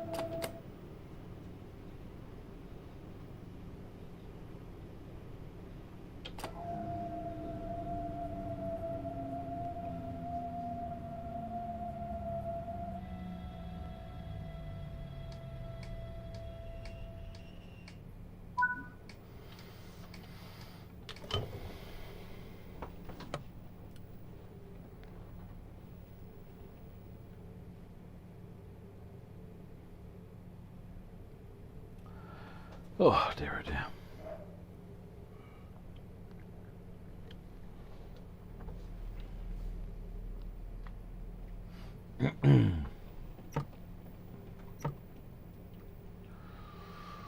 $38.25. Look at that, ever closer to 3,900, and even more importantly, ever closer to 4,000.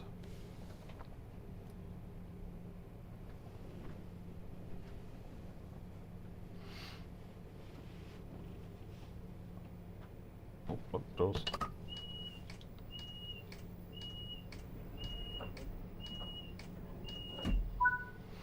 Right, let's go.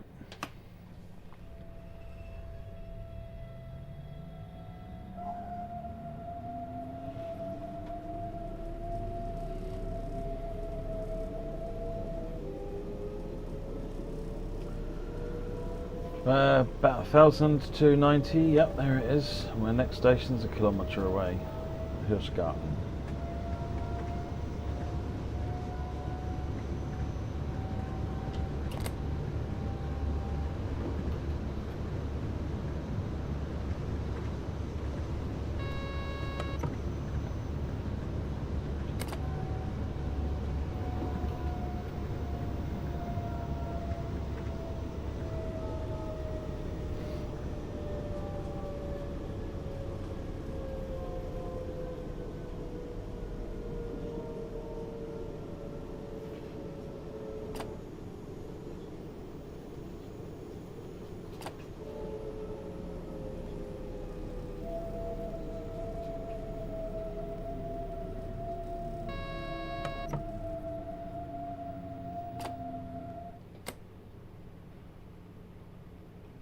Will there be more Scottish shoots in the future? I don't know. I think Scotland is by and large being done by Rivet, so I don't know I don't know what the plans are there. What Scottish shoots would you like to see?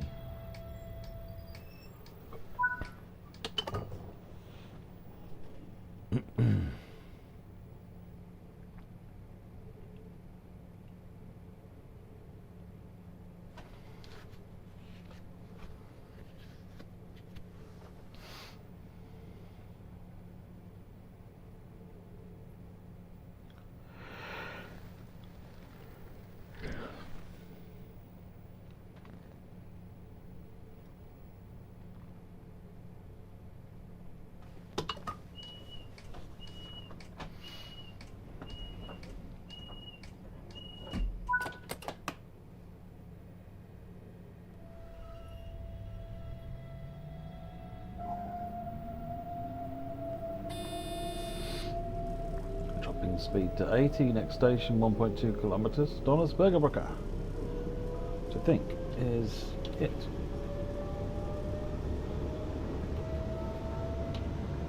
Oh no, Hackerbrook is the last one.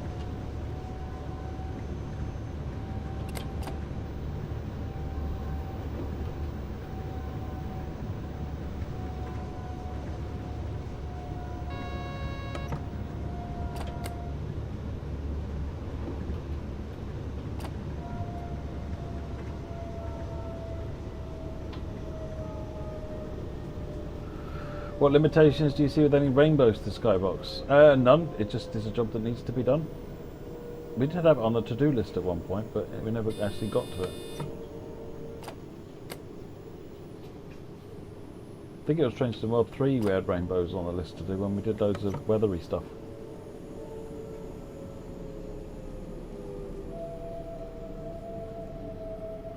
Weathery stuff. It's a kind of good description.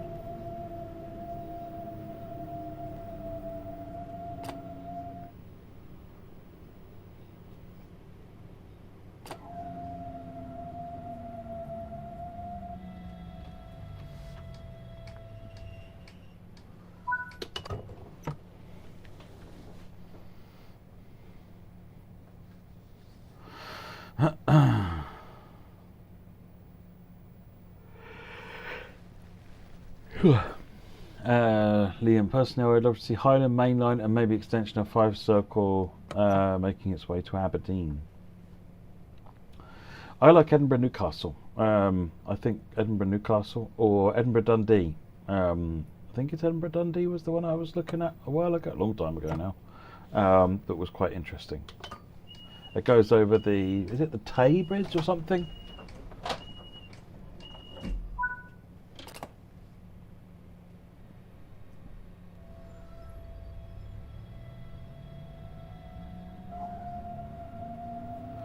It's not so much that it's difficult to add waves to water, but it then starts adding to processing time. And do you really want to spend processing time on waves versus trains? Maybe DJ Snap Attack. It kind of depends a lot on the detail of what happens. It would be a core change, but it may be it needs to be set up on each route in some way, or it could be that it defaults to one in all routes. It's difficult to know.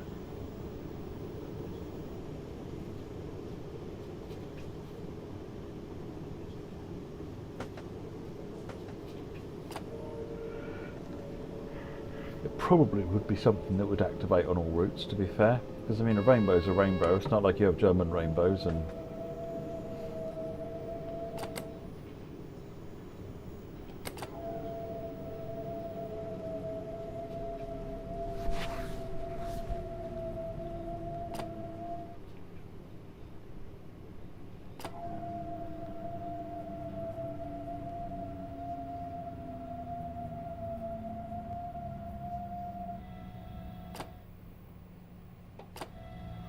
Yeah, the new shader on the Riviera water in some angles looks outstanding, in other angles it looks very weird.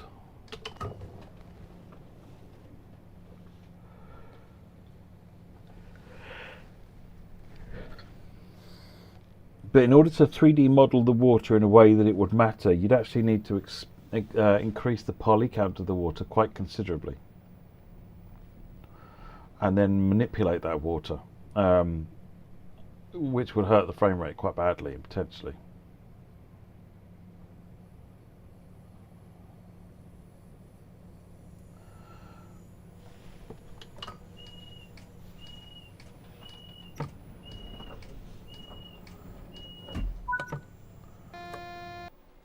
And we're off. That was fun. And this is great on the 423. Oh my word, amazing.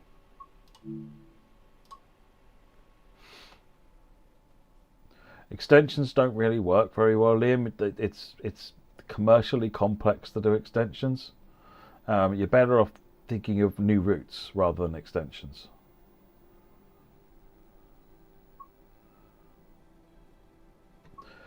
Right, okay, so we are going to Goblin Line now, which means that we switch to the swanky new event handle.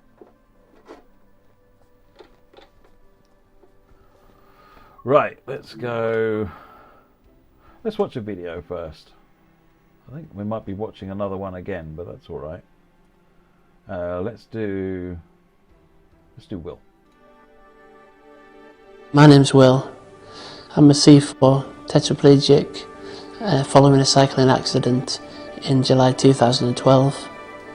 I got back into gaming in 2013 when I found out about SpecialEffect. The first time I came, I really didn't know what to expect. I've been playing a lot of games prior to my accident, and of that, FIFA was one of the main games I had played, and literally within half an hour we had the shoulder switches and had FIFA set up. I've got movement of the shoulders, limited hand movement, so I've got two shoulder switches. They can be set up for whichever trigger button you need them for. For example, you've got X on one shoulder, circle on the other. So for FIFA, that's two button modes and chin control, like the one I use for my chair, on the analog stick to control the ball. I was quite fortunate that after I'd been to visit SpecialEffect the first time, I took all the equipment home with me, and it gave me a couple of months to actually get to grips with, whether it's something that I was going to enjoy and something that was going to be suitable for my needs, and it certainly was. And then got the links to purchasing the right equipment. Games are another aspect of the life that I had prior to my accident, and a real social occasion. Great to be competitive with friends or just to pass time myself. When I was in hospital, I was seeking advice as to what would still be possible, and I had been told that I wouldn't be able to play games like FIFA again. I'm just really grateful I managed to find out about SpecialEffect, that I've had this opportunity to get back into gaming, and I wouldn't have been able to do it without SpecialEffect, and I would recommend it to anyone else in a similar position.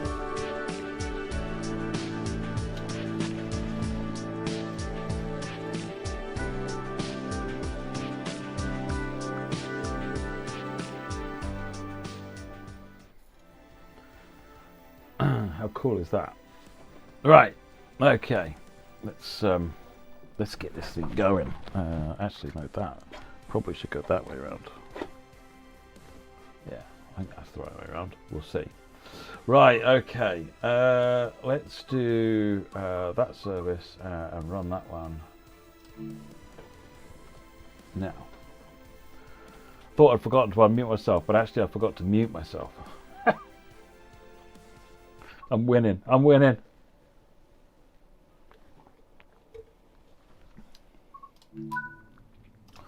Right.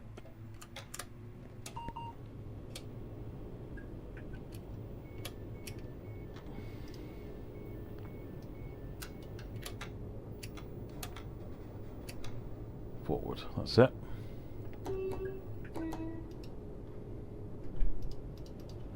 Doors. That works.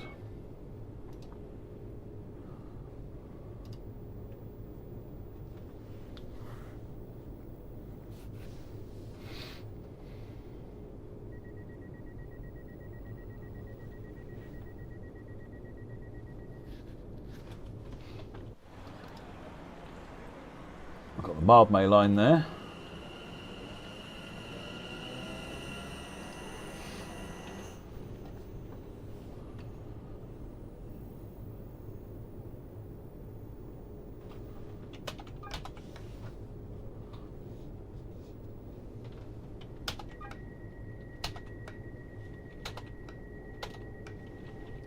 They've got themselves toggled.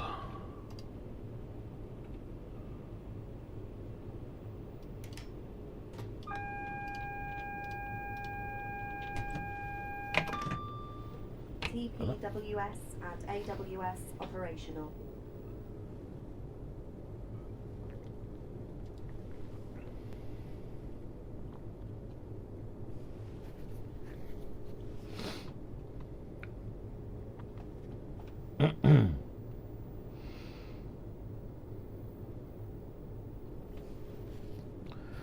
Yeah, I wasn't even aware that Dan was doing the adventure handle until he showed the screen, the photograph of it, and it's the business.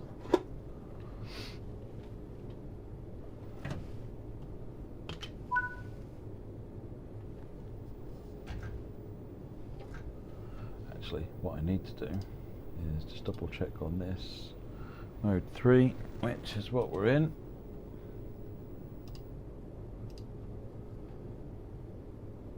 You said AWS. Right, I did.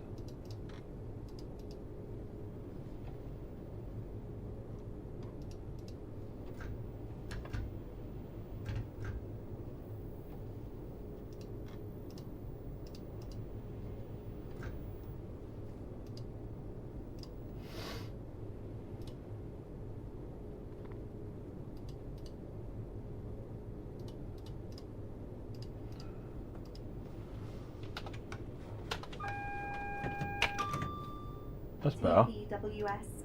That looks like it's happier.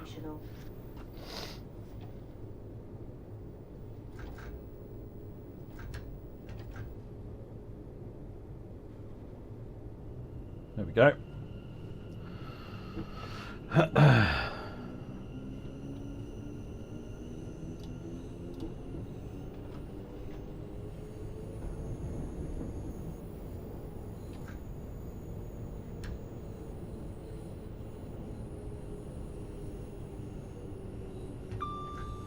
Have you got to the stage yet where computer age software are able to sorry, I was half reading a comment. Oh, plus the scenery itself. Getting there. Getting there. I don't think I'll ever be able to do the full job, because otherwise it'll start looking very machined and common. There's a bug in the PIS in this version, I think. Craig Shannon, it's being fixed at the moment. But yeah, a bug was introduced, which means that PIS has stopped working. I can't answer questions about sales, I'm afraid. If the sale is on, great, enjoy it. If there isn't, if it isn't on, I can't tell you when there is one, even if I knew when it was.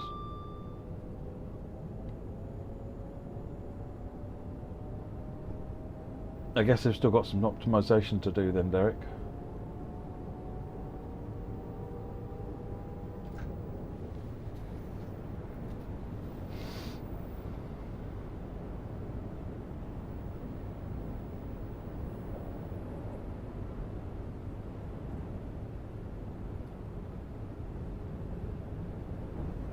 Oh, hello.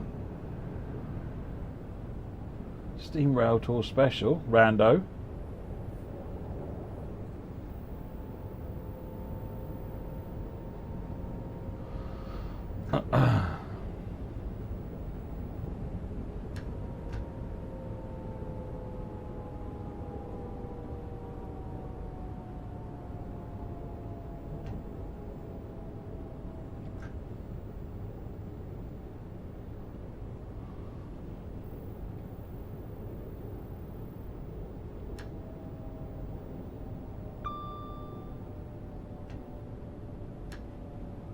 What do you mean the VAs? Oh, the voice artists. Potential. But I don't know. That's complicated because it's not their script for the places and things. So that would probably end up being a very, very grey area. But potentially. But for example, when we spoke to the person who did the Bakerloo lines, the estimate that the costing that came back was prohibitive. So it's difficult.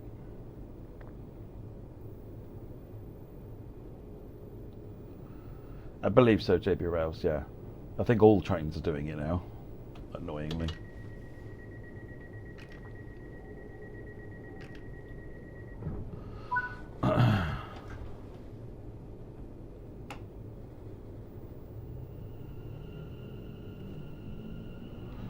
Right, Crouch Hill, 55. We're on the faster bit of the line.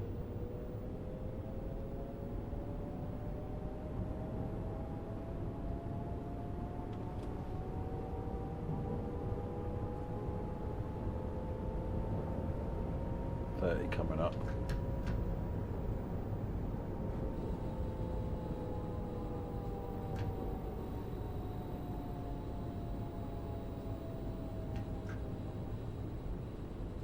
Well, that 30 sign's well hidden, isn't it?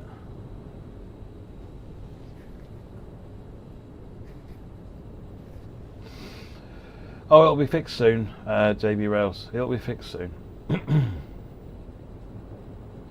Is it possible to introduce Todd 4 lighting to older routes instead of a full remaster? So what you're going to see more of, if we do more remasters, they're going to be more like the East Coastway remaster, where it's mostly about the Todd 4, because that's more straightforward and not the 2+ years of work Liam did on Great Western. That's not even remotely practical. Whereas upgrading it to Todd 4 and then sort of doing some other improvements, maybe putting suspension on trains and other sort of latest version features, that kind of thing, that's certainly achievable. So I would sort of foresee that kind of thing potentially happening. And again, I'm not promising when or if remasters will happen, but it's kind of finding a pace that's maintainable is going to be critical.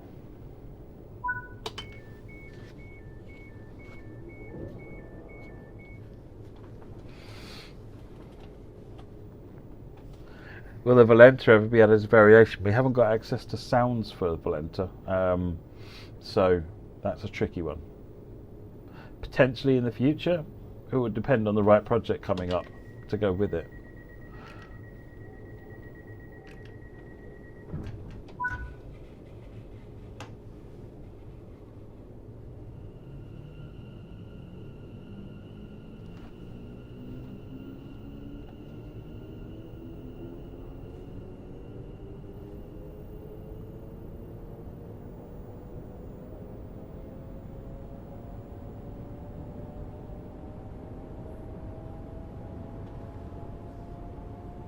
Well, it's still 30 limit. Steady on, steady on.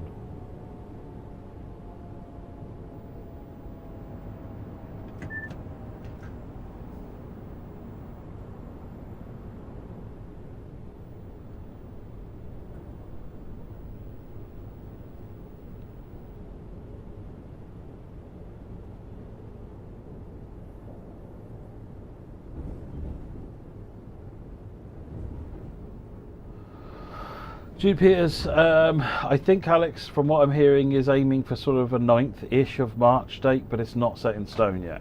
It could be anywhere in March.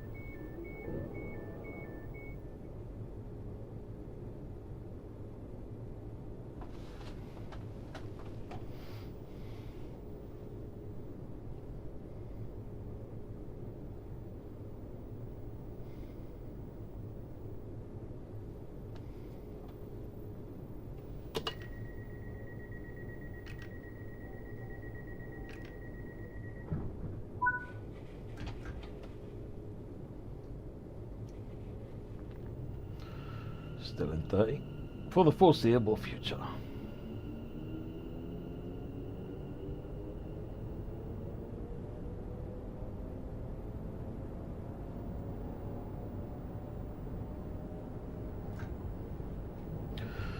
Would be a good idea to refinance a remaster with a new train, for example, Ryan Royal Austin with a new S-Bahn S1 440 or Munich Augsburg with a VR 440.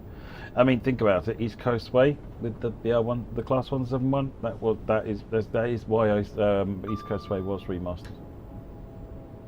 So yeah, I agree. It's almost the other way round actually. If you're going to add a loco to an old route, then part of the job has to be to upgrade the old route. Is there ever going to be a Todd 5? No. Todd 4 is it?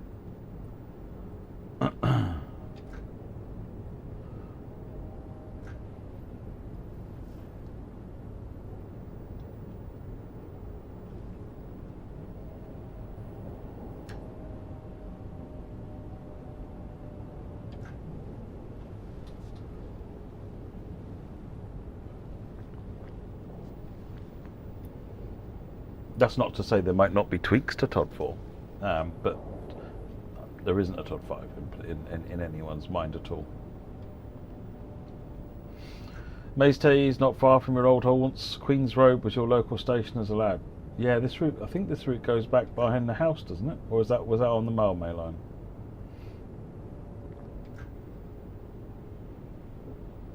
Yeah, I think Malmö was the one that went back on behind the house, Northumberland line. Can't remember. We'll see as we drive around.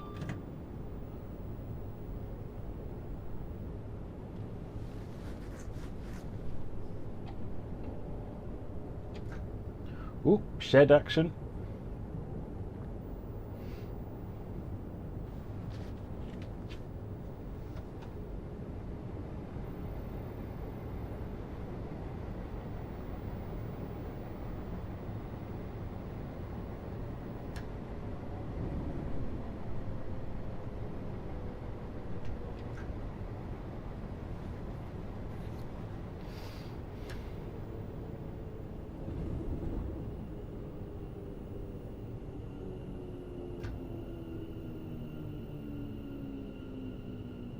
It is this route, is it, Derek? Oh, okay. Oh, quite possibly, actually. Yeah, thinking about where it goes. Just hand off of the...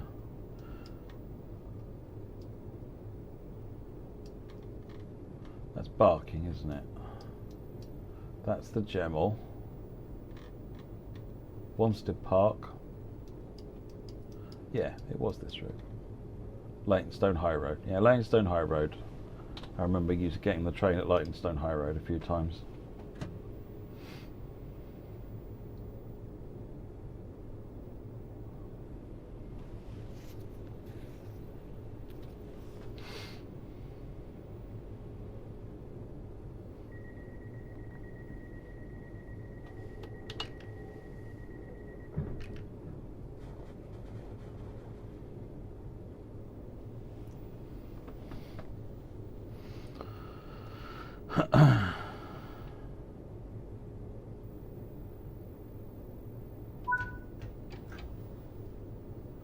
What month did you do it in, Tungy?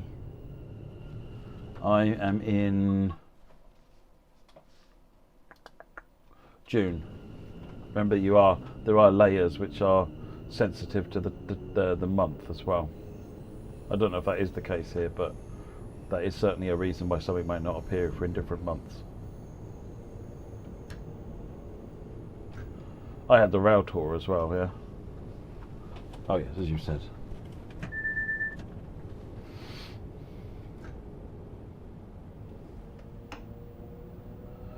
Black Horse Road.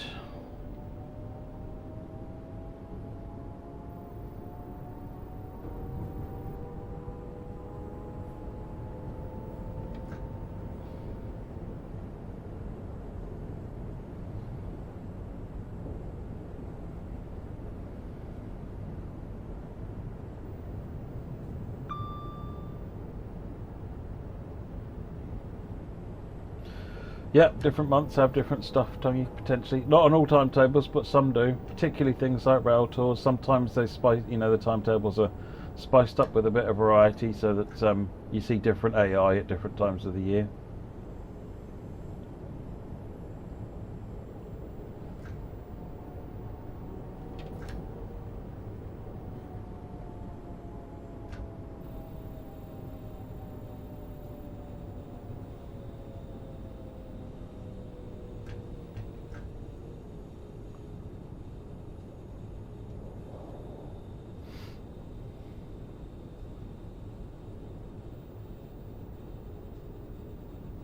GP is what Skyhook we're currently working on. I actually have no idea. I don't think anything's been announced.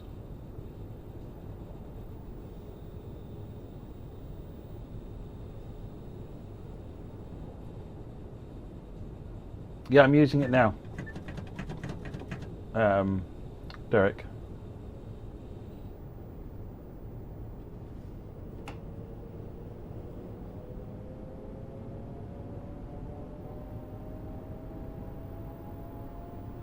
Consider making a route in the Midwest. I mean, no objections to the US Loppycraft. It's more about finding the right route, having the licenses for it, and all that sort of boring stuff.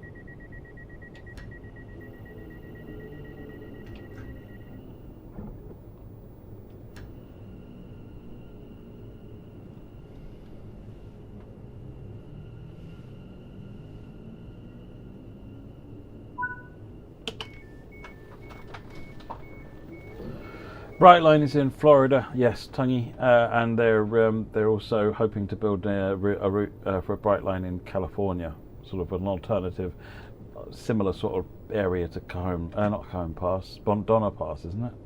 Or is it Cajon Pass? Yes, I think it might be Cajon Pass. Not over Cajon Pass, but sort of in that general area. Yellow and black, if I remember rightly. Trains. Pointy front chargers. Right, 45, Walthamstow, Queens Road.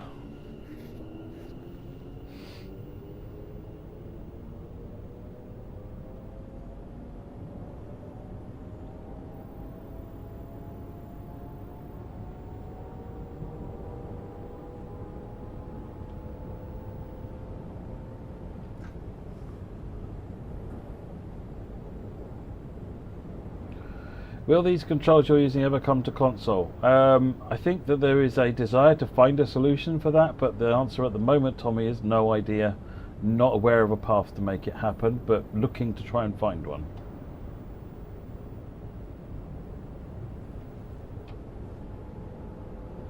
The big problem is that what we suspect is that going via the normal route to getting a controller on a console will be so prohibitively expensive to do that small operation like TS controllers, for example, it'd be impractical. They wouldn't sell enough units to make it make sense. But that's what we need to find out.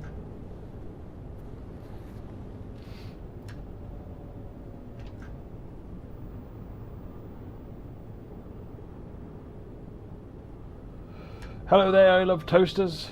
You like toasters, or do you like Battlestar Galactica and you're rooting for the bad guys? Or are they the bad guys, though? Debate. Interesting debate.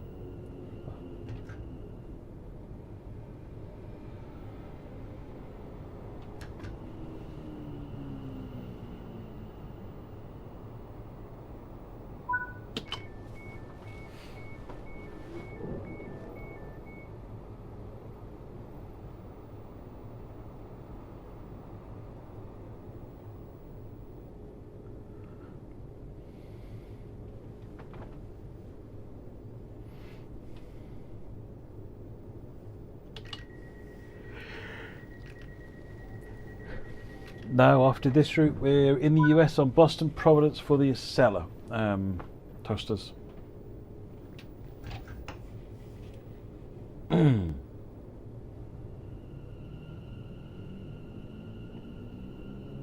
Leighton Midland Road.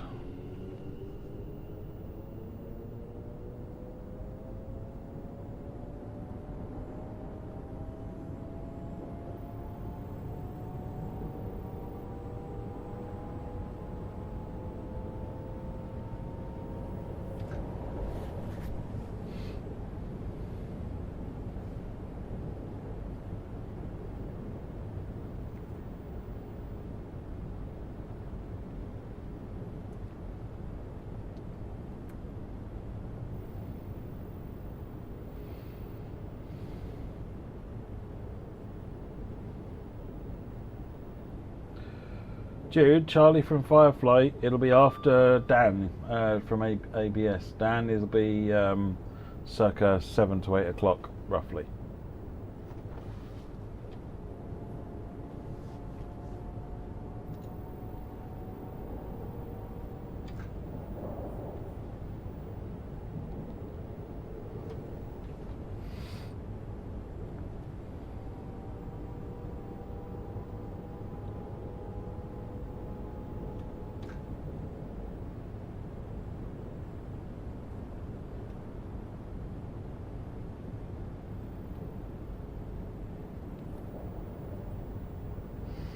Someone's just done something amazing.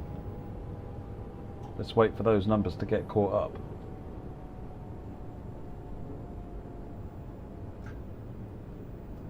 Dave G. Dave G. Thank you so much, Dave G. Round of GGs for Dave, please, in the chat. That puts us £26 shy of the 4K. Dave, thank you very, very much, mate. Much appreciated. And thank you from Special Effect as well, of course.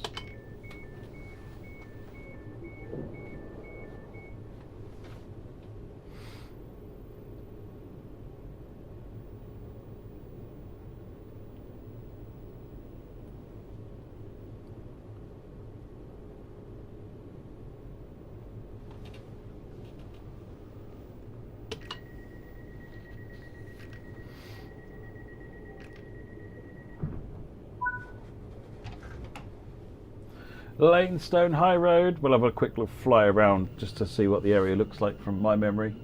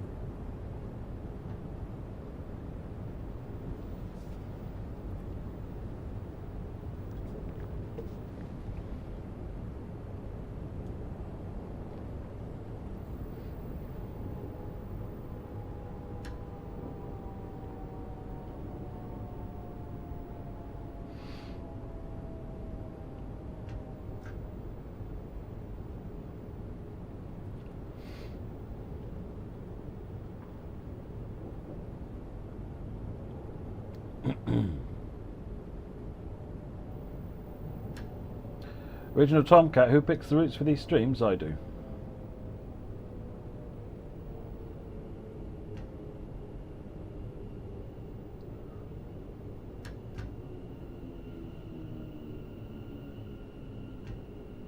I try and pick a variety, but I try also pick stuff that I'm going to find interesting to drive.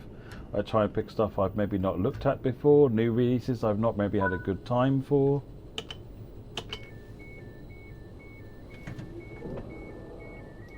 Let's have a quick look round. So yeah, down the stairs. Then this is the high street here. And I would go...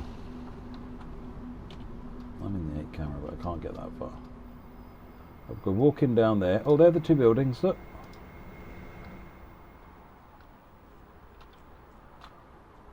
Lost myself.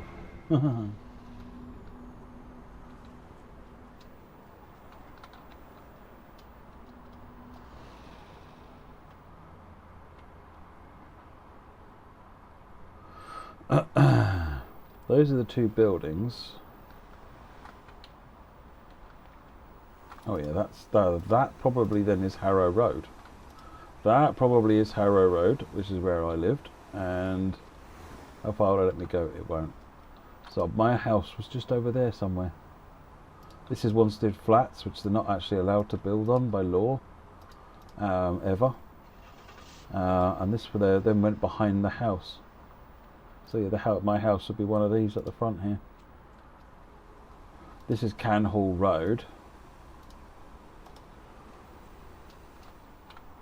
So yeah, probably not far over there would be my house. That's cool. That's cool. Lock doors. Old house, that is, not where I am now. That's when we used to live in London, live in Leytonstone.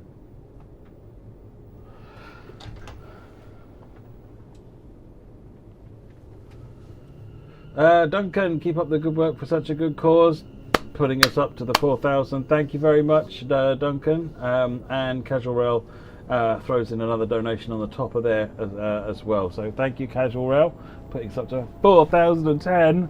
Well done, everybody. The night is young, and given what an amazing cause it is for Special Effect, I'm excited to see where we can get this before the end of the evening, end of the night.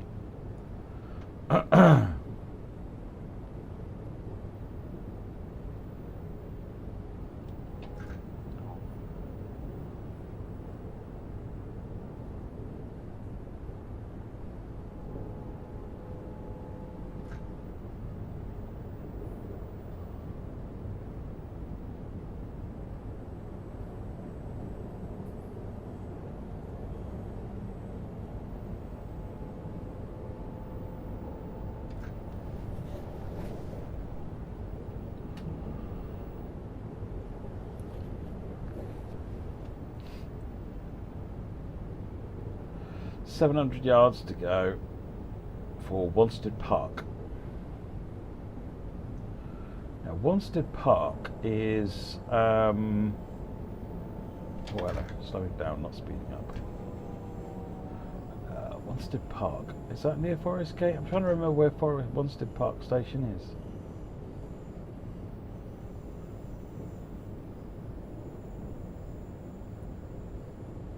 Isn't this near Forest Gate?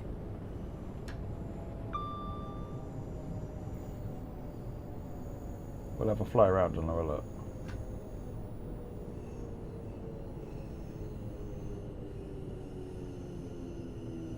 Yeah, there'll be another 250 from Dovetail, Amaze Taste, obviously, plus the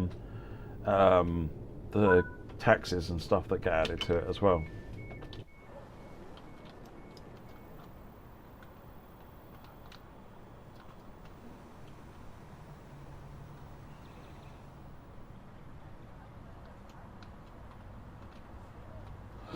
Yeah, I don't really recognise Wanstead Park.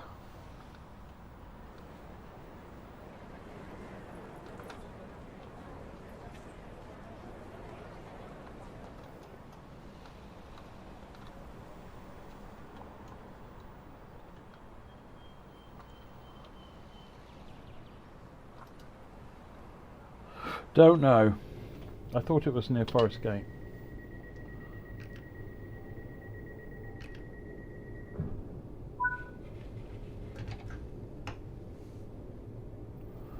Right, Wood Grange Park.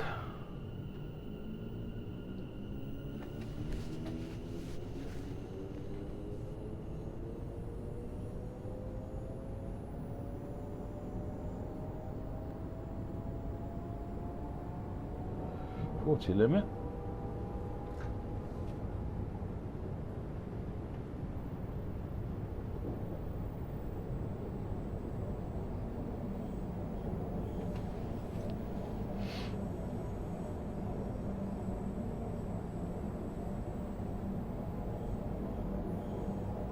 If someone has the Just Giving page open, you should be able to find out what the total is, including gift aid, somewhere on there.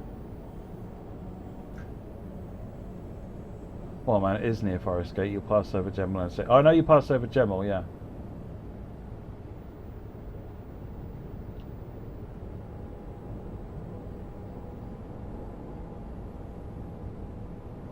Just forgot about slowing down for this 30.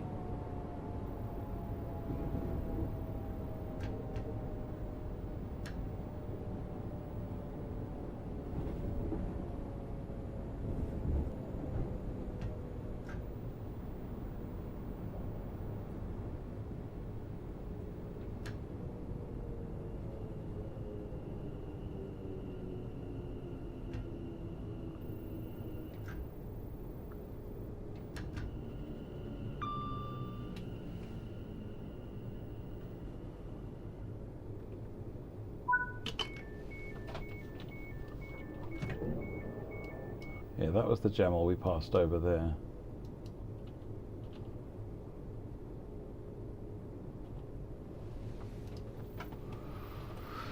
Total including gift aid is 4562 plus 250 is 4712.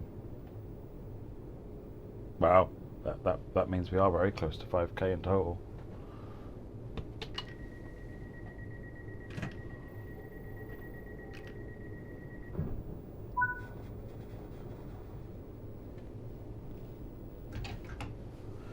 Right, speed limit is 45. Next stop is barking. Ruff, ruff.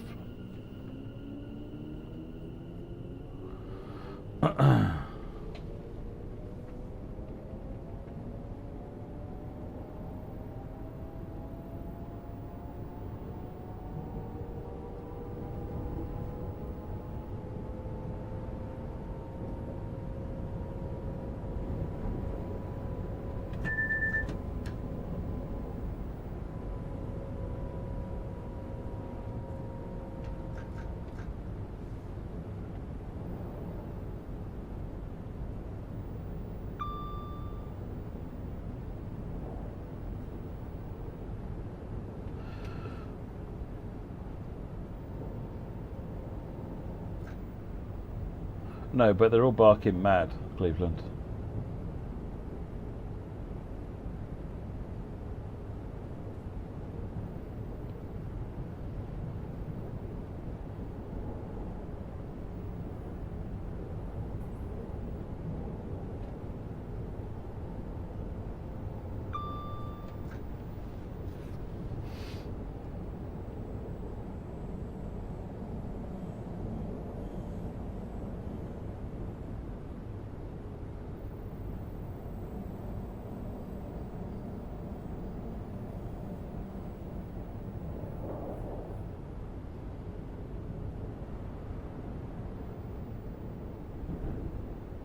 I mean, that's a reasonable question, Cleveland.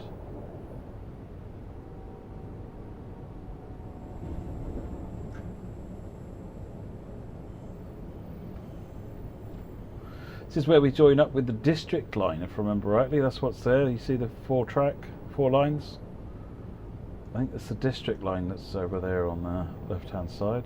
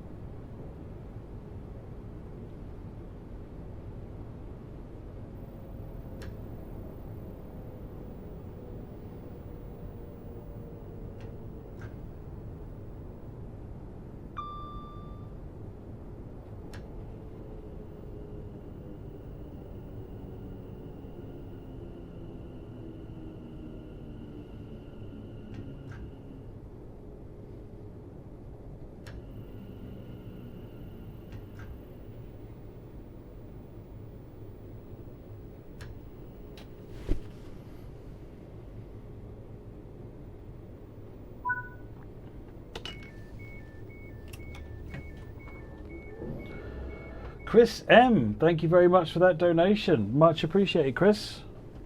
That puts us up to £4,110.26. Thank you, Chris.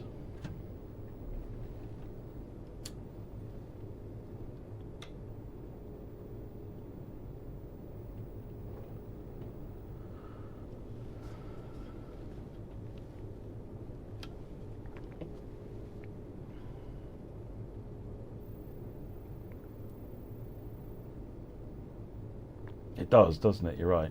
Yeah, Light Bake has come out well.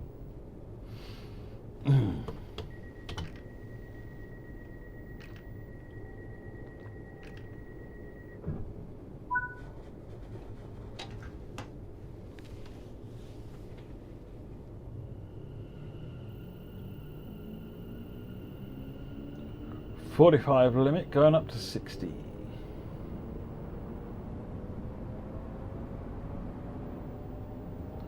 Barking Riverside for our final stop.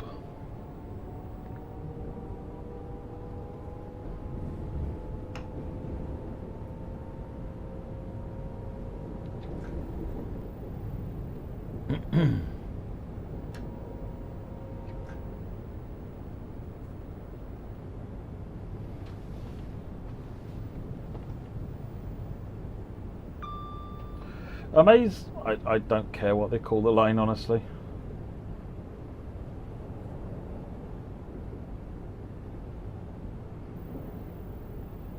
I like the idea of giving them names, because I think that previously it was just the Gospel Oak to Barking line. So giving it a single name so that it's along the lines of Central, District and so forth makes sense. Then I think they overthought the names a bit, but honestly I don't care what the name is.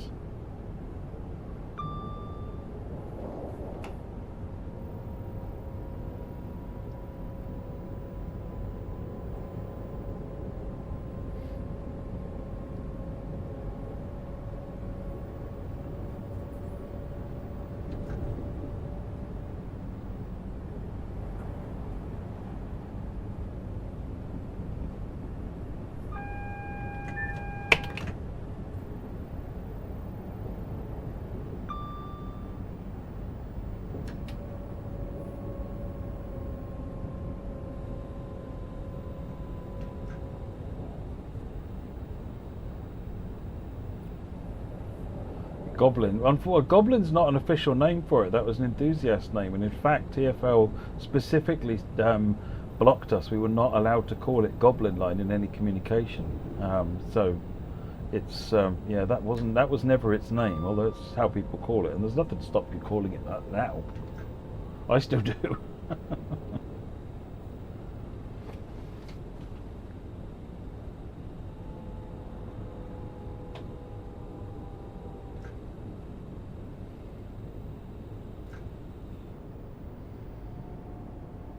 I like it not because it's funny, but I think it's incredibly clever.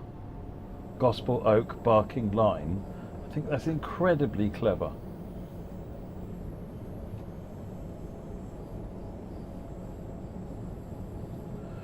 Got Ripple Lane Yard over there on the left. And then further beyond Ripple Lane Yard is HS1 and Dagenham.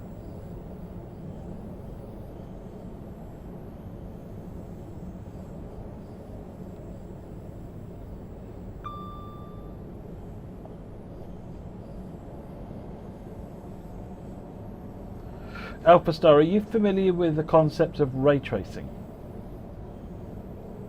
Just working out how far back I need to go.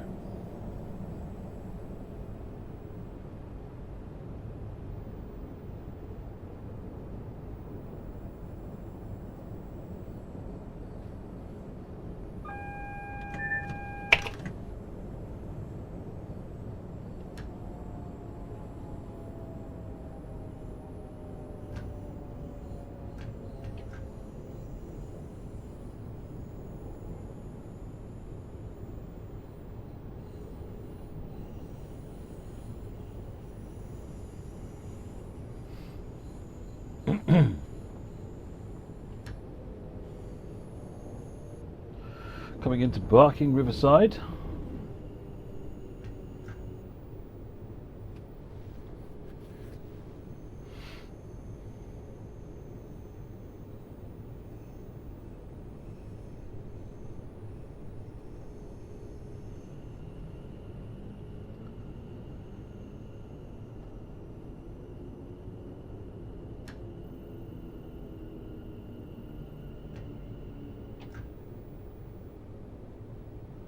Yeah, okay, so ray tracing's listed for a very, very long time, long before NVIDIA's ray tracing. But basically, yeah, so ray tracing is where, what you have to remember with like a normal scene like this, it's fake light, right? It's all very fake, because to do it in actual full lighting is incredibly expensive in resources and so forth.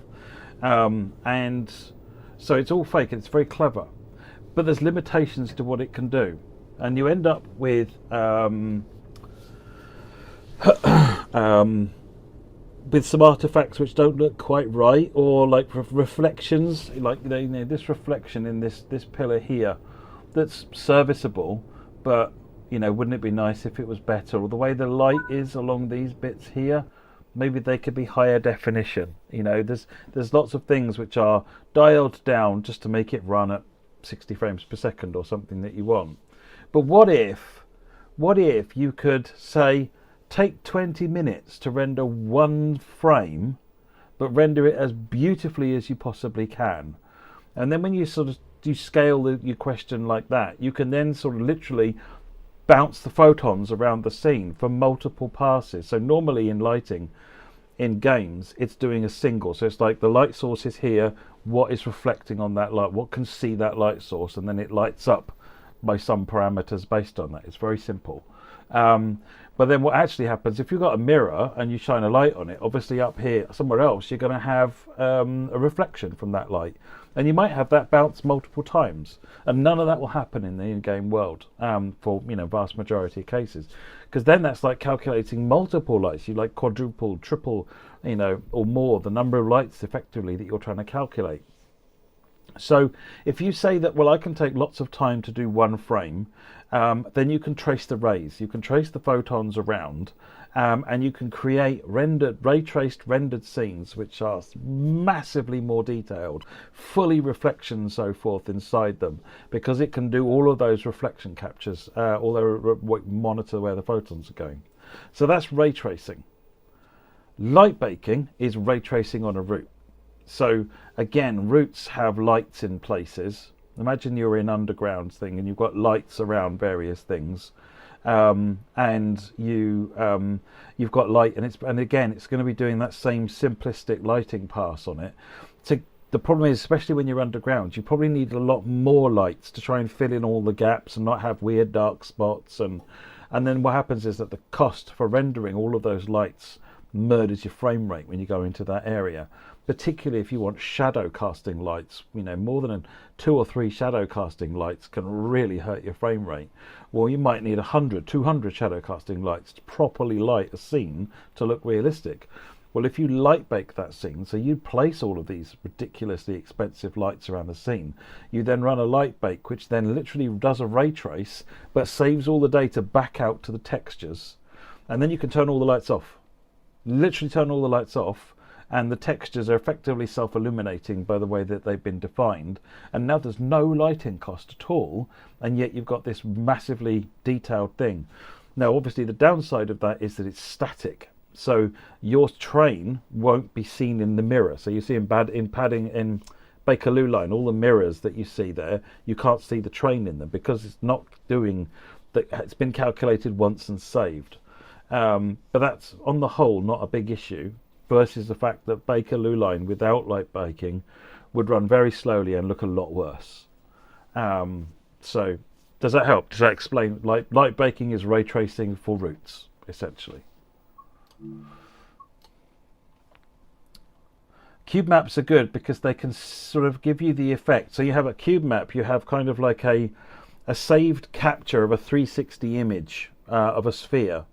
Of what a place looks like. So it's like you put a 360 camera in a place and you capture that image, and what you can then do is apply that out like light and then work out where it could be seen, and that starts to give you something that looks like a bit of a reflection from the environment around you. And again, it's kind of making up for the fact that doing that properly would be immensely resource intensive, but a cube map gets you quite a chunk of the way there actually. But again, it can't be animated, it's not realistic, so you end up having to do all sorts of tricks. In the game we used to do a cube map capture something like every 60 seconds, so that the reflections in headlights were sort of accurate to where you were. I don't think we do that anymore because it ended up causing loads of hitches. Because it was quite expensive, resource-wise. But yeah, hopefully that helps. Right, Boston Providence. And I'm going to do the Acela. So we'll do in here, we'll do the Acela. And we are running 2155, which is that one.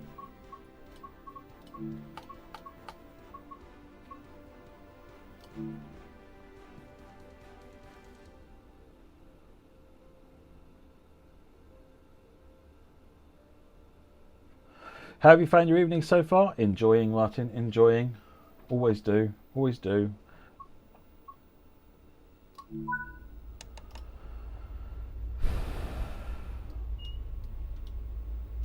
Key in, safety systems on. Doors open. Now what I want to know is, take that one off.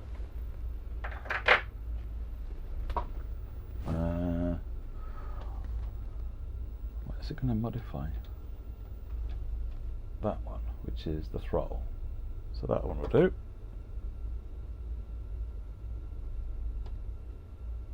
Throttle on that one. Nothing on that one. Okay, fair.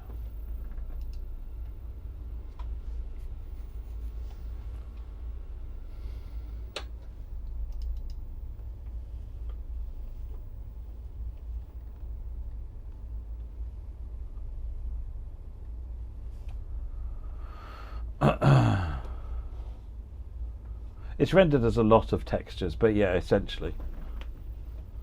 Does it affect the train livery texture? No, it can't, because the train needs to move around the scene. Anything which needs to move can't be in the light bake. Otherwise it's permanently there. Imagine, for example, you had people on the platform in the light bake, and you light baked, and all the shadows on the ground for the people were there, and then the people weren't there, and all the shadows would stay there. Yeah. Forks, ideally, yes. So I'm expecting Dan sometime between now and 8 o'clock-ish. And then once complete with Dan, we'll see what time it is. And then we can see if there's time for a chat.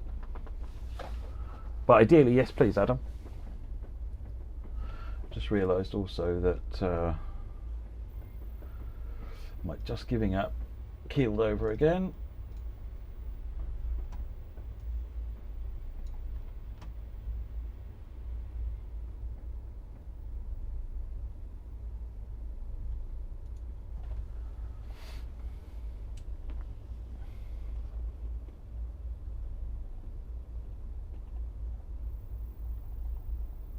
Lock the doors.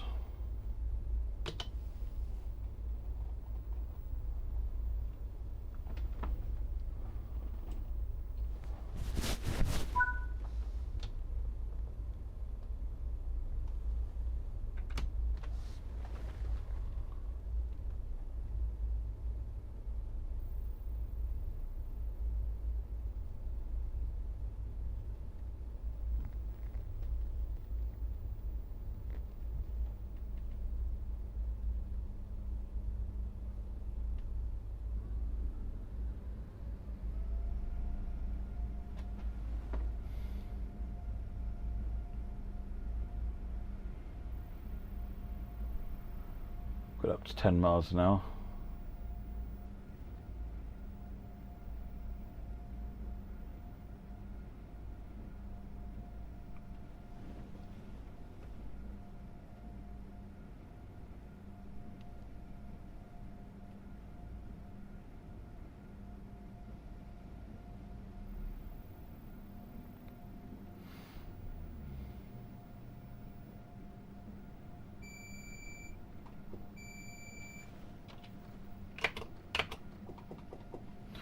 Not listening to the foot pedal. I'll put the door panel away as well. Just use the AWS for the alerter.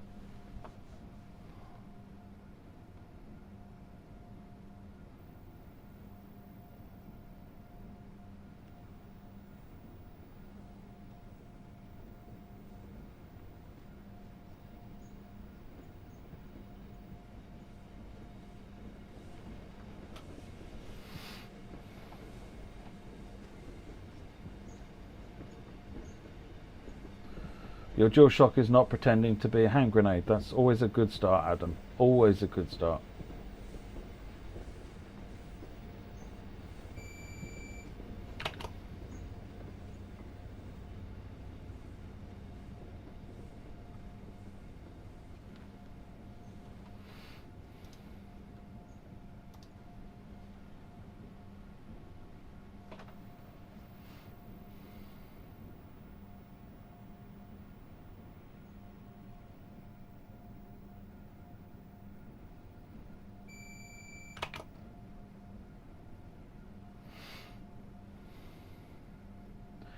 Doing more with the alerts than I am anything else.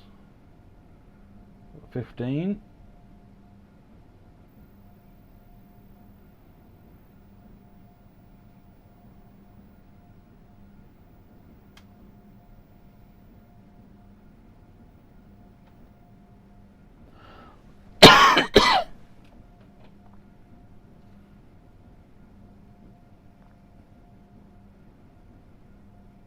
That's correct, yeah. Sunlight can't be included in that either, yeah. Which is why you only really light bake indoor environments. And when they're light baked, I think with the sun switched off.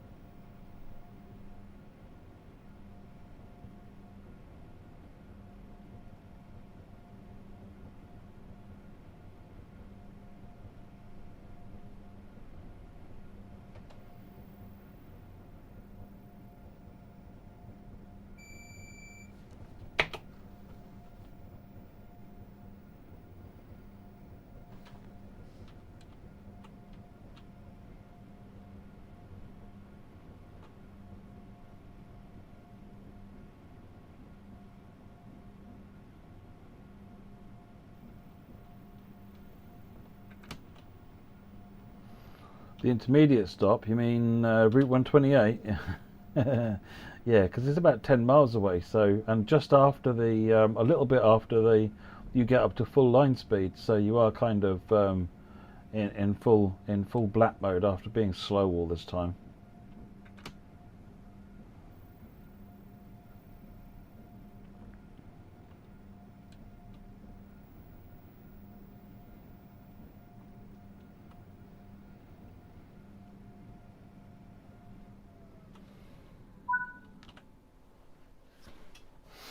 Now, I have an idea.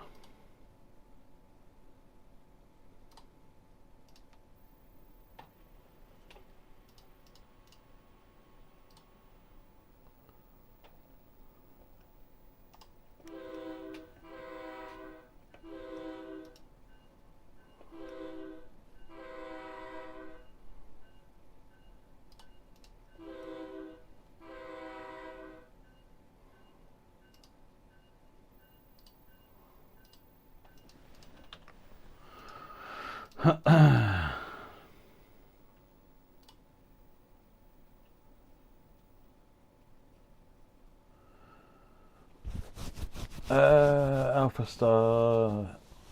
Yeah, sorry, I answered that one. Outside of recent optimization demo, is there any part of the game you wish you could improve upon if there's unlimited budget? Passengers. Passengers. The bane of my life.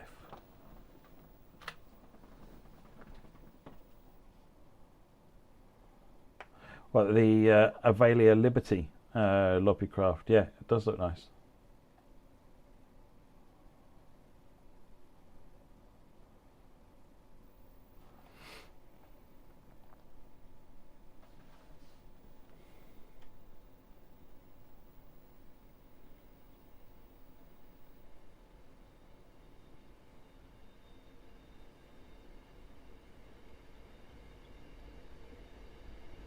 Twain coming in.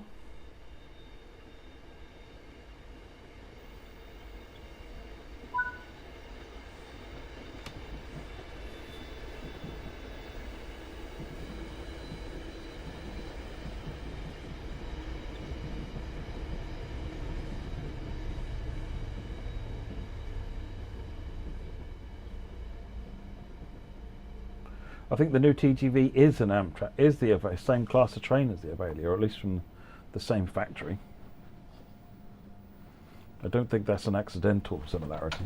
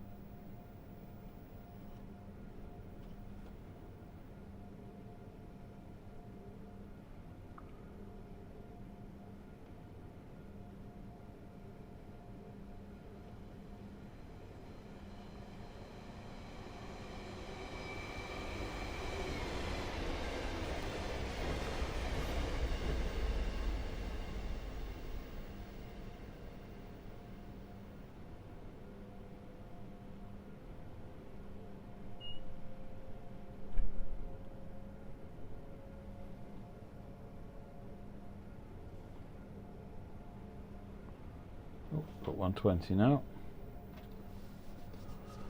Route 128.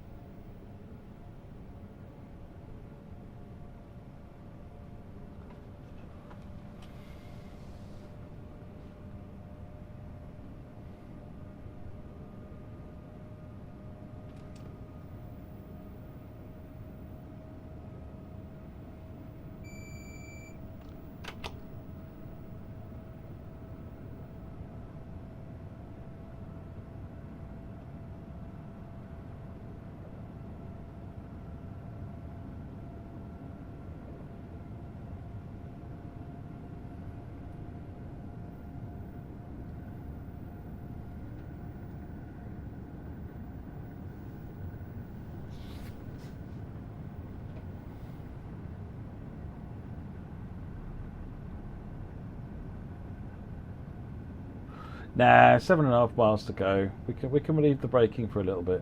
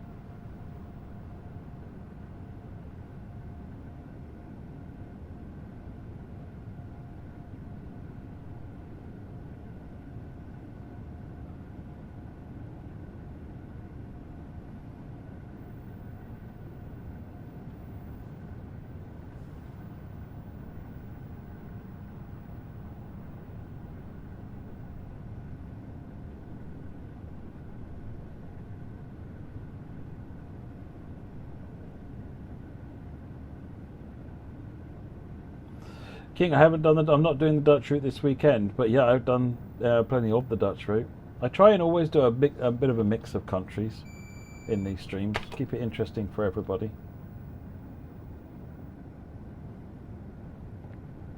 Normally on my streams I do the same thing, just recently I've been sort of doing a little bit more UK stuff just because of the controllers more than anything else.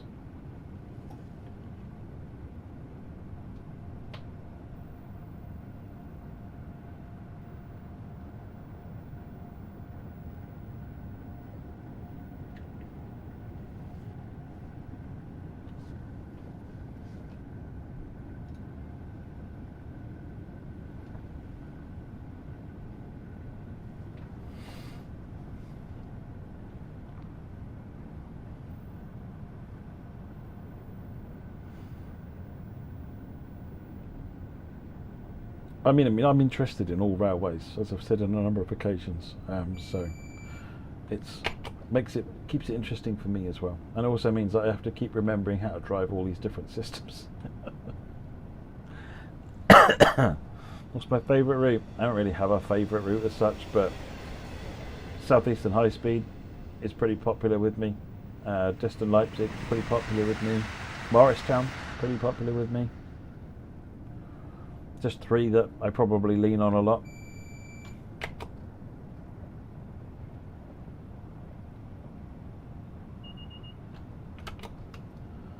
Oh, we've gone clear 150. And there's the trap.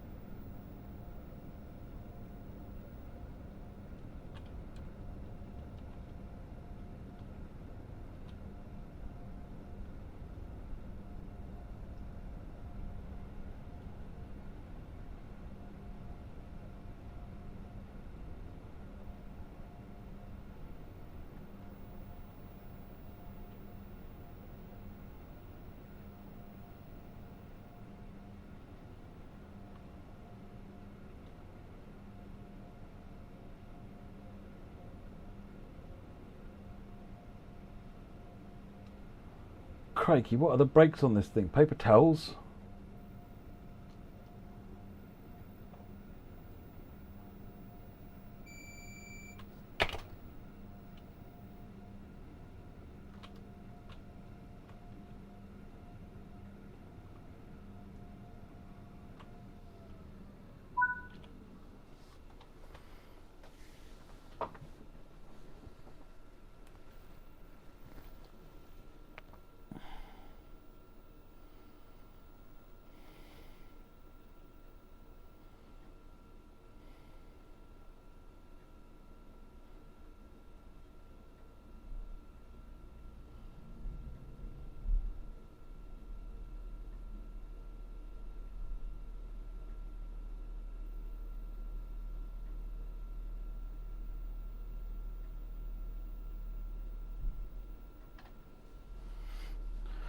The wheels had to be oiled to be smoother. Still, we're early, so all good.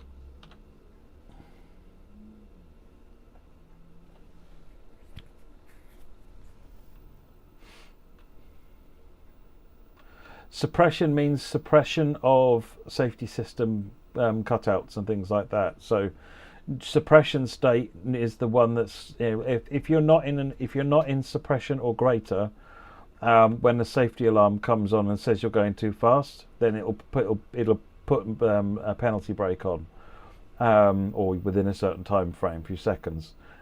Whereas if you're in suppression braking, that suppresses that behaviour, because you are braking sufficiently to still, you know, be driving safely.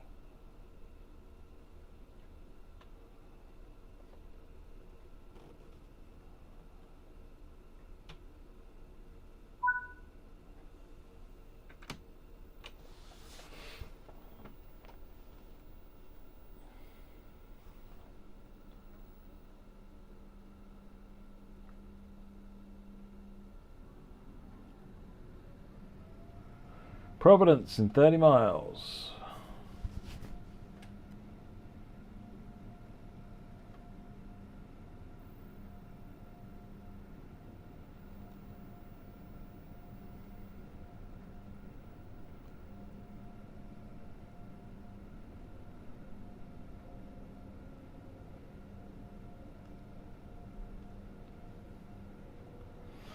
Now we have 130 miles an hour. That's a track speed. 150 is a signal, but 130 on the track. So 130 it is.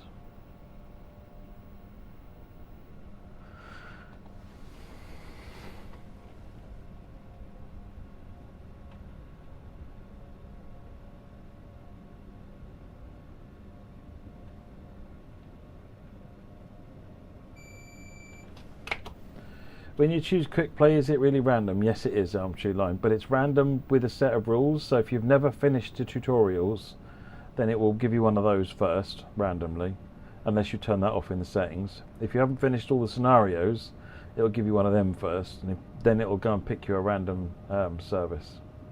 I can't remember, I think the service has to be at least a certain length for it to show up, for it to be picked up. I can't remember what else. I'd love to get like a little configuration screen so you can do quick, quick play, but service scenario length or to gameplay length this and not scenarios and little parameters so that you can, be more likely to get something you want to play first time.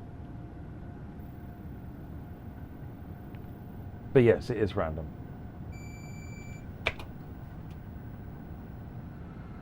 $120.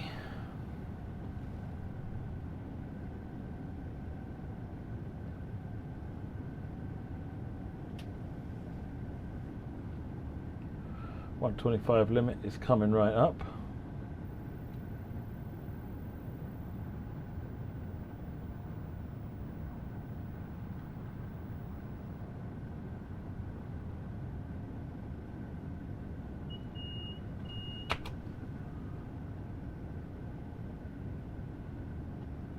That's for this corner.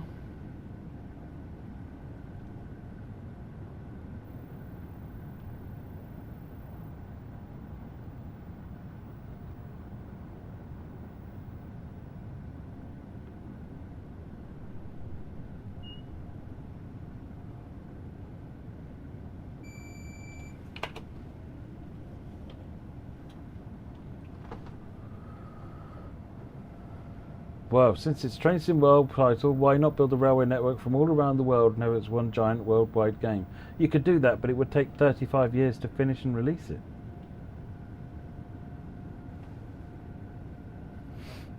At least.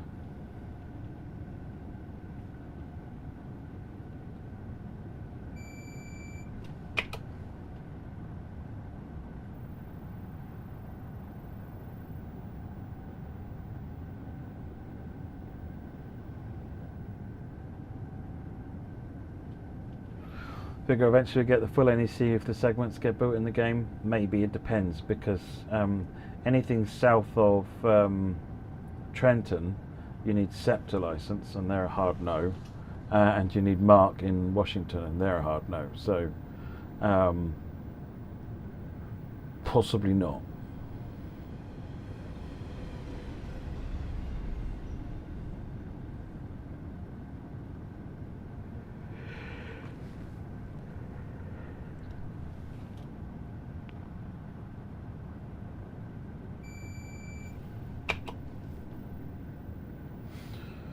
Oh yeah, and about 35 years from now, Liam, the chances are consoles will be better than they are today. So, there's a good chance that they'd cope. Outside chance.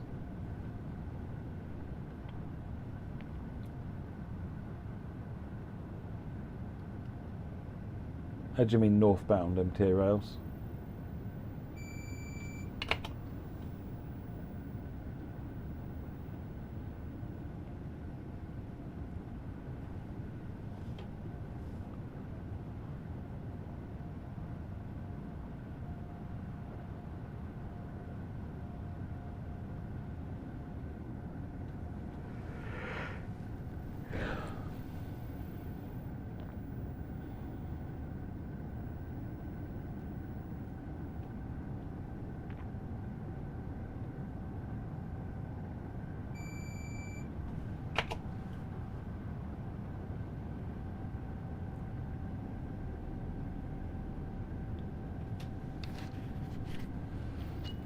Oh, hello.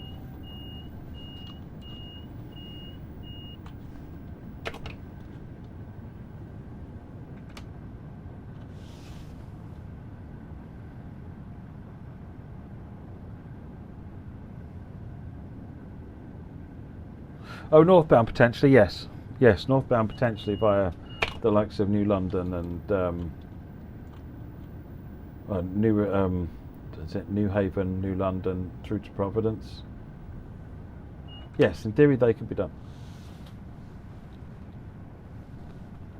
Can't think of a reason stopping that, other than time.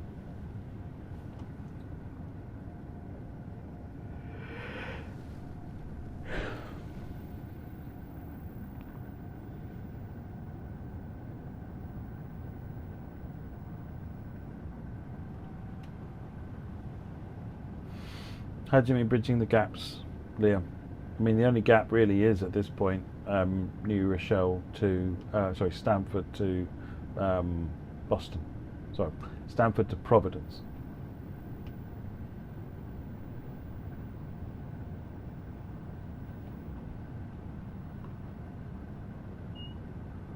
About to get 150.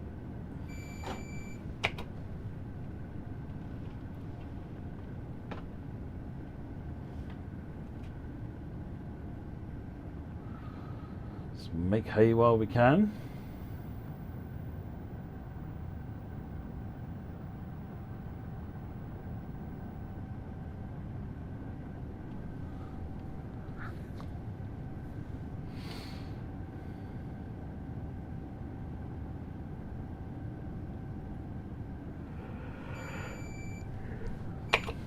Go away, Alerta. I'm yawning.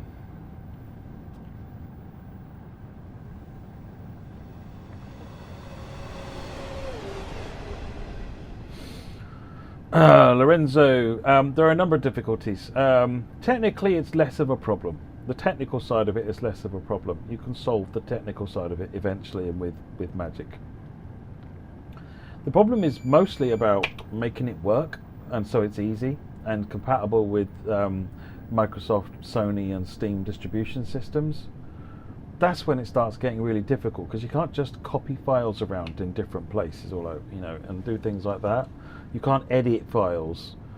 You've got to leave everything exactly the way it is, or merge it all and create a whole new product.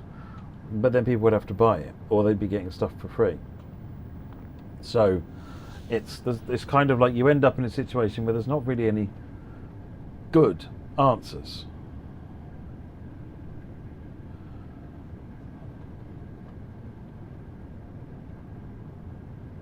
So at that point, it's not worth proceeding down trying to figure out the technical issues, which are solvable. Probably not that hard to solve either. But the other challenge, I guess, is that if you combine routes together, you need a new timetable being built, which supports the sum total of it. You can't really combine timetables. So you'd have to spend a few weeks making a new dedicated timetable.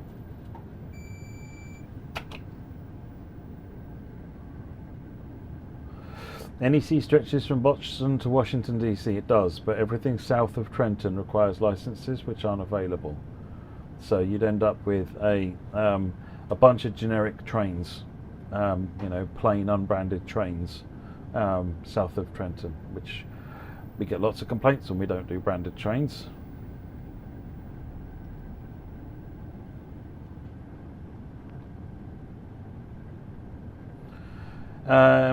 Is route length itself really an issue? Is it the expense incurred by having to make lots more stations?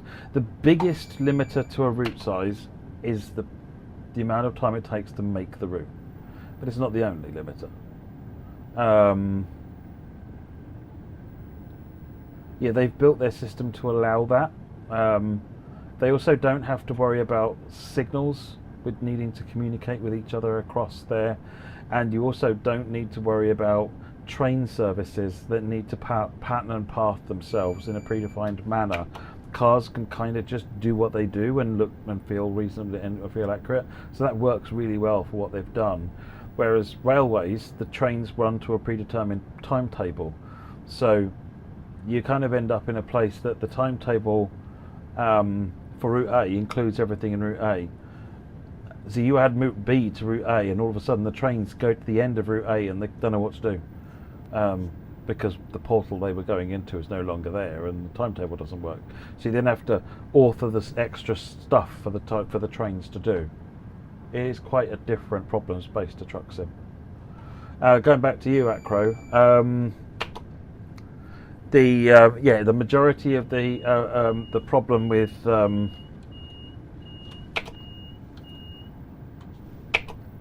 I got a penalty. The problem with the majority of the problem is down to the physical time it takes to make stations, to make all the scenery, to place all the scenery. There's no real way of speeding that up.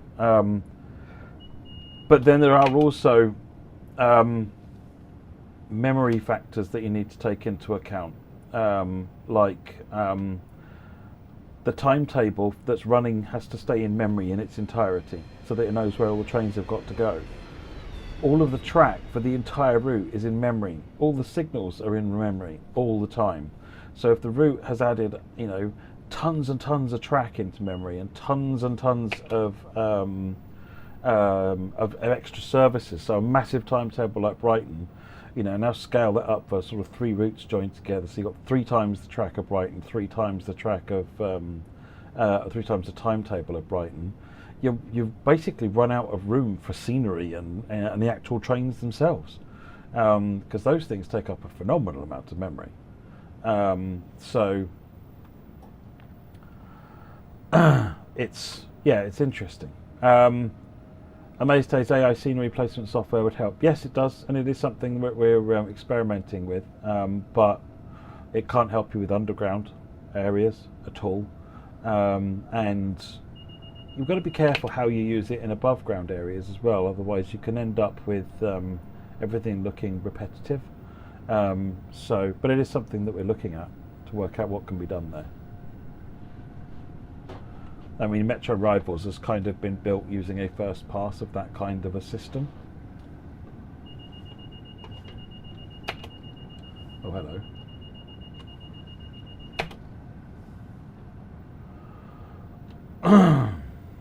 Big drop. Big drop.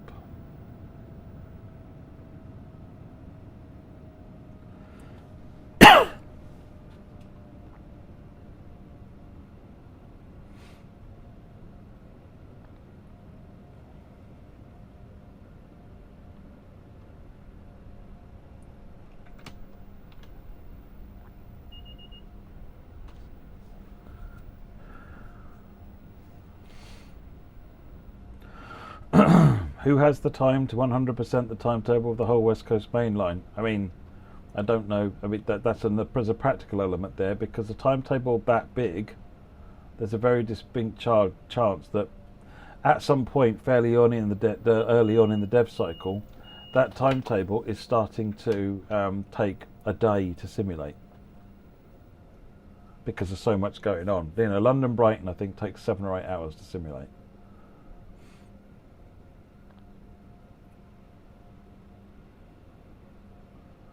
So you take a big timetable like that, scale it up for the entire of the West Coast Main Line. Now it won't be exactly that many multiples, but it'll be a lot.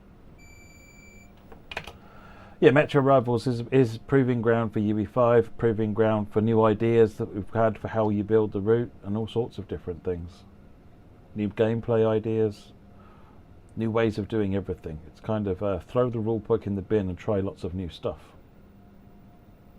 The original MSTS Northeast Corridor, if I remember rightly, is Washington to Baltimore, which is the southern end of the Northeast Corridor.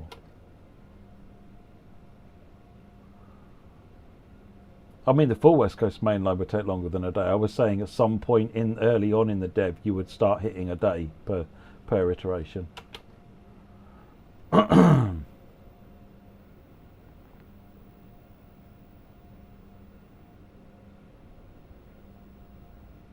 I was Washington to Philadelphia. Okay.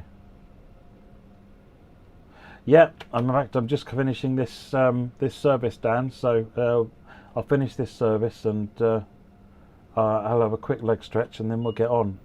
Dan, if you wanna, when you're ready, if you wanna jump onto one of the beta Discord voice channels, and then I'll pull you into the. Well, you should already have access to DTG Stream Team voice channel. So jump on there when you're ready, and I'll join it. once I've had a leg stretch.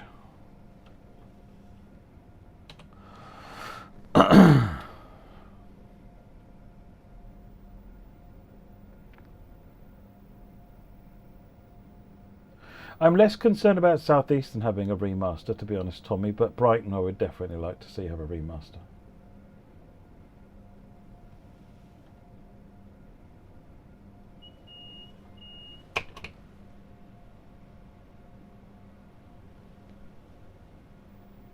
There we go. Keep forgetting the lever. The lever is backwards, so the physical lever is opposite to the in-game lever, and I keep mixing up what's on, what's power on, and what's not.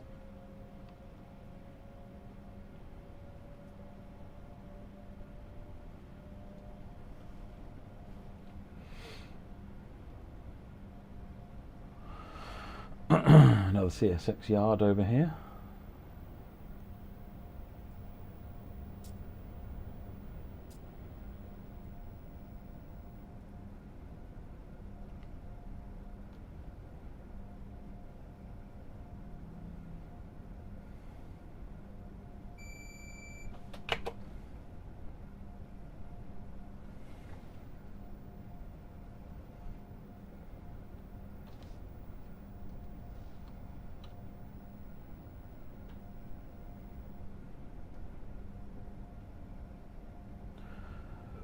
And everyone's different, Cleveland. Everyone's different. Some of the US ones are great, some of the German ones are great, some of the UK ones are great, and equally, some of them in each territory are more challenging. I wouldn't say there was anything that made them generally more or less easy to work with. Everyone's got their own concerns they want to make sure are being understood and catered for.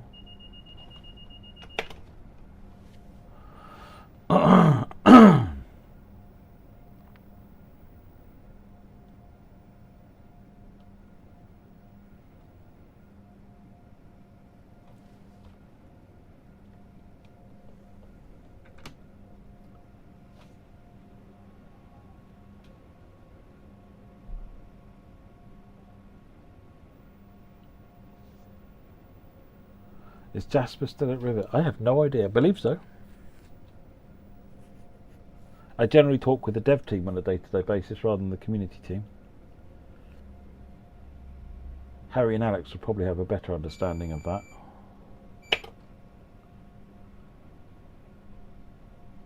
Hey Blackpool Matt, how are you doing? Yeah, title's looking good. £4,110 and 26 pence. It's incredible. Thank you everyone. Well done. But we haven't finished yet, right? We're still streaming, so if anyone, you know, gets an itch and wants to donate, you'd be very, very welcome and very grateful.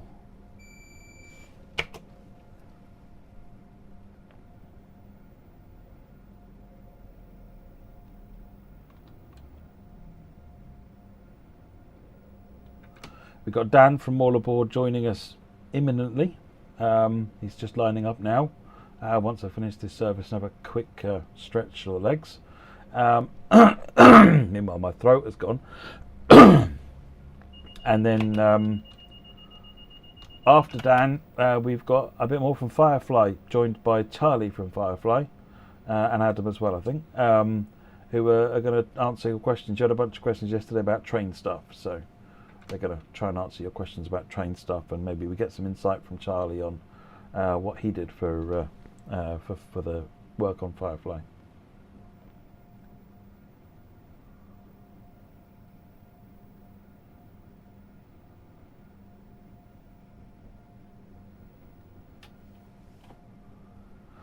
Just pulling into Providence now. There it is, just in front of us, to the side.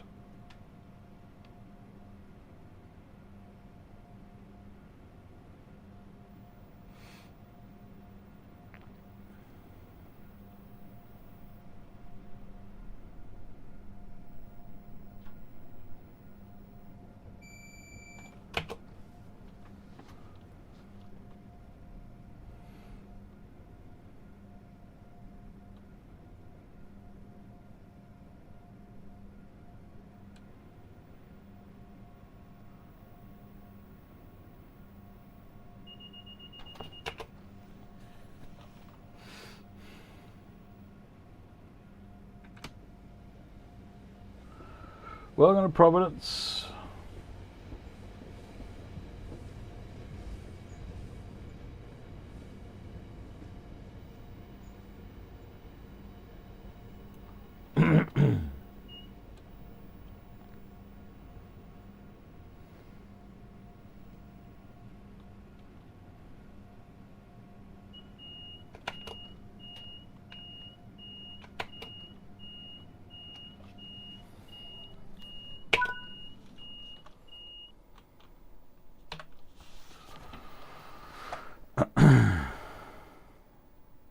The M6 is now roadwork free all the way from Preston to the M42. Well, she'll be happy about that.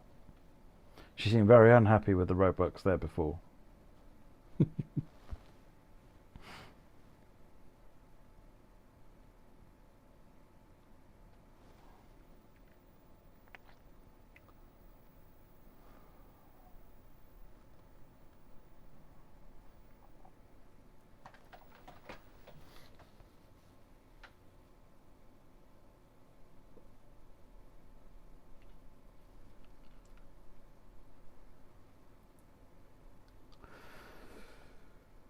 There we go.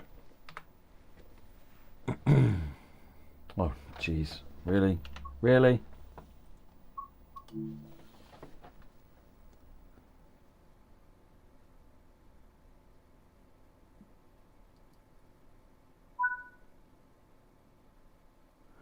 Boom. Excellent. Right, okay. We'll leave that on there for a minute. I'm just going to stretch my legs real quick, freshen up my water, and then we'll be back on.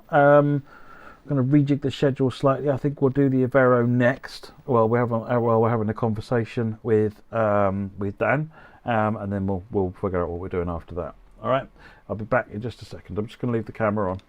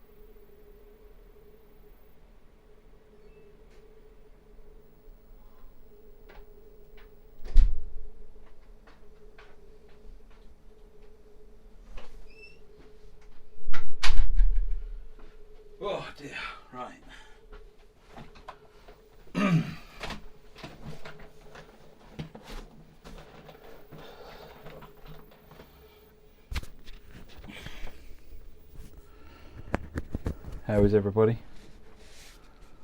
I didn't mute. No, I didn't. Good, good. Right, what's the chances of stream audio working flawlessly first time? Danny, if you're listening, I'm about to log into the channel. Hey, Danny. Hi, mate. Okay. I am very good. Welcome to the stream. Hear you. Say that again, sorry.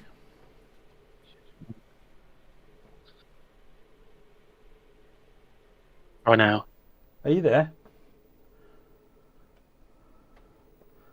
I heard you say try now, I think it was. You looked on a stream, but I can't hear you. Oh, you can't hear me on Discord? Or? Voice speakers. Right, try again now. Testing 1, 2, 3. There you go. There you go. I got you. There we go. Discord for you. At least it wasn't my audio this time. So it's the first time so far in the stream that something hasn't been wrong with my audio. So no, that's all right. Before we get started, Mr. T, Matt, will we ever see native VR support in the sim? No idea. It's not on anyone's radars. And I think the problem is the audience for VR is not very big. And the audience for people who... It's kind of a niche within a niche, right? Train simulation fans is already quite a small audience. Train simulation fans who also use VR, it's a very small audience. And of all of those who've got a machine capable of doing it, yeah, you're not looking at a big audience. So I don't know, but I'm keeping a track on it because I'm personally a huge fan of VR and I would love it, but it's not about what I want. So anyway, we're going for that. We got Dan on the line. So Dan, tell us about who Dan is.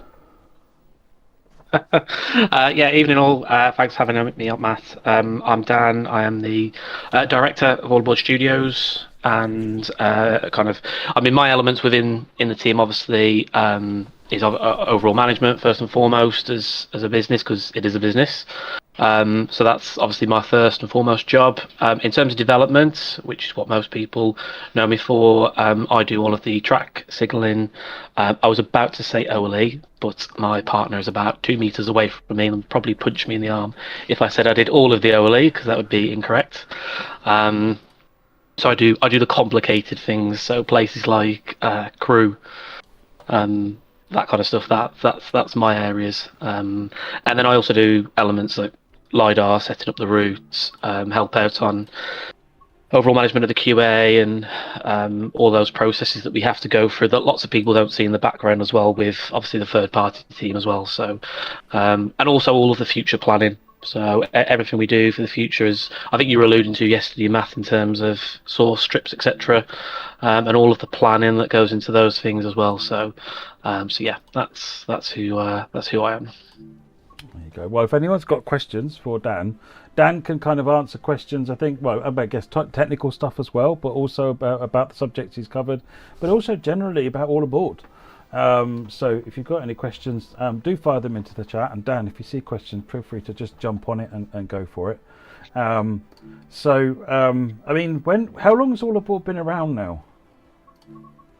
So All Aboard's we only started as a developer. We got our third party agreement, I think it was December 24.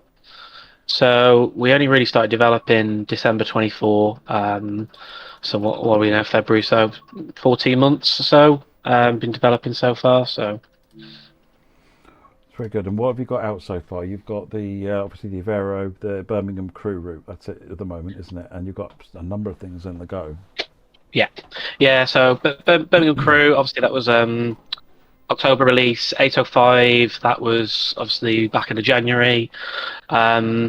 Both went really well, really happy. Obviously, plenty of lessons to be learnt from the first, almost, in Birmingham to crew, which I think Kieran alluded to some of those earlier. And then, yeah, as part of the rest of the TSW6, Trent Valley, Milton Keynes to crew is obviously our big one due in the next few months. And then the other one, which we announced in the February roadmap, which is the Class 70.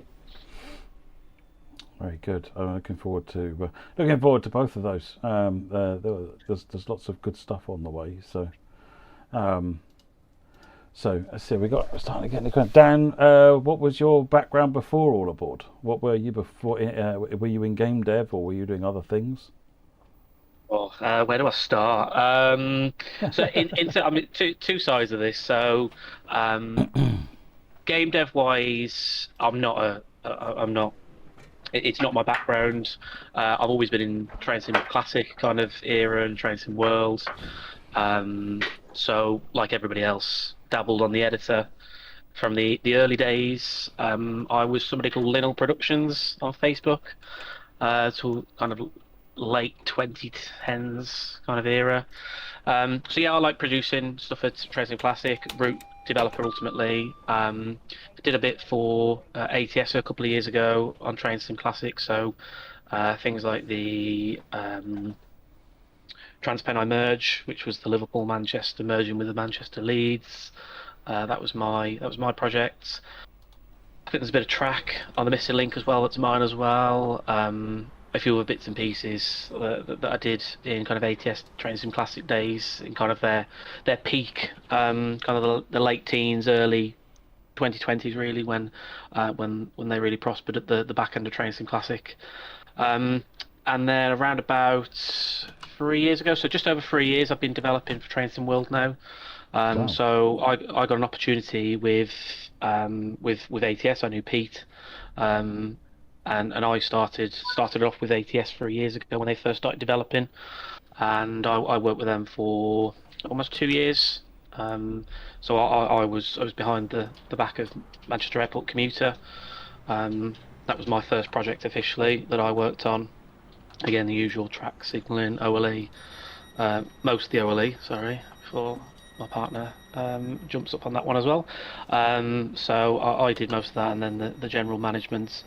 And then after finishing that project, me and my partner sat there and thought about it. We built some fantastic relationships within DTG with Steve and Ryan, and we looked at making kind of our own third party, and overseeing it ourselves, and that's where we came up with All Aboard, really. So that's kind of the background from a game dev side of things. There's other little bits and pieces in there as well, Train Sim Classic days, but bigger picture wise, I'm not a game developer. I'm a fully qualified civil engineer on the railway. I've been on the railway for the last 13 years. Fundamentally bridge engineer, so knocking down bridges, building new ones. A couple of schemes people may know: Barmouth Viaduct, I did 2 years on that. Walsall to Rouge electrification, spent 6 years on that. They're just a couple of ones that I've done, and then I've worked for a couple of train operating companies as well. So West Mids Trains, I did part of the 196 introduction, and then I did a little bit of Transport for Wales as well as part of the 197 introduction that they're currently going through as well. So yeah, hopefully that's answered most of the questions on my background and where All Aboard came from. That's a good try. I'm just trying to work out what I've done wrong. Well, I think I had a fault on the doors and it's completely confused things. Yeah, train faults matter. They're a fun system. Somehow opening and closing the right doors seems to have... I'll try the left doors again. You're going to make me open every door and close every door manually, aren't you? Right, here we go. My frustration with train faults is still the amount which occur, which I know is something that's still being worked on.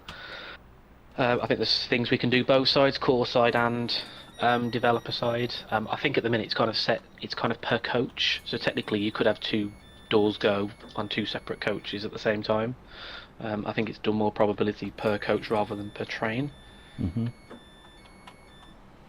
Yeah, I can't remember exactly what the approach is that it uses, but yeah, I think the simple bottom line of it is it's not quite working the way it should.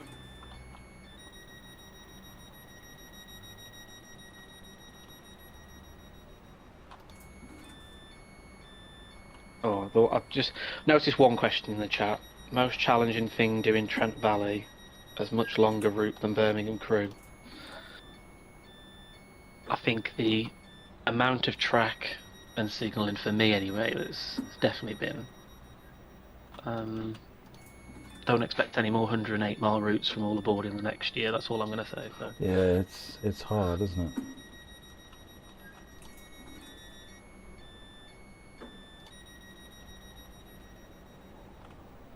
This doesn't work. I'm just going to turn faults off and restart. No,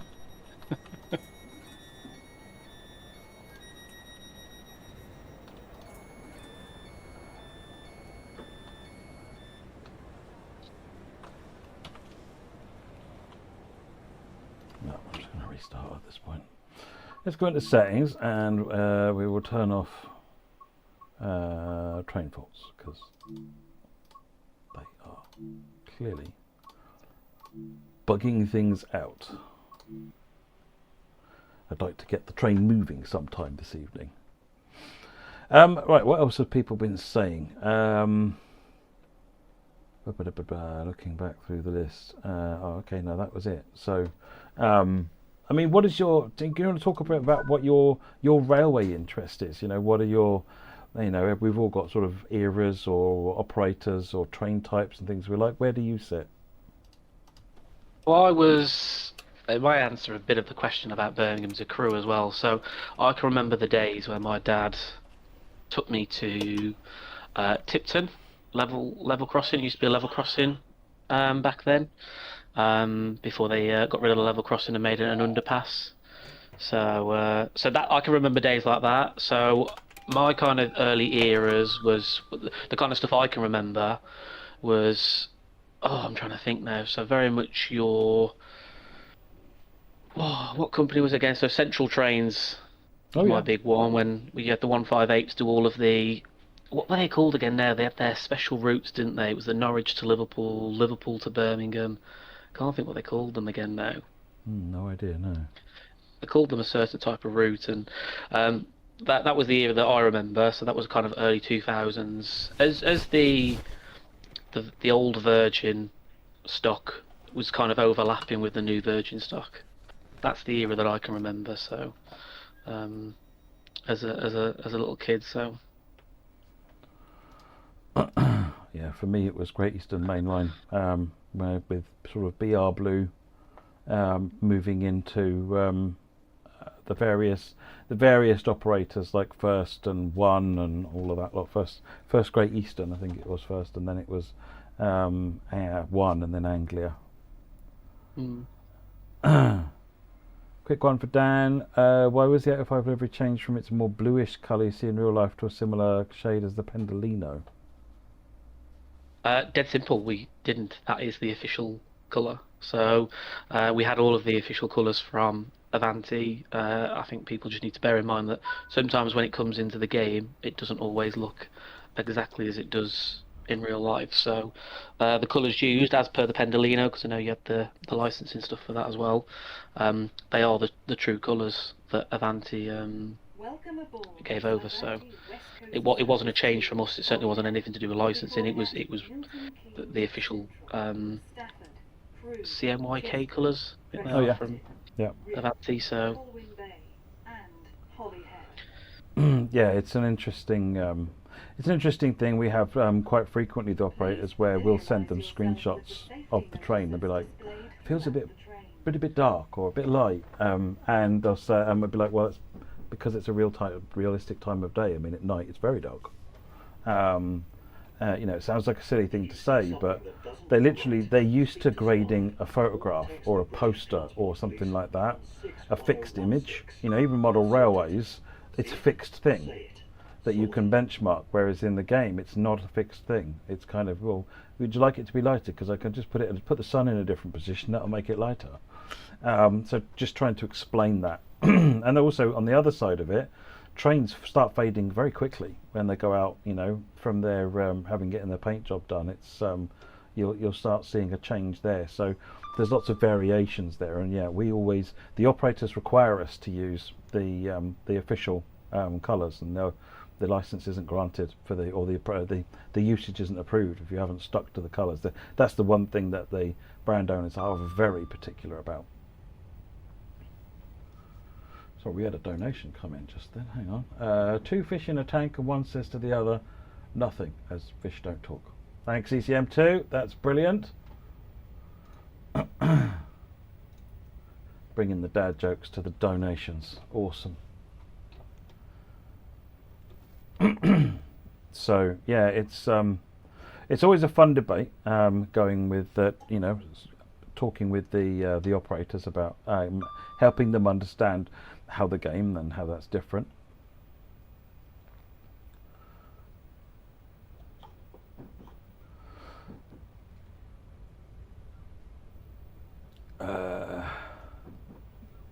Is there maybe going to be a route on the Merseyrail network? And I'm not aware of anyone planning to do it.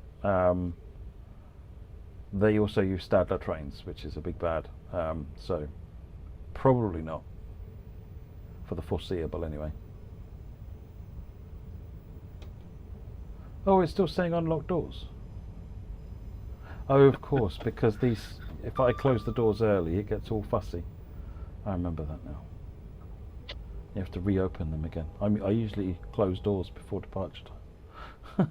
I get caught out on all of them.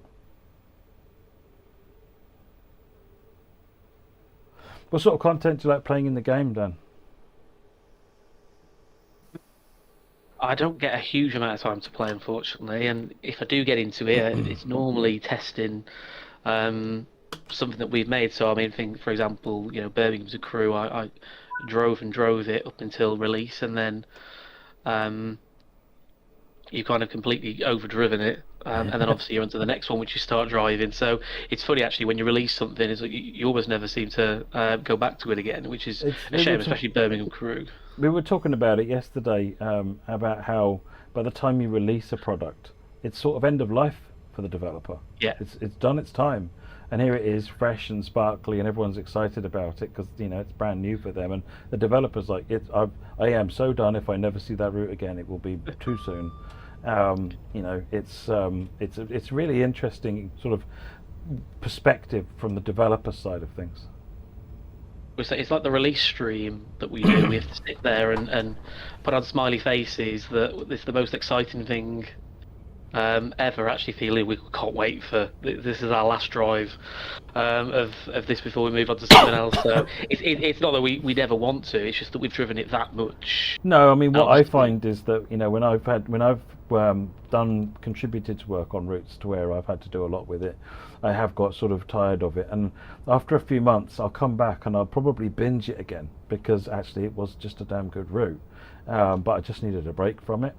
It becomes really easy to go back to things. But so that, which is the acid test for me, is like the routes that I don't tend to go back to versus routes that I do. I don't play the game anywhere near enough anymore to have a useful benchmark on that these days. But it's that was always a thing for me, was seeing that I would go back to a route. It's kind of like, oh no, that meant I just needed a break. The one I always go back to, and to be fair, I don't anymore. I haven't done for probably at least a year, just because of that reason. Brighton Main Line was my always go-to route. I love that. For me, Brighton Main Line personified what Train World is about. Yeah. I know there's not many routes like that, but it was brilliant route that. It was a strong goal to get London Brighton in. Not only because it's kind of the iconic British route, isn't it? But it was also a nice long end-to-end stretch that was complete. It was a complete railway, which was good.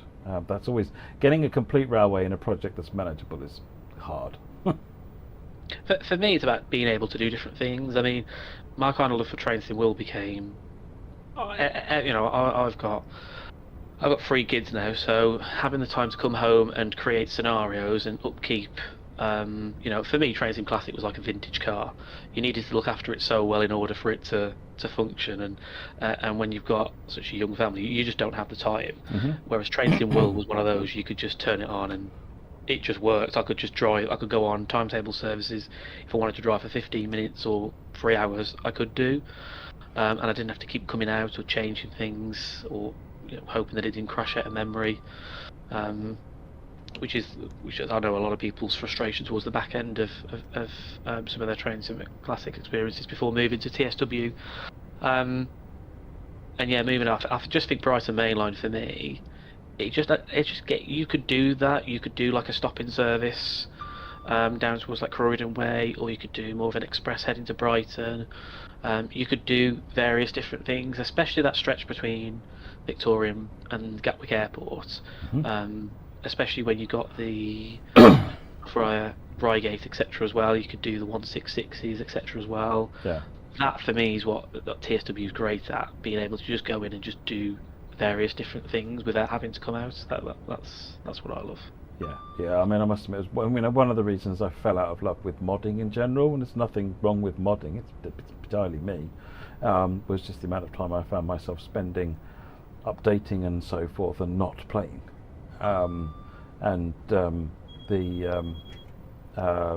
Again, TSW, one of the reasons I don't use mods is just to keep it simple.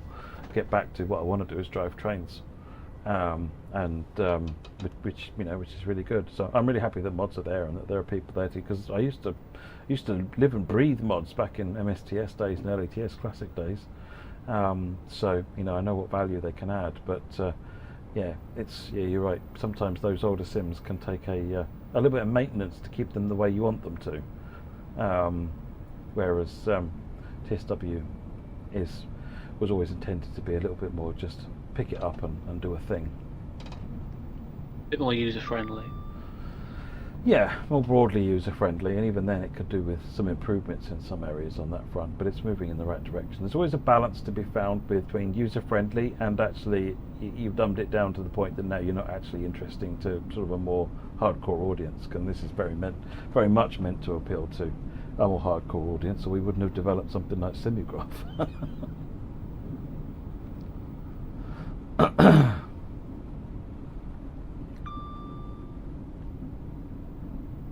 Are there any particular areas in the projects that that you've done so far that you would call out as being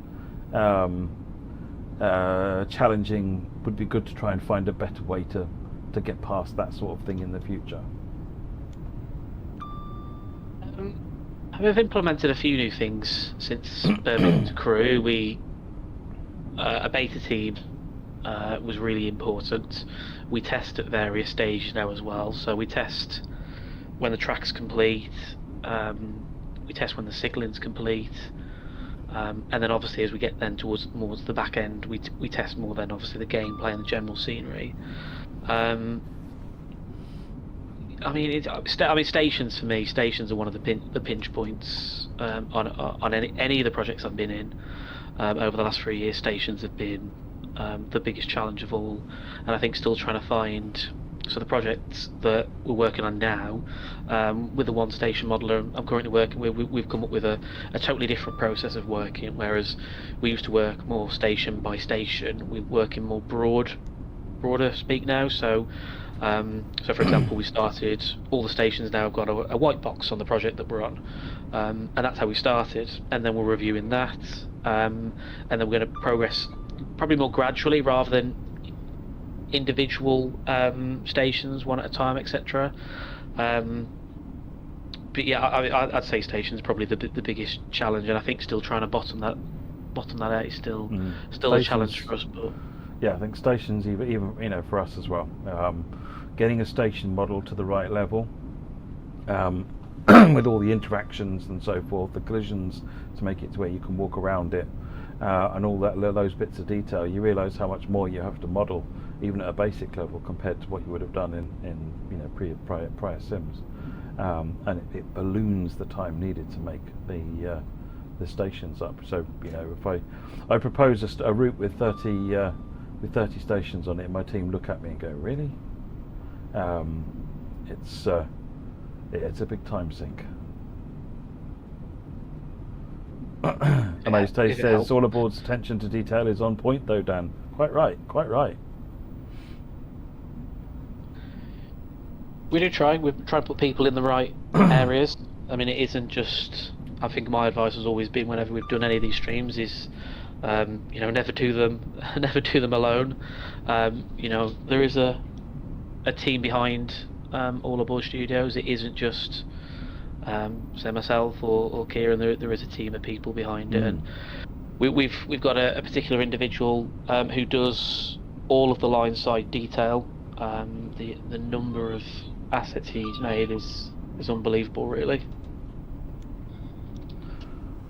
yeah, I think that's a key thing with any of these projects. It's just like, there's a lot of people that you won't see on streams and cameras for all sorts of practical reasons. The least of which, or one of which, is they just don't want to. They're not comfortable with it.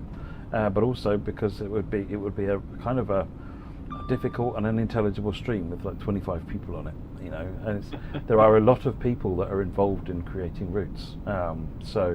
In all sorts of different ways, bringing all sorts of unique attention to details and knowledge in various things. And yeah, it's knowing how to build something and how to make it look good, but also then how to make it, really efficient. They're big skills. They're difficult skills. Yeah, and everyone's got skills in different areas as well. And there's so many aspects as well to Trains World.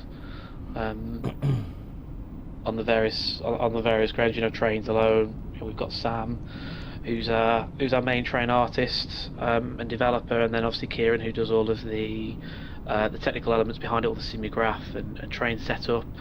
But then even then, there's other people behind that. There's the modelers. Modelers working on projects that we don't even intend to even look at releasing for another 2 years yet, because of how challenging trains can be in particular.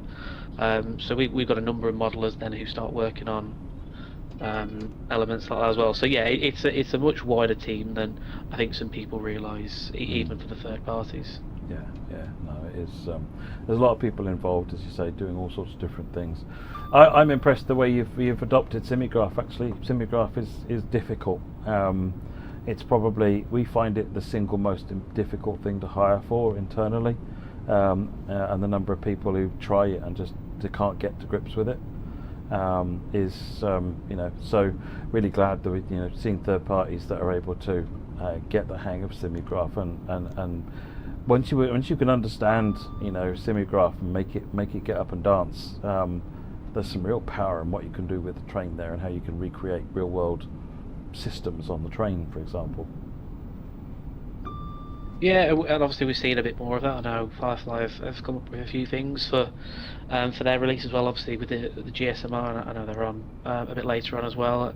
So that's a new advancement as well. And obviously we've seen a bit more advancement with things like the train faults. It requires, for example, more fuses to be animated, etc. So it is making the cab a little bit more alive.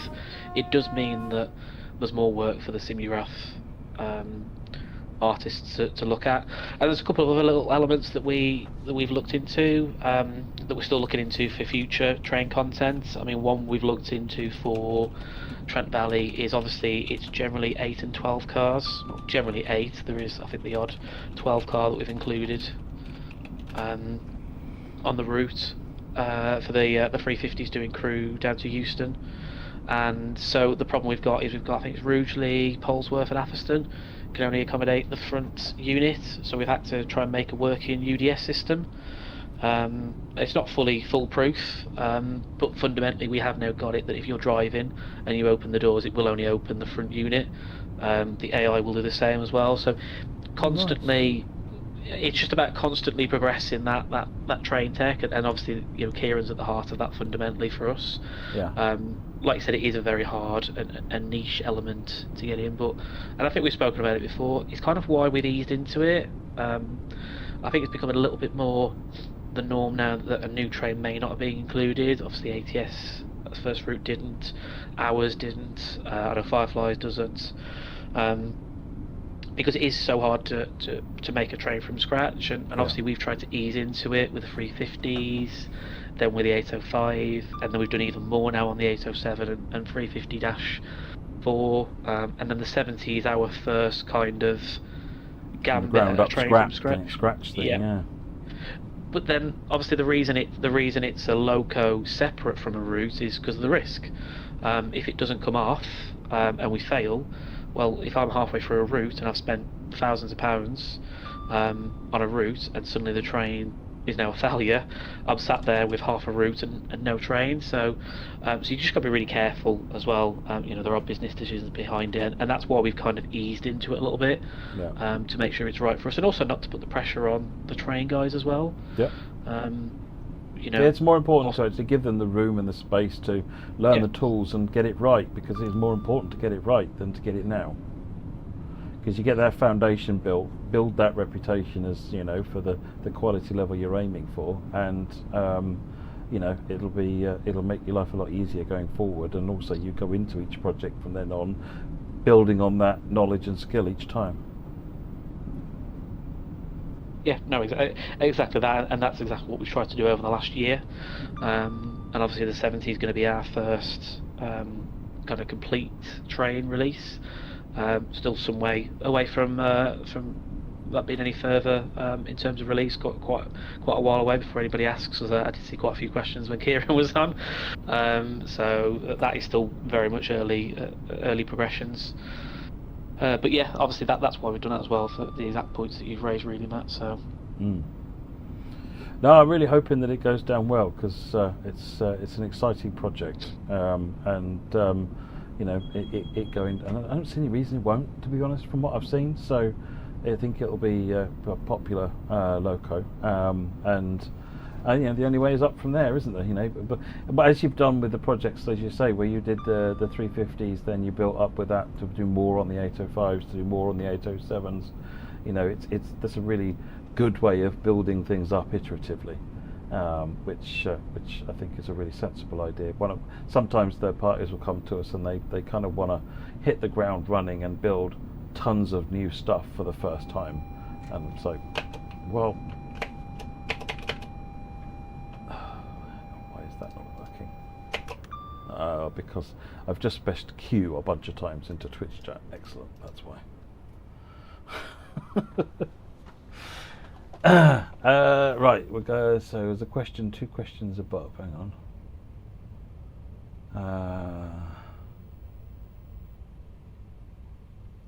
I don't know how your question is for Dan, Evan, but or is it for me? I think it's for you, Matt. It's for me. Yeah, we're going to see more popular locos, multiple units in game, for example, Swiss Crocodile 4014. We're not likely to make US Steam like that. If one of the other developers, like for example Smokebox, who did Big Boy in Tears Classic, if they want to come along and do that, I would be a big fan of that, because I know that they'll do a brilliant job of it, because they've already done that before.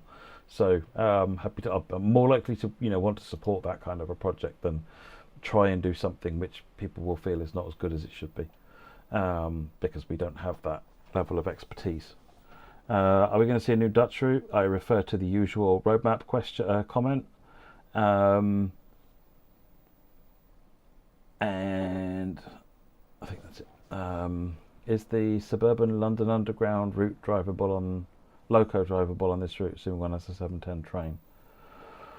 If you have the 710, then you can run the Lioness line, if that's what you mean. Mr. Quick Go Gaming says, would you ask Dan about beta testers? You might need to actually make that a question, Mr. Quick Go Gaming. I think I know what he means, Matt. So just to answer that, we obviously asked. We put a bit of an advert for some more beta testers.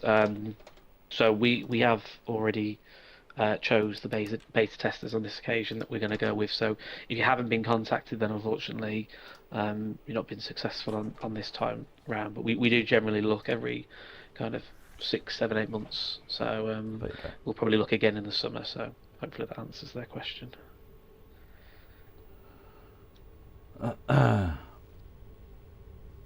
What have we got here? Maze Taze again. All aboard about building routes, or would you consider rolling stock packs too? Do I need to answer that?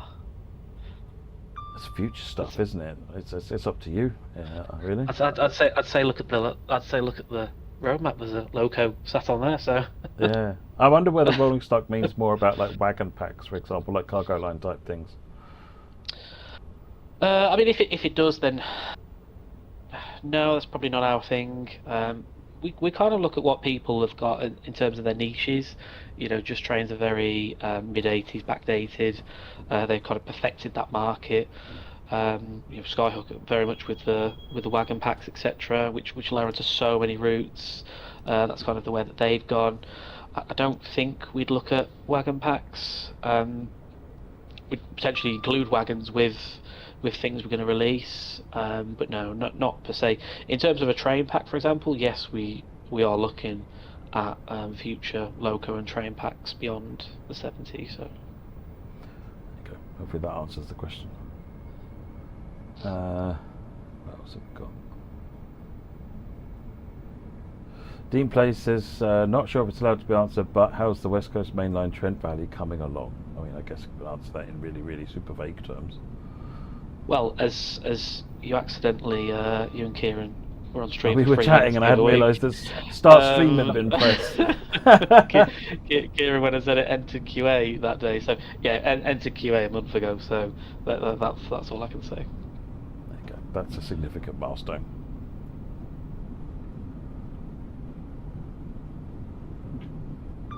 Yeah, that was really annoying. Just at that moment, my machine had started freezing and jumping around, and clearly one of the clicks that I put down, trying to say, as if when your machine freezes up and you're like, click, click, what the hell's going on with this thing?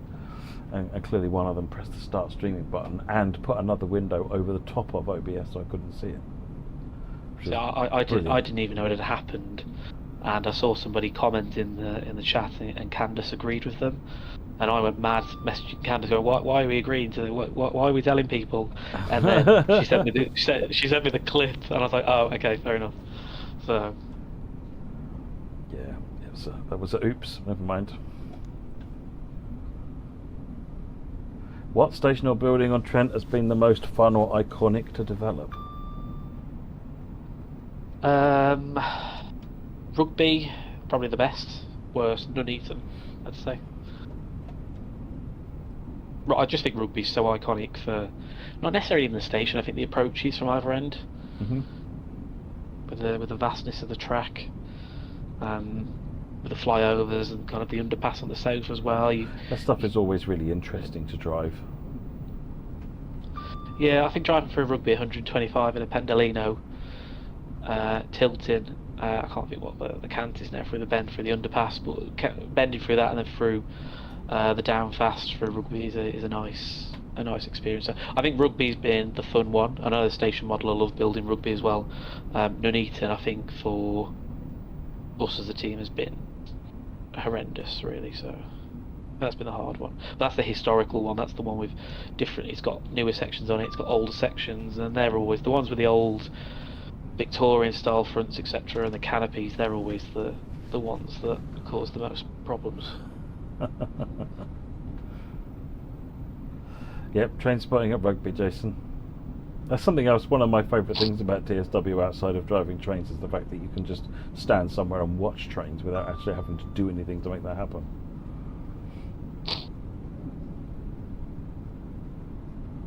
Wolverton's a good place for that on Trent Valley. So Dean's just asking what will be the best station to do train spotting on. Wolverton, absolutely. So what we've done as well is we've implemented the AI horn that obviously oh cool. Liam put on. So along with the rail singing as well. So rail singing is going to be on Trent Valley as well. But we've implemented the AI horn. So trains that have it need to make that clear. Trains have to have the feature. It isn't just automatic. Yeah. So trains that have the feature will, as they come through Wolverton, sound some tones as well. So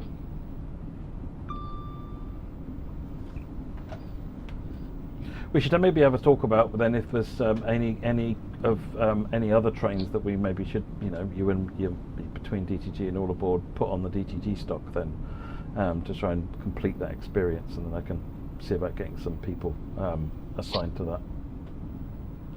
Well, yeah, obviously I think the 350, the EMK 350 and the Pendolino are the main ones. I think we're going to make sure it's on the 805, 807, the Birmingham to Crewe and the Trent Valley 350s. I know it's already on the 70. So yeah, we've tried to put it on all of ours, and I think that would mainly cover it then. The Pendolino's the main one, because we've also done it as well. So there's a train spotting location. We've actually created a spawn point, a place called Hemis Farm, which is north of Norton Bridge. So you can spawn there if you do want to do some train spotting. Oh, very cool. And again, we've put the AI horns there as well. So, and you can alter it as well. So each track we've altered whether you do 1, 2, or 3 tones. So hopefully there's a people have a bit of fun if they want to. Well.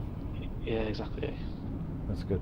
Sorry, Train Bunny was asking what this is. This is the Ivero 805 in Avanti livery. By All Aboard.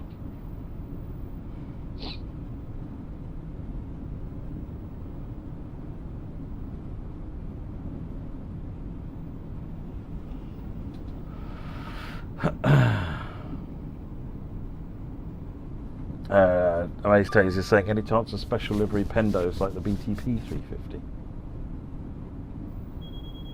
The BTP 350 was funny because that livery's license is by the BTP, so it was a bit easy to get. I don't know how Avanti feel about their special liveries going out there. The one special livery they got for the 807 sent my train artist crazy when I showed him the picture of it. So maybe if they have some simpler liveries.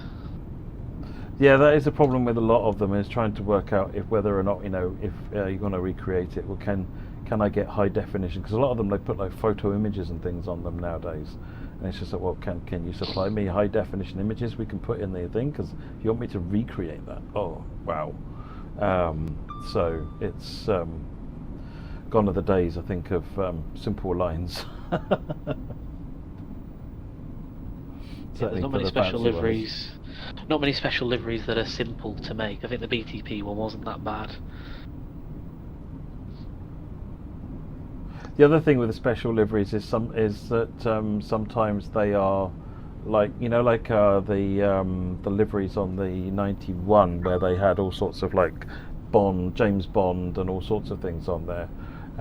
If you've got any special liveries which are, you know, brand liveries, then you need to not just get agreement from the train operator, but also from the owner of the brand as well. So again, it starts becoming much harder. The minute there's more than one party involved in the licensing discussion, it gets very difficult.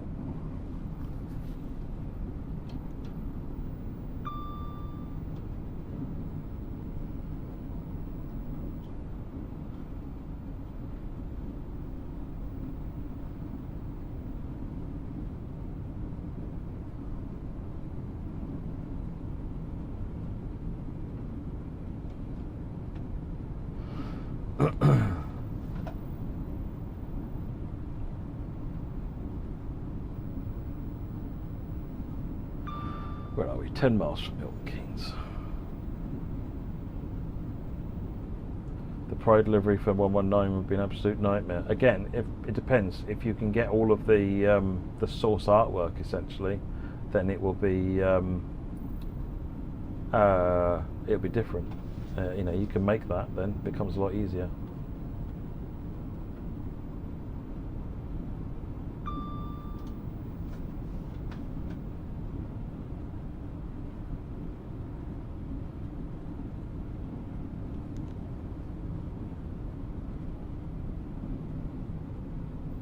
I think there's a question, Matt, about driving the 805. What is it? 805 on Trent Valley. So yes, the answer, obviously the 805 will be on Trent Valley. And then the other part of your question is about ending the journey at Milton Keynes. So yes, we've done a lot of work on that over the last few weeks. So we've made a few changes as well on the Birmingham to Crewe and the Euston Milton Keynes timetables, just to make sure they tie up a bit better. Because whilst it sounds easy in practice, actually in reality it's been quite difficult to get everything to align properly. We've had to create a couple of fake stops. So for example, the 805s no longer stop at Milton Keynes, but obviously in order to make it playable we need to make them stop there, and that's both on this route and on Trent Valley. There's also a couple of other, I think there's 2 or 3 fake stops at Milton Keynes that we've had to make. We haven't made all trains stop. There are still that go through fast. I think some of the ones that go to Birmingham that don't stop at Milton Keynes or Rugby are still pure fast. I think the one that doesn't stop until Warrington Banquet, that's still full on fast through.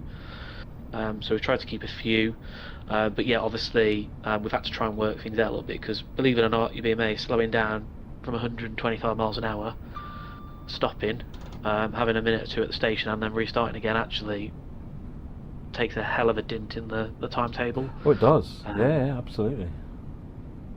So I've been a lot of playing around with that the last few weeks to try and get them to tie up a bit more. So yeah, we've done the absolute best we can to get them to tie up, in terms of being able to seamlessly transfer from Euston Milton Keynes to Trent Valley and likewise as well. Does that answer your question, Danny Sprint? You were asking about West Milton Keynes to Birmingham.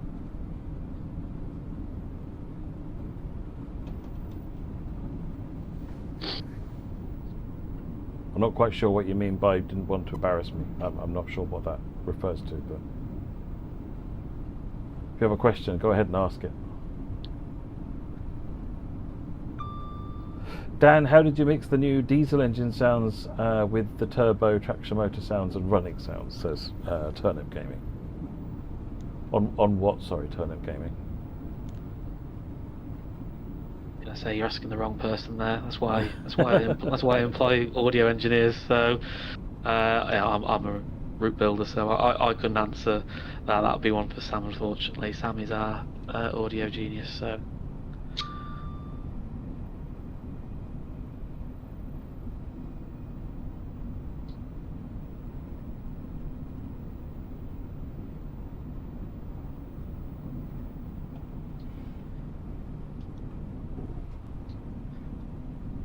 There's ones there about the speed limiter function as well for the Enviro units. It is something we're trying. It's not something we had on the 805, but Kieran sold us down the river on the 805 stream. We're saying we were trying to implement it, so we are still trying, and obviously it's Kieran that's trying to do that. So we're trying to implement it via the TMS screen, so you can use it through the TMS. It's not proved particularly easy. I need to figure out exactly where we are with that, but that is a late feature following the 805 release that we're trying to add to the 807 and then backport to the 805 if it's successful. So we are trying. I'm not promising that we'll have it absolutely working, but we are trying. If we can help at all, let us know. Yeah, we'll do.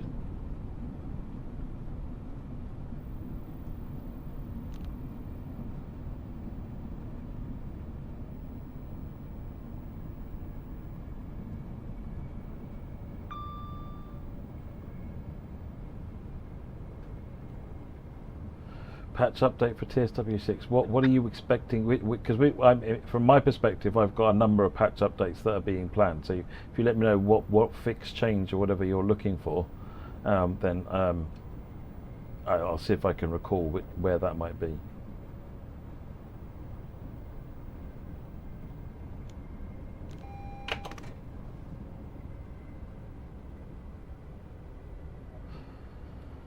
Will the once-a-day service that stops at Polesworth be included for Trent Valley? Yes, yeah. I believe it starts at Northampton in reality, so you'll pick it up from Rugby. But yes, the one service a day, around about 6:30 in the morning, I think it is, something like that stops at Polesworth, heading north. Yes, that is in the timetable.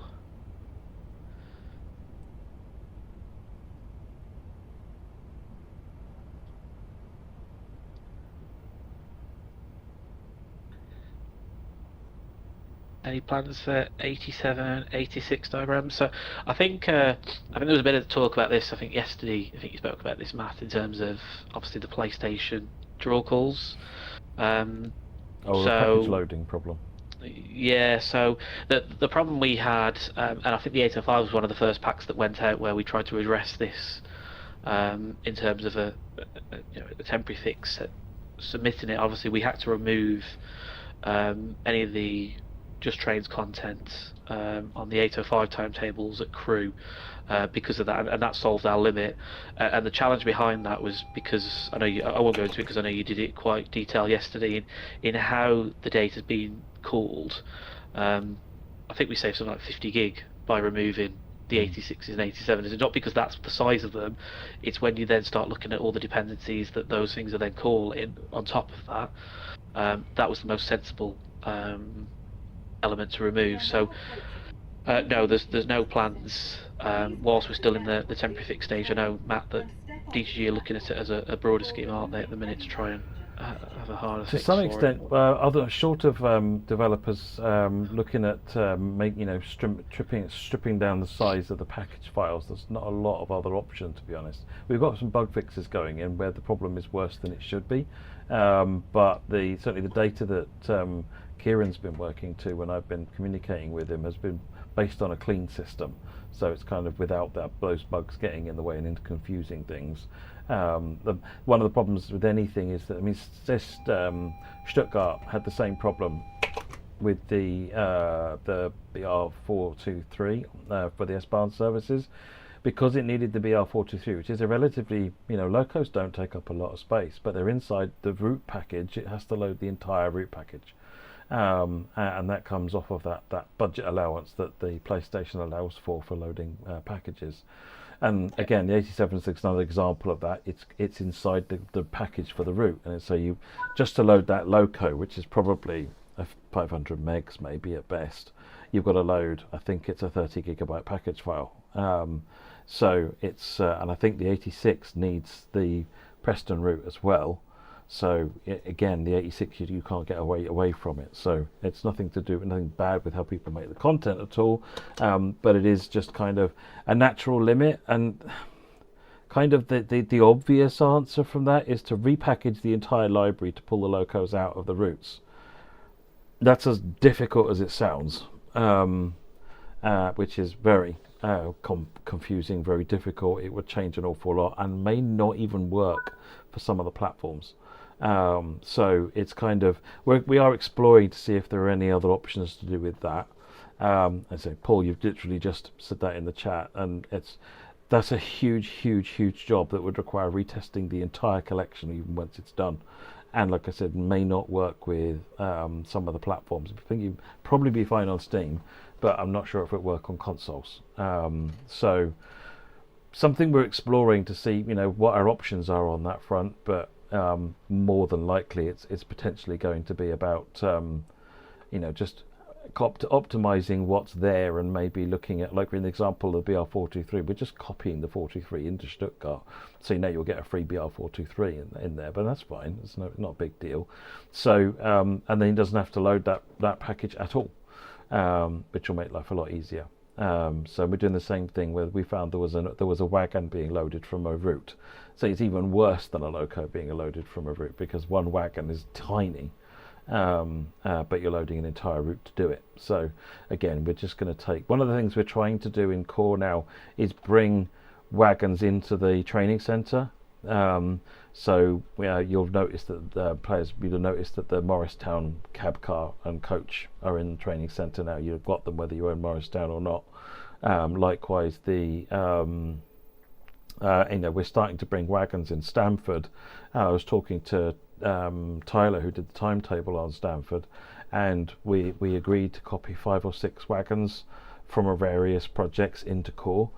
So again, that means that you get those wagons now for free without owning those particular products, but they're wagons, so it doesn't matter. But it also means that the amount of stuff that Stamford needs to load to give a really nice varied timetable is so much smaller. So we're kind of, it's and the same thing to you, Dan. If there's anything that is in our library that you're thinking, God, it would be nice if it was in core, so we don't have to load it, then there's a discussion we can have there. So we're looking at all mitigations across the board, because what's in the core doesn't count to that limit at all.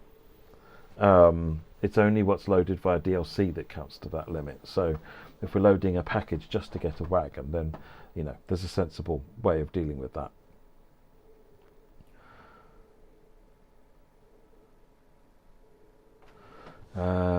Sorry, Danny, I'm still trying to see what your question is. Hang on.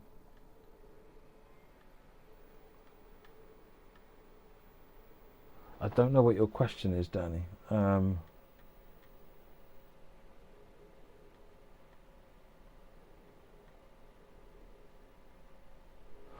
Dean, will you be able to start services at speed? No, it's not a capability in TSW. That's actually really difficult with the way SimiGraph works, because SimiGraph kind of starts in pre-baked places, if you like, where you've got what is it like when it's at rest, but it's initialized, ready to go. There's all of these pipes have got all of these pressures in them, and all of these valves are in all of these positions.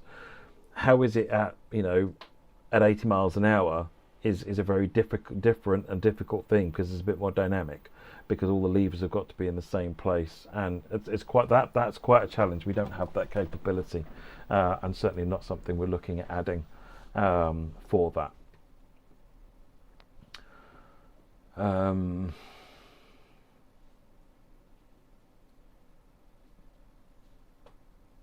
Will this improve finally solve the missing services on Frankenbahn, Stuttgart? Is that for Stuttgart? Then the yes, that's the whole point of these changes. Horst Demo, move the BR423 in, will eliminate something like 25-30 gigabytes of load, which will easily get us back under the limit for that route. So you'll get the S-Bahn services then. Moving in the wagon eliminates it a little bit more. And I think there's 1 or 2 other changes going in. We got some stuff happening on Stuttgart, so that should resolve that.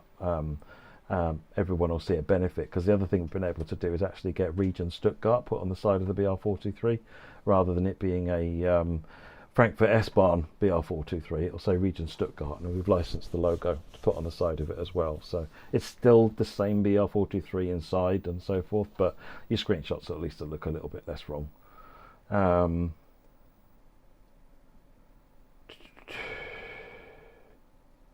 Am I now thinking of an Inglenook in a training centre? Well, technically you could do that already in training centre. It's quite a nice yard.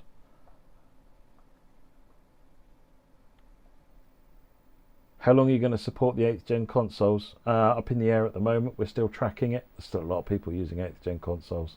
Come on, people, upgrade, making me cry.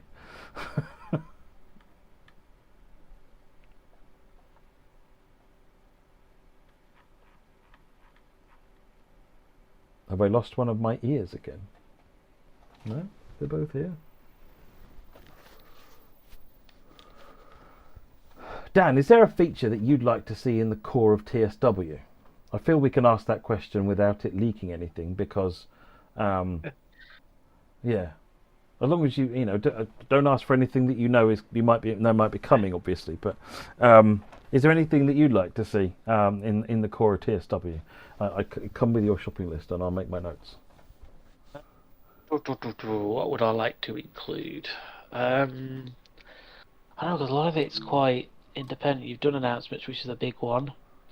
I'm trying to think what might help, because a lot of the stuff we can kind of do dev side of things anyway nowadays. I mean, look at dispatcher mode. We did some trial stuff on that on Birmingham Crew with the TRTS boxes. We've even done a scenario this time round. Obviously, I know Liam did stuff on Riviera as well, so that's a nice mode. I think potentially any further modes that we can look at, like a dispatcher mode. I think the more that you can do when you're on the game, the more playability you've got fundamentally. And we can keep picking routes and trains for playability, but obviously what you can do comes from the core. Guard mode, for example, being the driver, walking around, all of that is from is obviously from core. So I think any other modes that we could do, dispatcher obviously being one, that would probably be a big one. If we could look at any more potential modes one day. I know, because of the way the dispatcher works, Sigler, for example, is never going to work. But yeah, I think any other modes that we could include, dispatcher being the obvious one, I think that would be a nice. Dispatcher meaning platform dispatcher, or do you mean signal box? Yeah, I think platform. I think we all know. I think, especially for the dev side, we know that the Sigler is never going to be possible the way the dispatcher is. You'd be basically rewriting the whole dispatcher process.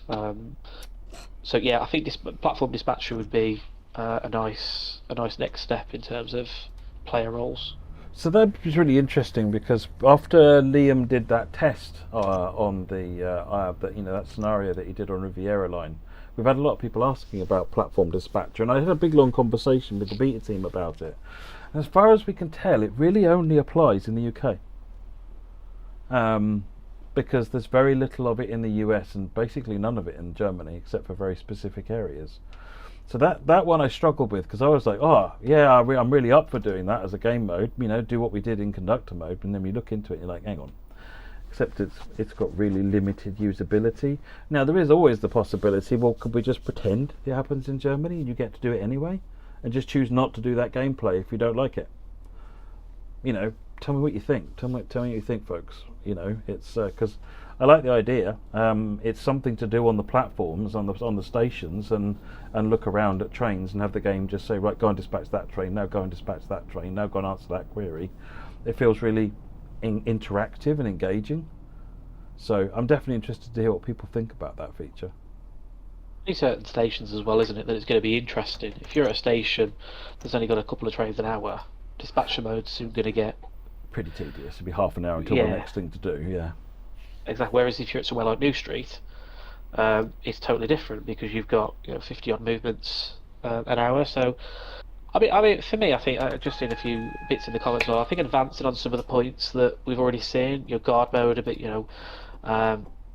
signal delays, that kind of stuff. I think it would be good to see more random things like that happening, the random events, and just kind of progressing down that a little bit more. More general delays that would happen along the route. I mean, I'm not going to lie, as the track and signal person for All Aboard, signal delays are incredibly frustrating, because you think your signaling's broke, and then it turns out it's not. It's just a signal delay fault, which is part of the game. But I think everyday things that could potentially happen, something happen on the line.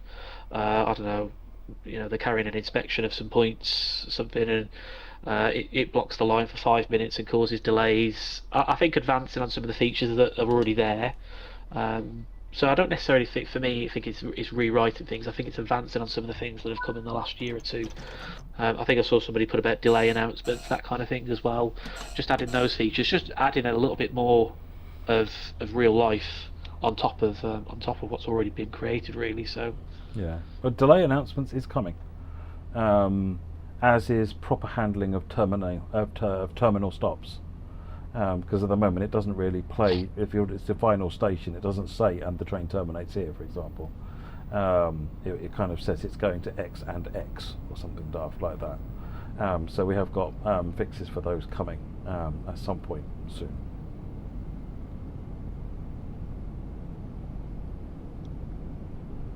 I think, Alan, if you go talk to anybody, they'll give you a list of 5 locos that are absolutely essential that are missing on the railways in TSW. I think everyone's got their own list for that.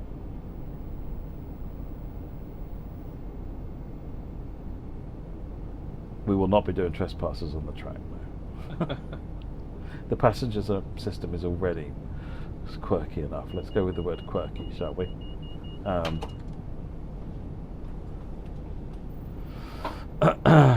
But I think that one thing area I'd certainly I'm looking forward to seeing some improvements on at some point is the bloody passenger system. Pardon my language. Drives me up the wall.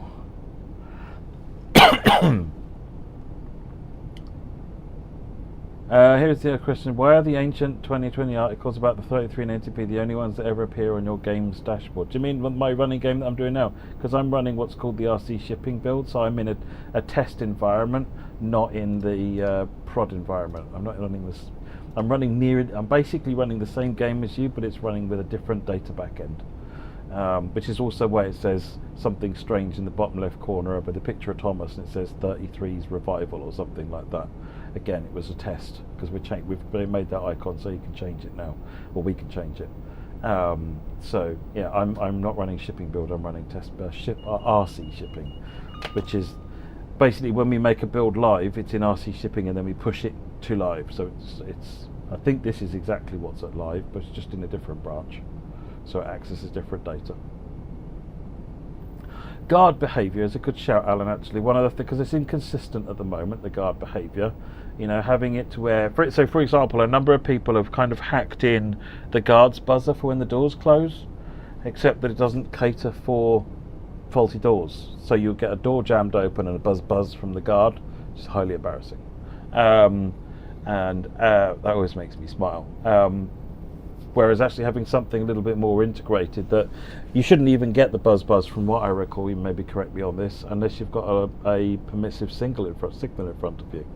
And certainly in some cases, the way it was described to me. So if you've got a stop signal, then the guard shouldn't be buzzing the buzzer. Whereas at the moment in the game, the buzzer is basically the next thing that happens after the doors have closed. So, you know, it's not ideal.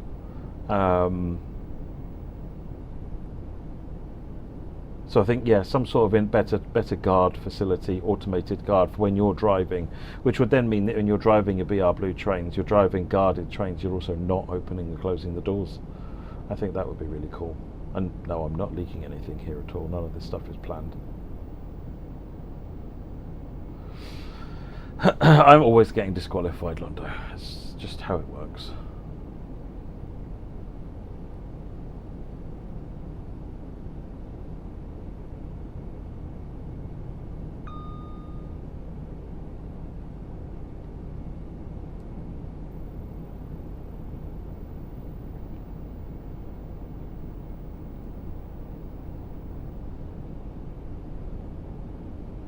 The actual guard whistle as an interactive thing, though, comes more into the platform dispatcher role, because then obviously you'd blow the whistle to release the train.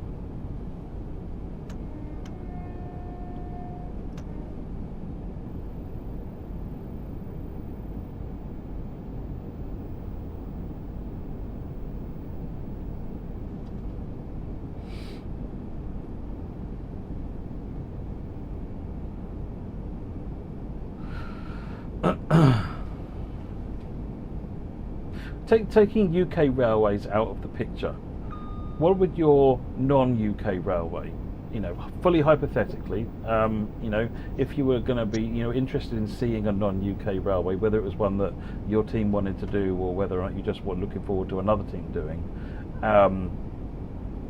and generally I'm literally talking completely hypothetically, not suggesting you think about existing countries that are in the game. What, you know, is there a sort of a foreign railway, a non-UK railway that you'd be like, oh, I can't wait to see at X? I think that would be a cool thing to add to the game. I mean, I only touched on some of the French stuff yesterday. I'd quite like to see something like Paris-Lille or something high speed, something a bit different like that. Maybe the PBKA. I'm not a huge. I mean, I don't drive much of the German stuff. I do like LZB and obviously some of the safety systems they use there. I always get caught. I don't think I've ever driven a German route and not got caught by the signalling out there, even when I've been trying to learn it. So German stuff, there's lots out there as well. Obviously, alongside the British stuff, I know it's probably just as popular, if not probably more popular at times, I think, some of the German content that's out there. Suddenly, I'd probably like to see a bit more of the French and Belgium. Obviously, we saw some brilliant Dutch stuff in the last year, and hopefully we see some more again. So I think somewhere along that kind of peninsula, really, kind of like the Amsterdam to Brussels to Paris, with something like a Thalys train, something like that. If I was going to go outside of UK, that's something I'd love to do. Yeah, France would be. I know we've explored a number of options in France to try and find a project, and still looking to find the right thing. But there are options out there, and I'm less excited personally about things like TGV. I'm more excited about things like the local trains, the regional trains, those kinds of things where you're stopping and starting more often. I feel like I'm driving those trains. But I always think that having a nice mix is a good thing. A route that can give you, a nice mix of maybe a TGV and a regional train and a local train, for example, is ideal. So we're always looking for things like that. Is there any possibility of freight-focused UK routes in the style of some North American ones? I would say less likely. I mean, third parties might look at something like that. Certainly wouldn't stop them. But not from us, I think, because the majority of players want passenger traffic. And so it would be, you'd be on a hiding to a product that misses most of the UK audience if you ignored passenger traffic in a route.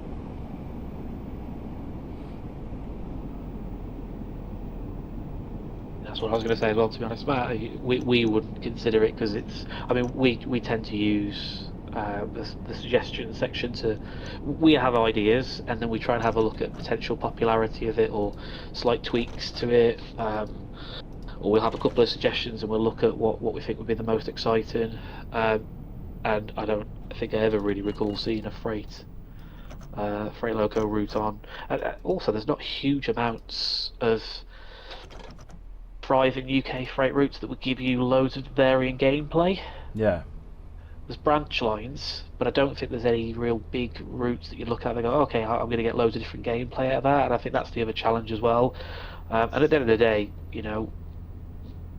yourselves and us in the third party team, we make what sells fundamentally. We want to make something that the audience wants, and that we think people want and people would buy fundamentally. We've got our favourite routes that we'd like to do, but sometimes we kind of discard them because we think, well, yeah, that's favourite to us, but is it really what the community wants? So I think that's the other part to it as well. So I think the suggestions page is always a good one to go to. Fundamentally, most of the third parties and obviously first party make what fundamentally the community are asking for. So. Yeah, I think absolutely one of the challenges. I mean, there's a number of challenges where we found when making routes because, one of the obvious things, sort of go-tos to sort of look at making a route is, what are the most famous, most scenic, most popular railways in the world? They generally make for the least interesting routes in the game because they're generally beautiful on the scenery and very, very light on things for you to do as a player. So it's like, for example, and there'll probably be some disagreement amongst the group here. Shetland Carlisle line, absolutely stunning route, absolutely stunning. But as a driver, boring, really boring. It's just, especially modern day. Go back to like the 1920s, probably be my most favourite route you could ever make. But modern day with sprinters, like 1 an hour, very tedious. And I'm not sure that would actually scratch the itch that you think it would.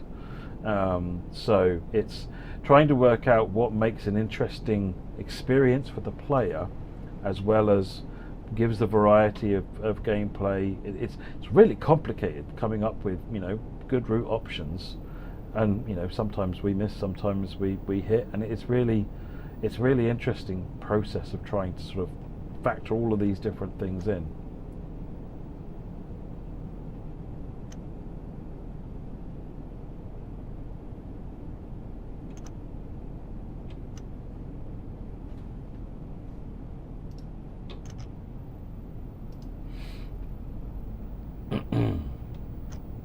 I think someone just suggested there, which for me, I know they think is a good suggestion, but I think it sums up the point. The Felixstowe to Ipswich line. Okay, yeah, a port, freight port, plenty of intermodal services out of it towards Ipswich. But I mean, I don't know how there are a day, but surely once you've done that drive once, haven't you done it all 10 times? And then how much playability is there around the port itself that gives playability? So it's not even anything, that long. yeah. Felixstowe to Ipswich is quite short. Exactly. The port is relatively straightforward. It's a container port from what I recall. So you're shunting, they use a Super 66 actually for their shunting these days, remember rightly. They use a super shunter. So you're not even going to be using a Gronk, I believe. So it's kind of, it's interesting, to try and work out, what's going to be popular. I think I've stopped at the wrong station, haven't I? Yeah, this is a. I don't know why I stopped here. Maybe it was a go fire. Or I'm just not concentrating. There you go. Wrong stop. Yeah, all right.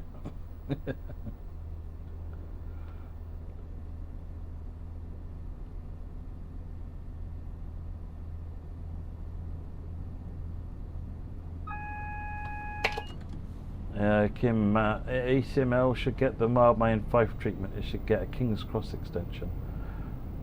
I mean, another 80, 90 miles of route isn't really extension in the normal sort of sense. That's a massive addition. Mile May is just getting a few miles to extend into Richmond. And Fife got a very small extension to add a new branch line in. They're not quite in the same area.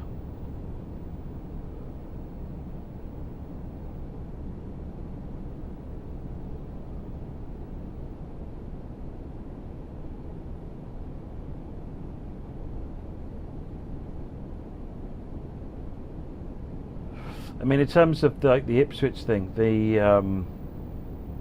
where you make that work is making it part of the bigger route, so doing London to Ipswich, and then including sort of the Felixstowe and so forth, sectioning that, especially because I don't think they need to do this anymore, but before the extra track was added to make a triangle from Felixstowe just north of Ipswich, the trains there used to have to, they had a heck of a journey coming out of the docks. They had to then go all the way down the Great Eastern Main Line to sort of Stratford. Then they would make their way to across the North London line over to Willesden, and then they get up the West Coast Main Line to wherever they were going up there. So it's kind of like you can kind of imagine there being, like, especially with the routes we've got, if the Great Eastern Main Line was there, you could create quite an epic freight driver's journey for someone who's interested in freight with that. But freight is a hard sell.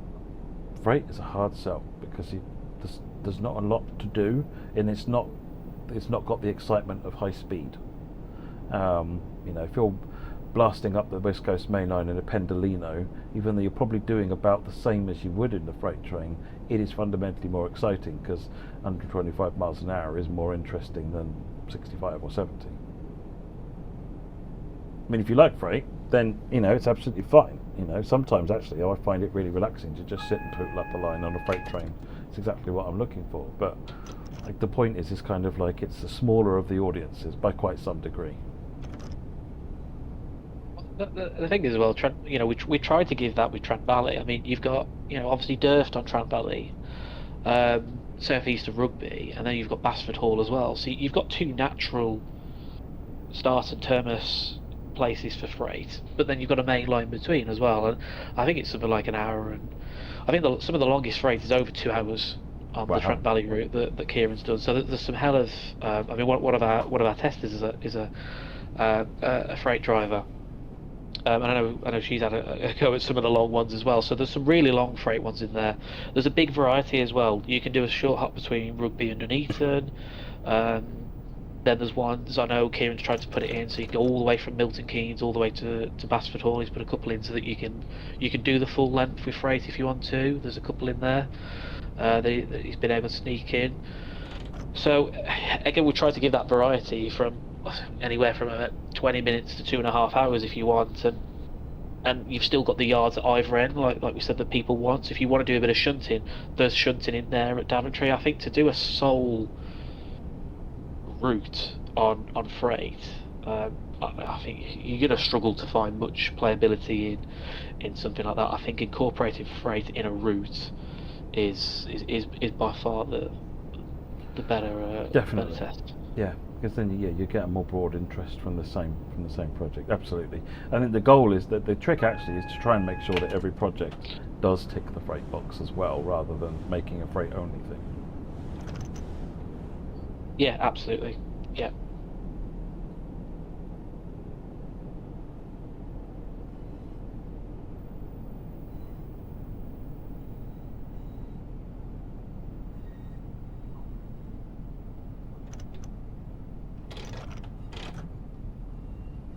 Would we ever see working CCTV screens in the cab? It's not something on the radar, no, but I'm sure I've seen a modder or someone do something along those lines. It's definitely perfectly technically possible, but it has quite a significant frame rate hit.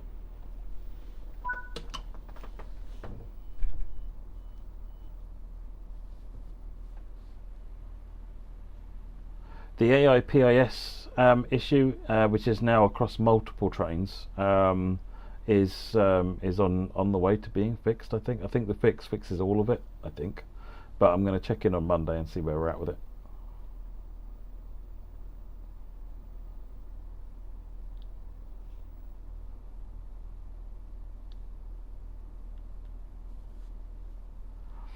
SITT? Do you mean RHTT trains? Melbourne train dude? What? I'm not sure what you mean.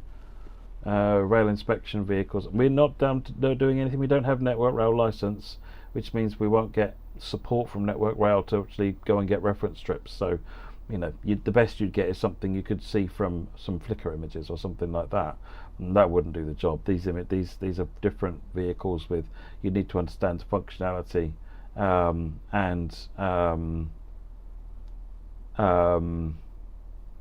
then you can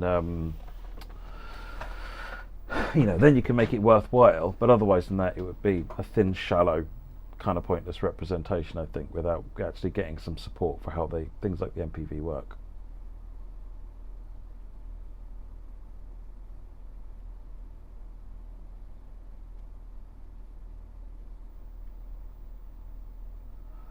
South London Network was a really good route, Toxic Shadow. There was so many different varieties in there in terms of things that you could do.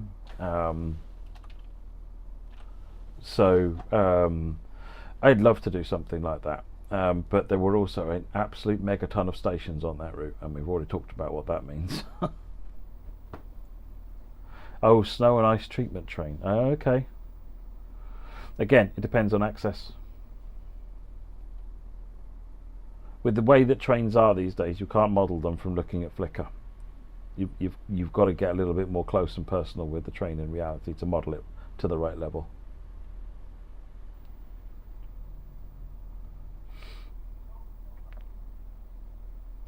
Full timetable for Frankfurt S-Bahn, you mean on console pools? Yeah, that'll be... we'll have to see how optimization work goes. That's the first step. And once we've done all the passes of optimization, if that then means that we are able to enable, frees up the memory to enable the timetable, absolutely. The data's already there. We just have to switch it on. So, but the optimization's got to be done first.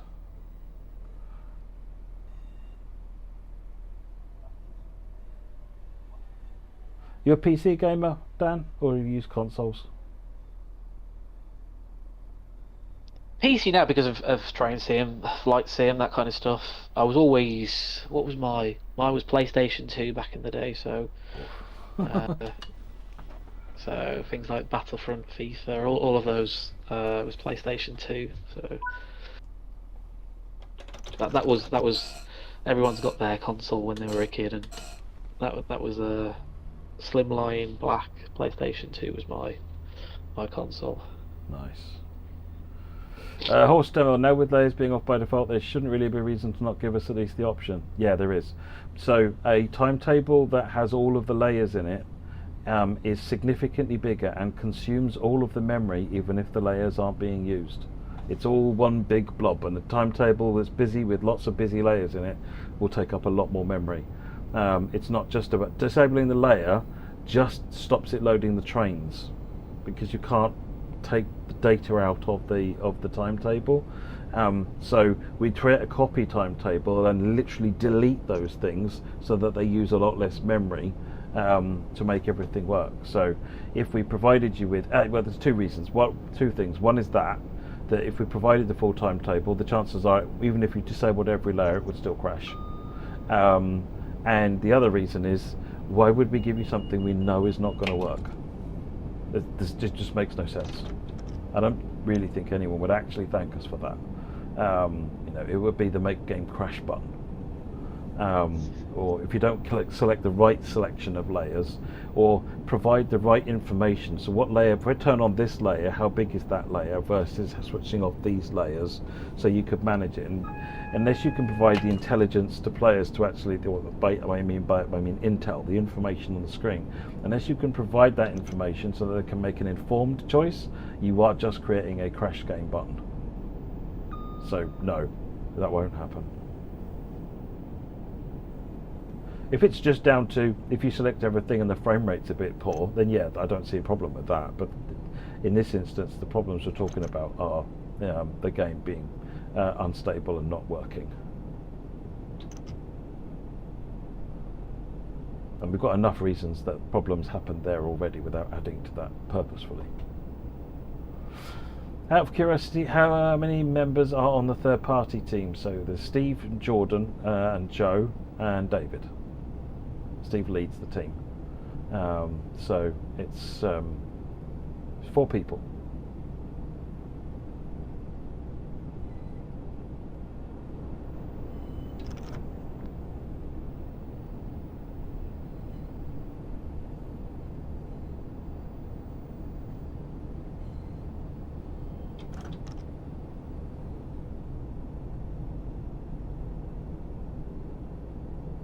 You've still got Adam and Charlie after me, Matt, so I'll probably leave you when you get to New Street.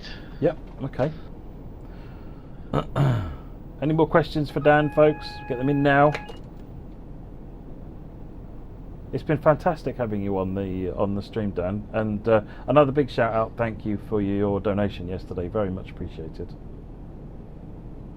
No, welcome. It's a really good cause. Me and Shannon read into it, so it's fantastic what you're doing. I mean, you're going to be at almost 30 hours by the time you finish this weekend, so it's a hell of a commitment as well. So you've done a fantastic job. So we obviously we wanted to give back. Obviously, we've had a good 6 months as well at All Aboard.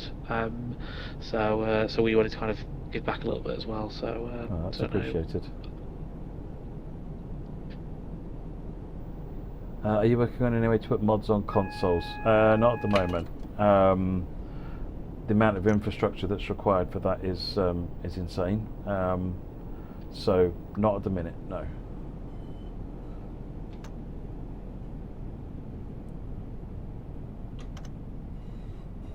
Popped into emergency again. I don't think the alignment on this control with the brakes on the train are quite there.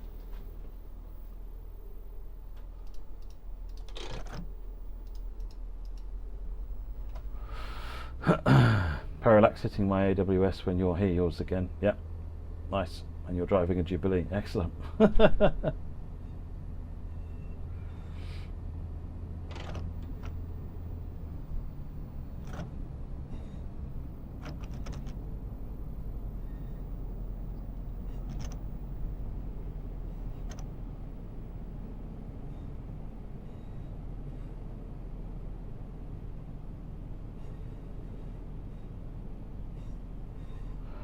We have talked about extending from Lewis on East Coastway up to Kemah Junction. It's not made it anywhere into our plan because we need to figure out, how to make that make sense as a project. But it would be, it would be an interesting thing to do. The train nerd in me definitely likes the idea. The train nerd in me, however, sometimes needs to shut up.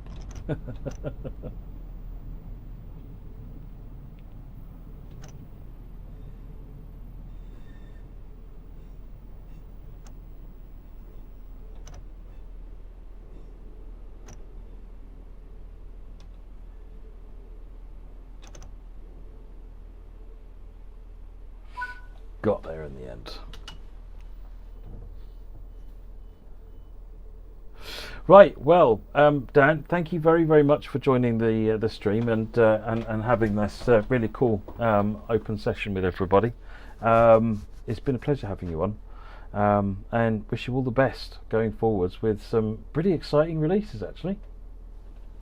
No, brilliant. As I said, thanks for having us on. Appreciate having both me and Kieran on today. So, and like I said, all the best with the rest of tonight. Hope you reach the target that you're trying to reach. So, lovely. Thanks very much, Dan. Bye bye. Cheers, everyone. Bye.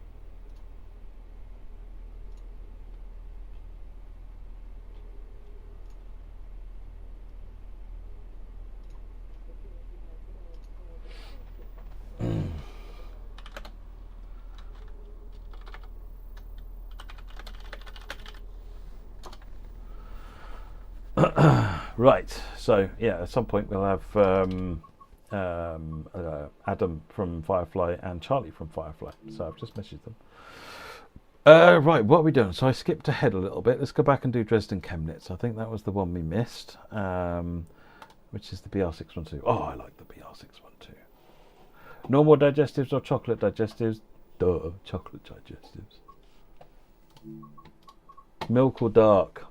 That's your question. Milk or dark? Right. Oh, Birmingham. Chemnitz. Timetable, and we want the 612. I think it was a double unit. Yes, it is. 3457. That's that one.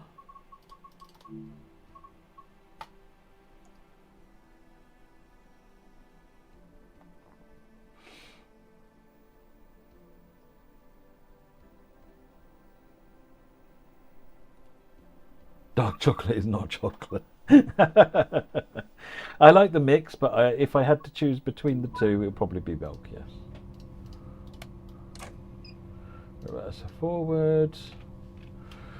Oh, I've got to try and remember how to drive this thing now. So I need to... Is that the key? No, that's the uncoupling key. Oh, that is the reverser. That's the headlights. Only cab lights. Power needs to be on. That's always useful. GST needs to be on. Brake key needs to be in and on. Oh, we're doing a tilt test.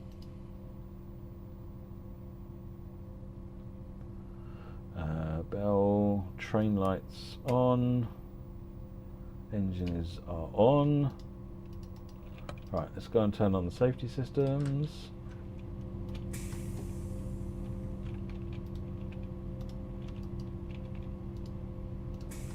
Somewhere in here. CIFA, GNT, PZB.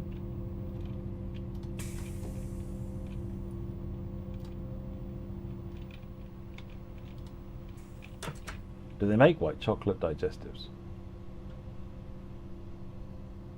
That sounds weird.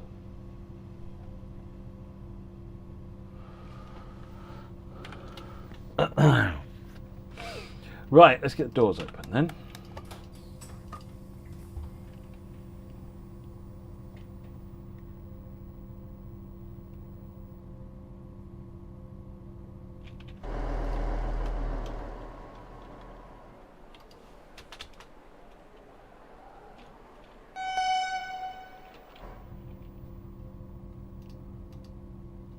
I do have the game volume turned down a bit while we've got people on chatting, because I figure what they're saying is much more important than what the game is saying. But that's why it's a bit quieter. I'll turn it up a bit until Charlie and Adam get here. Right, so let's break off.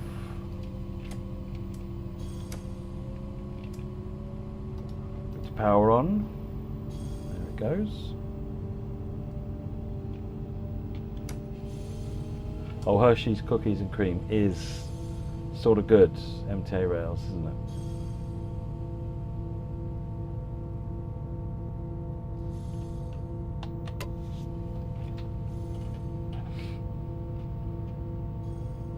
The strawberries one aren't bad. Strawberry digestives are not bad, Parallax. They are not bad. They're not chocolate, but they're not bad.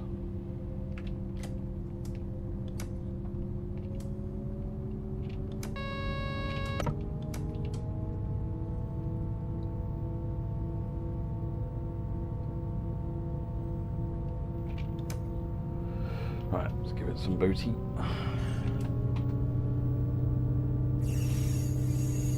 I mean, I agree with you for the most part, Amaze Toes. It tastes foul, but the specifically the cookies and cream is amazing.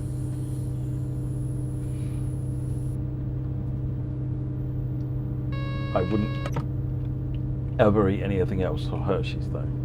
Strawberry milkshake, Mega Simulator Gamer. Alan Gibson says, Matt, you're doing an amazing job. Thank you very much, Alan. Much appreciated. Puts us up to 41.50, I think. Yeah, 41.50. Nice. Hang on a second, I'm just trying to sort out a...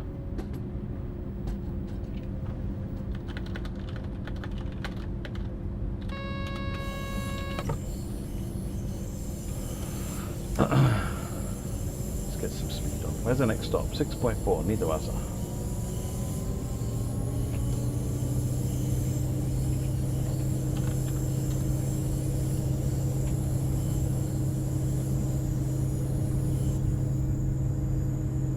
LZB doesn't need AFB, Ricky. AFB means that the train can be controlled in its speed, but without it, it provides a marker on the speedometer and you just have to follow it yourself.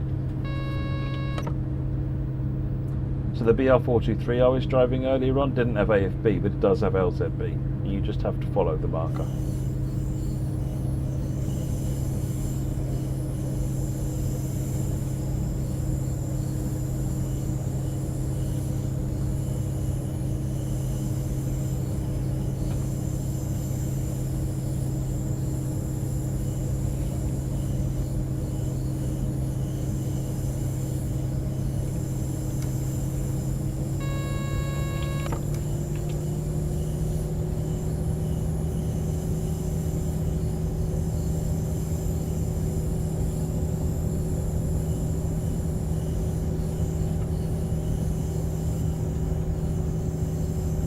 Hello.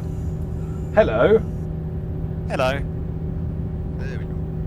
Excellent. Right. Let me dial the game notes back down again, and dial Discord up a bit.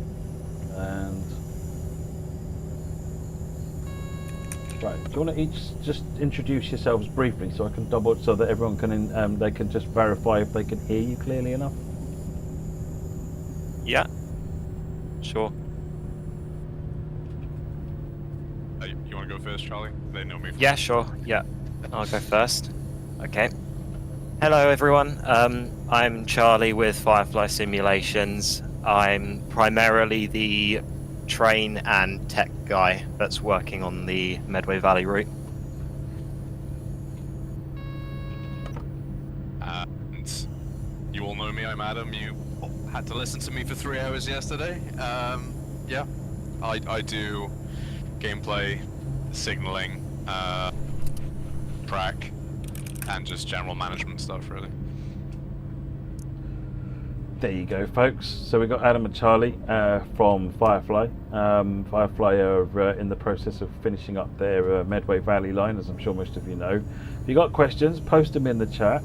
I guess I don't have anything prepped for this stuff because I didn't. I've tried to turn Adam up a bit, Jason, but I've tried to level it out. Maybe I'll turn. What I might do is try turning Charlie down a little bit. Maybe that'll help balance. I can boost mine on my end if that's easier, Matt. I'm only at 50%. Let's see what I'll do is I'll keep I'll just keep an eye on it, see if I can't balance things out from this point. So it's easy once people are talking and I can hear when as I move the scrollers around. So, so I guess should we start with Charlie? Do you want to talk us through what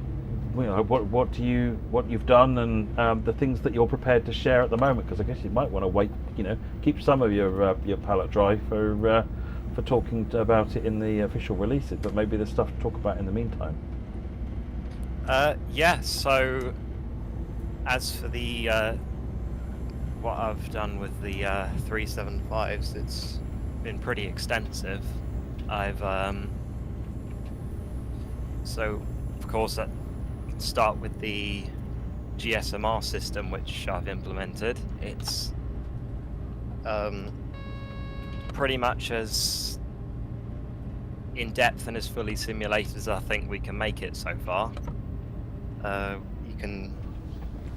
So you've got things like manual registration, and I believe in one of the roadmap images you could see that you could actually connect to the local signaler through one of the functions on it, so you could actually contact them and they will talk to you as if that's cool. You were actually on a phone call with them. So yeah, it's a really cool thing which we've really been excited to finally, hopefully very not I wouldn't really say it's I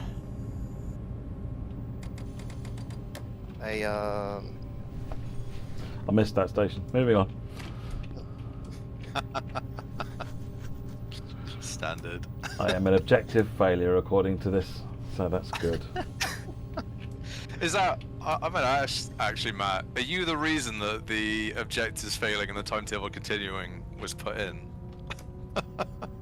No, but because a lot of people do actually. What the problem was that if you missed a station, the game actually entered a state where it was technically broken. It didn't know what to do. So it's like you would carry on driving.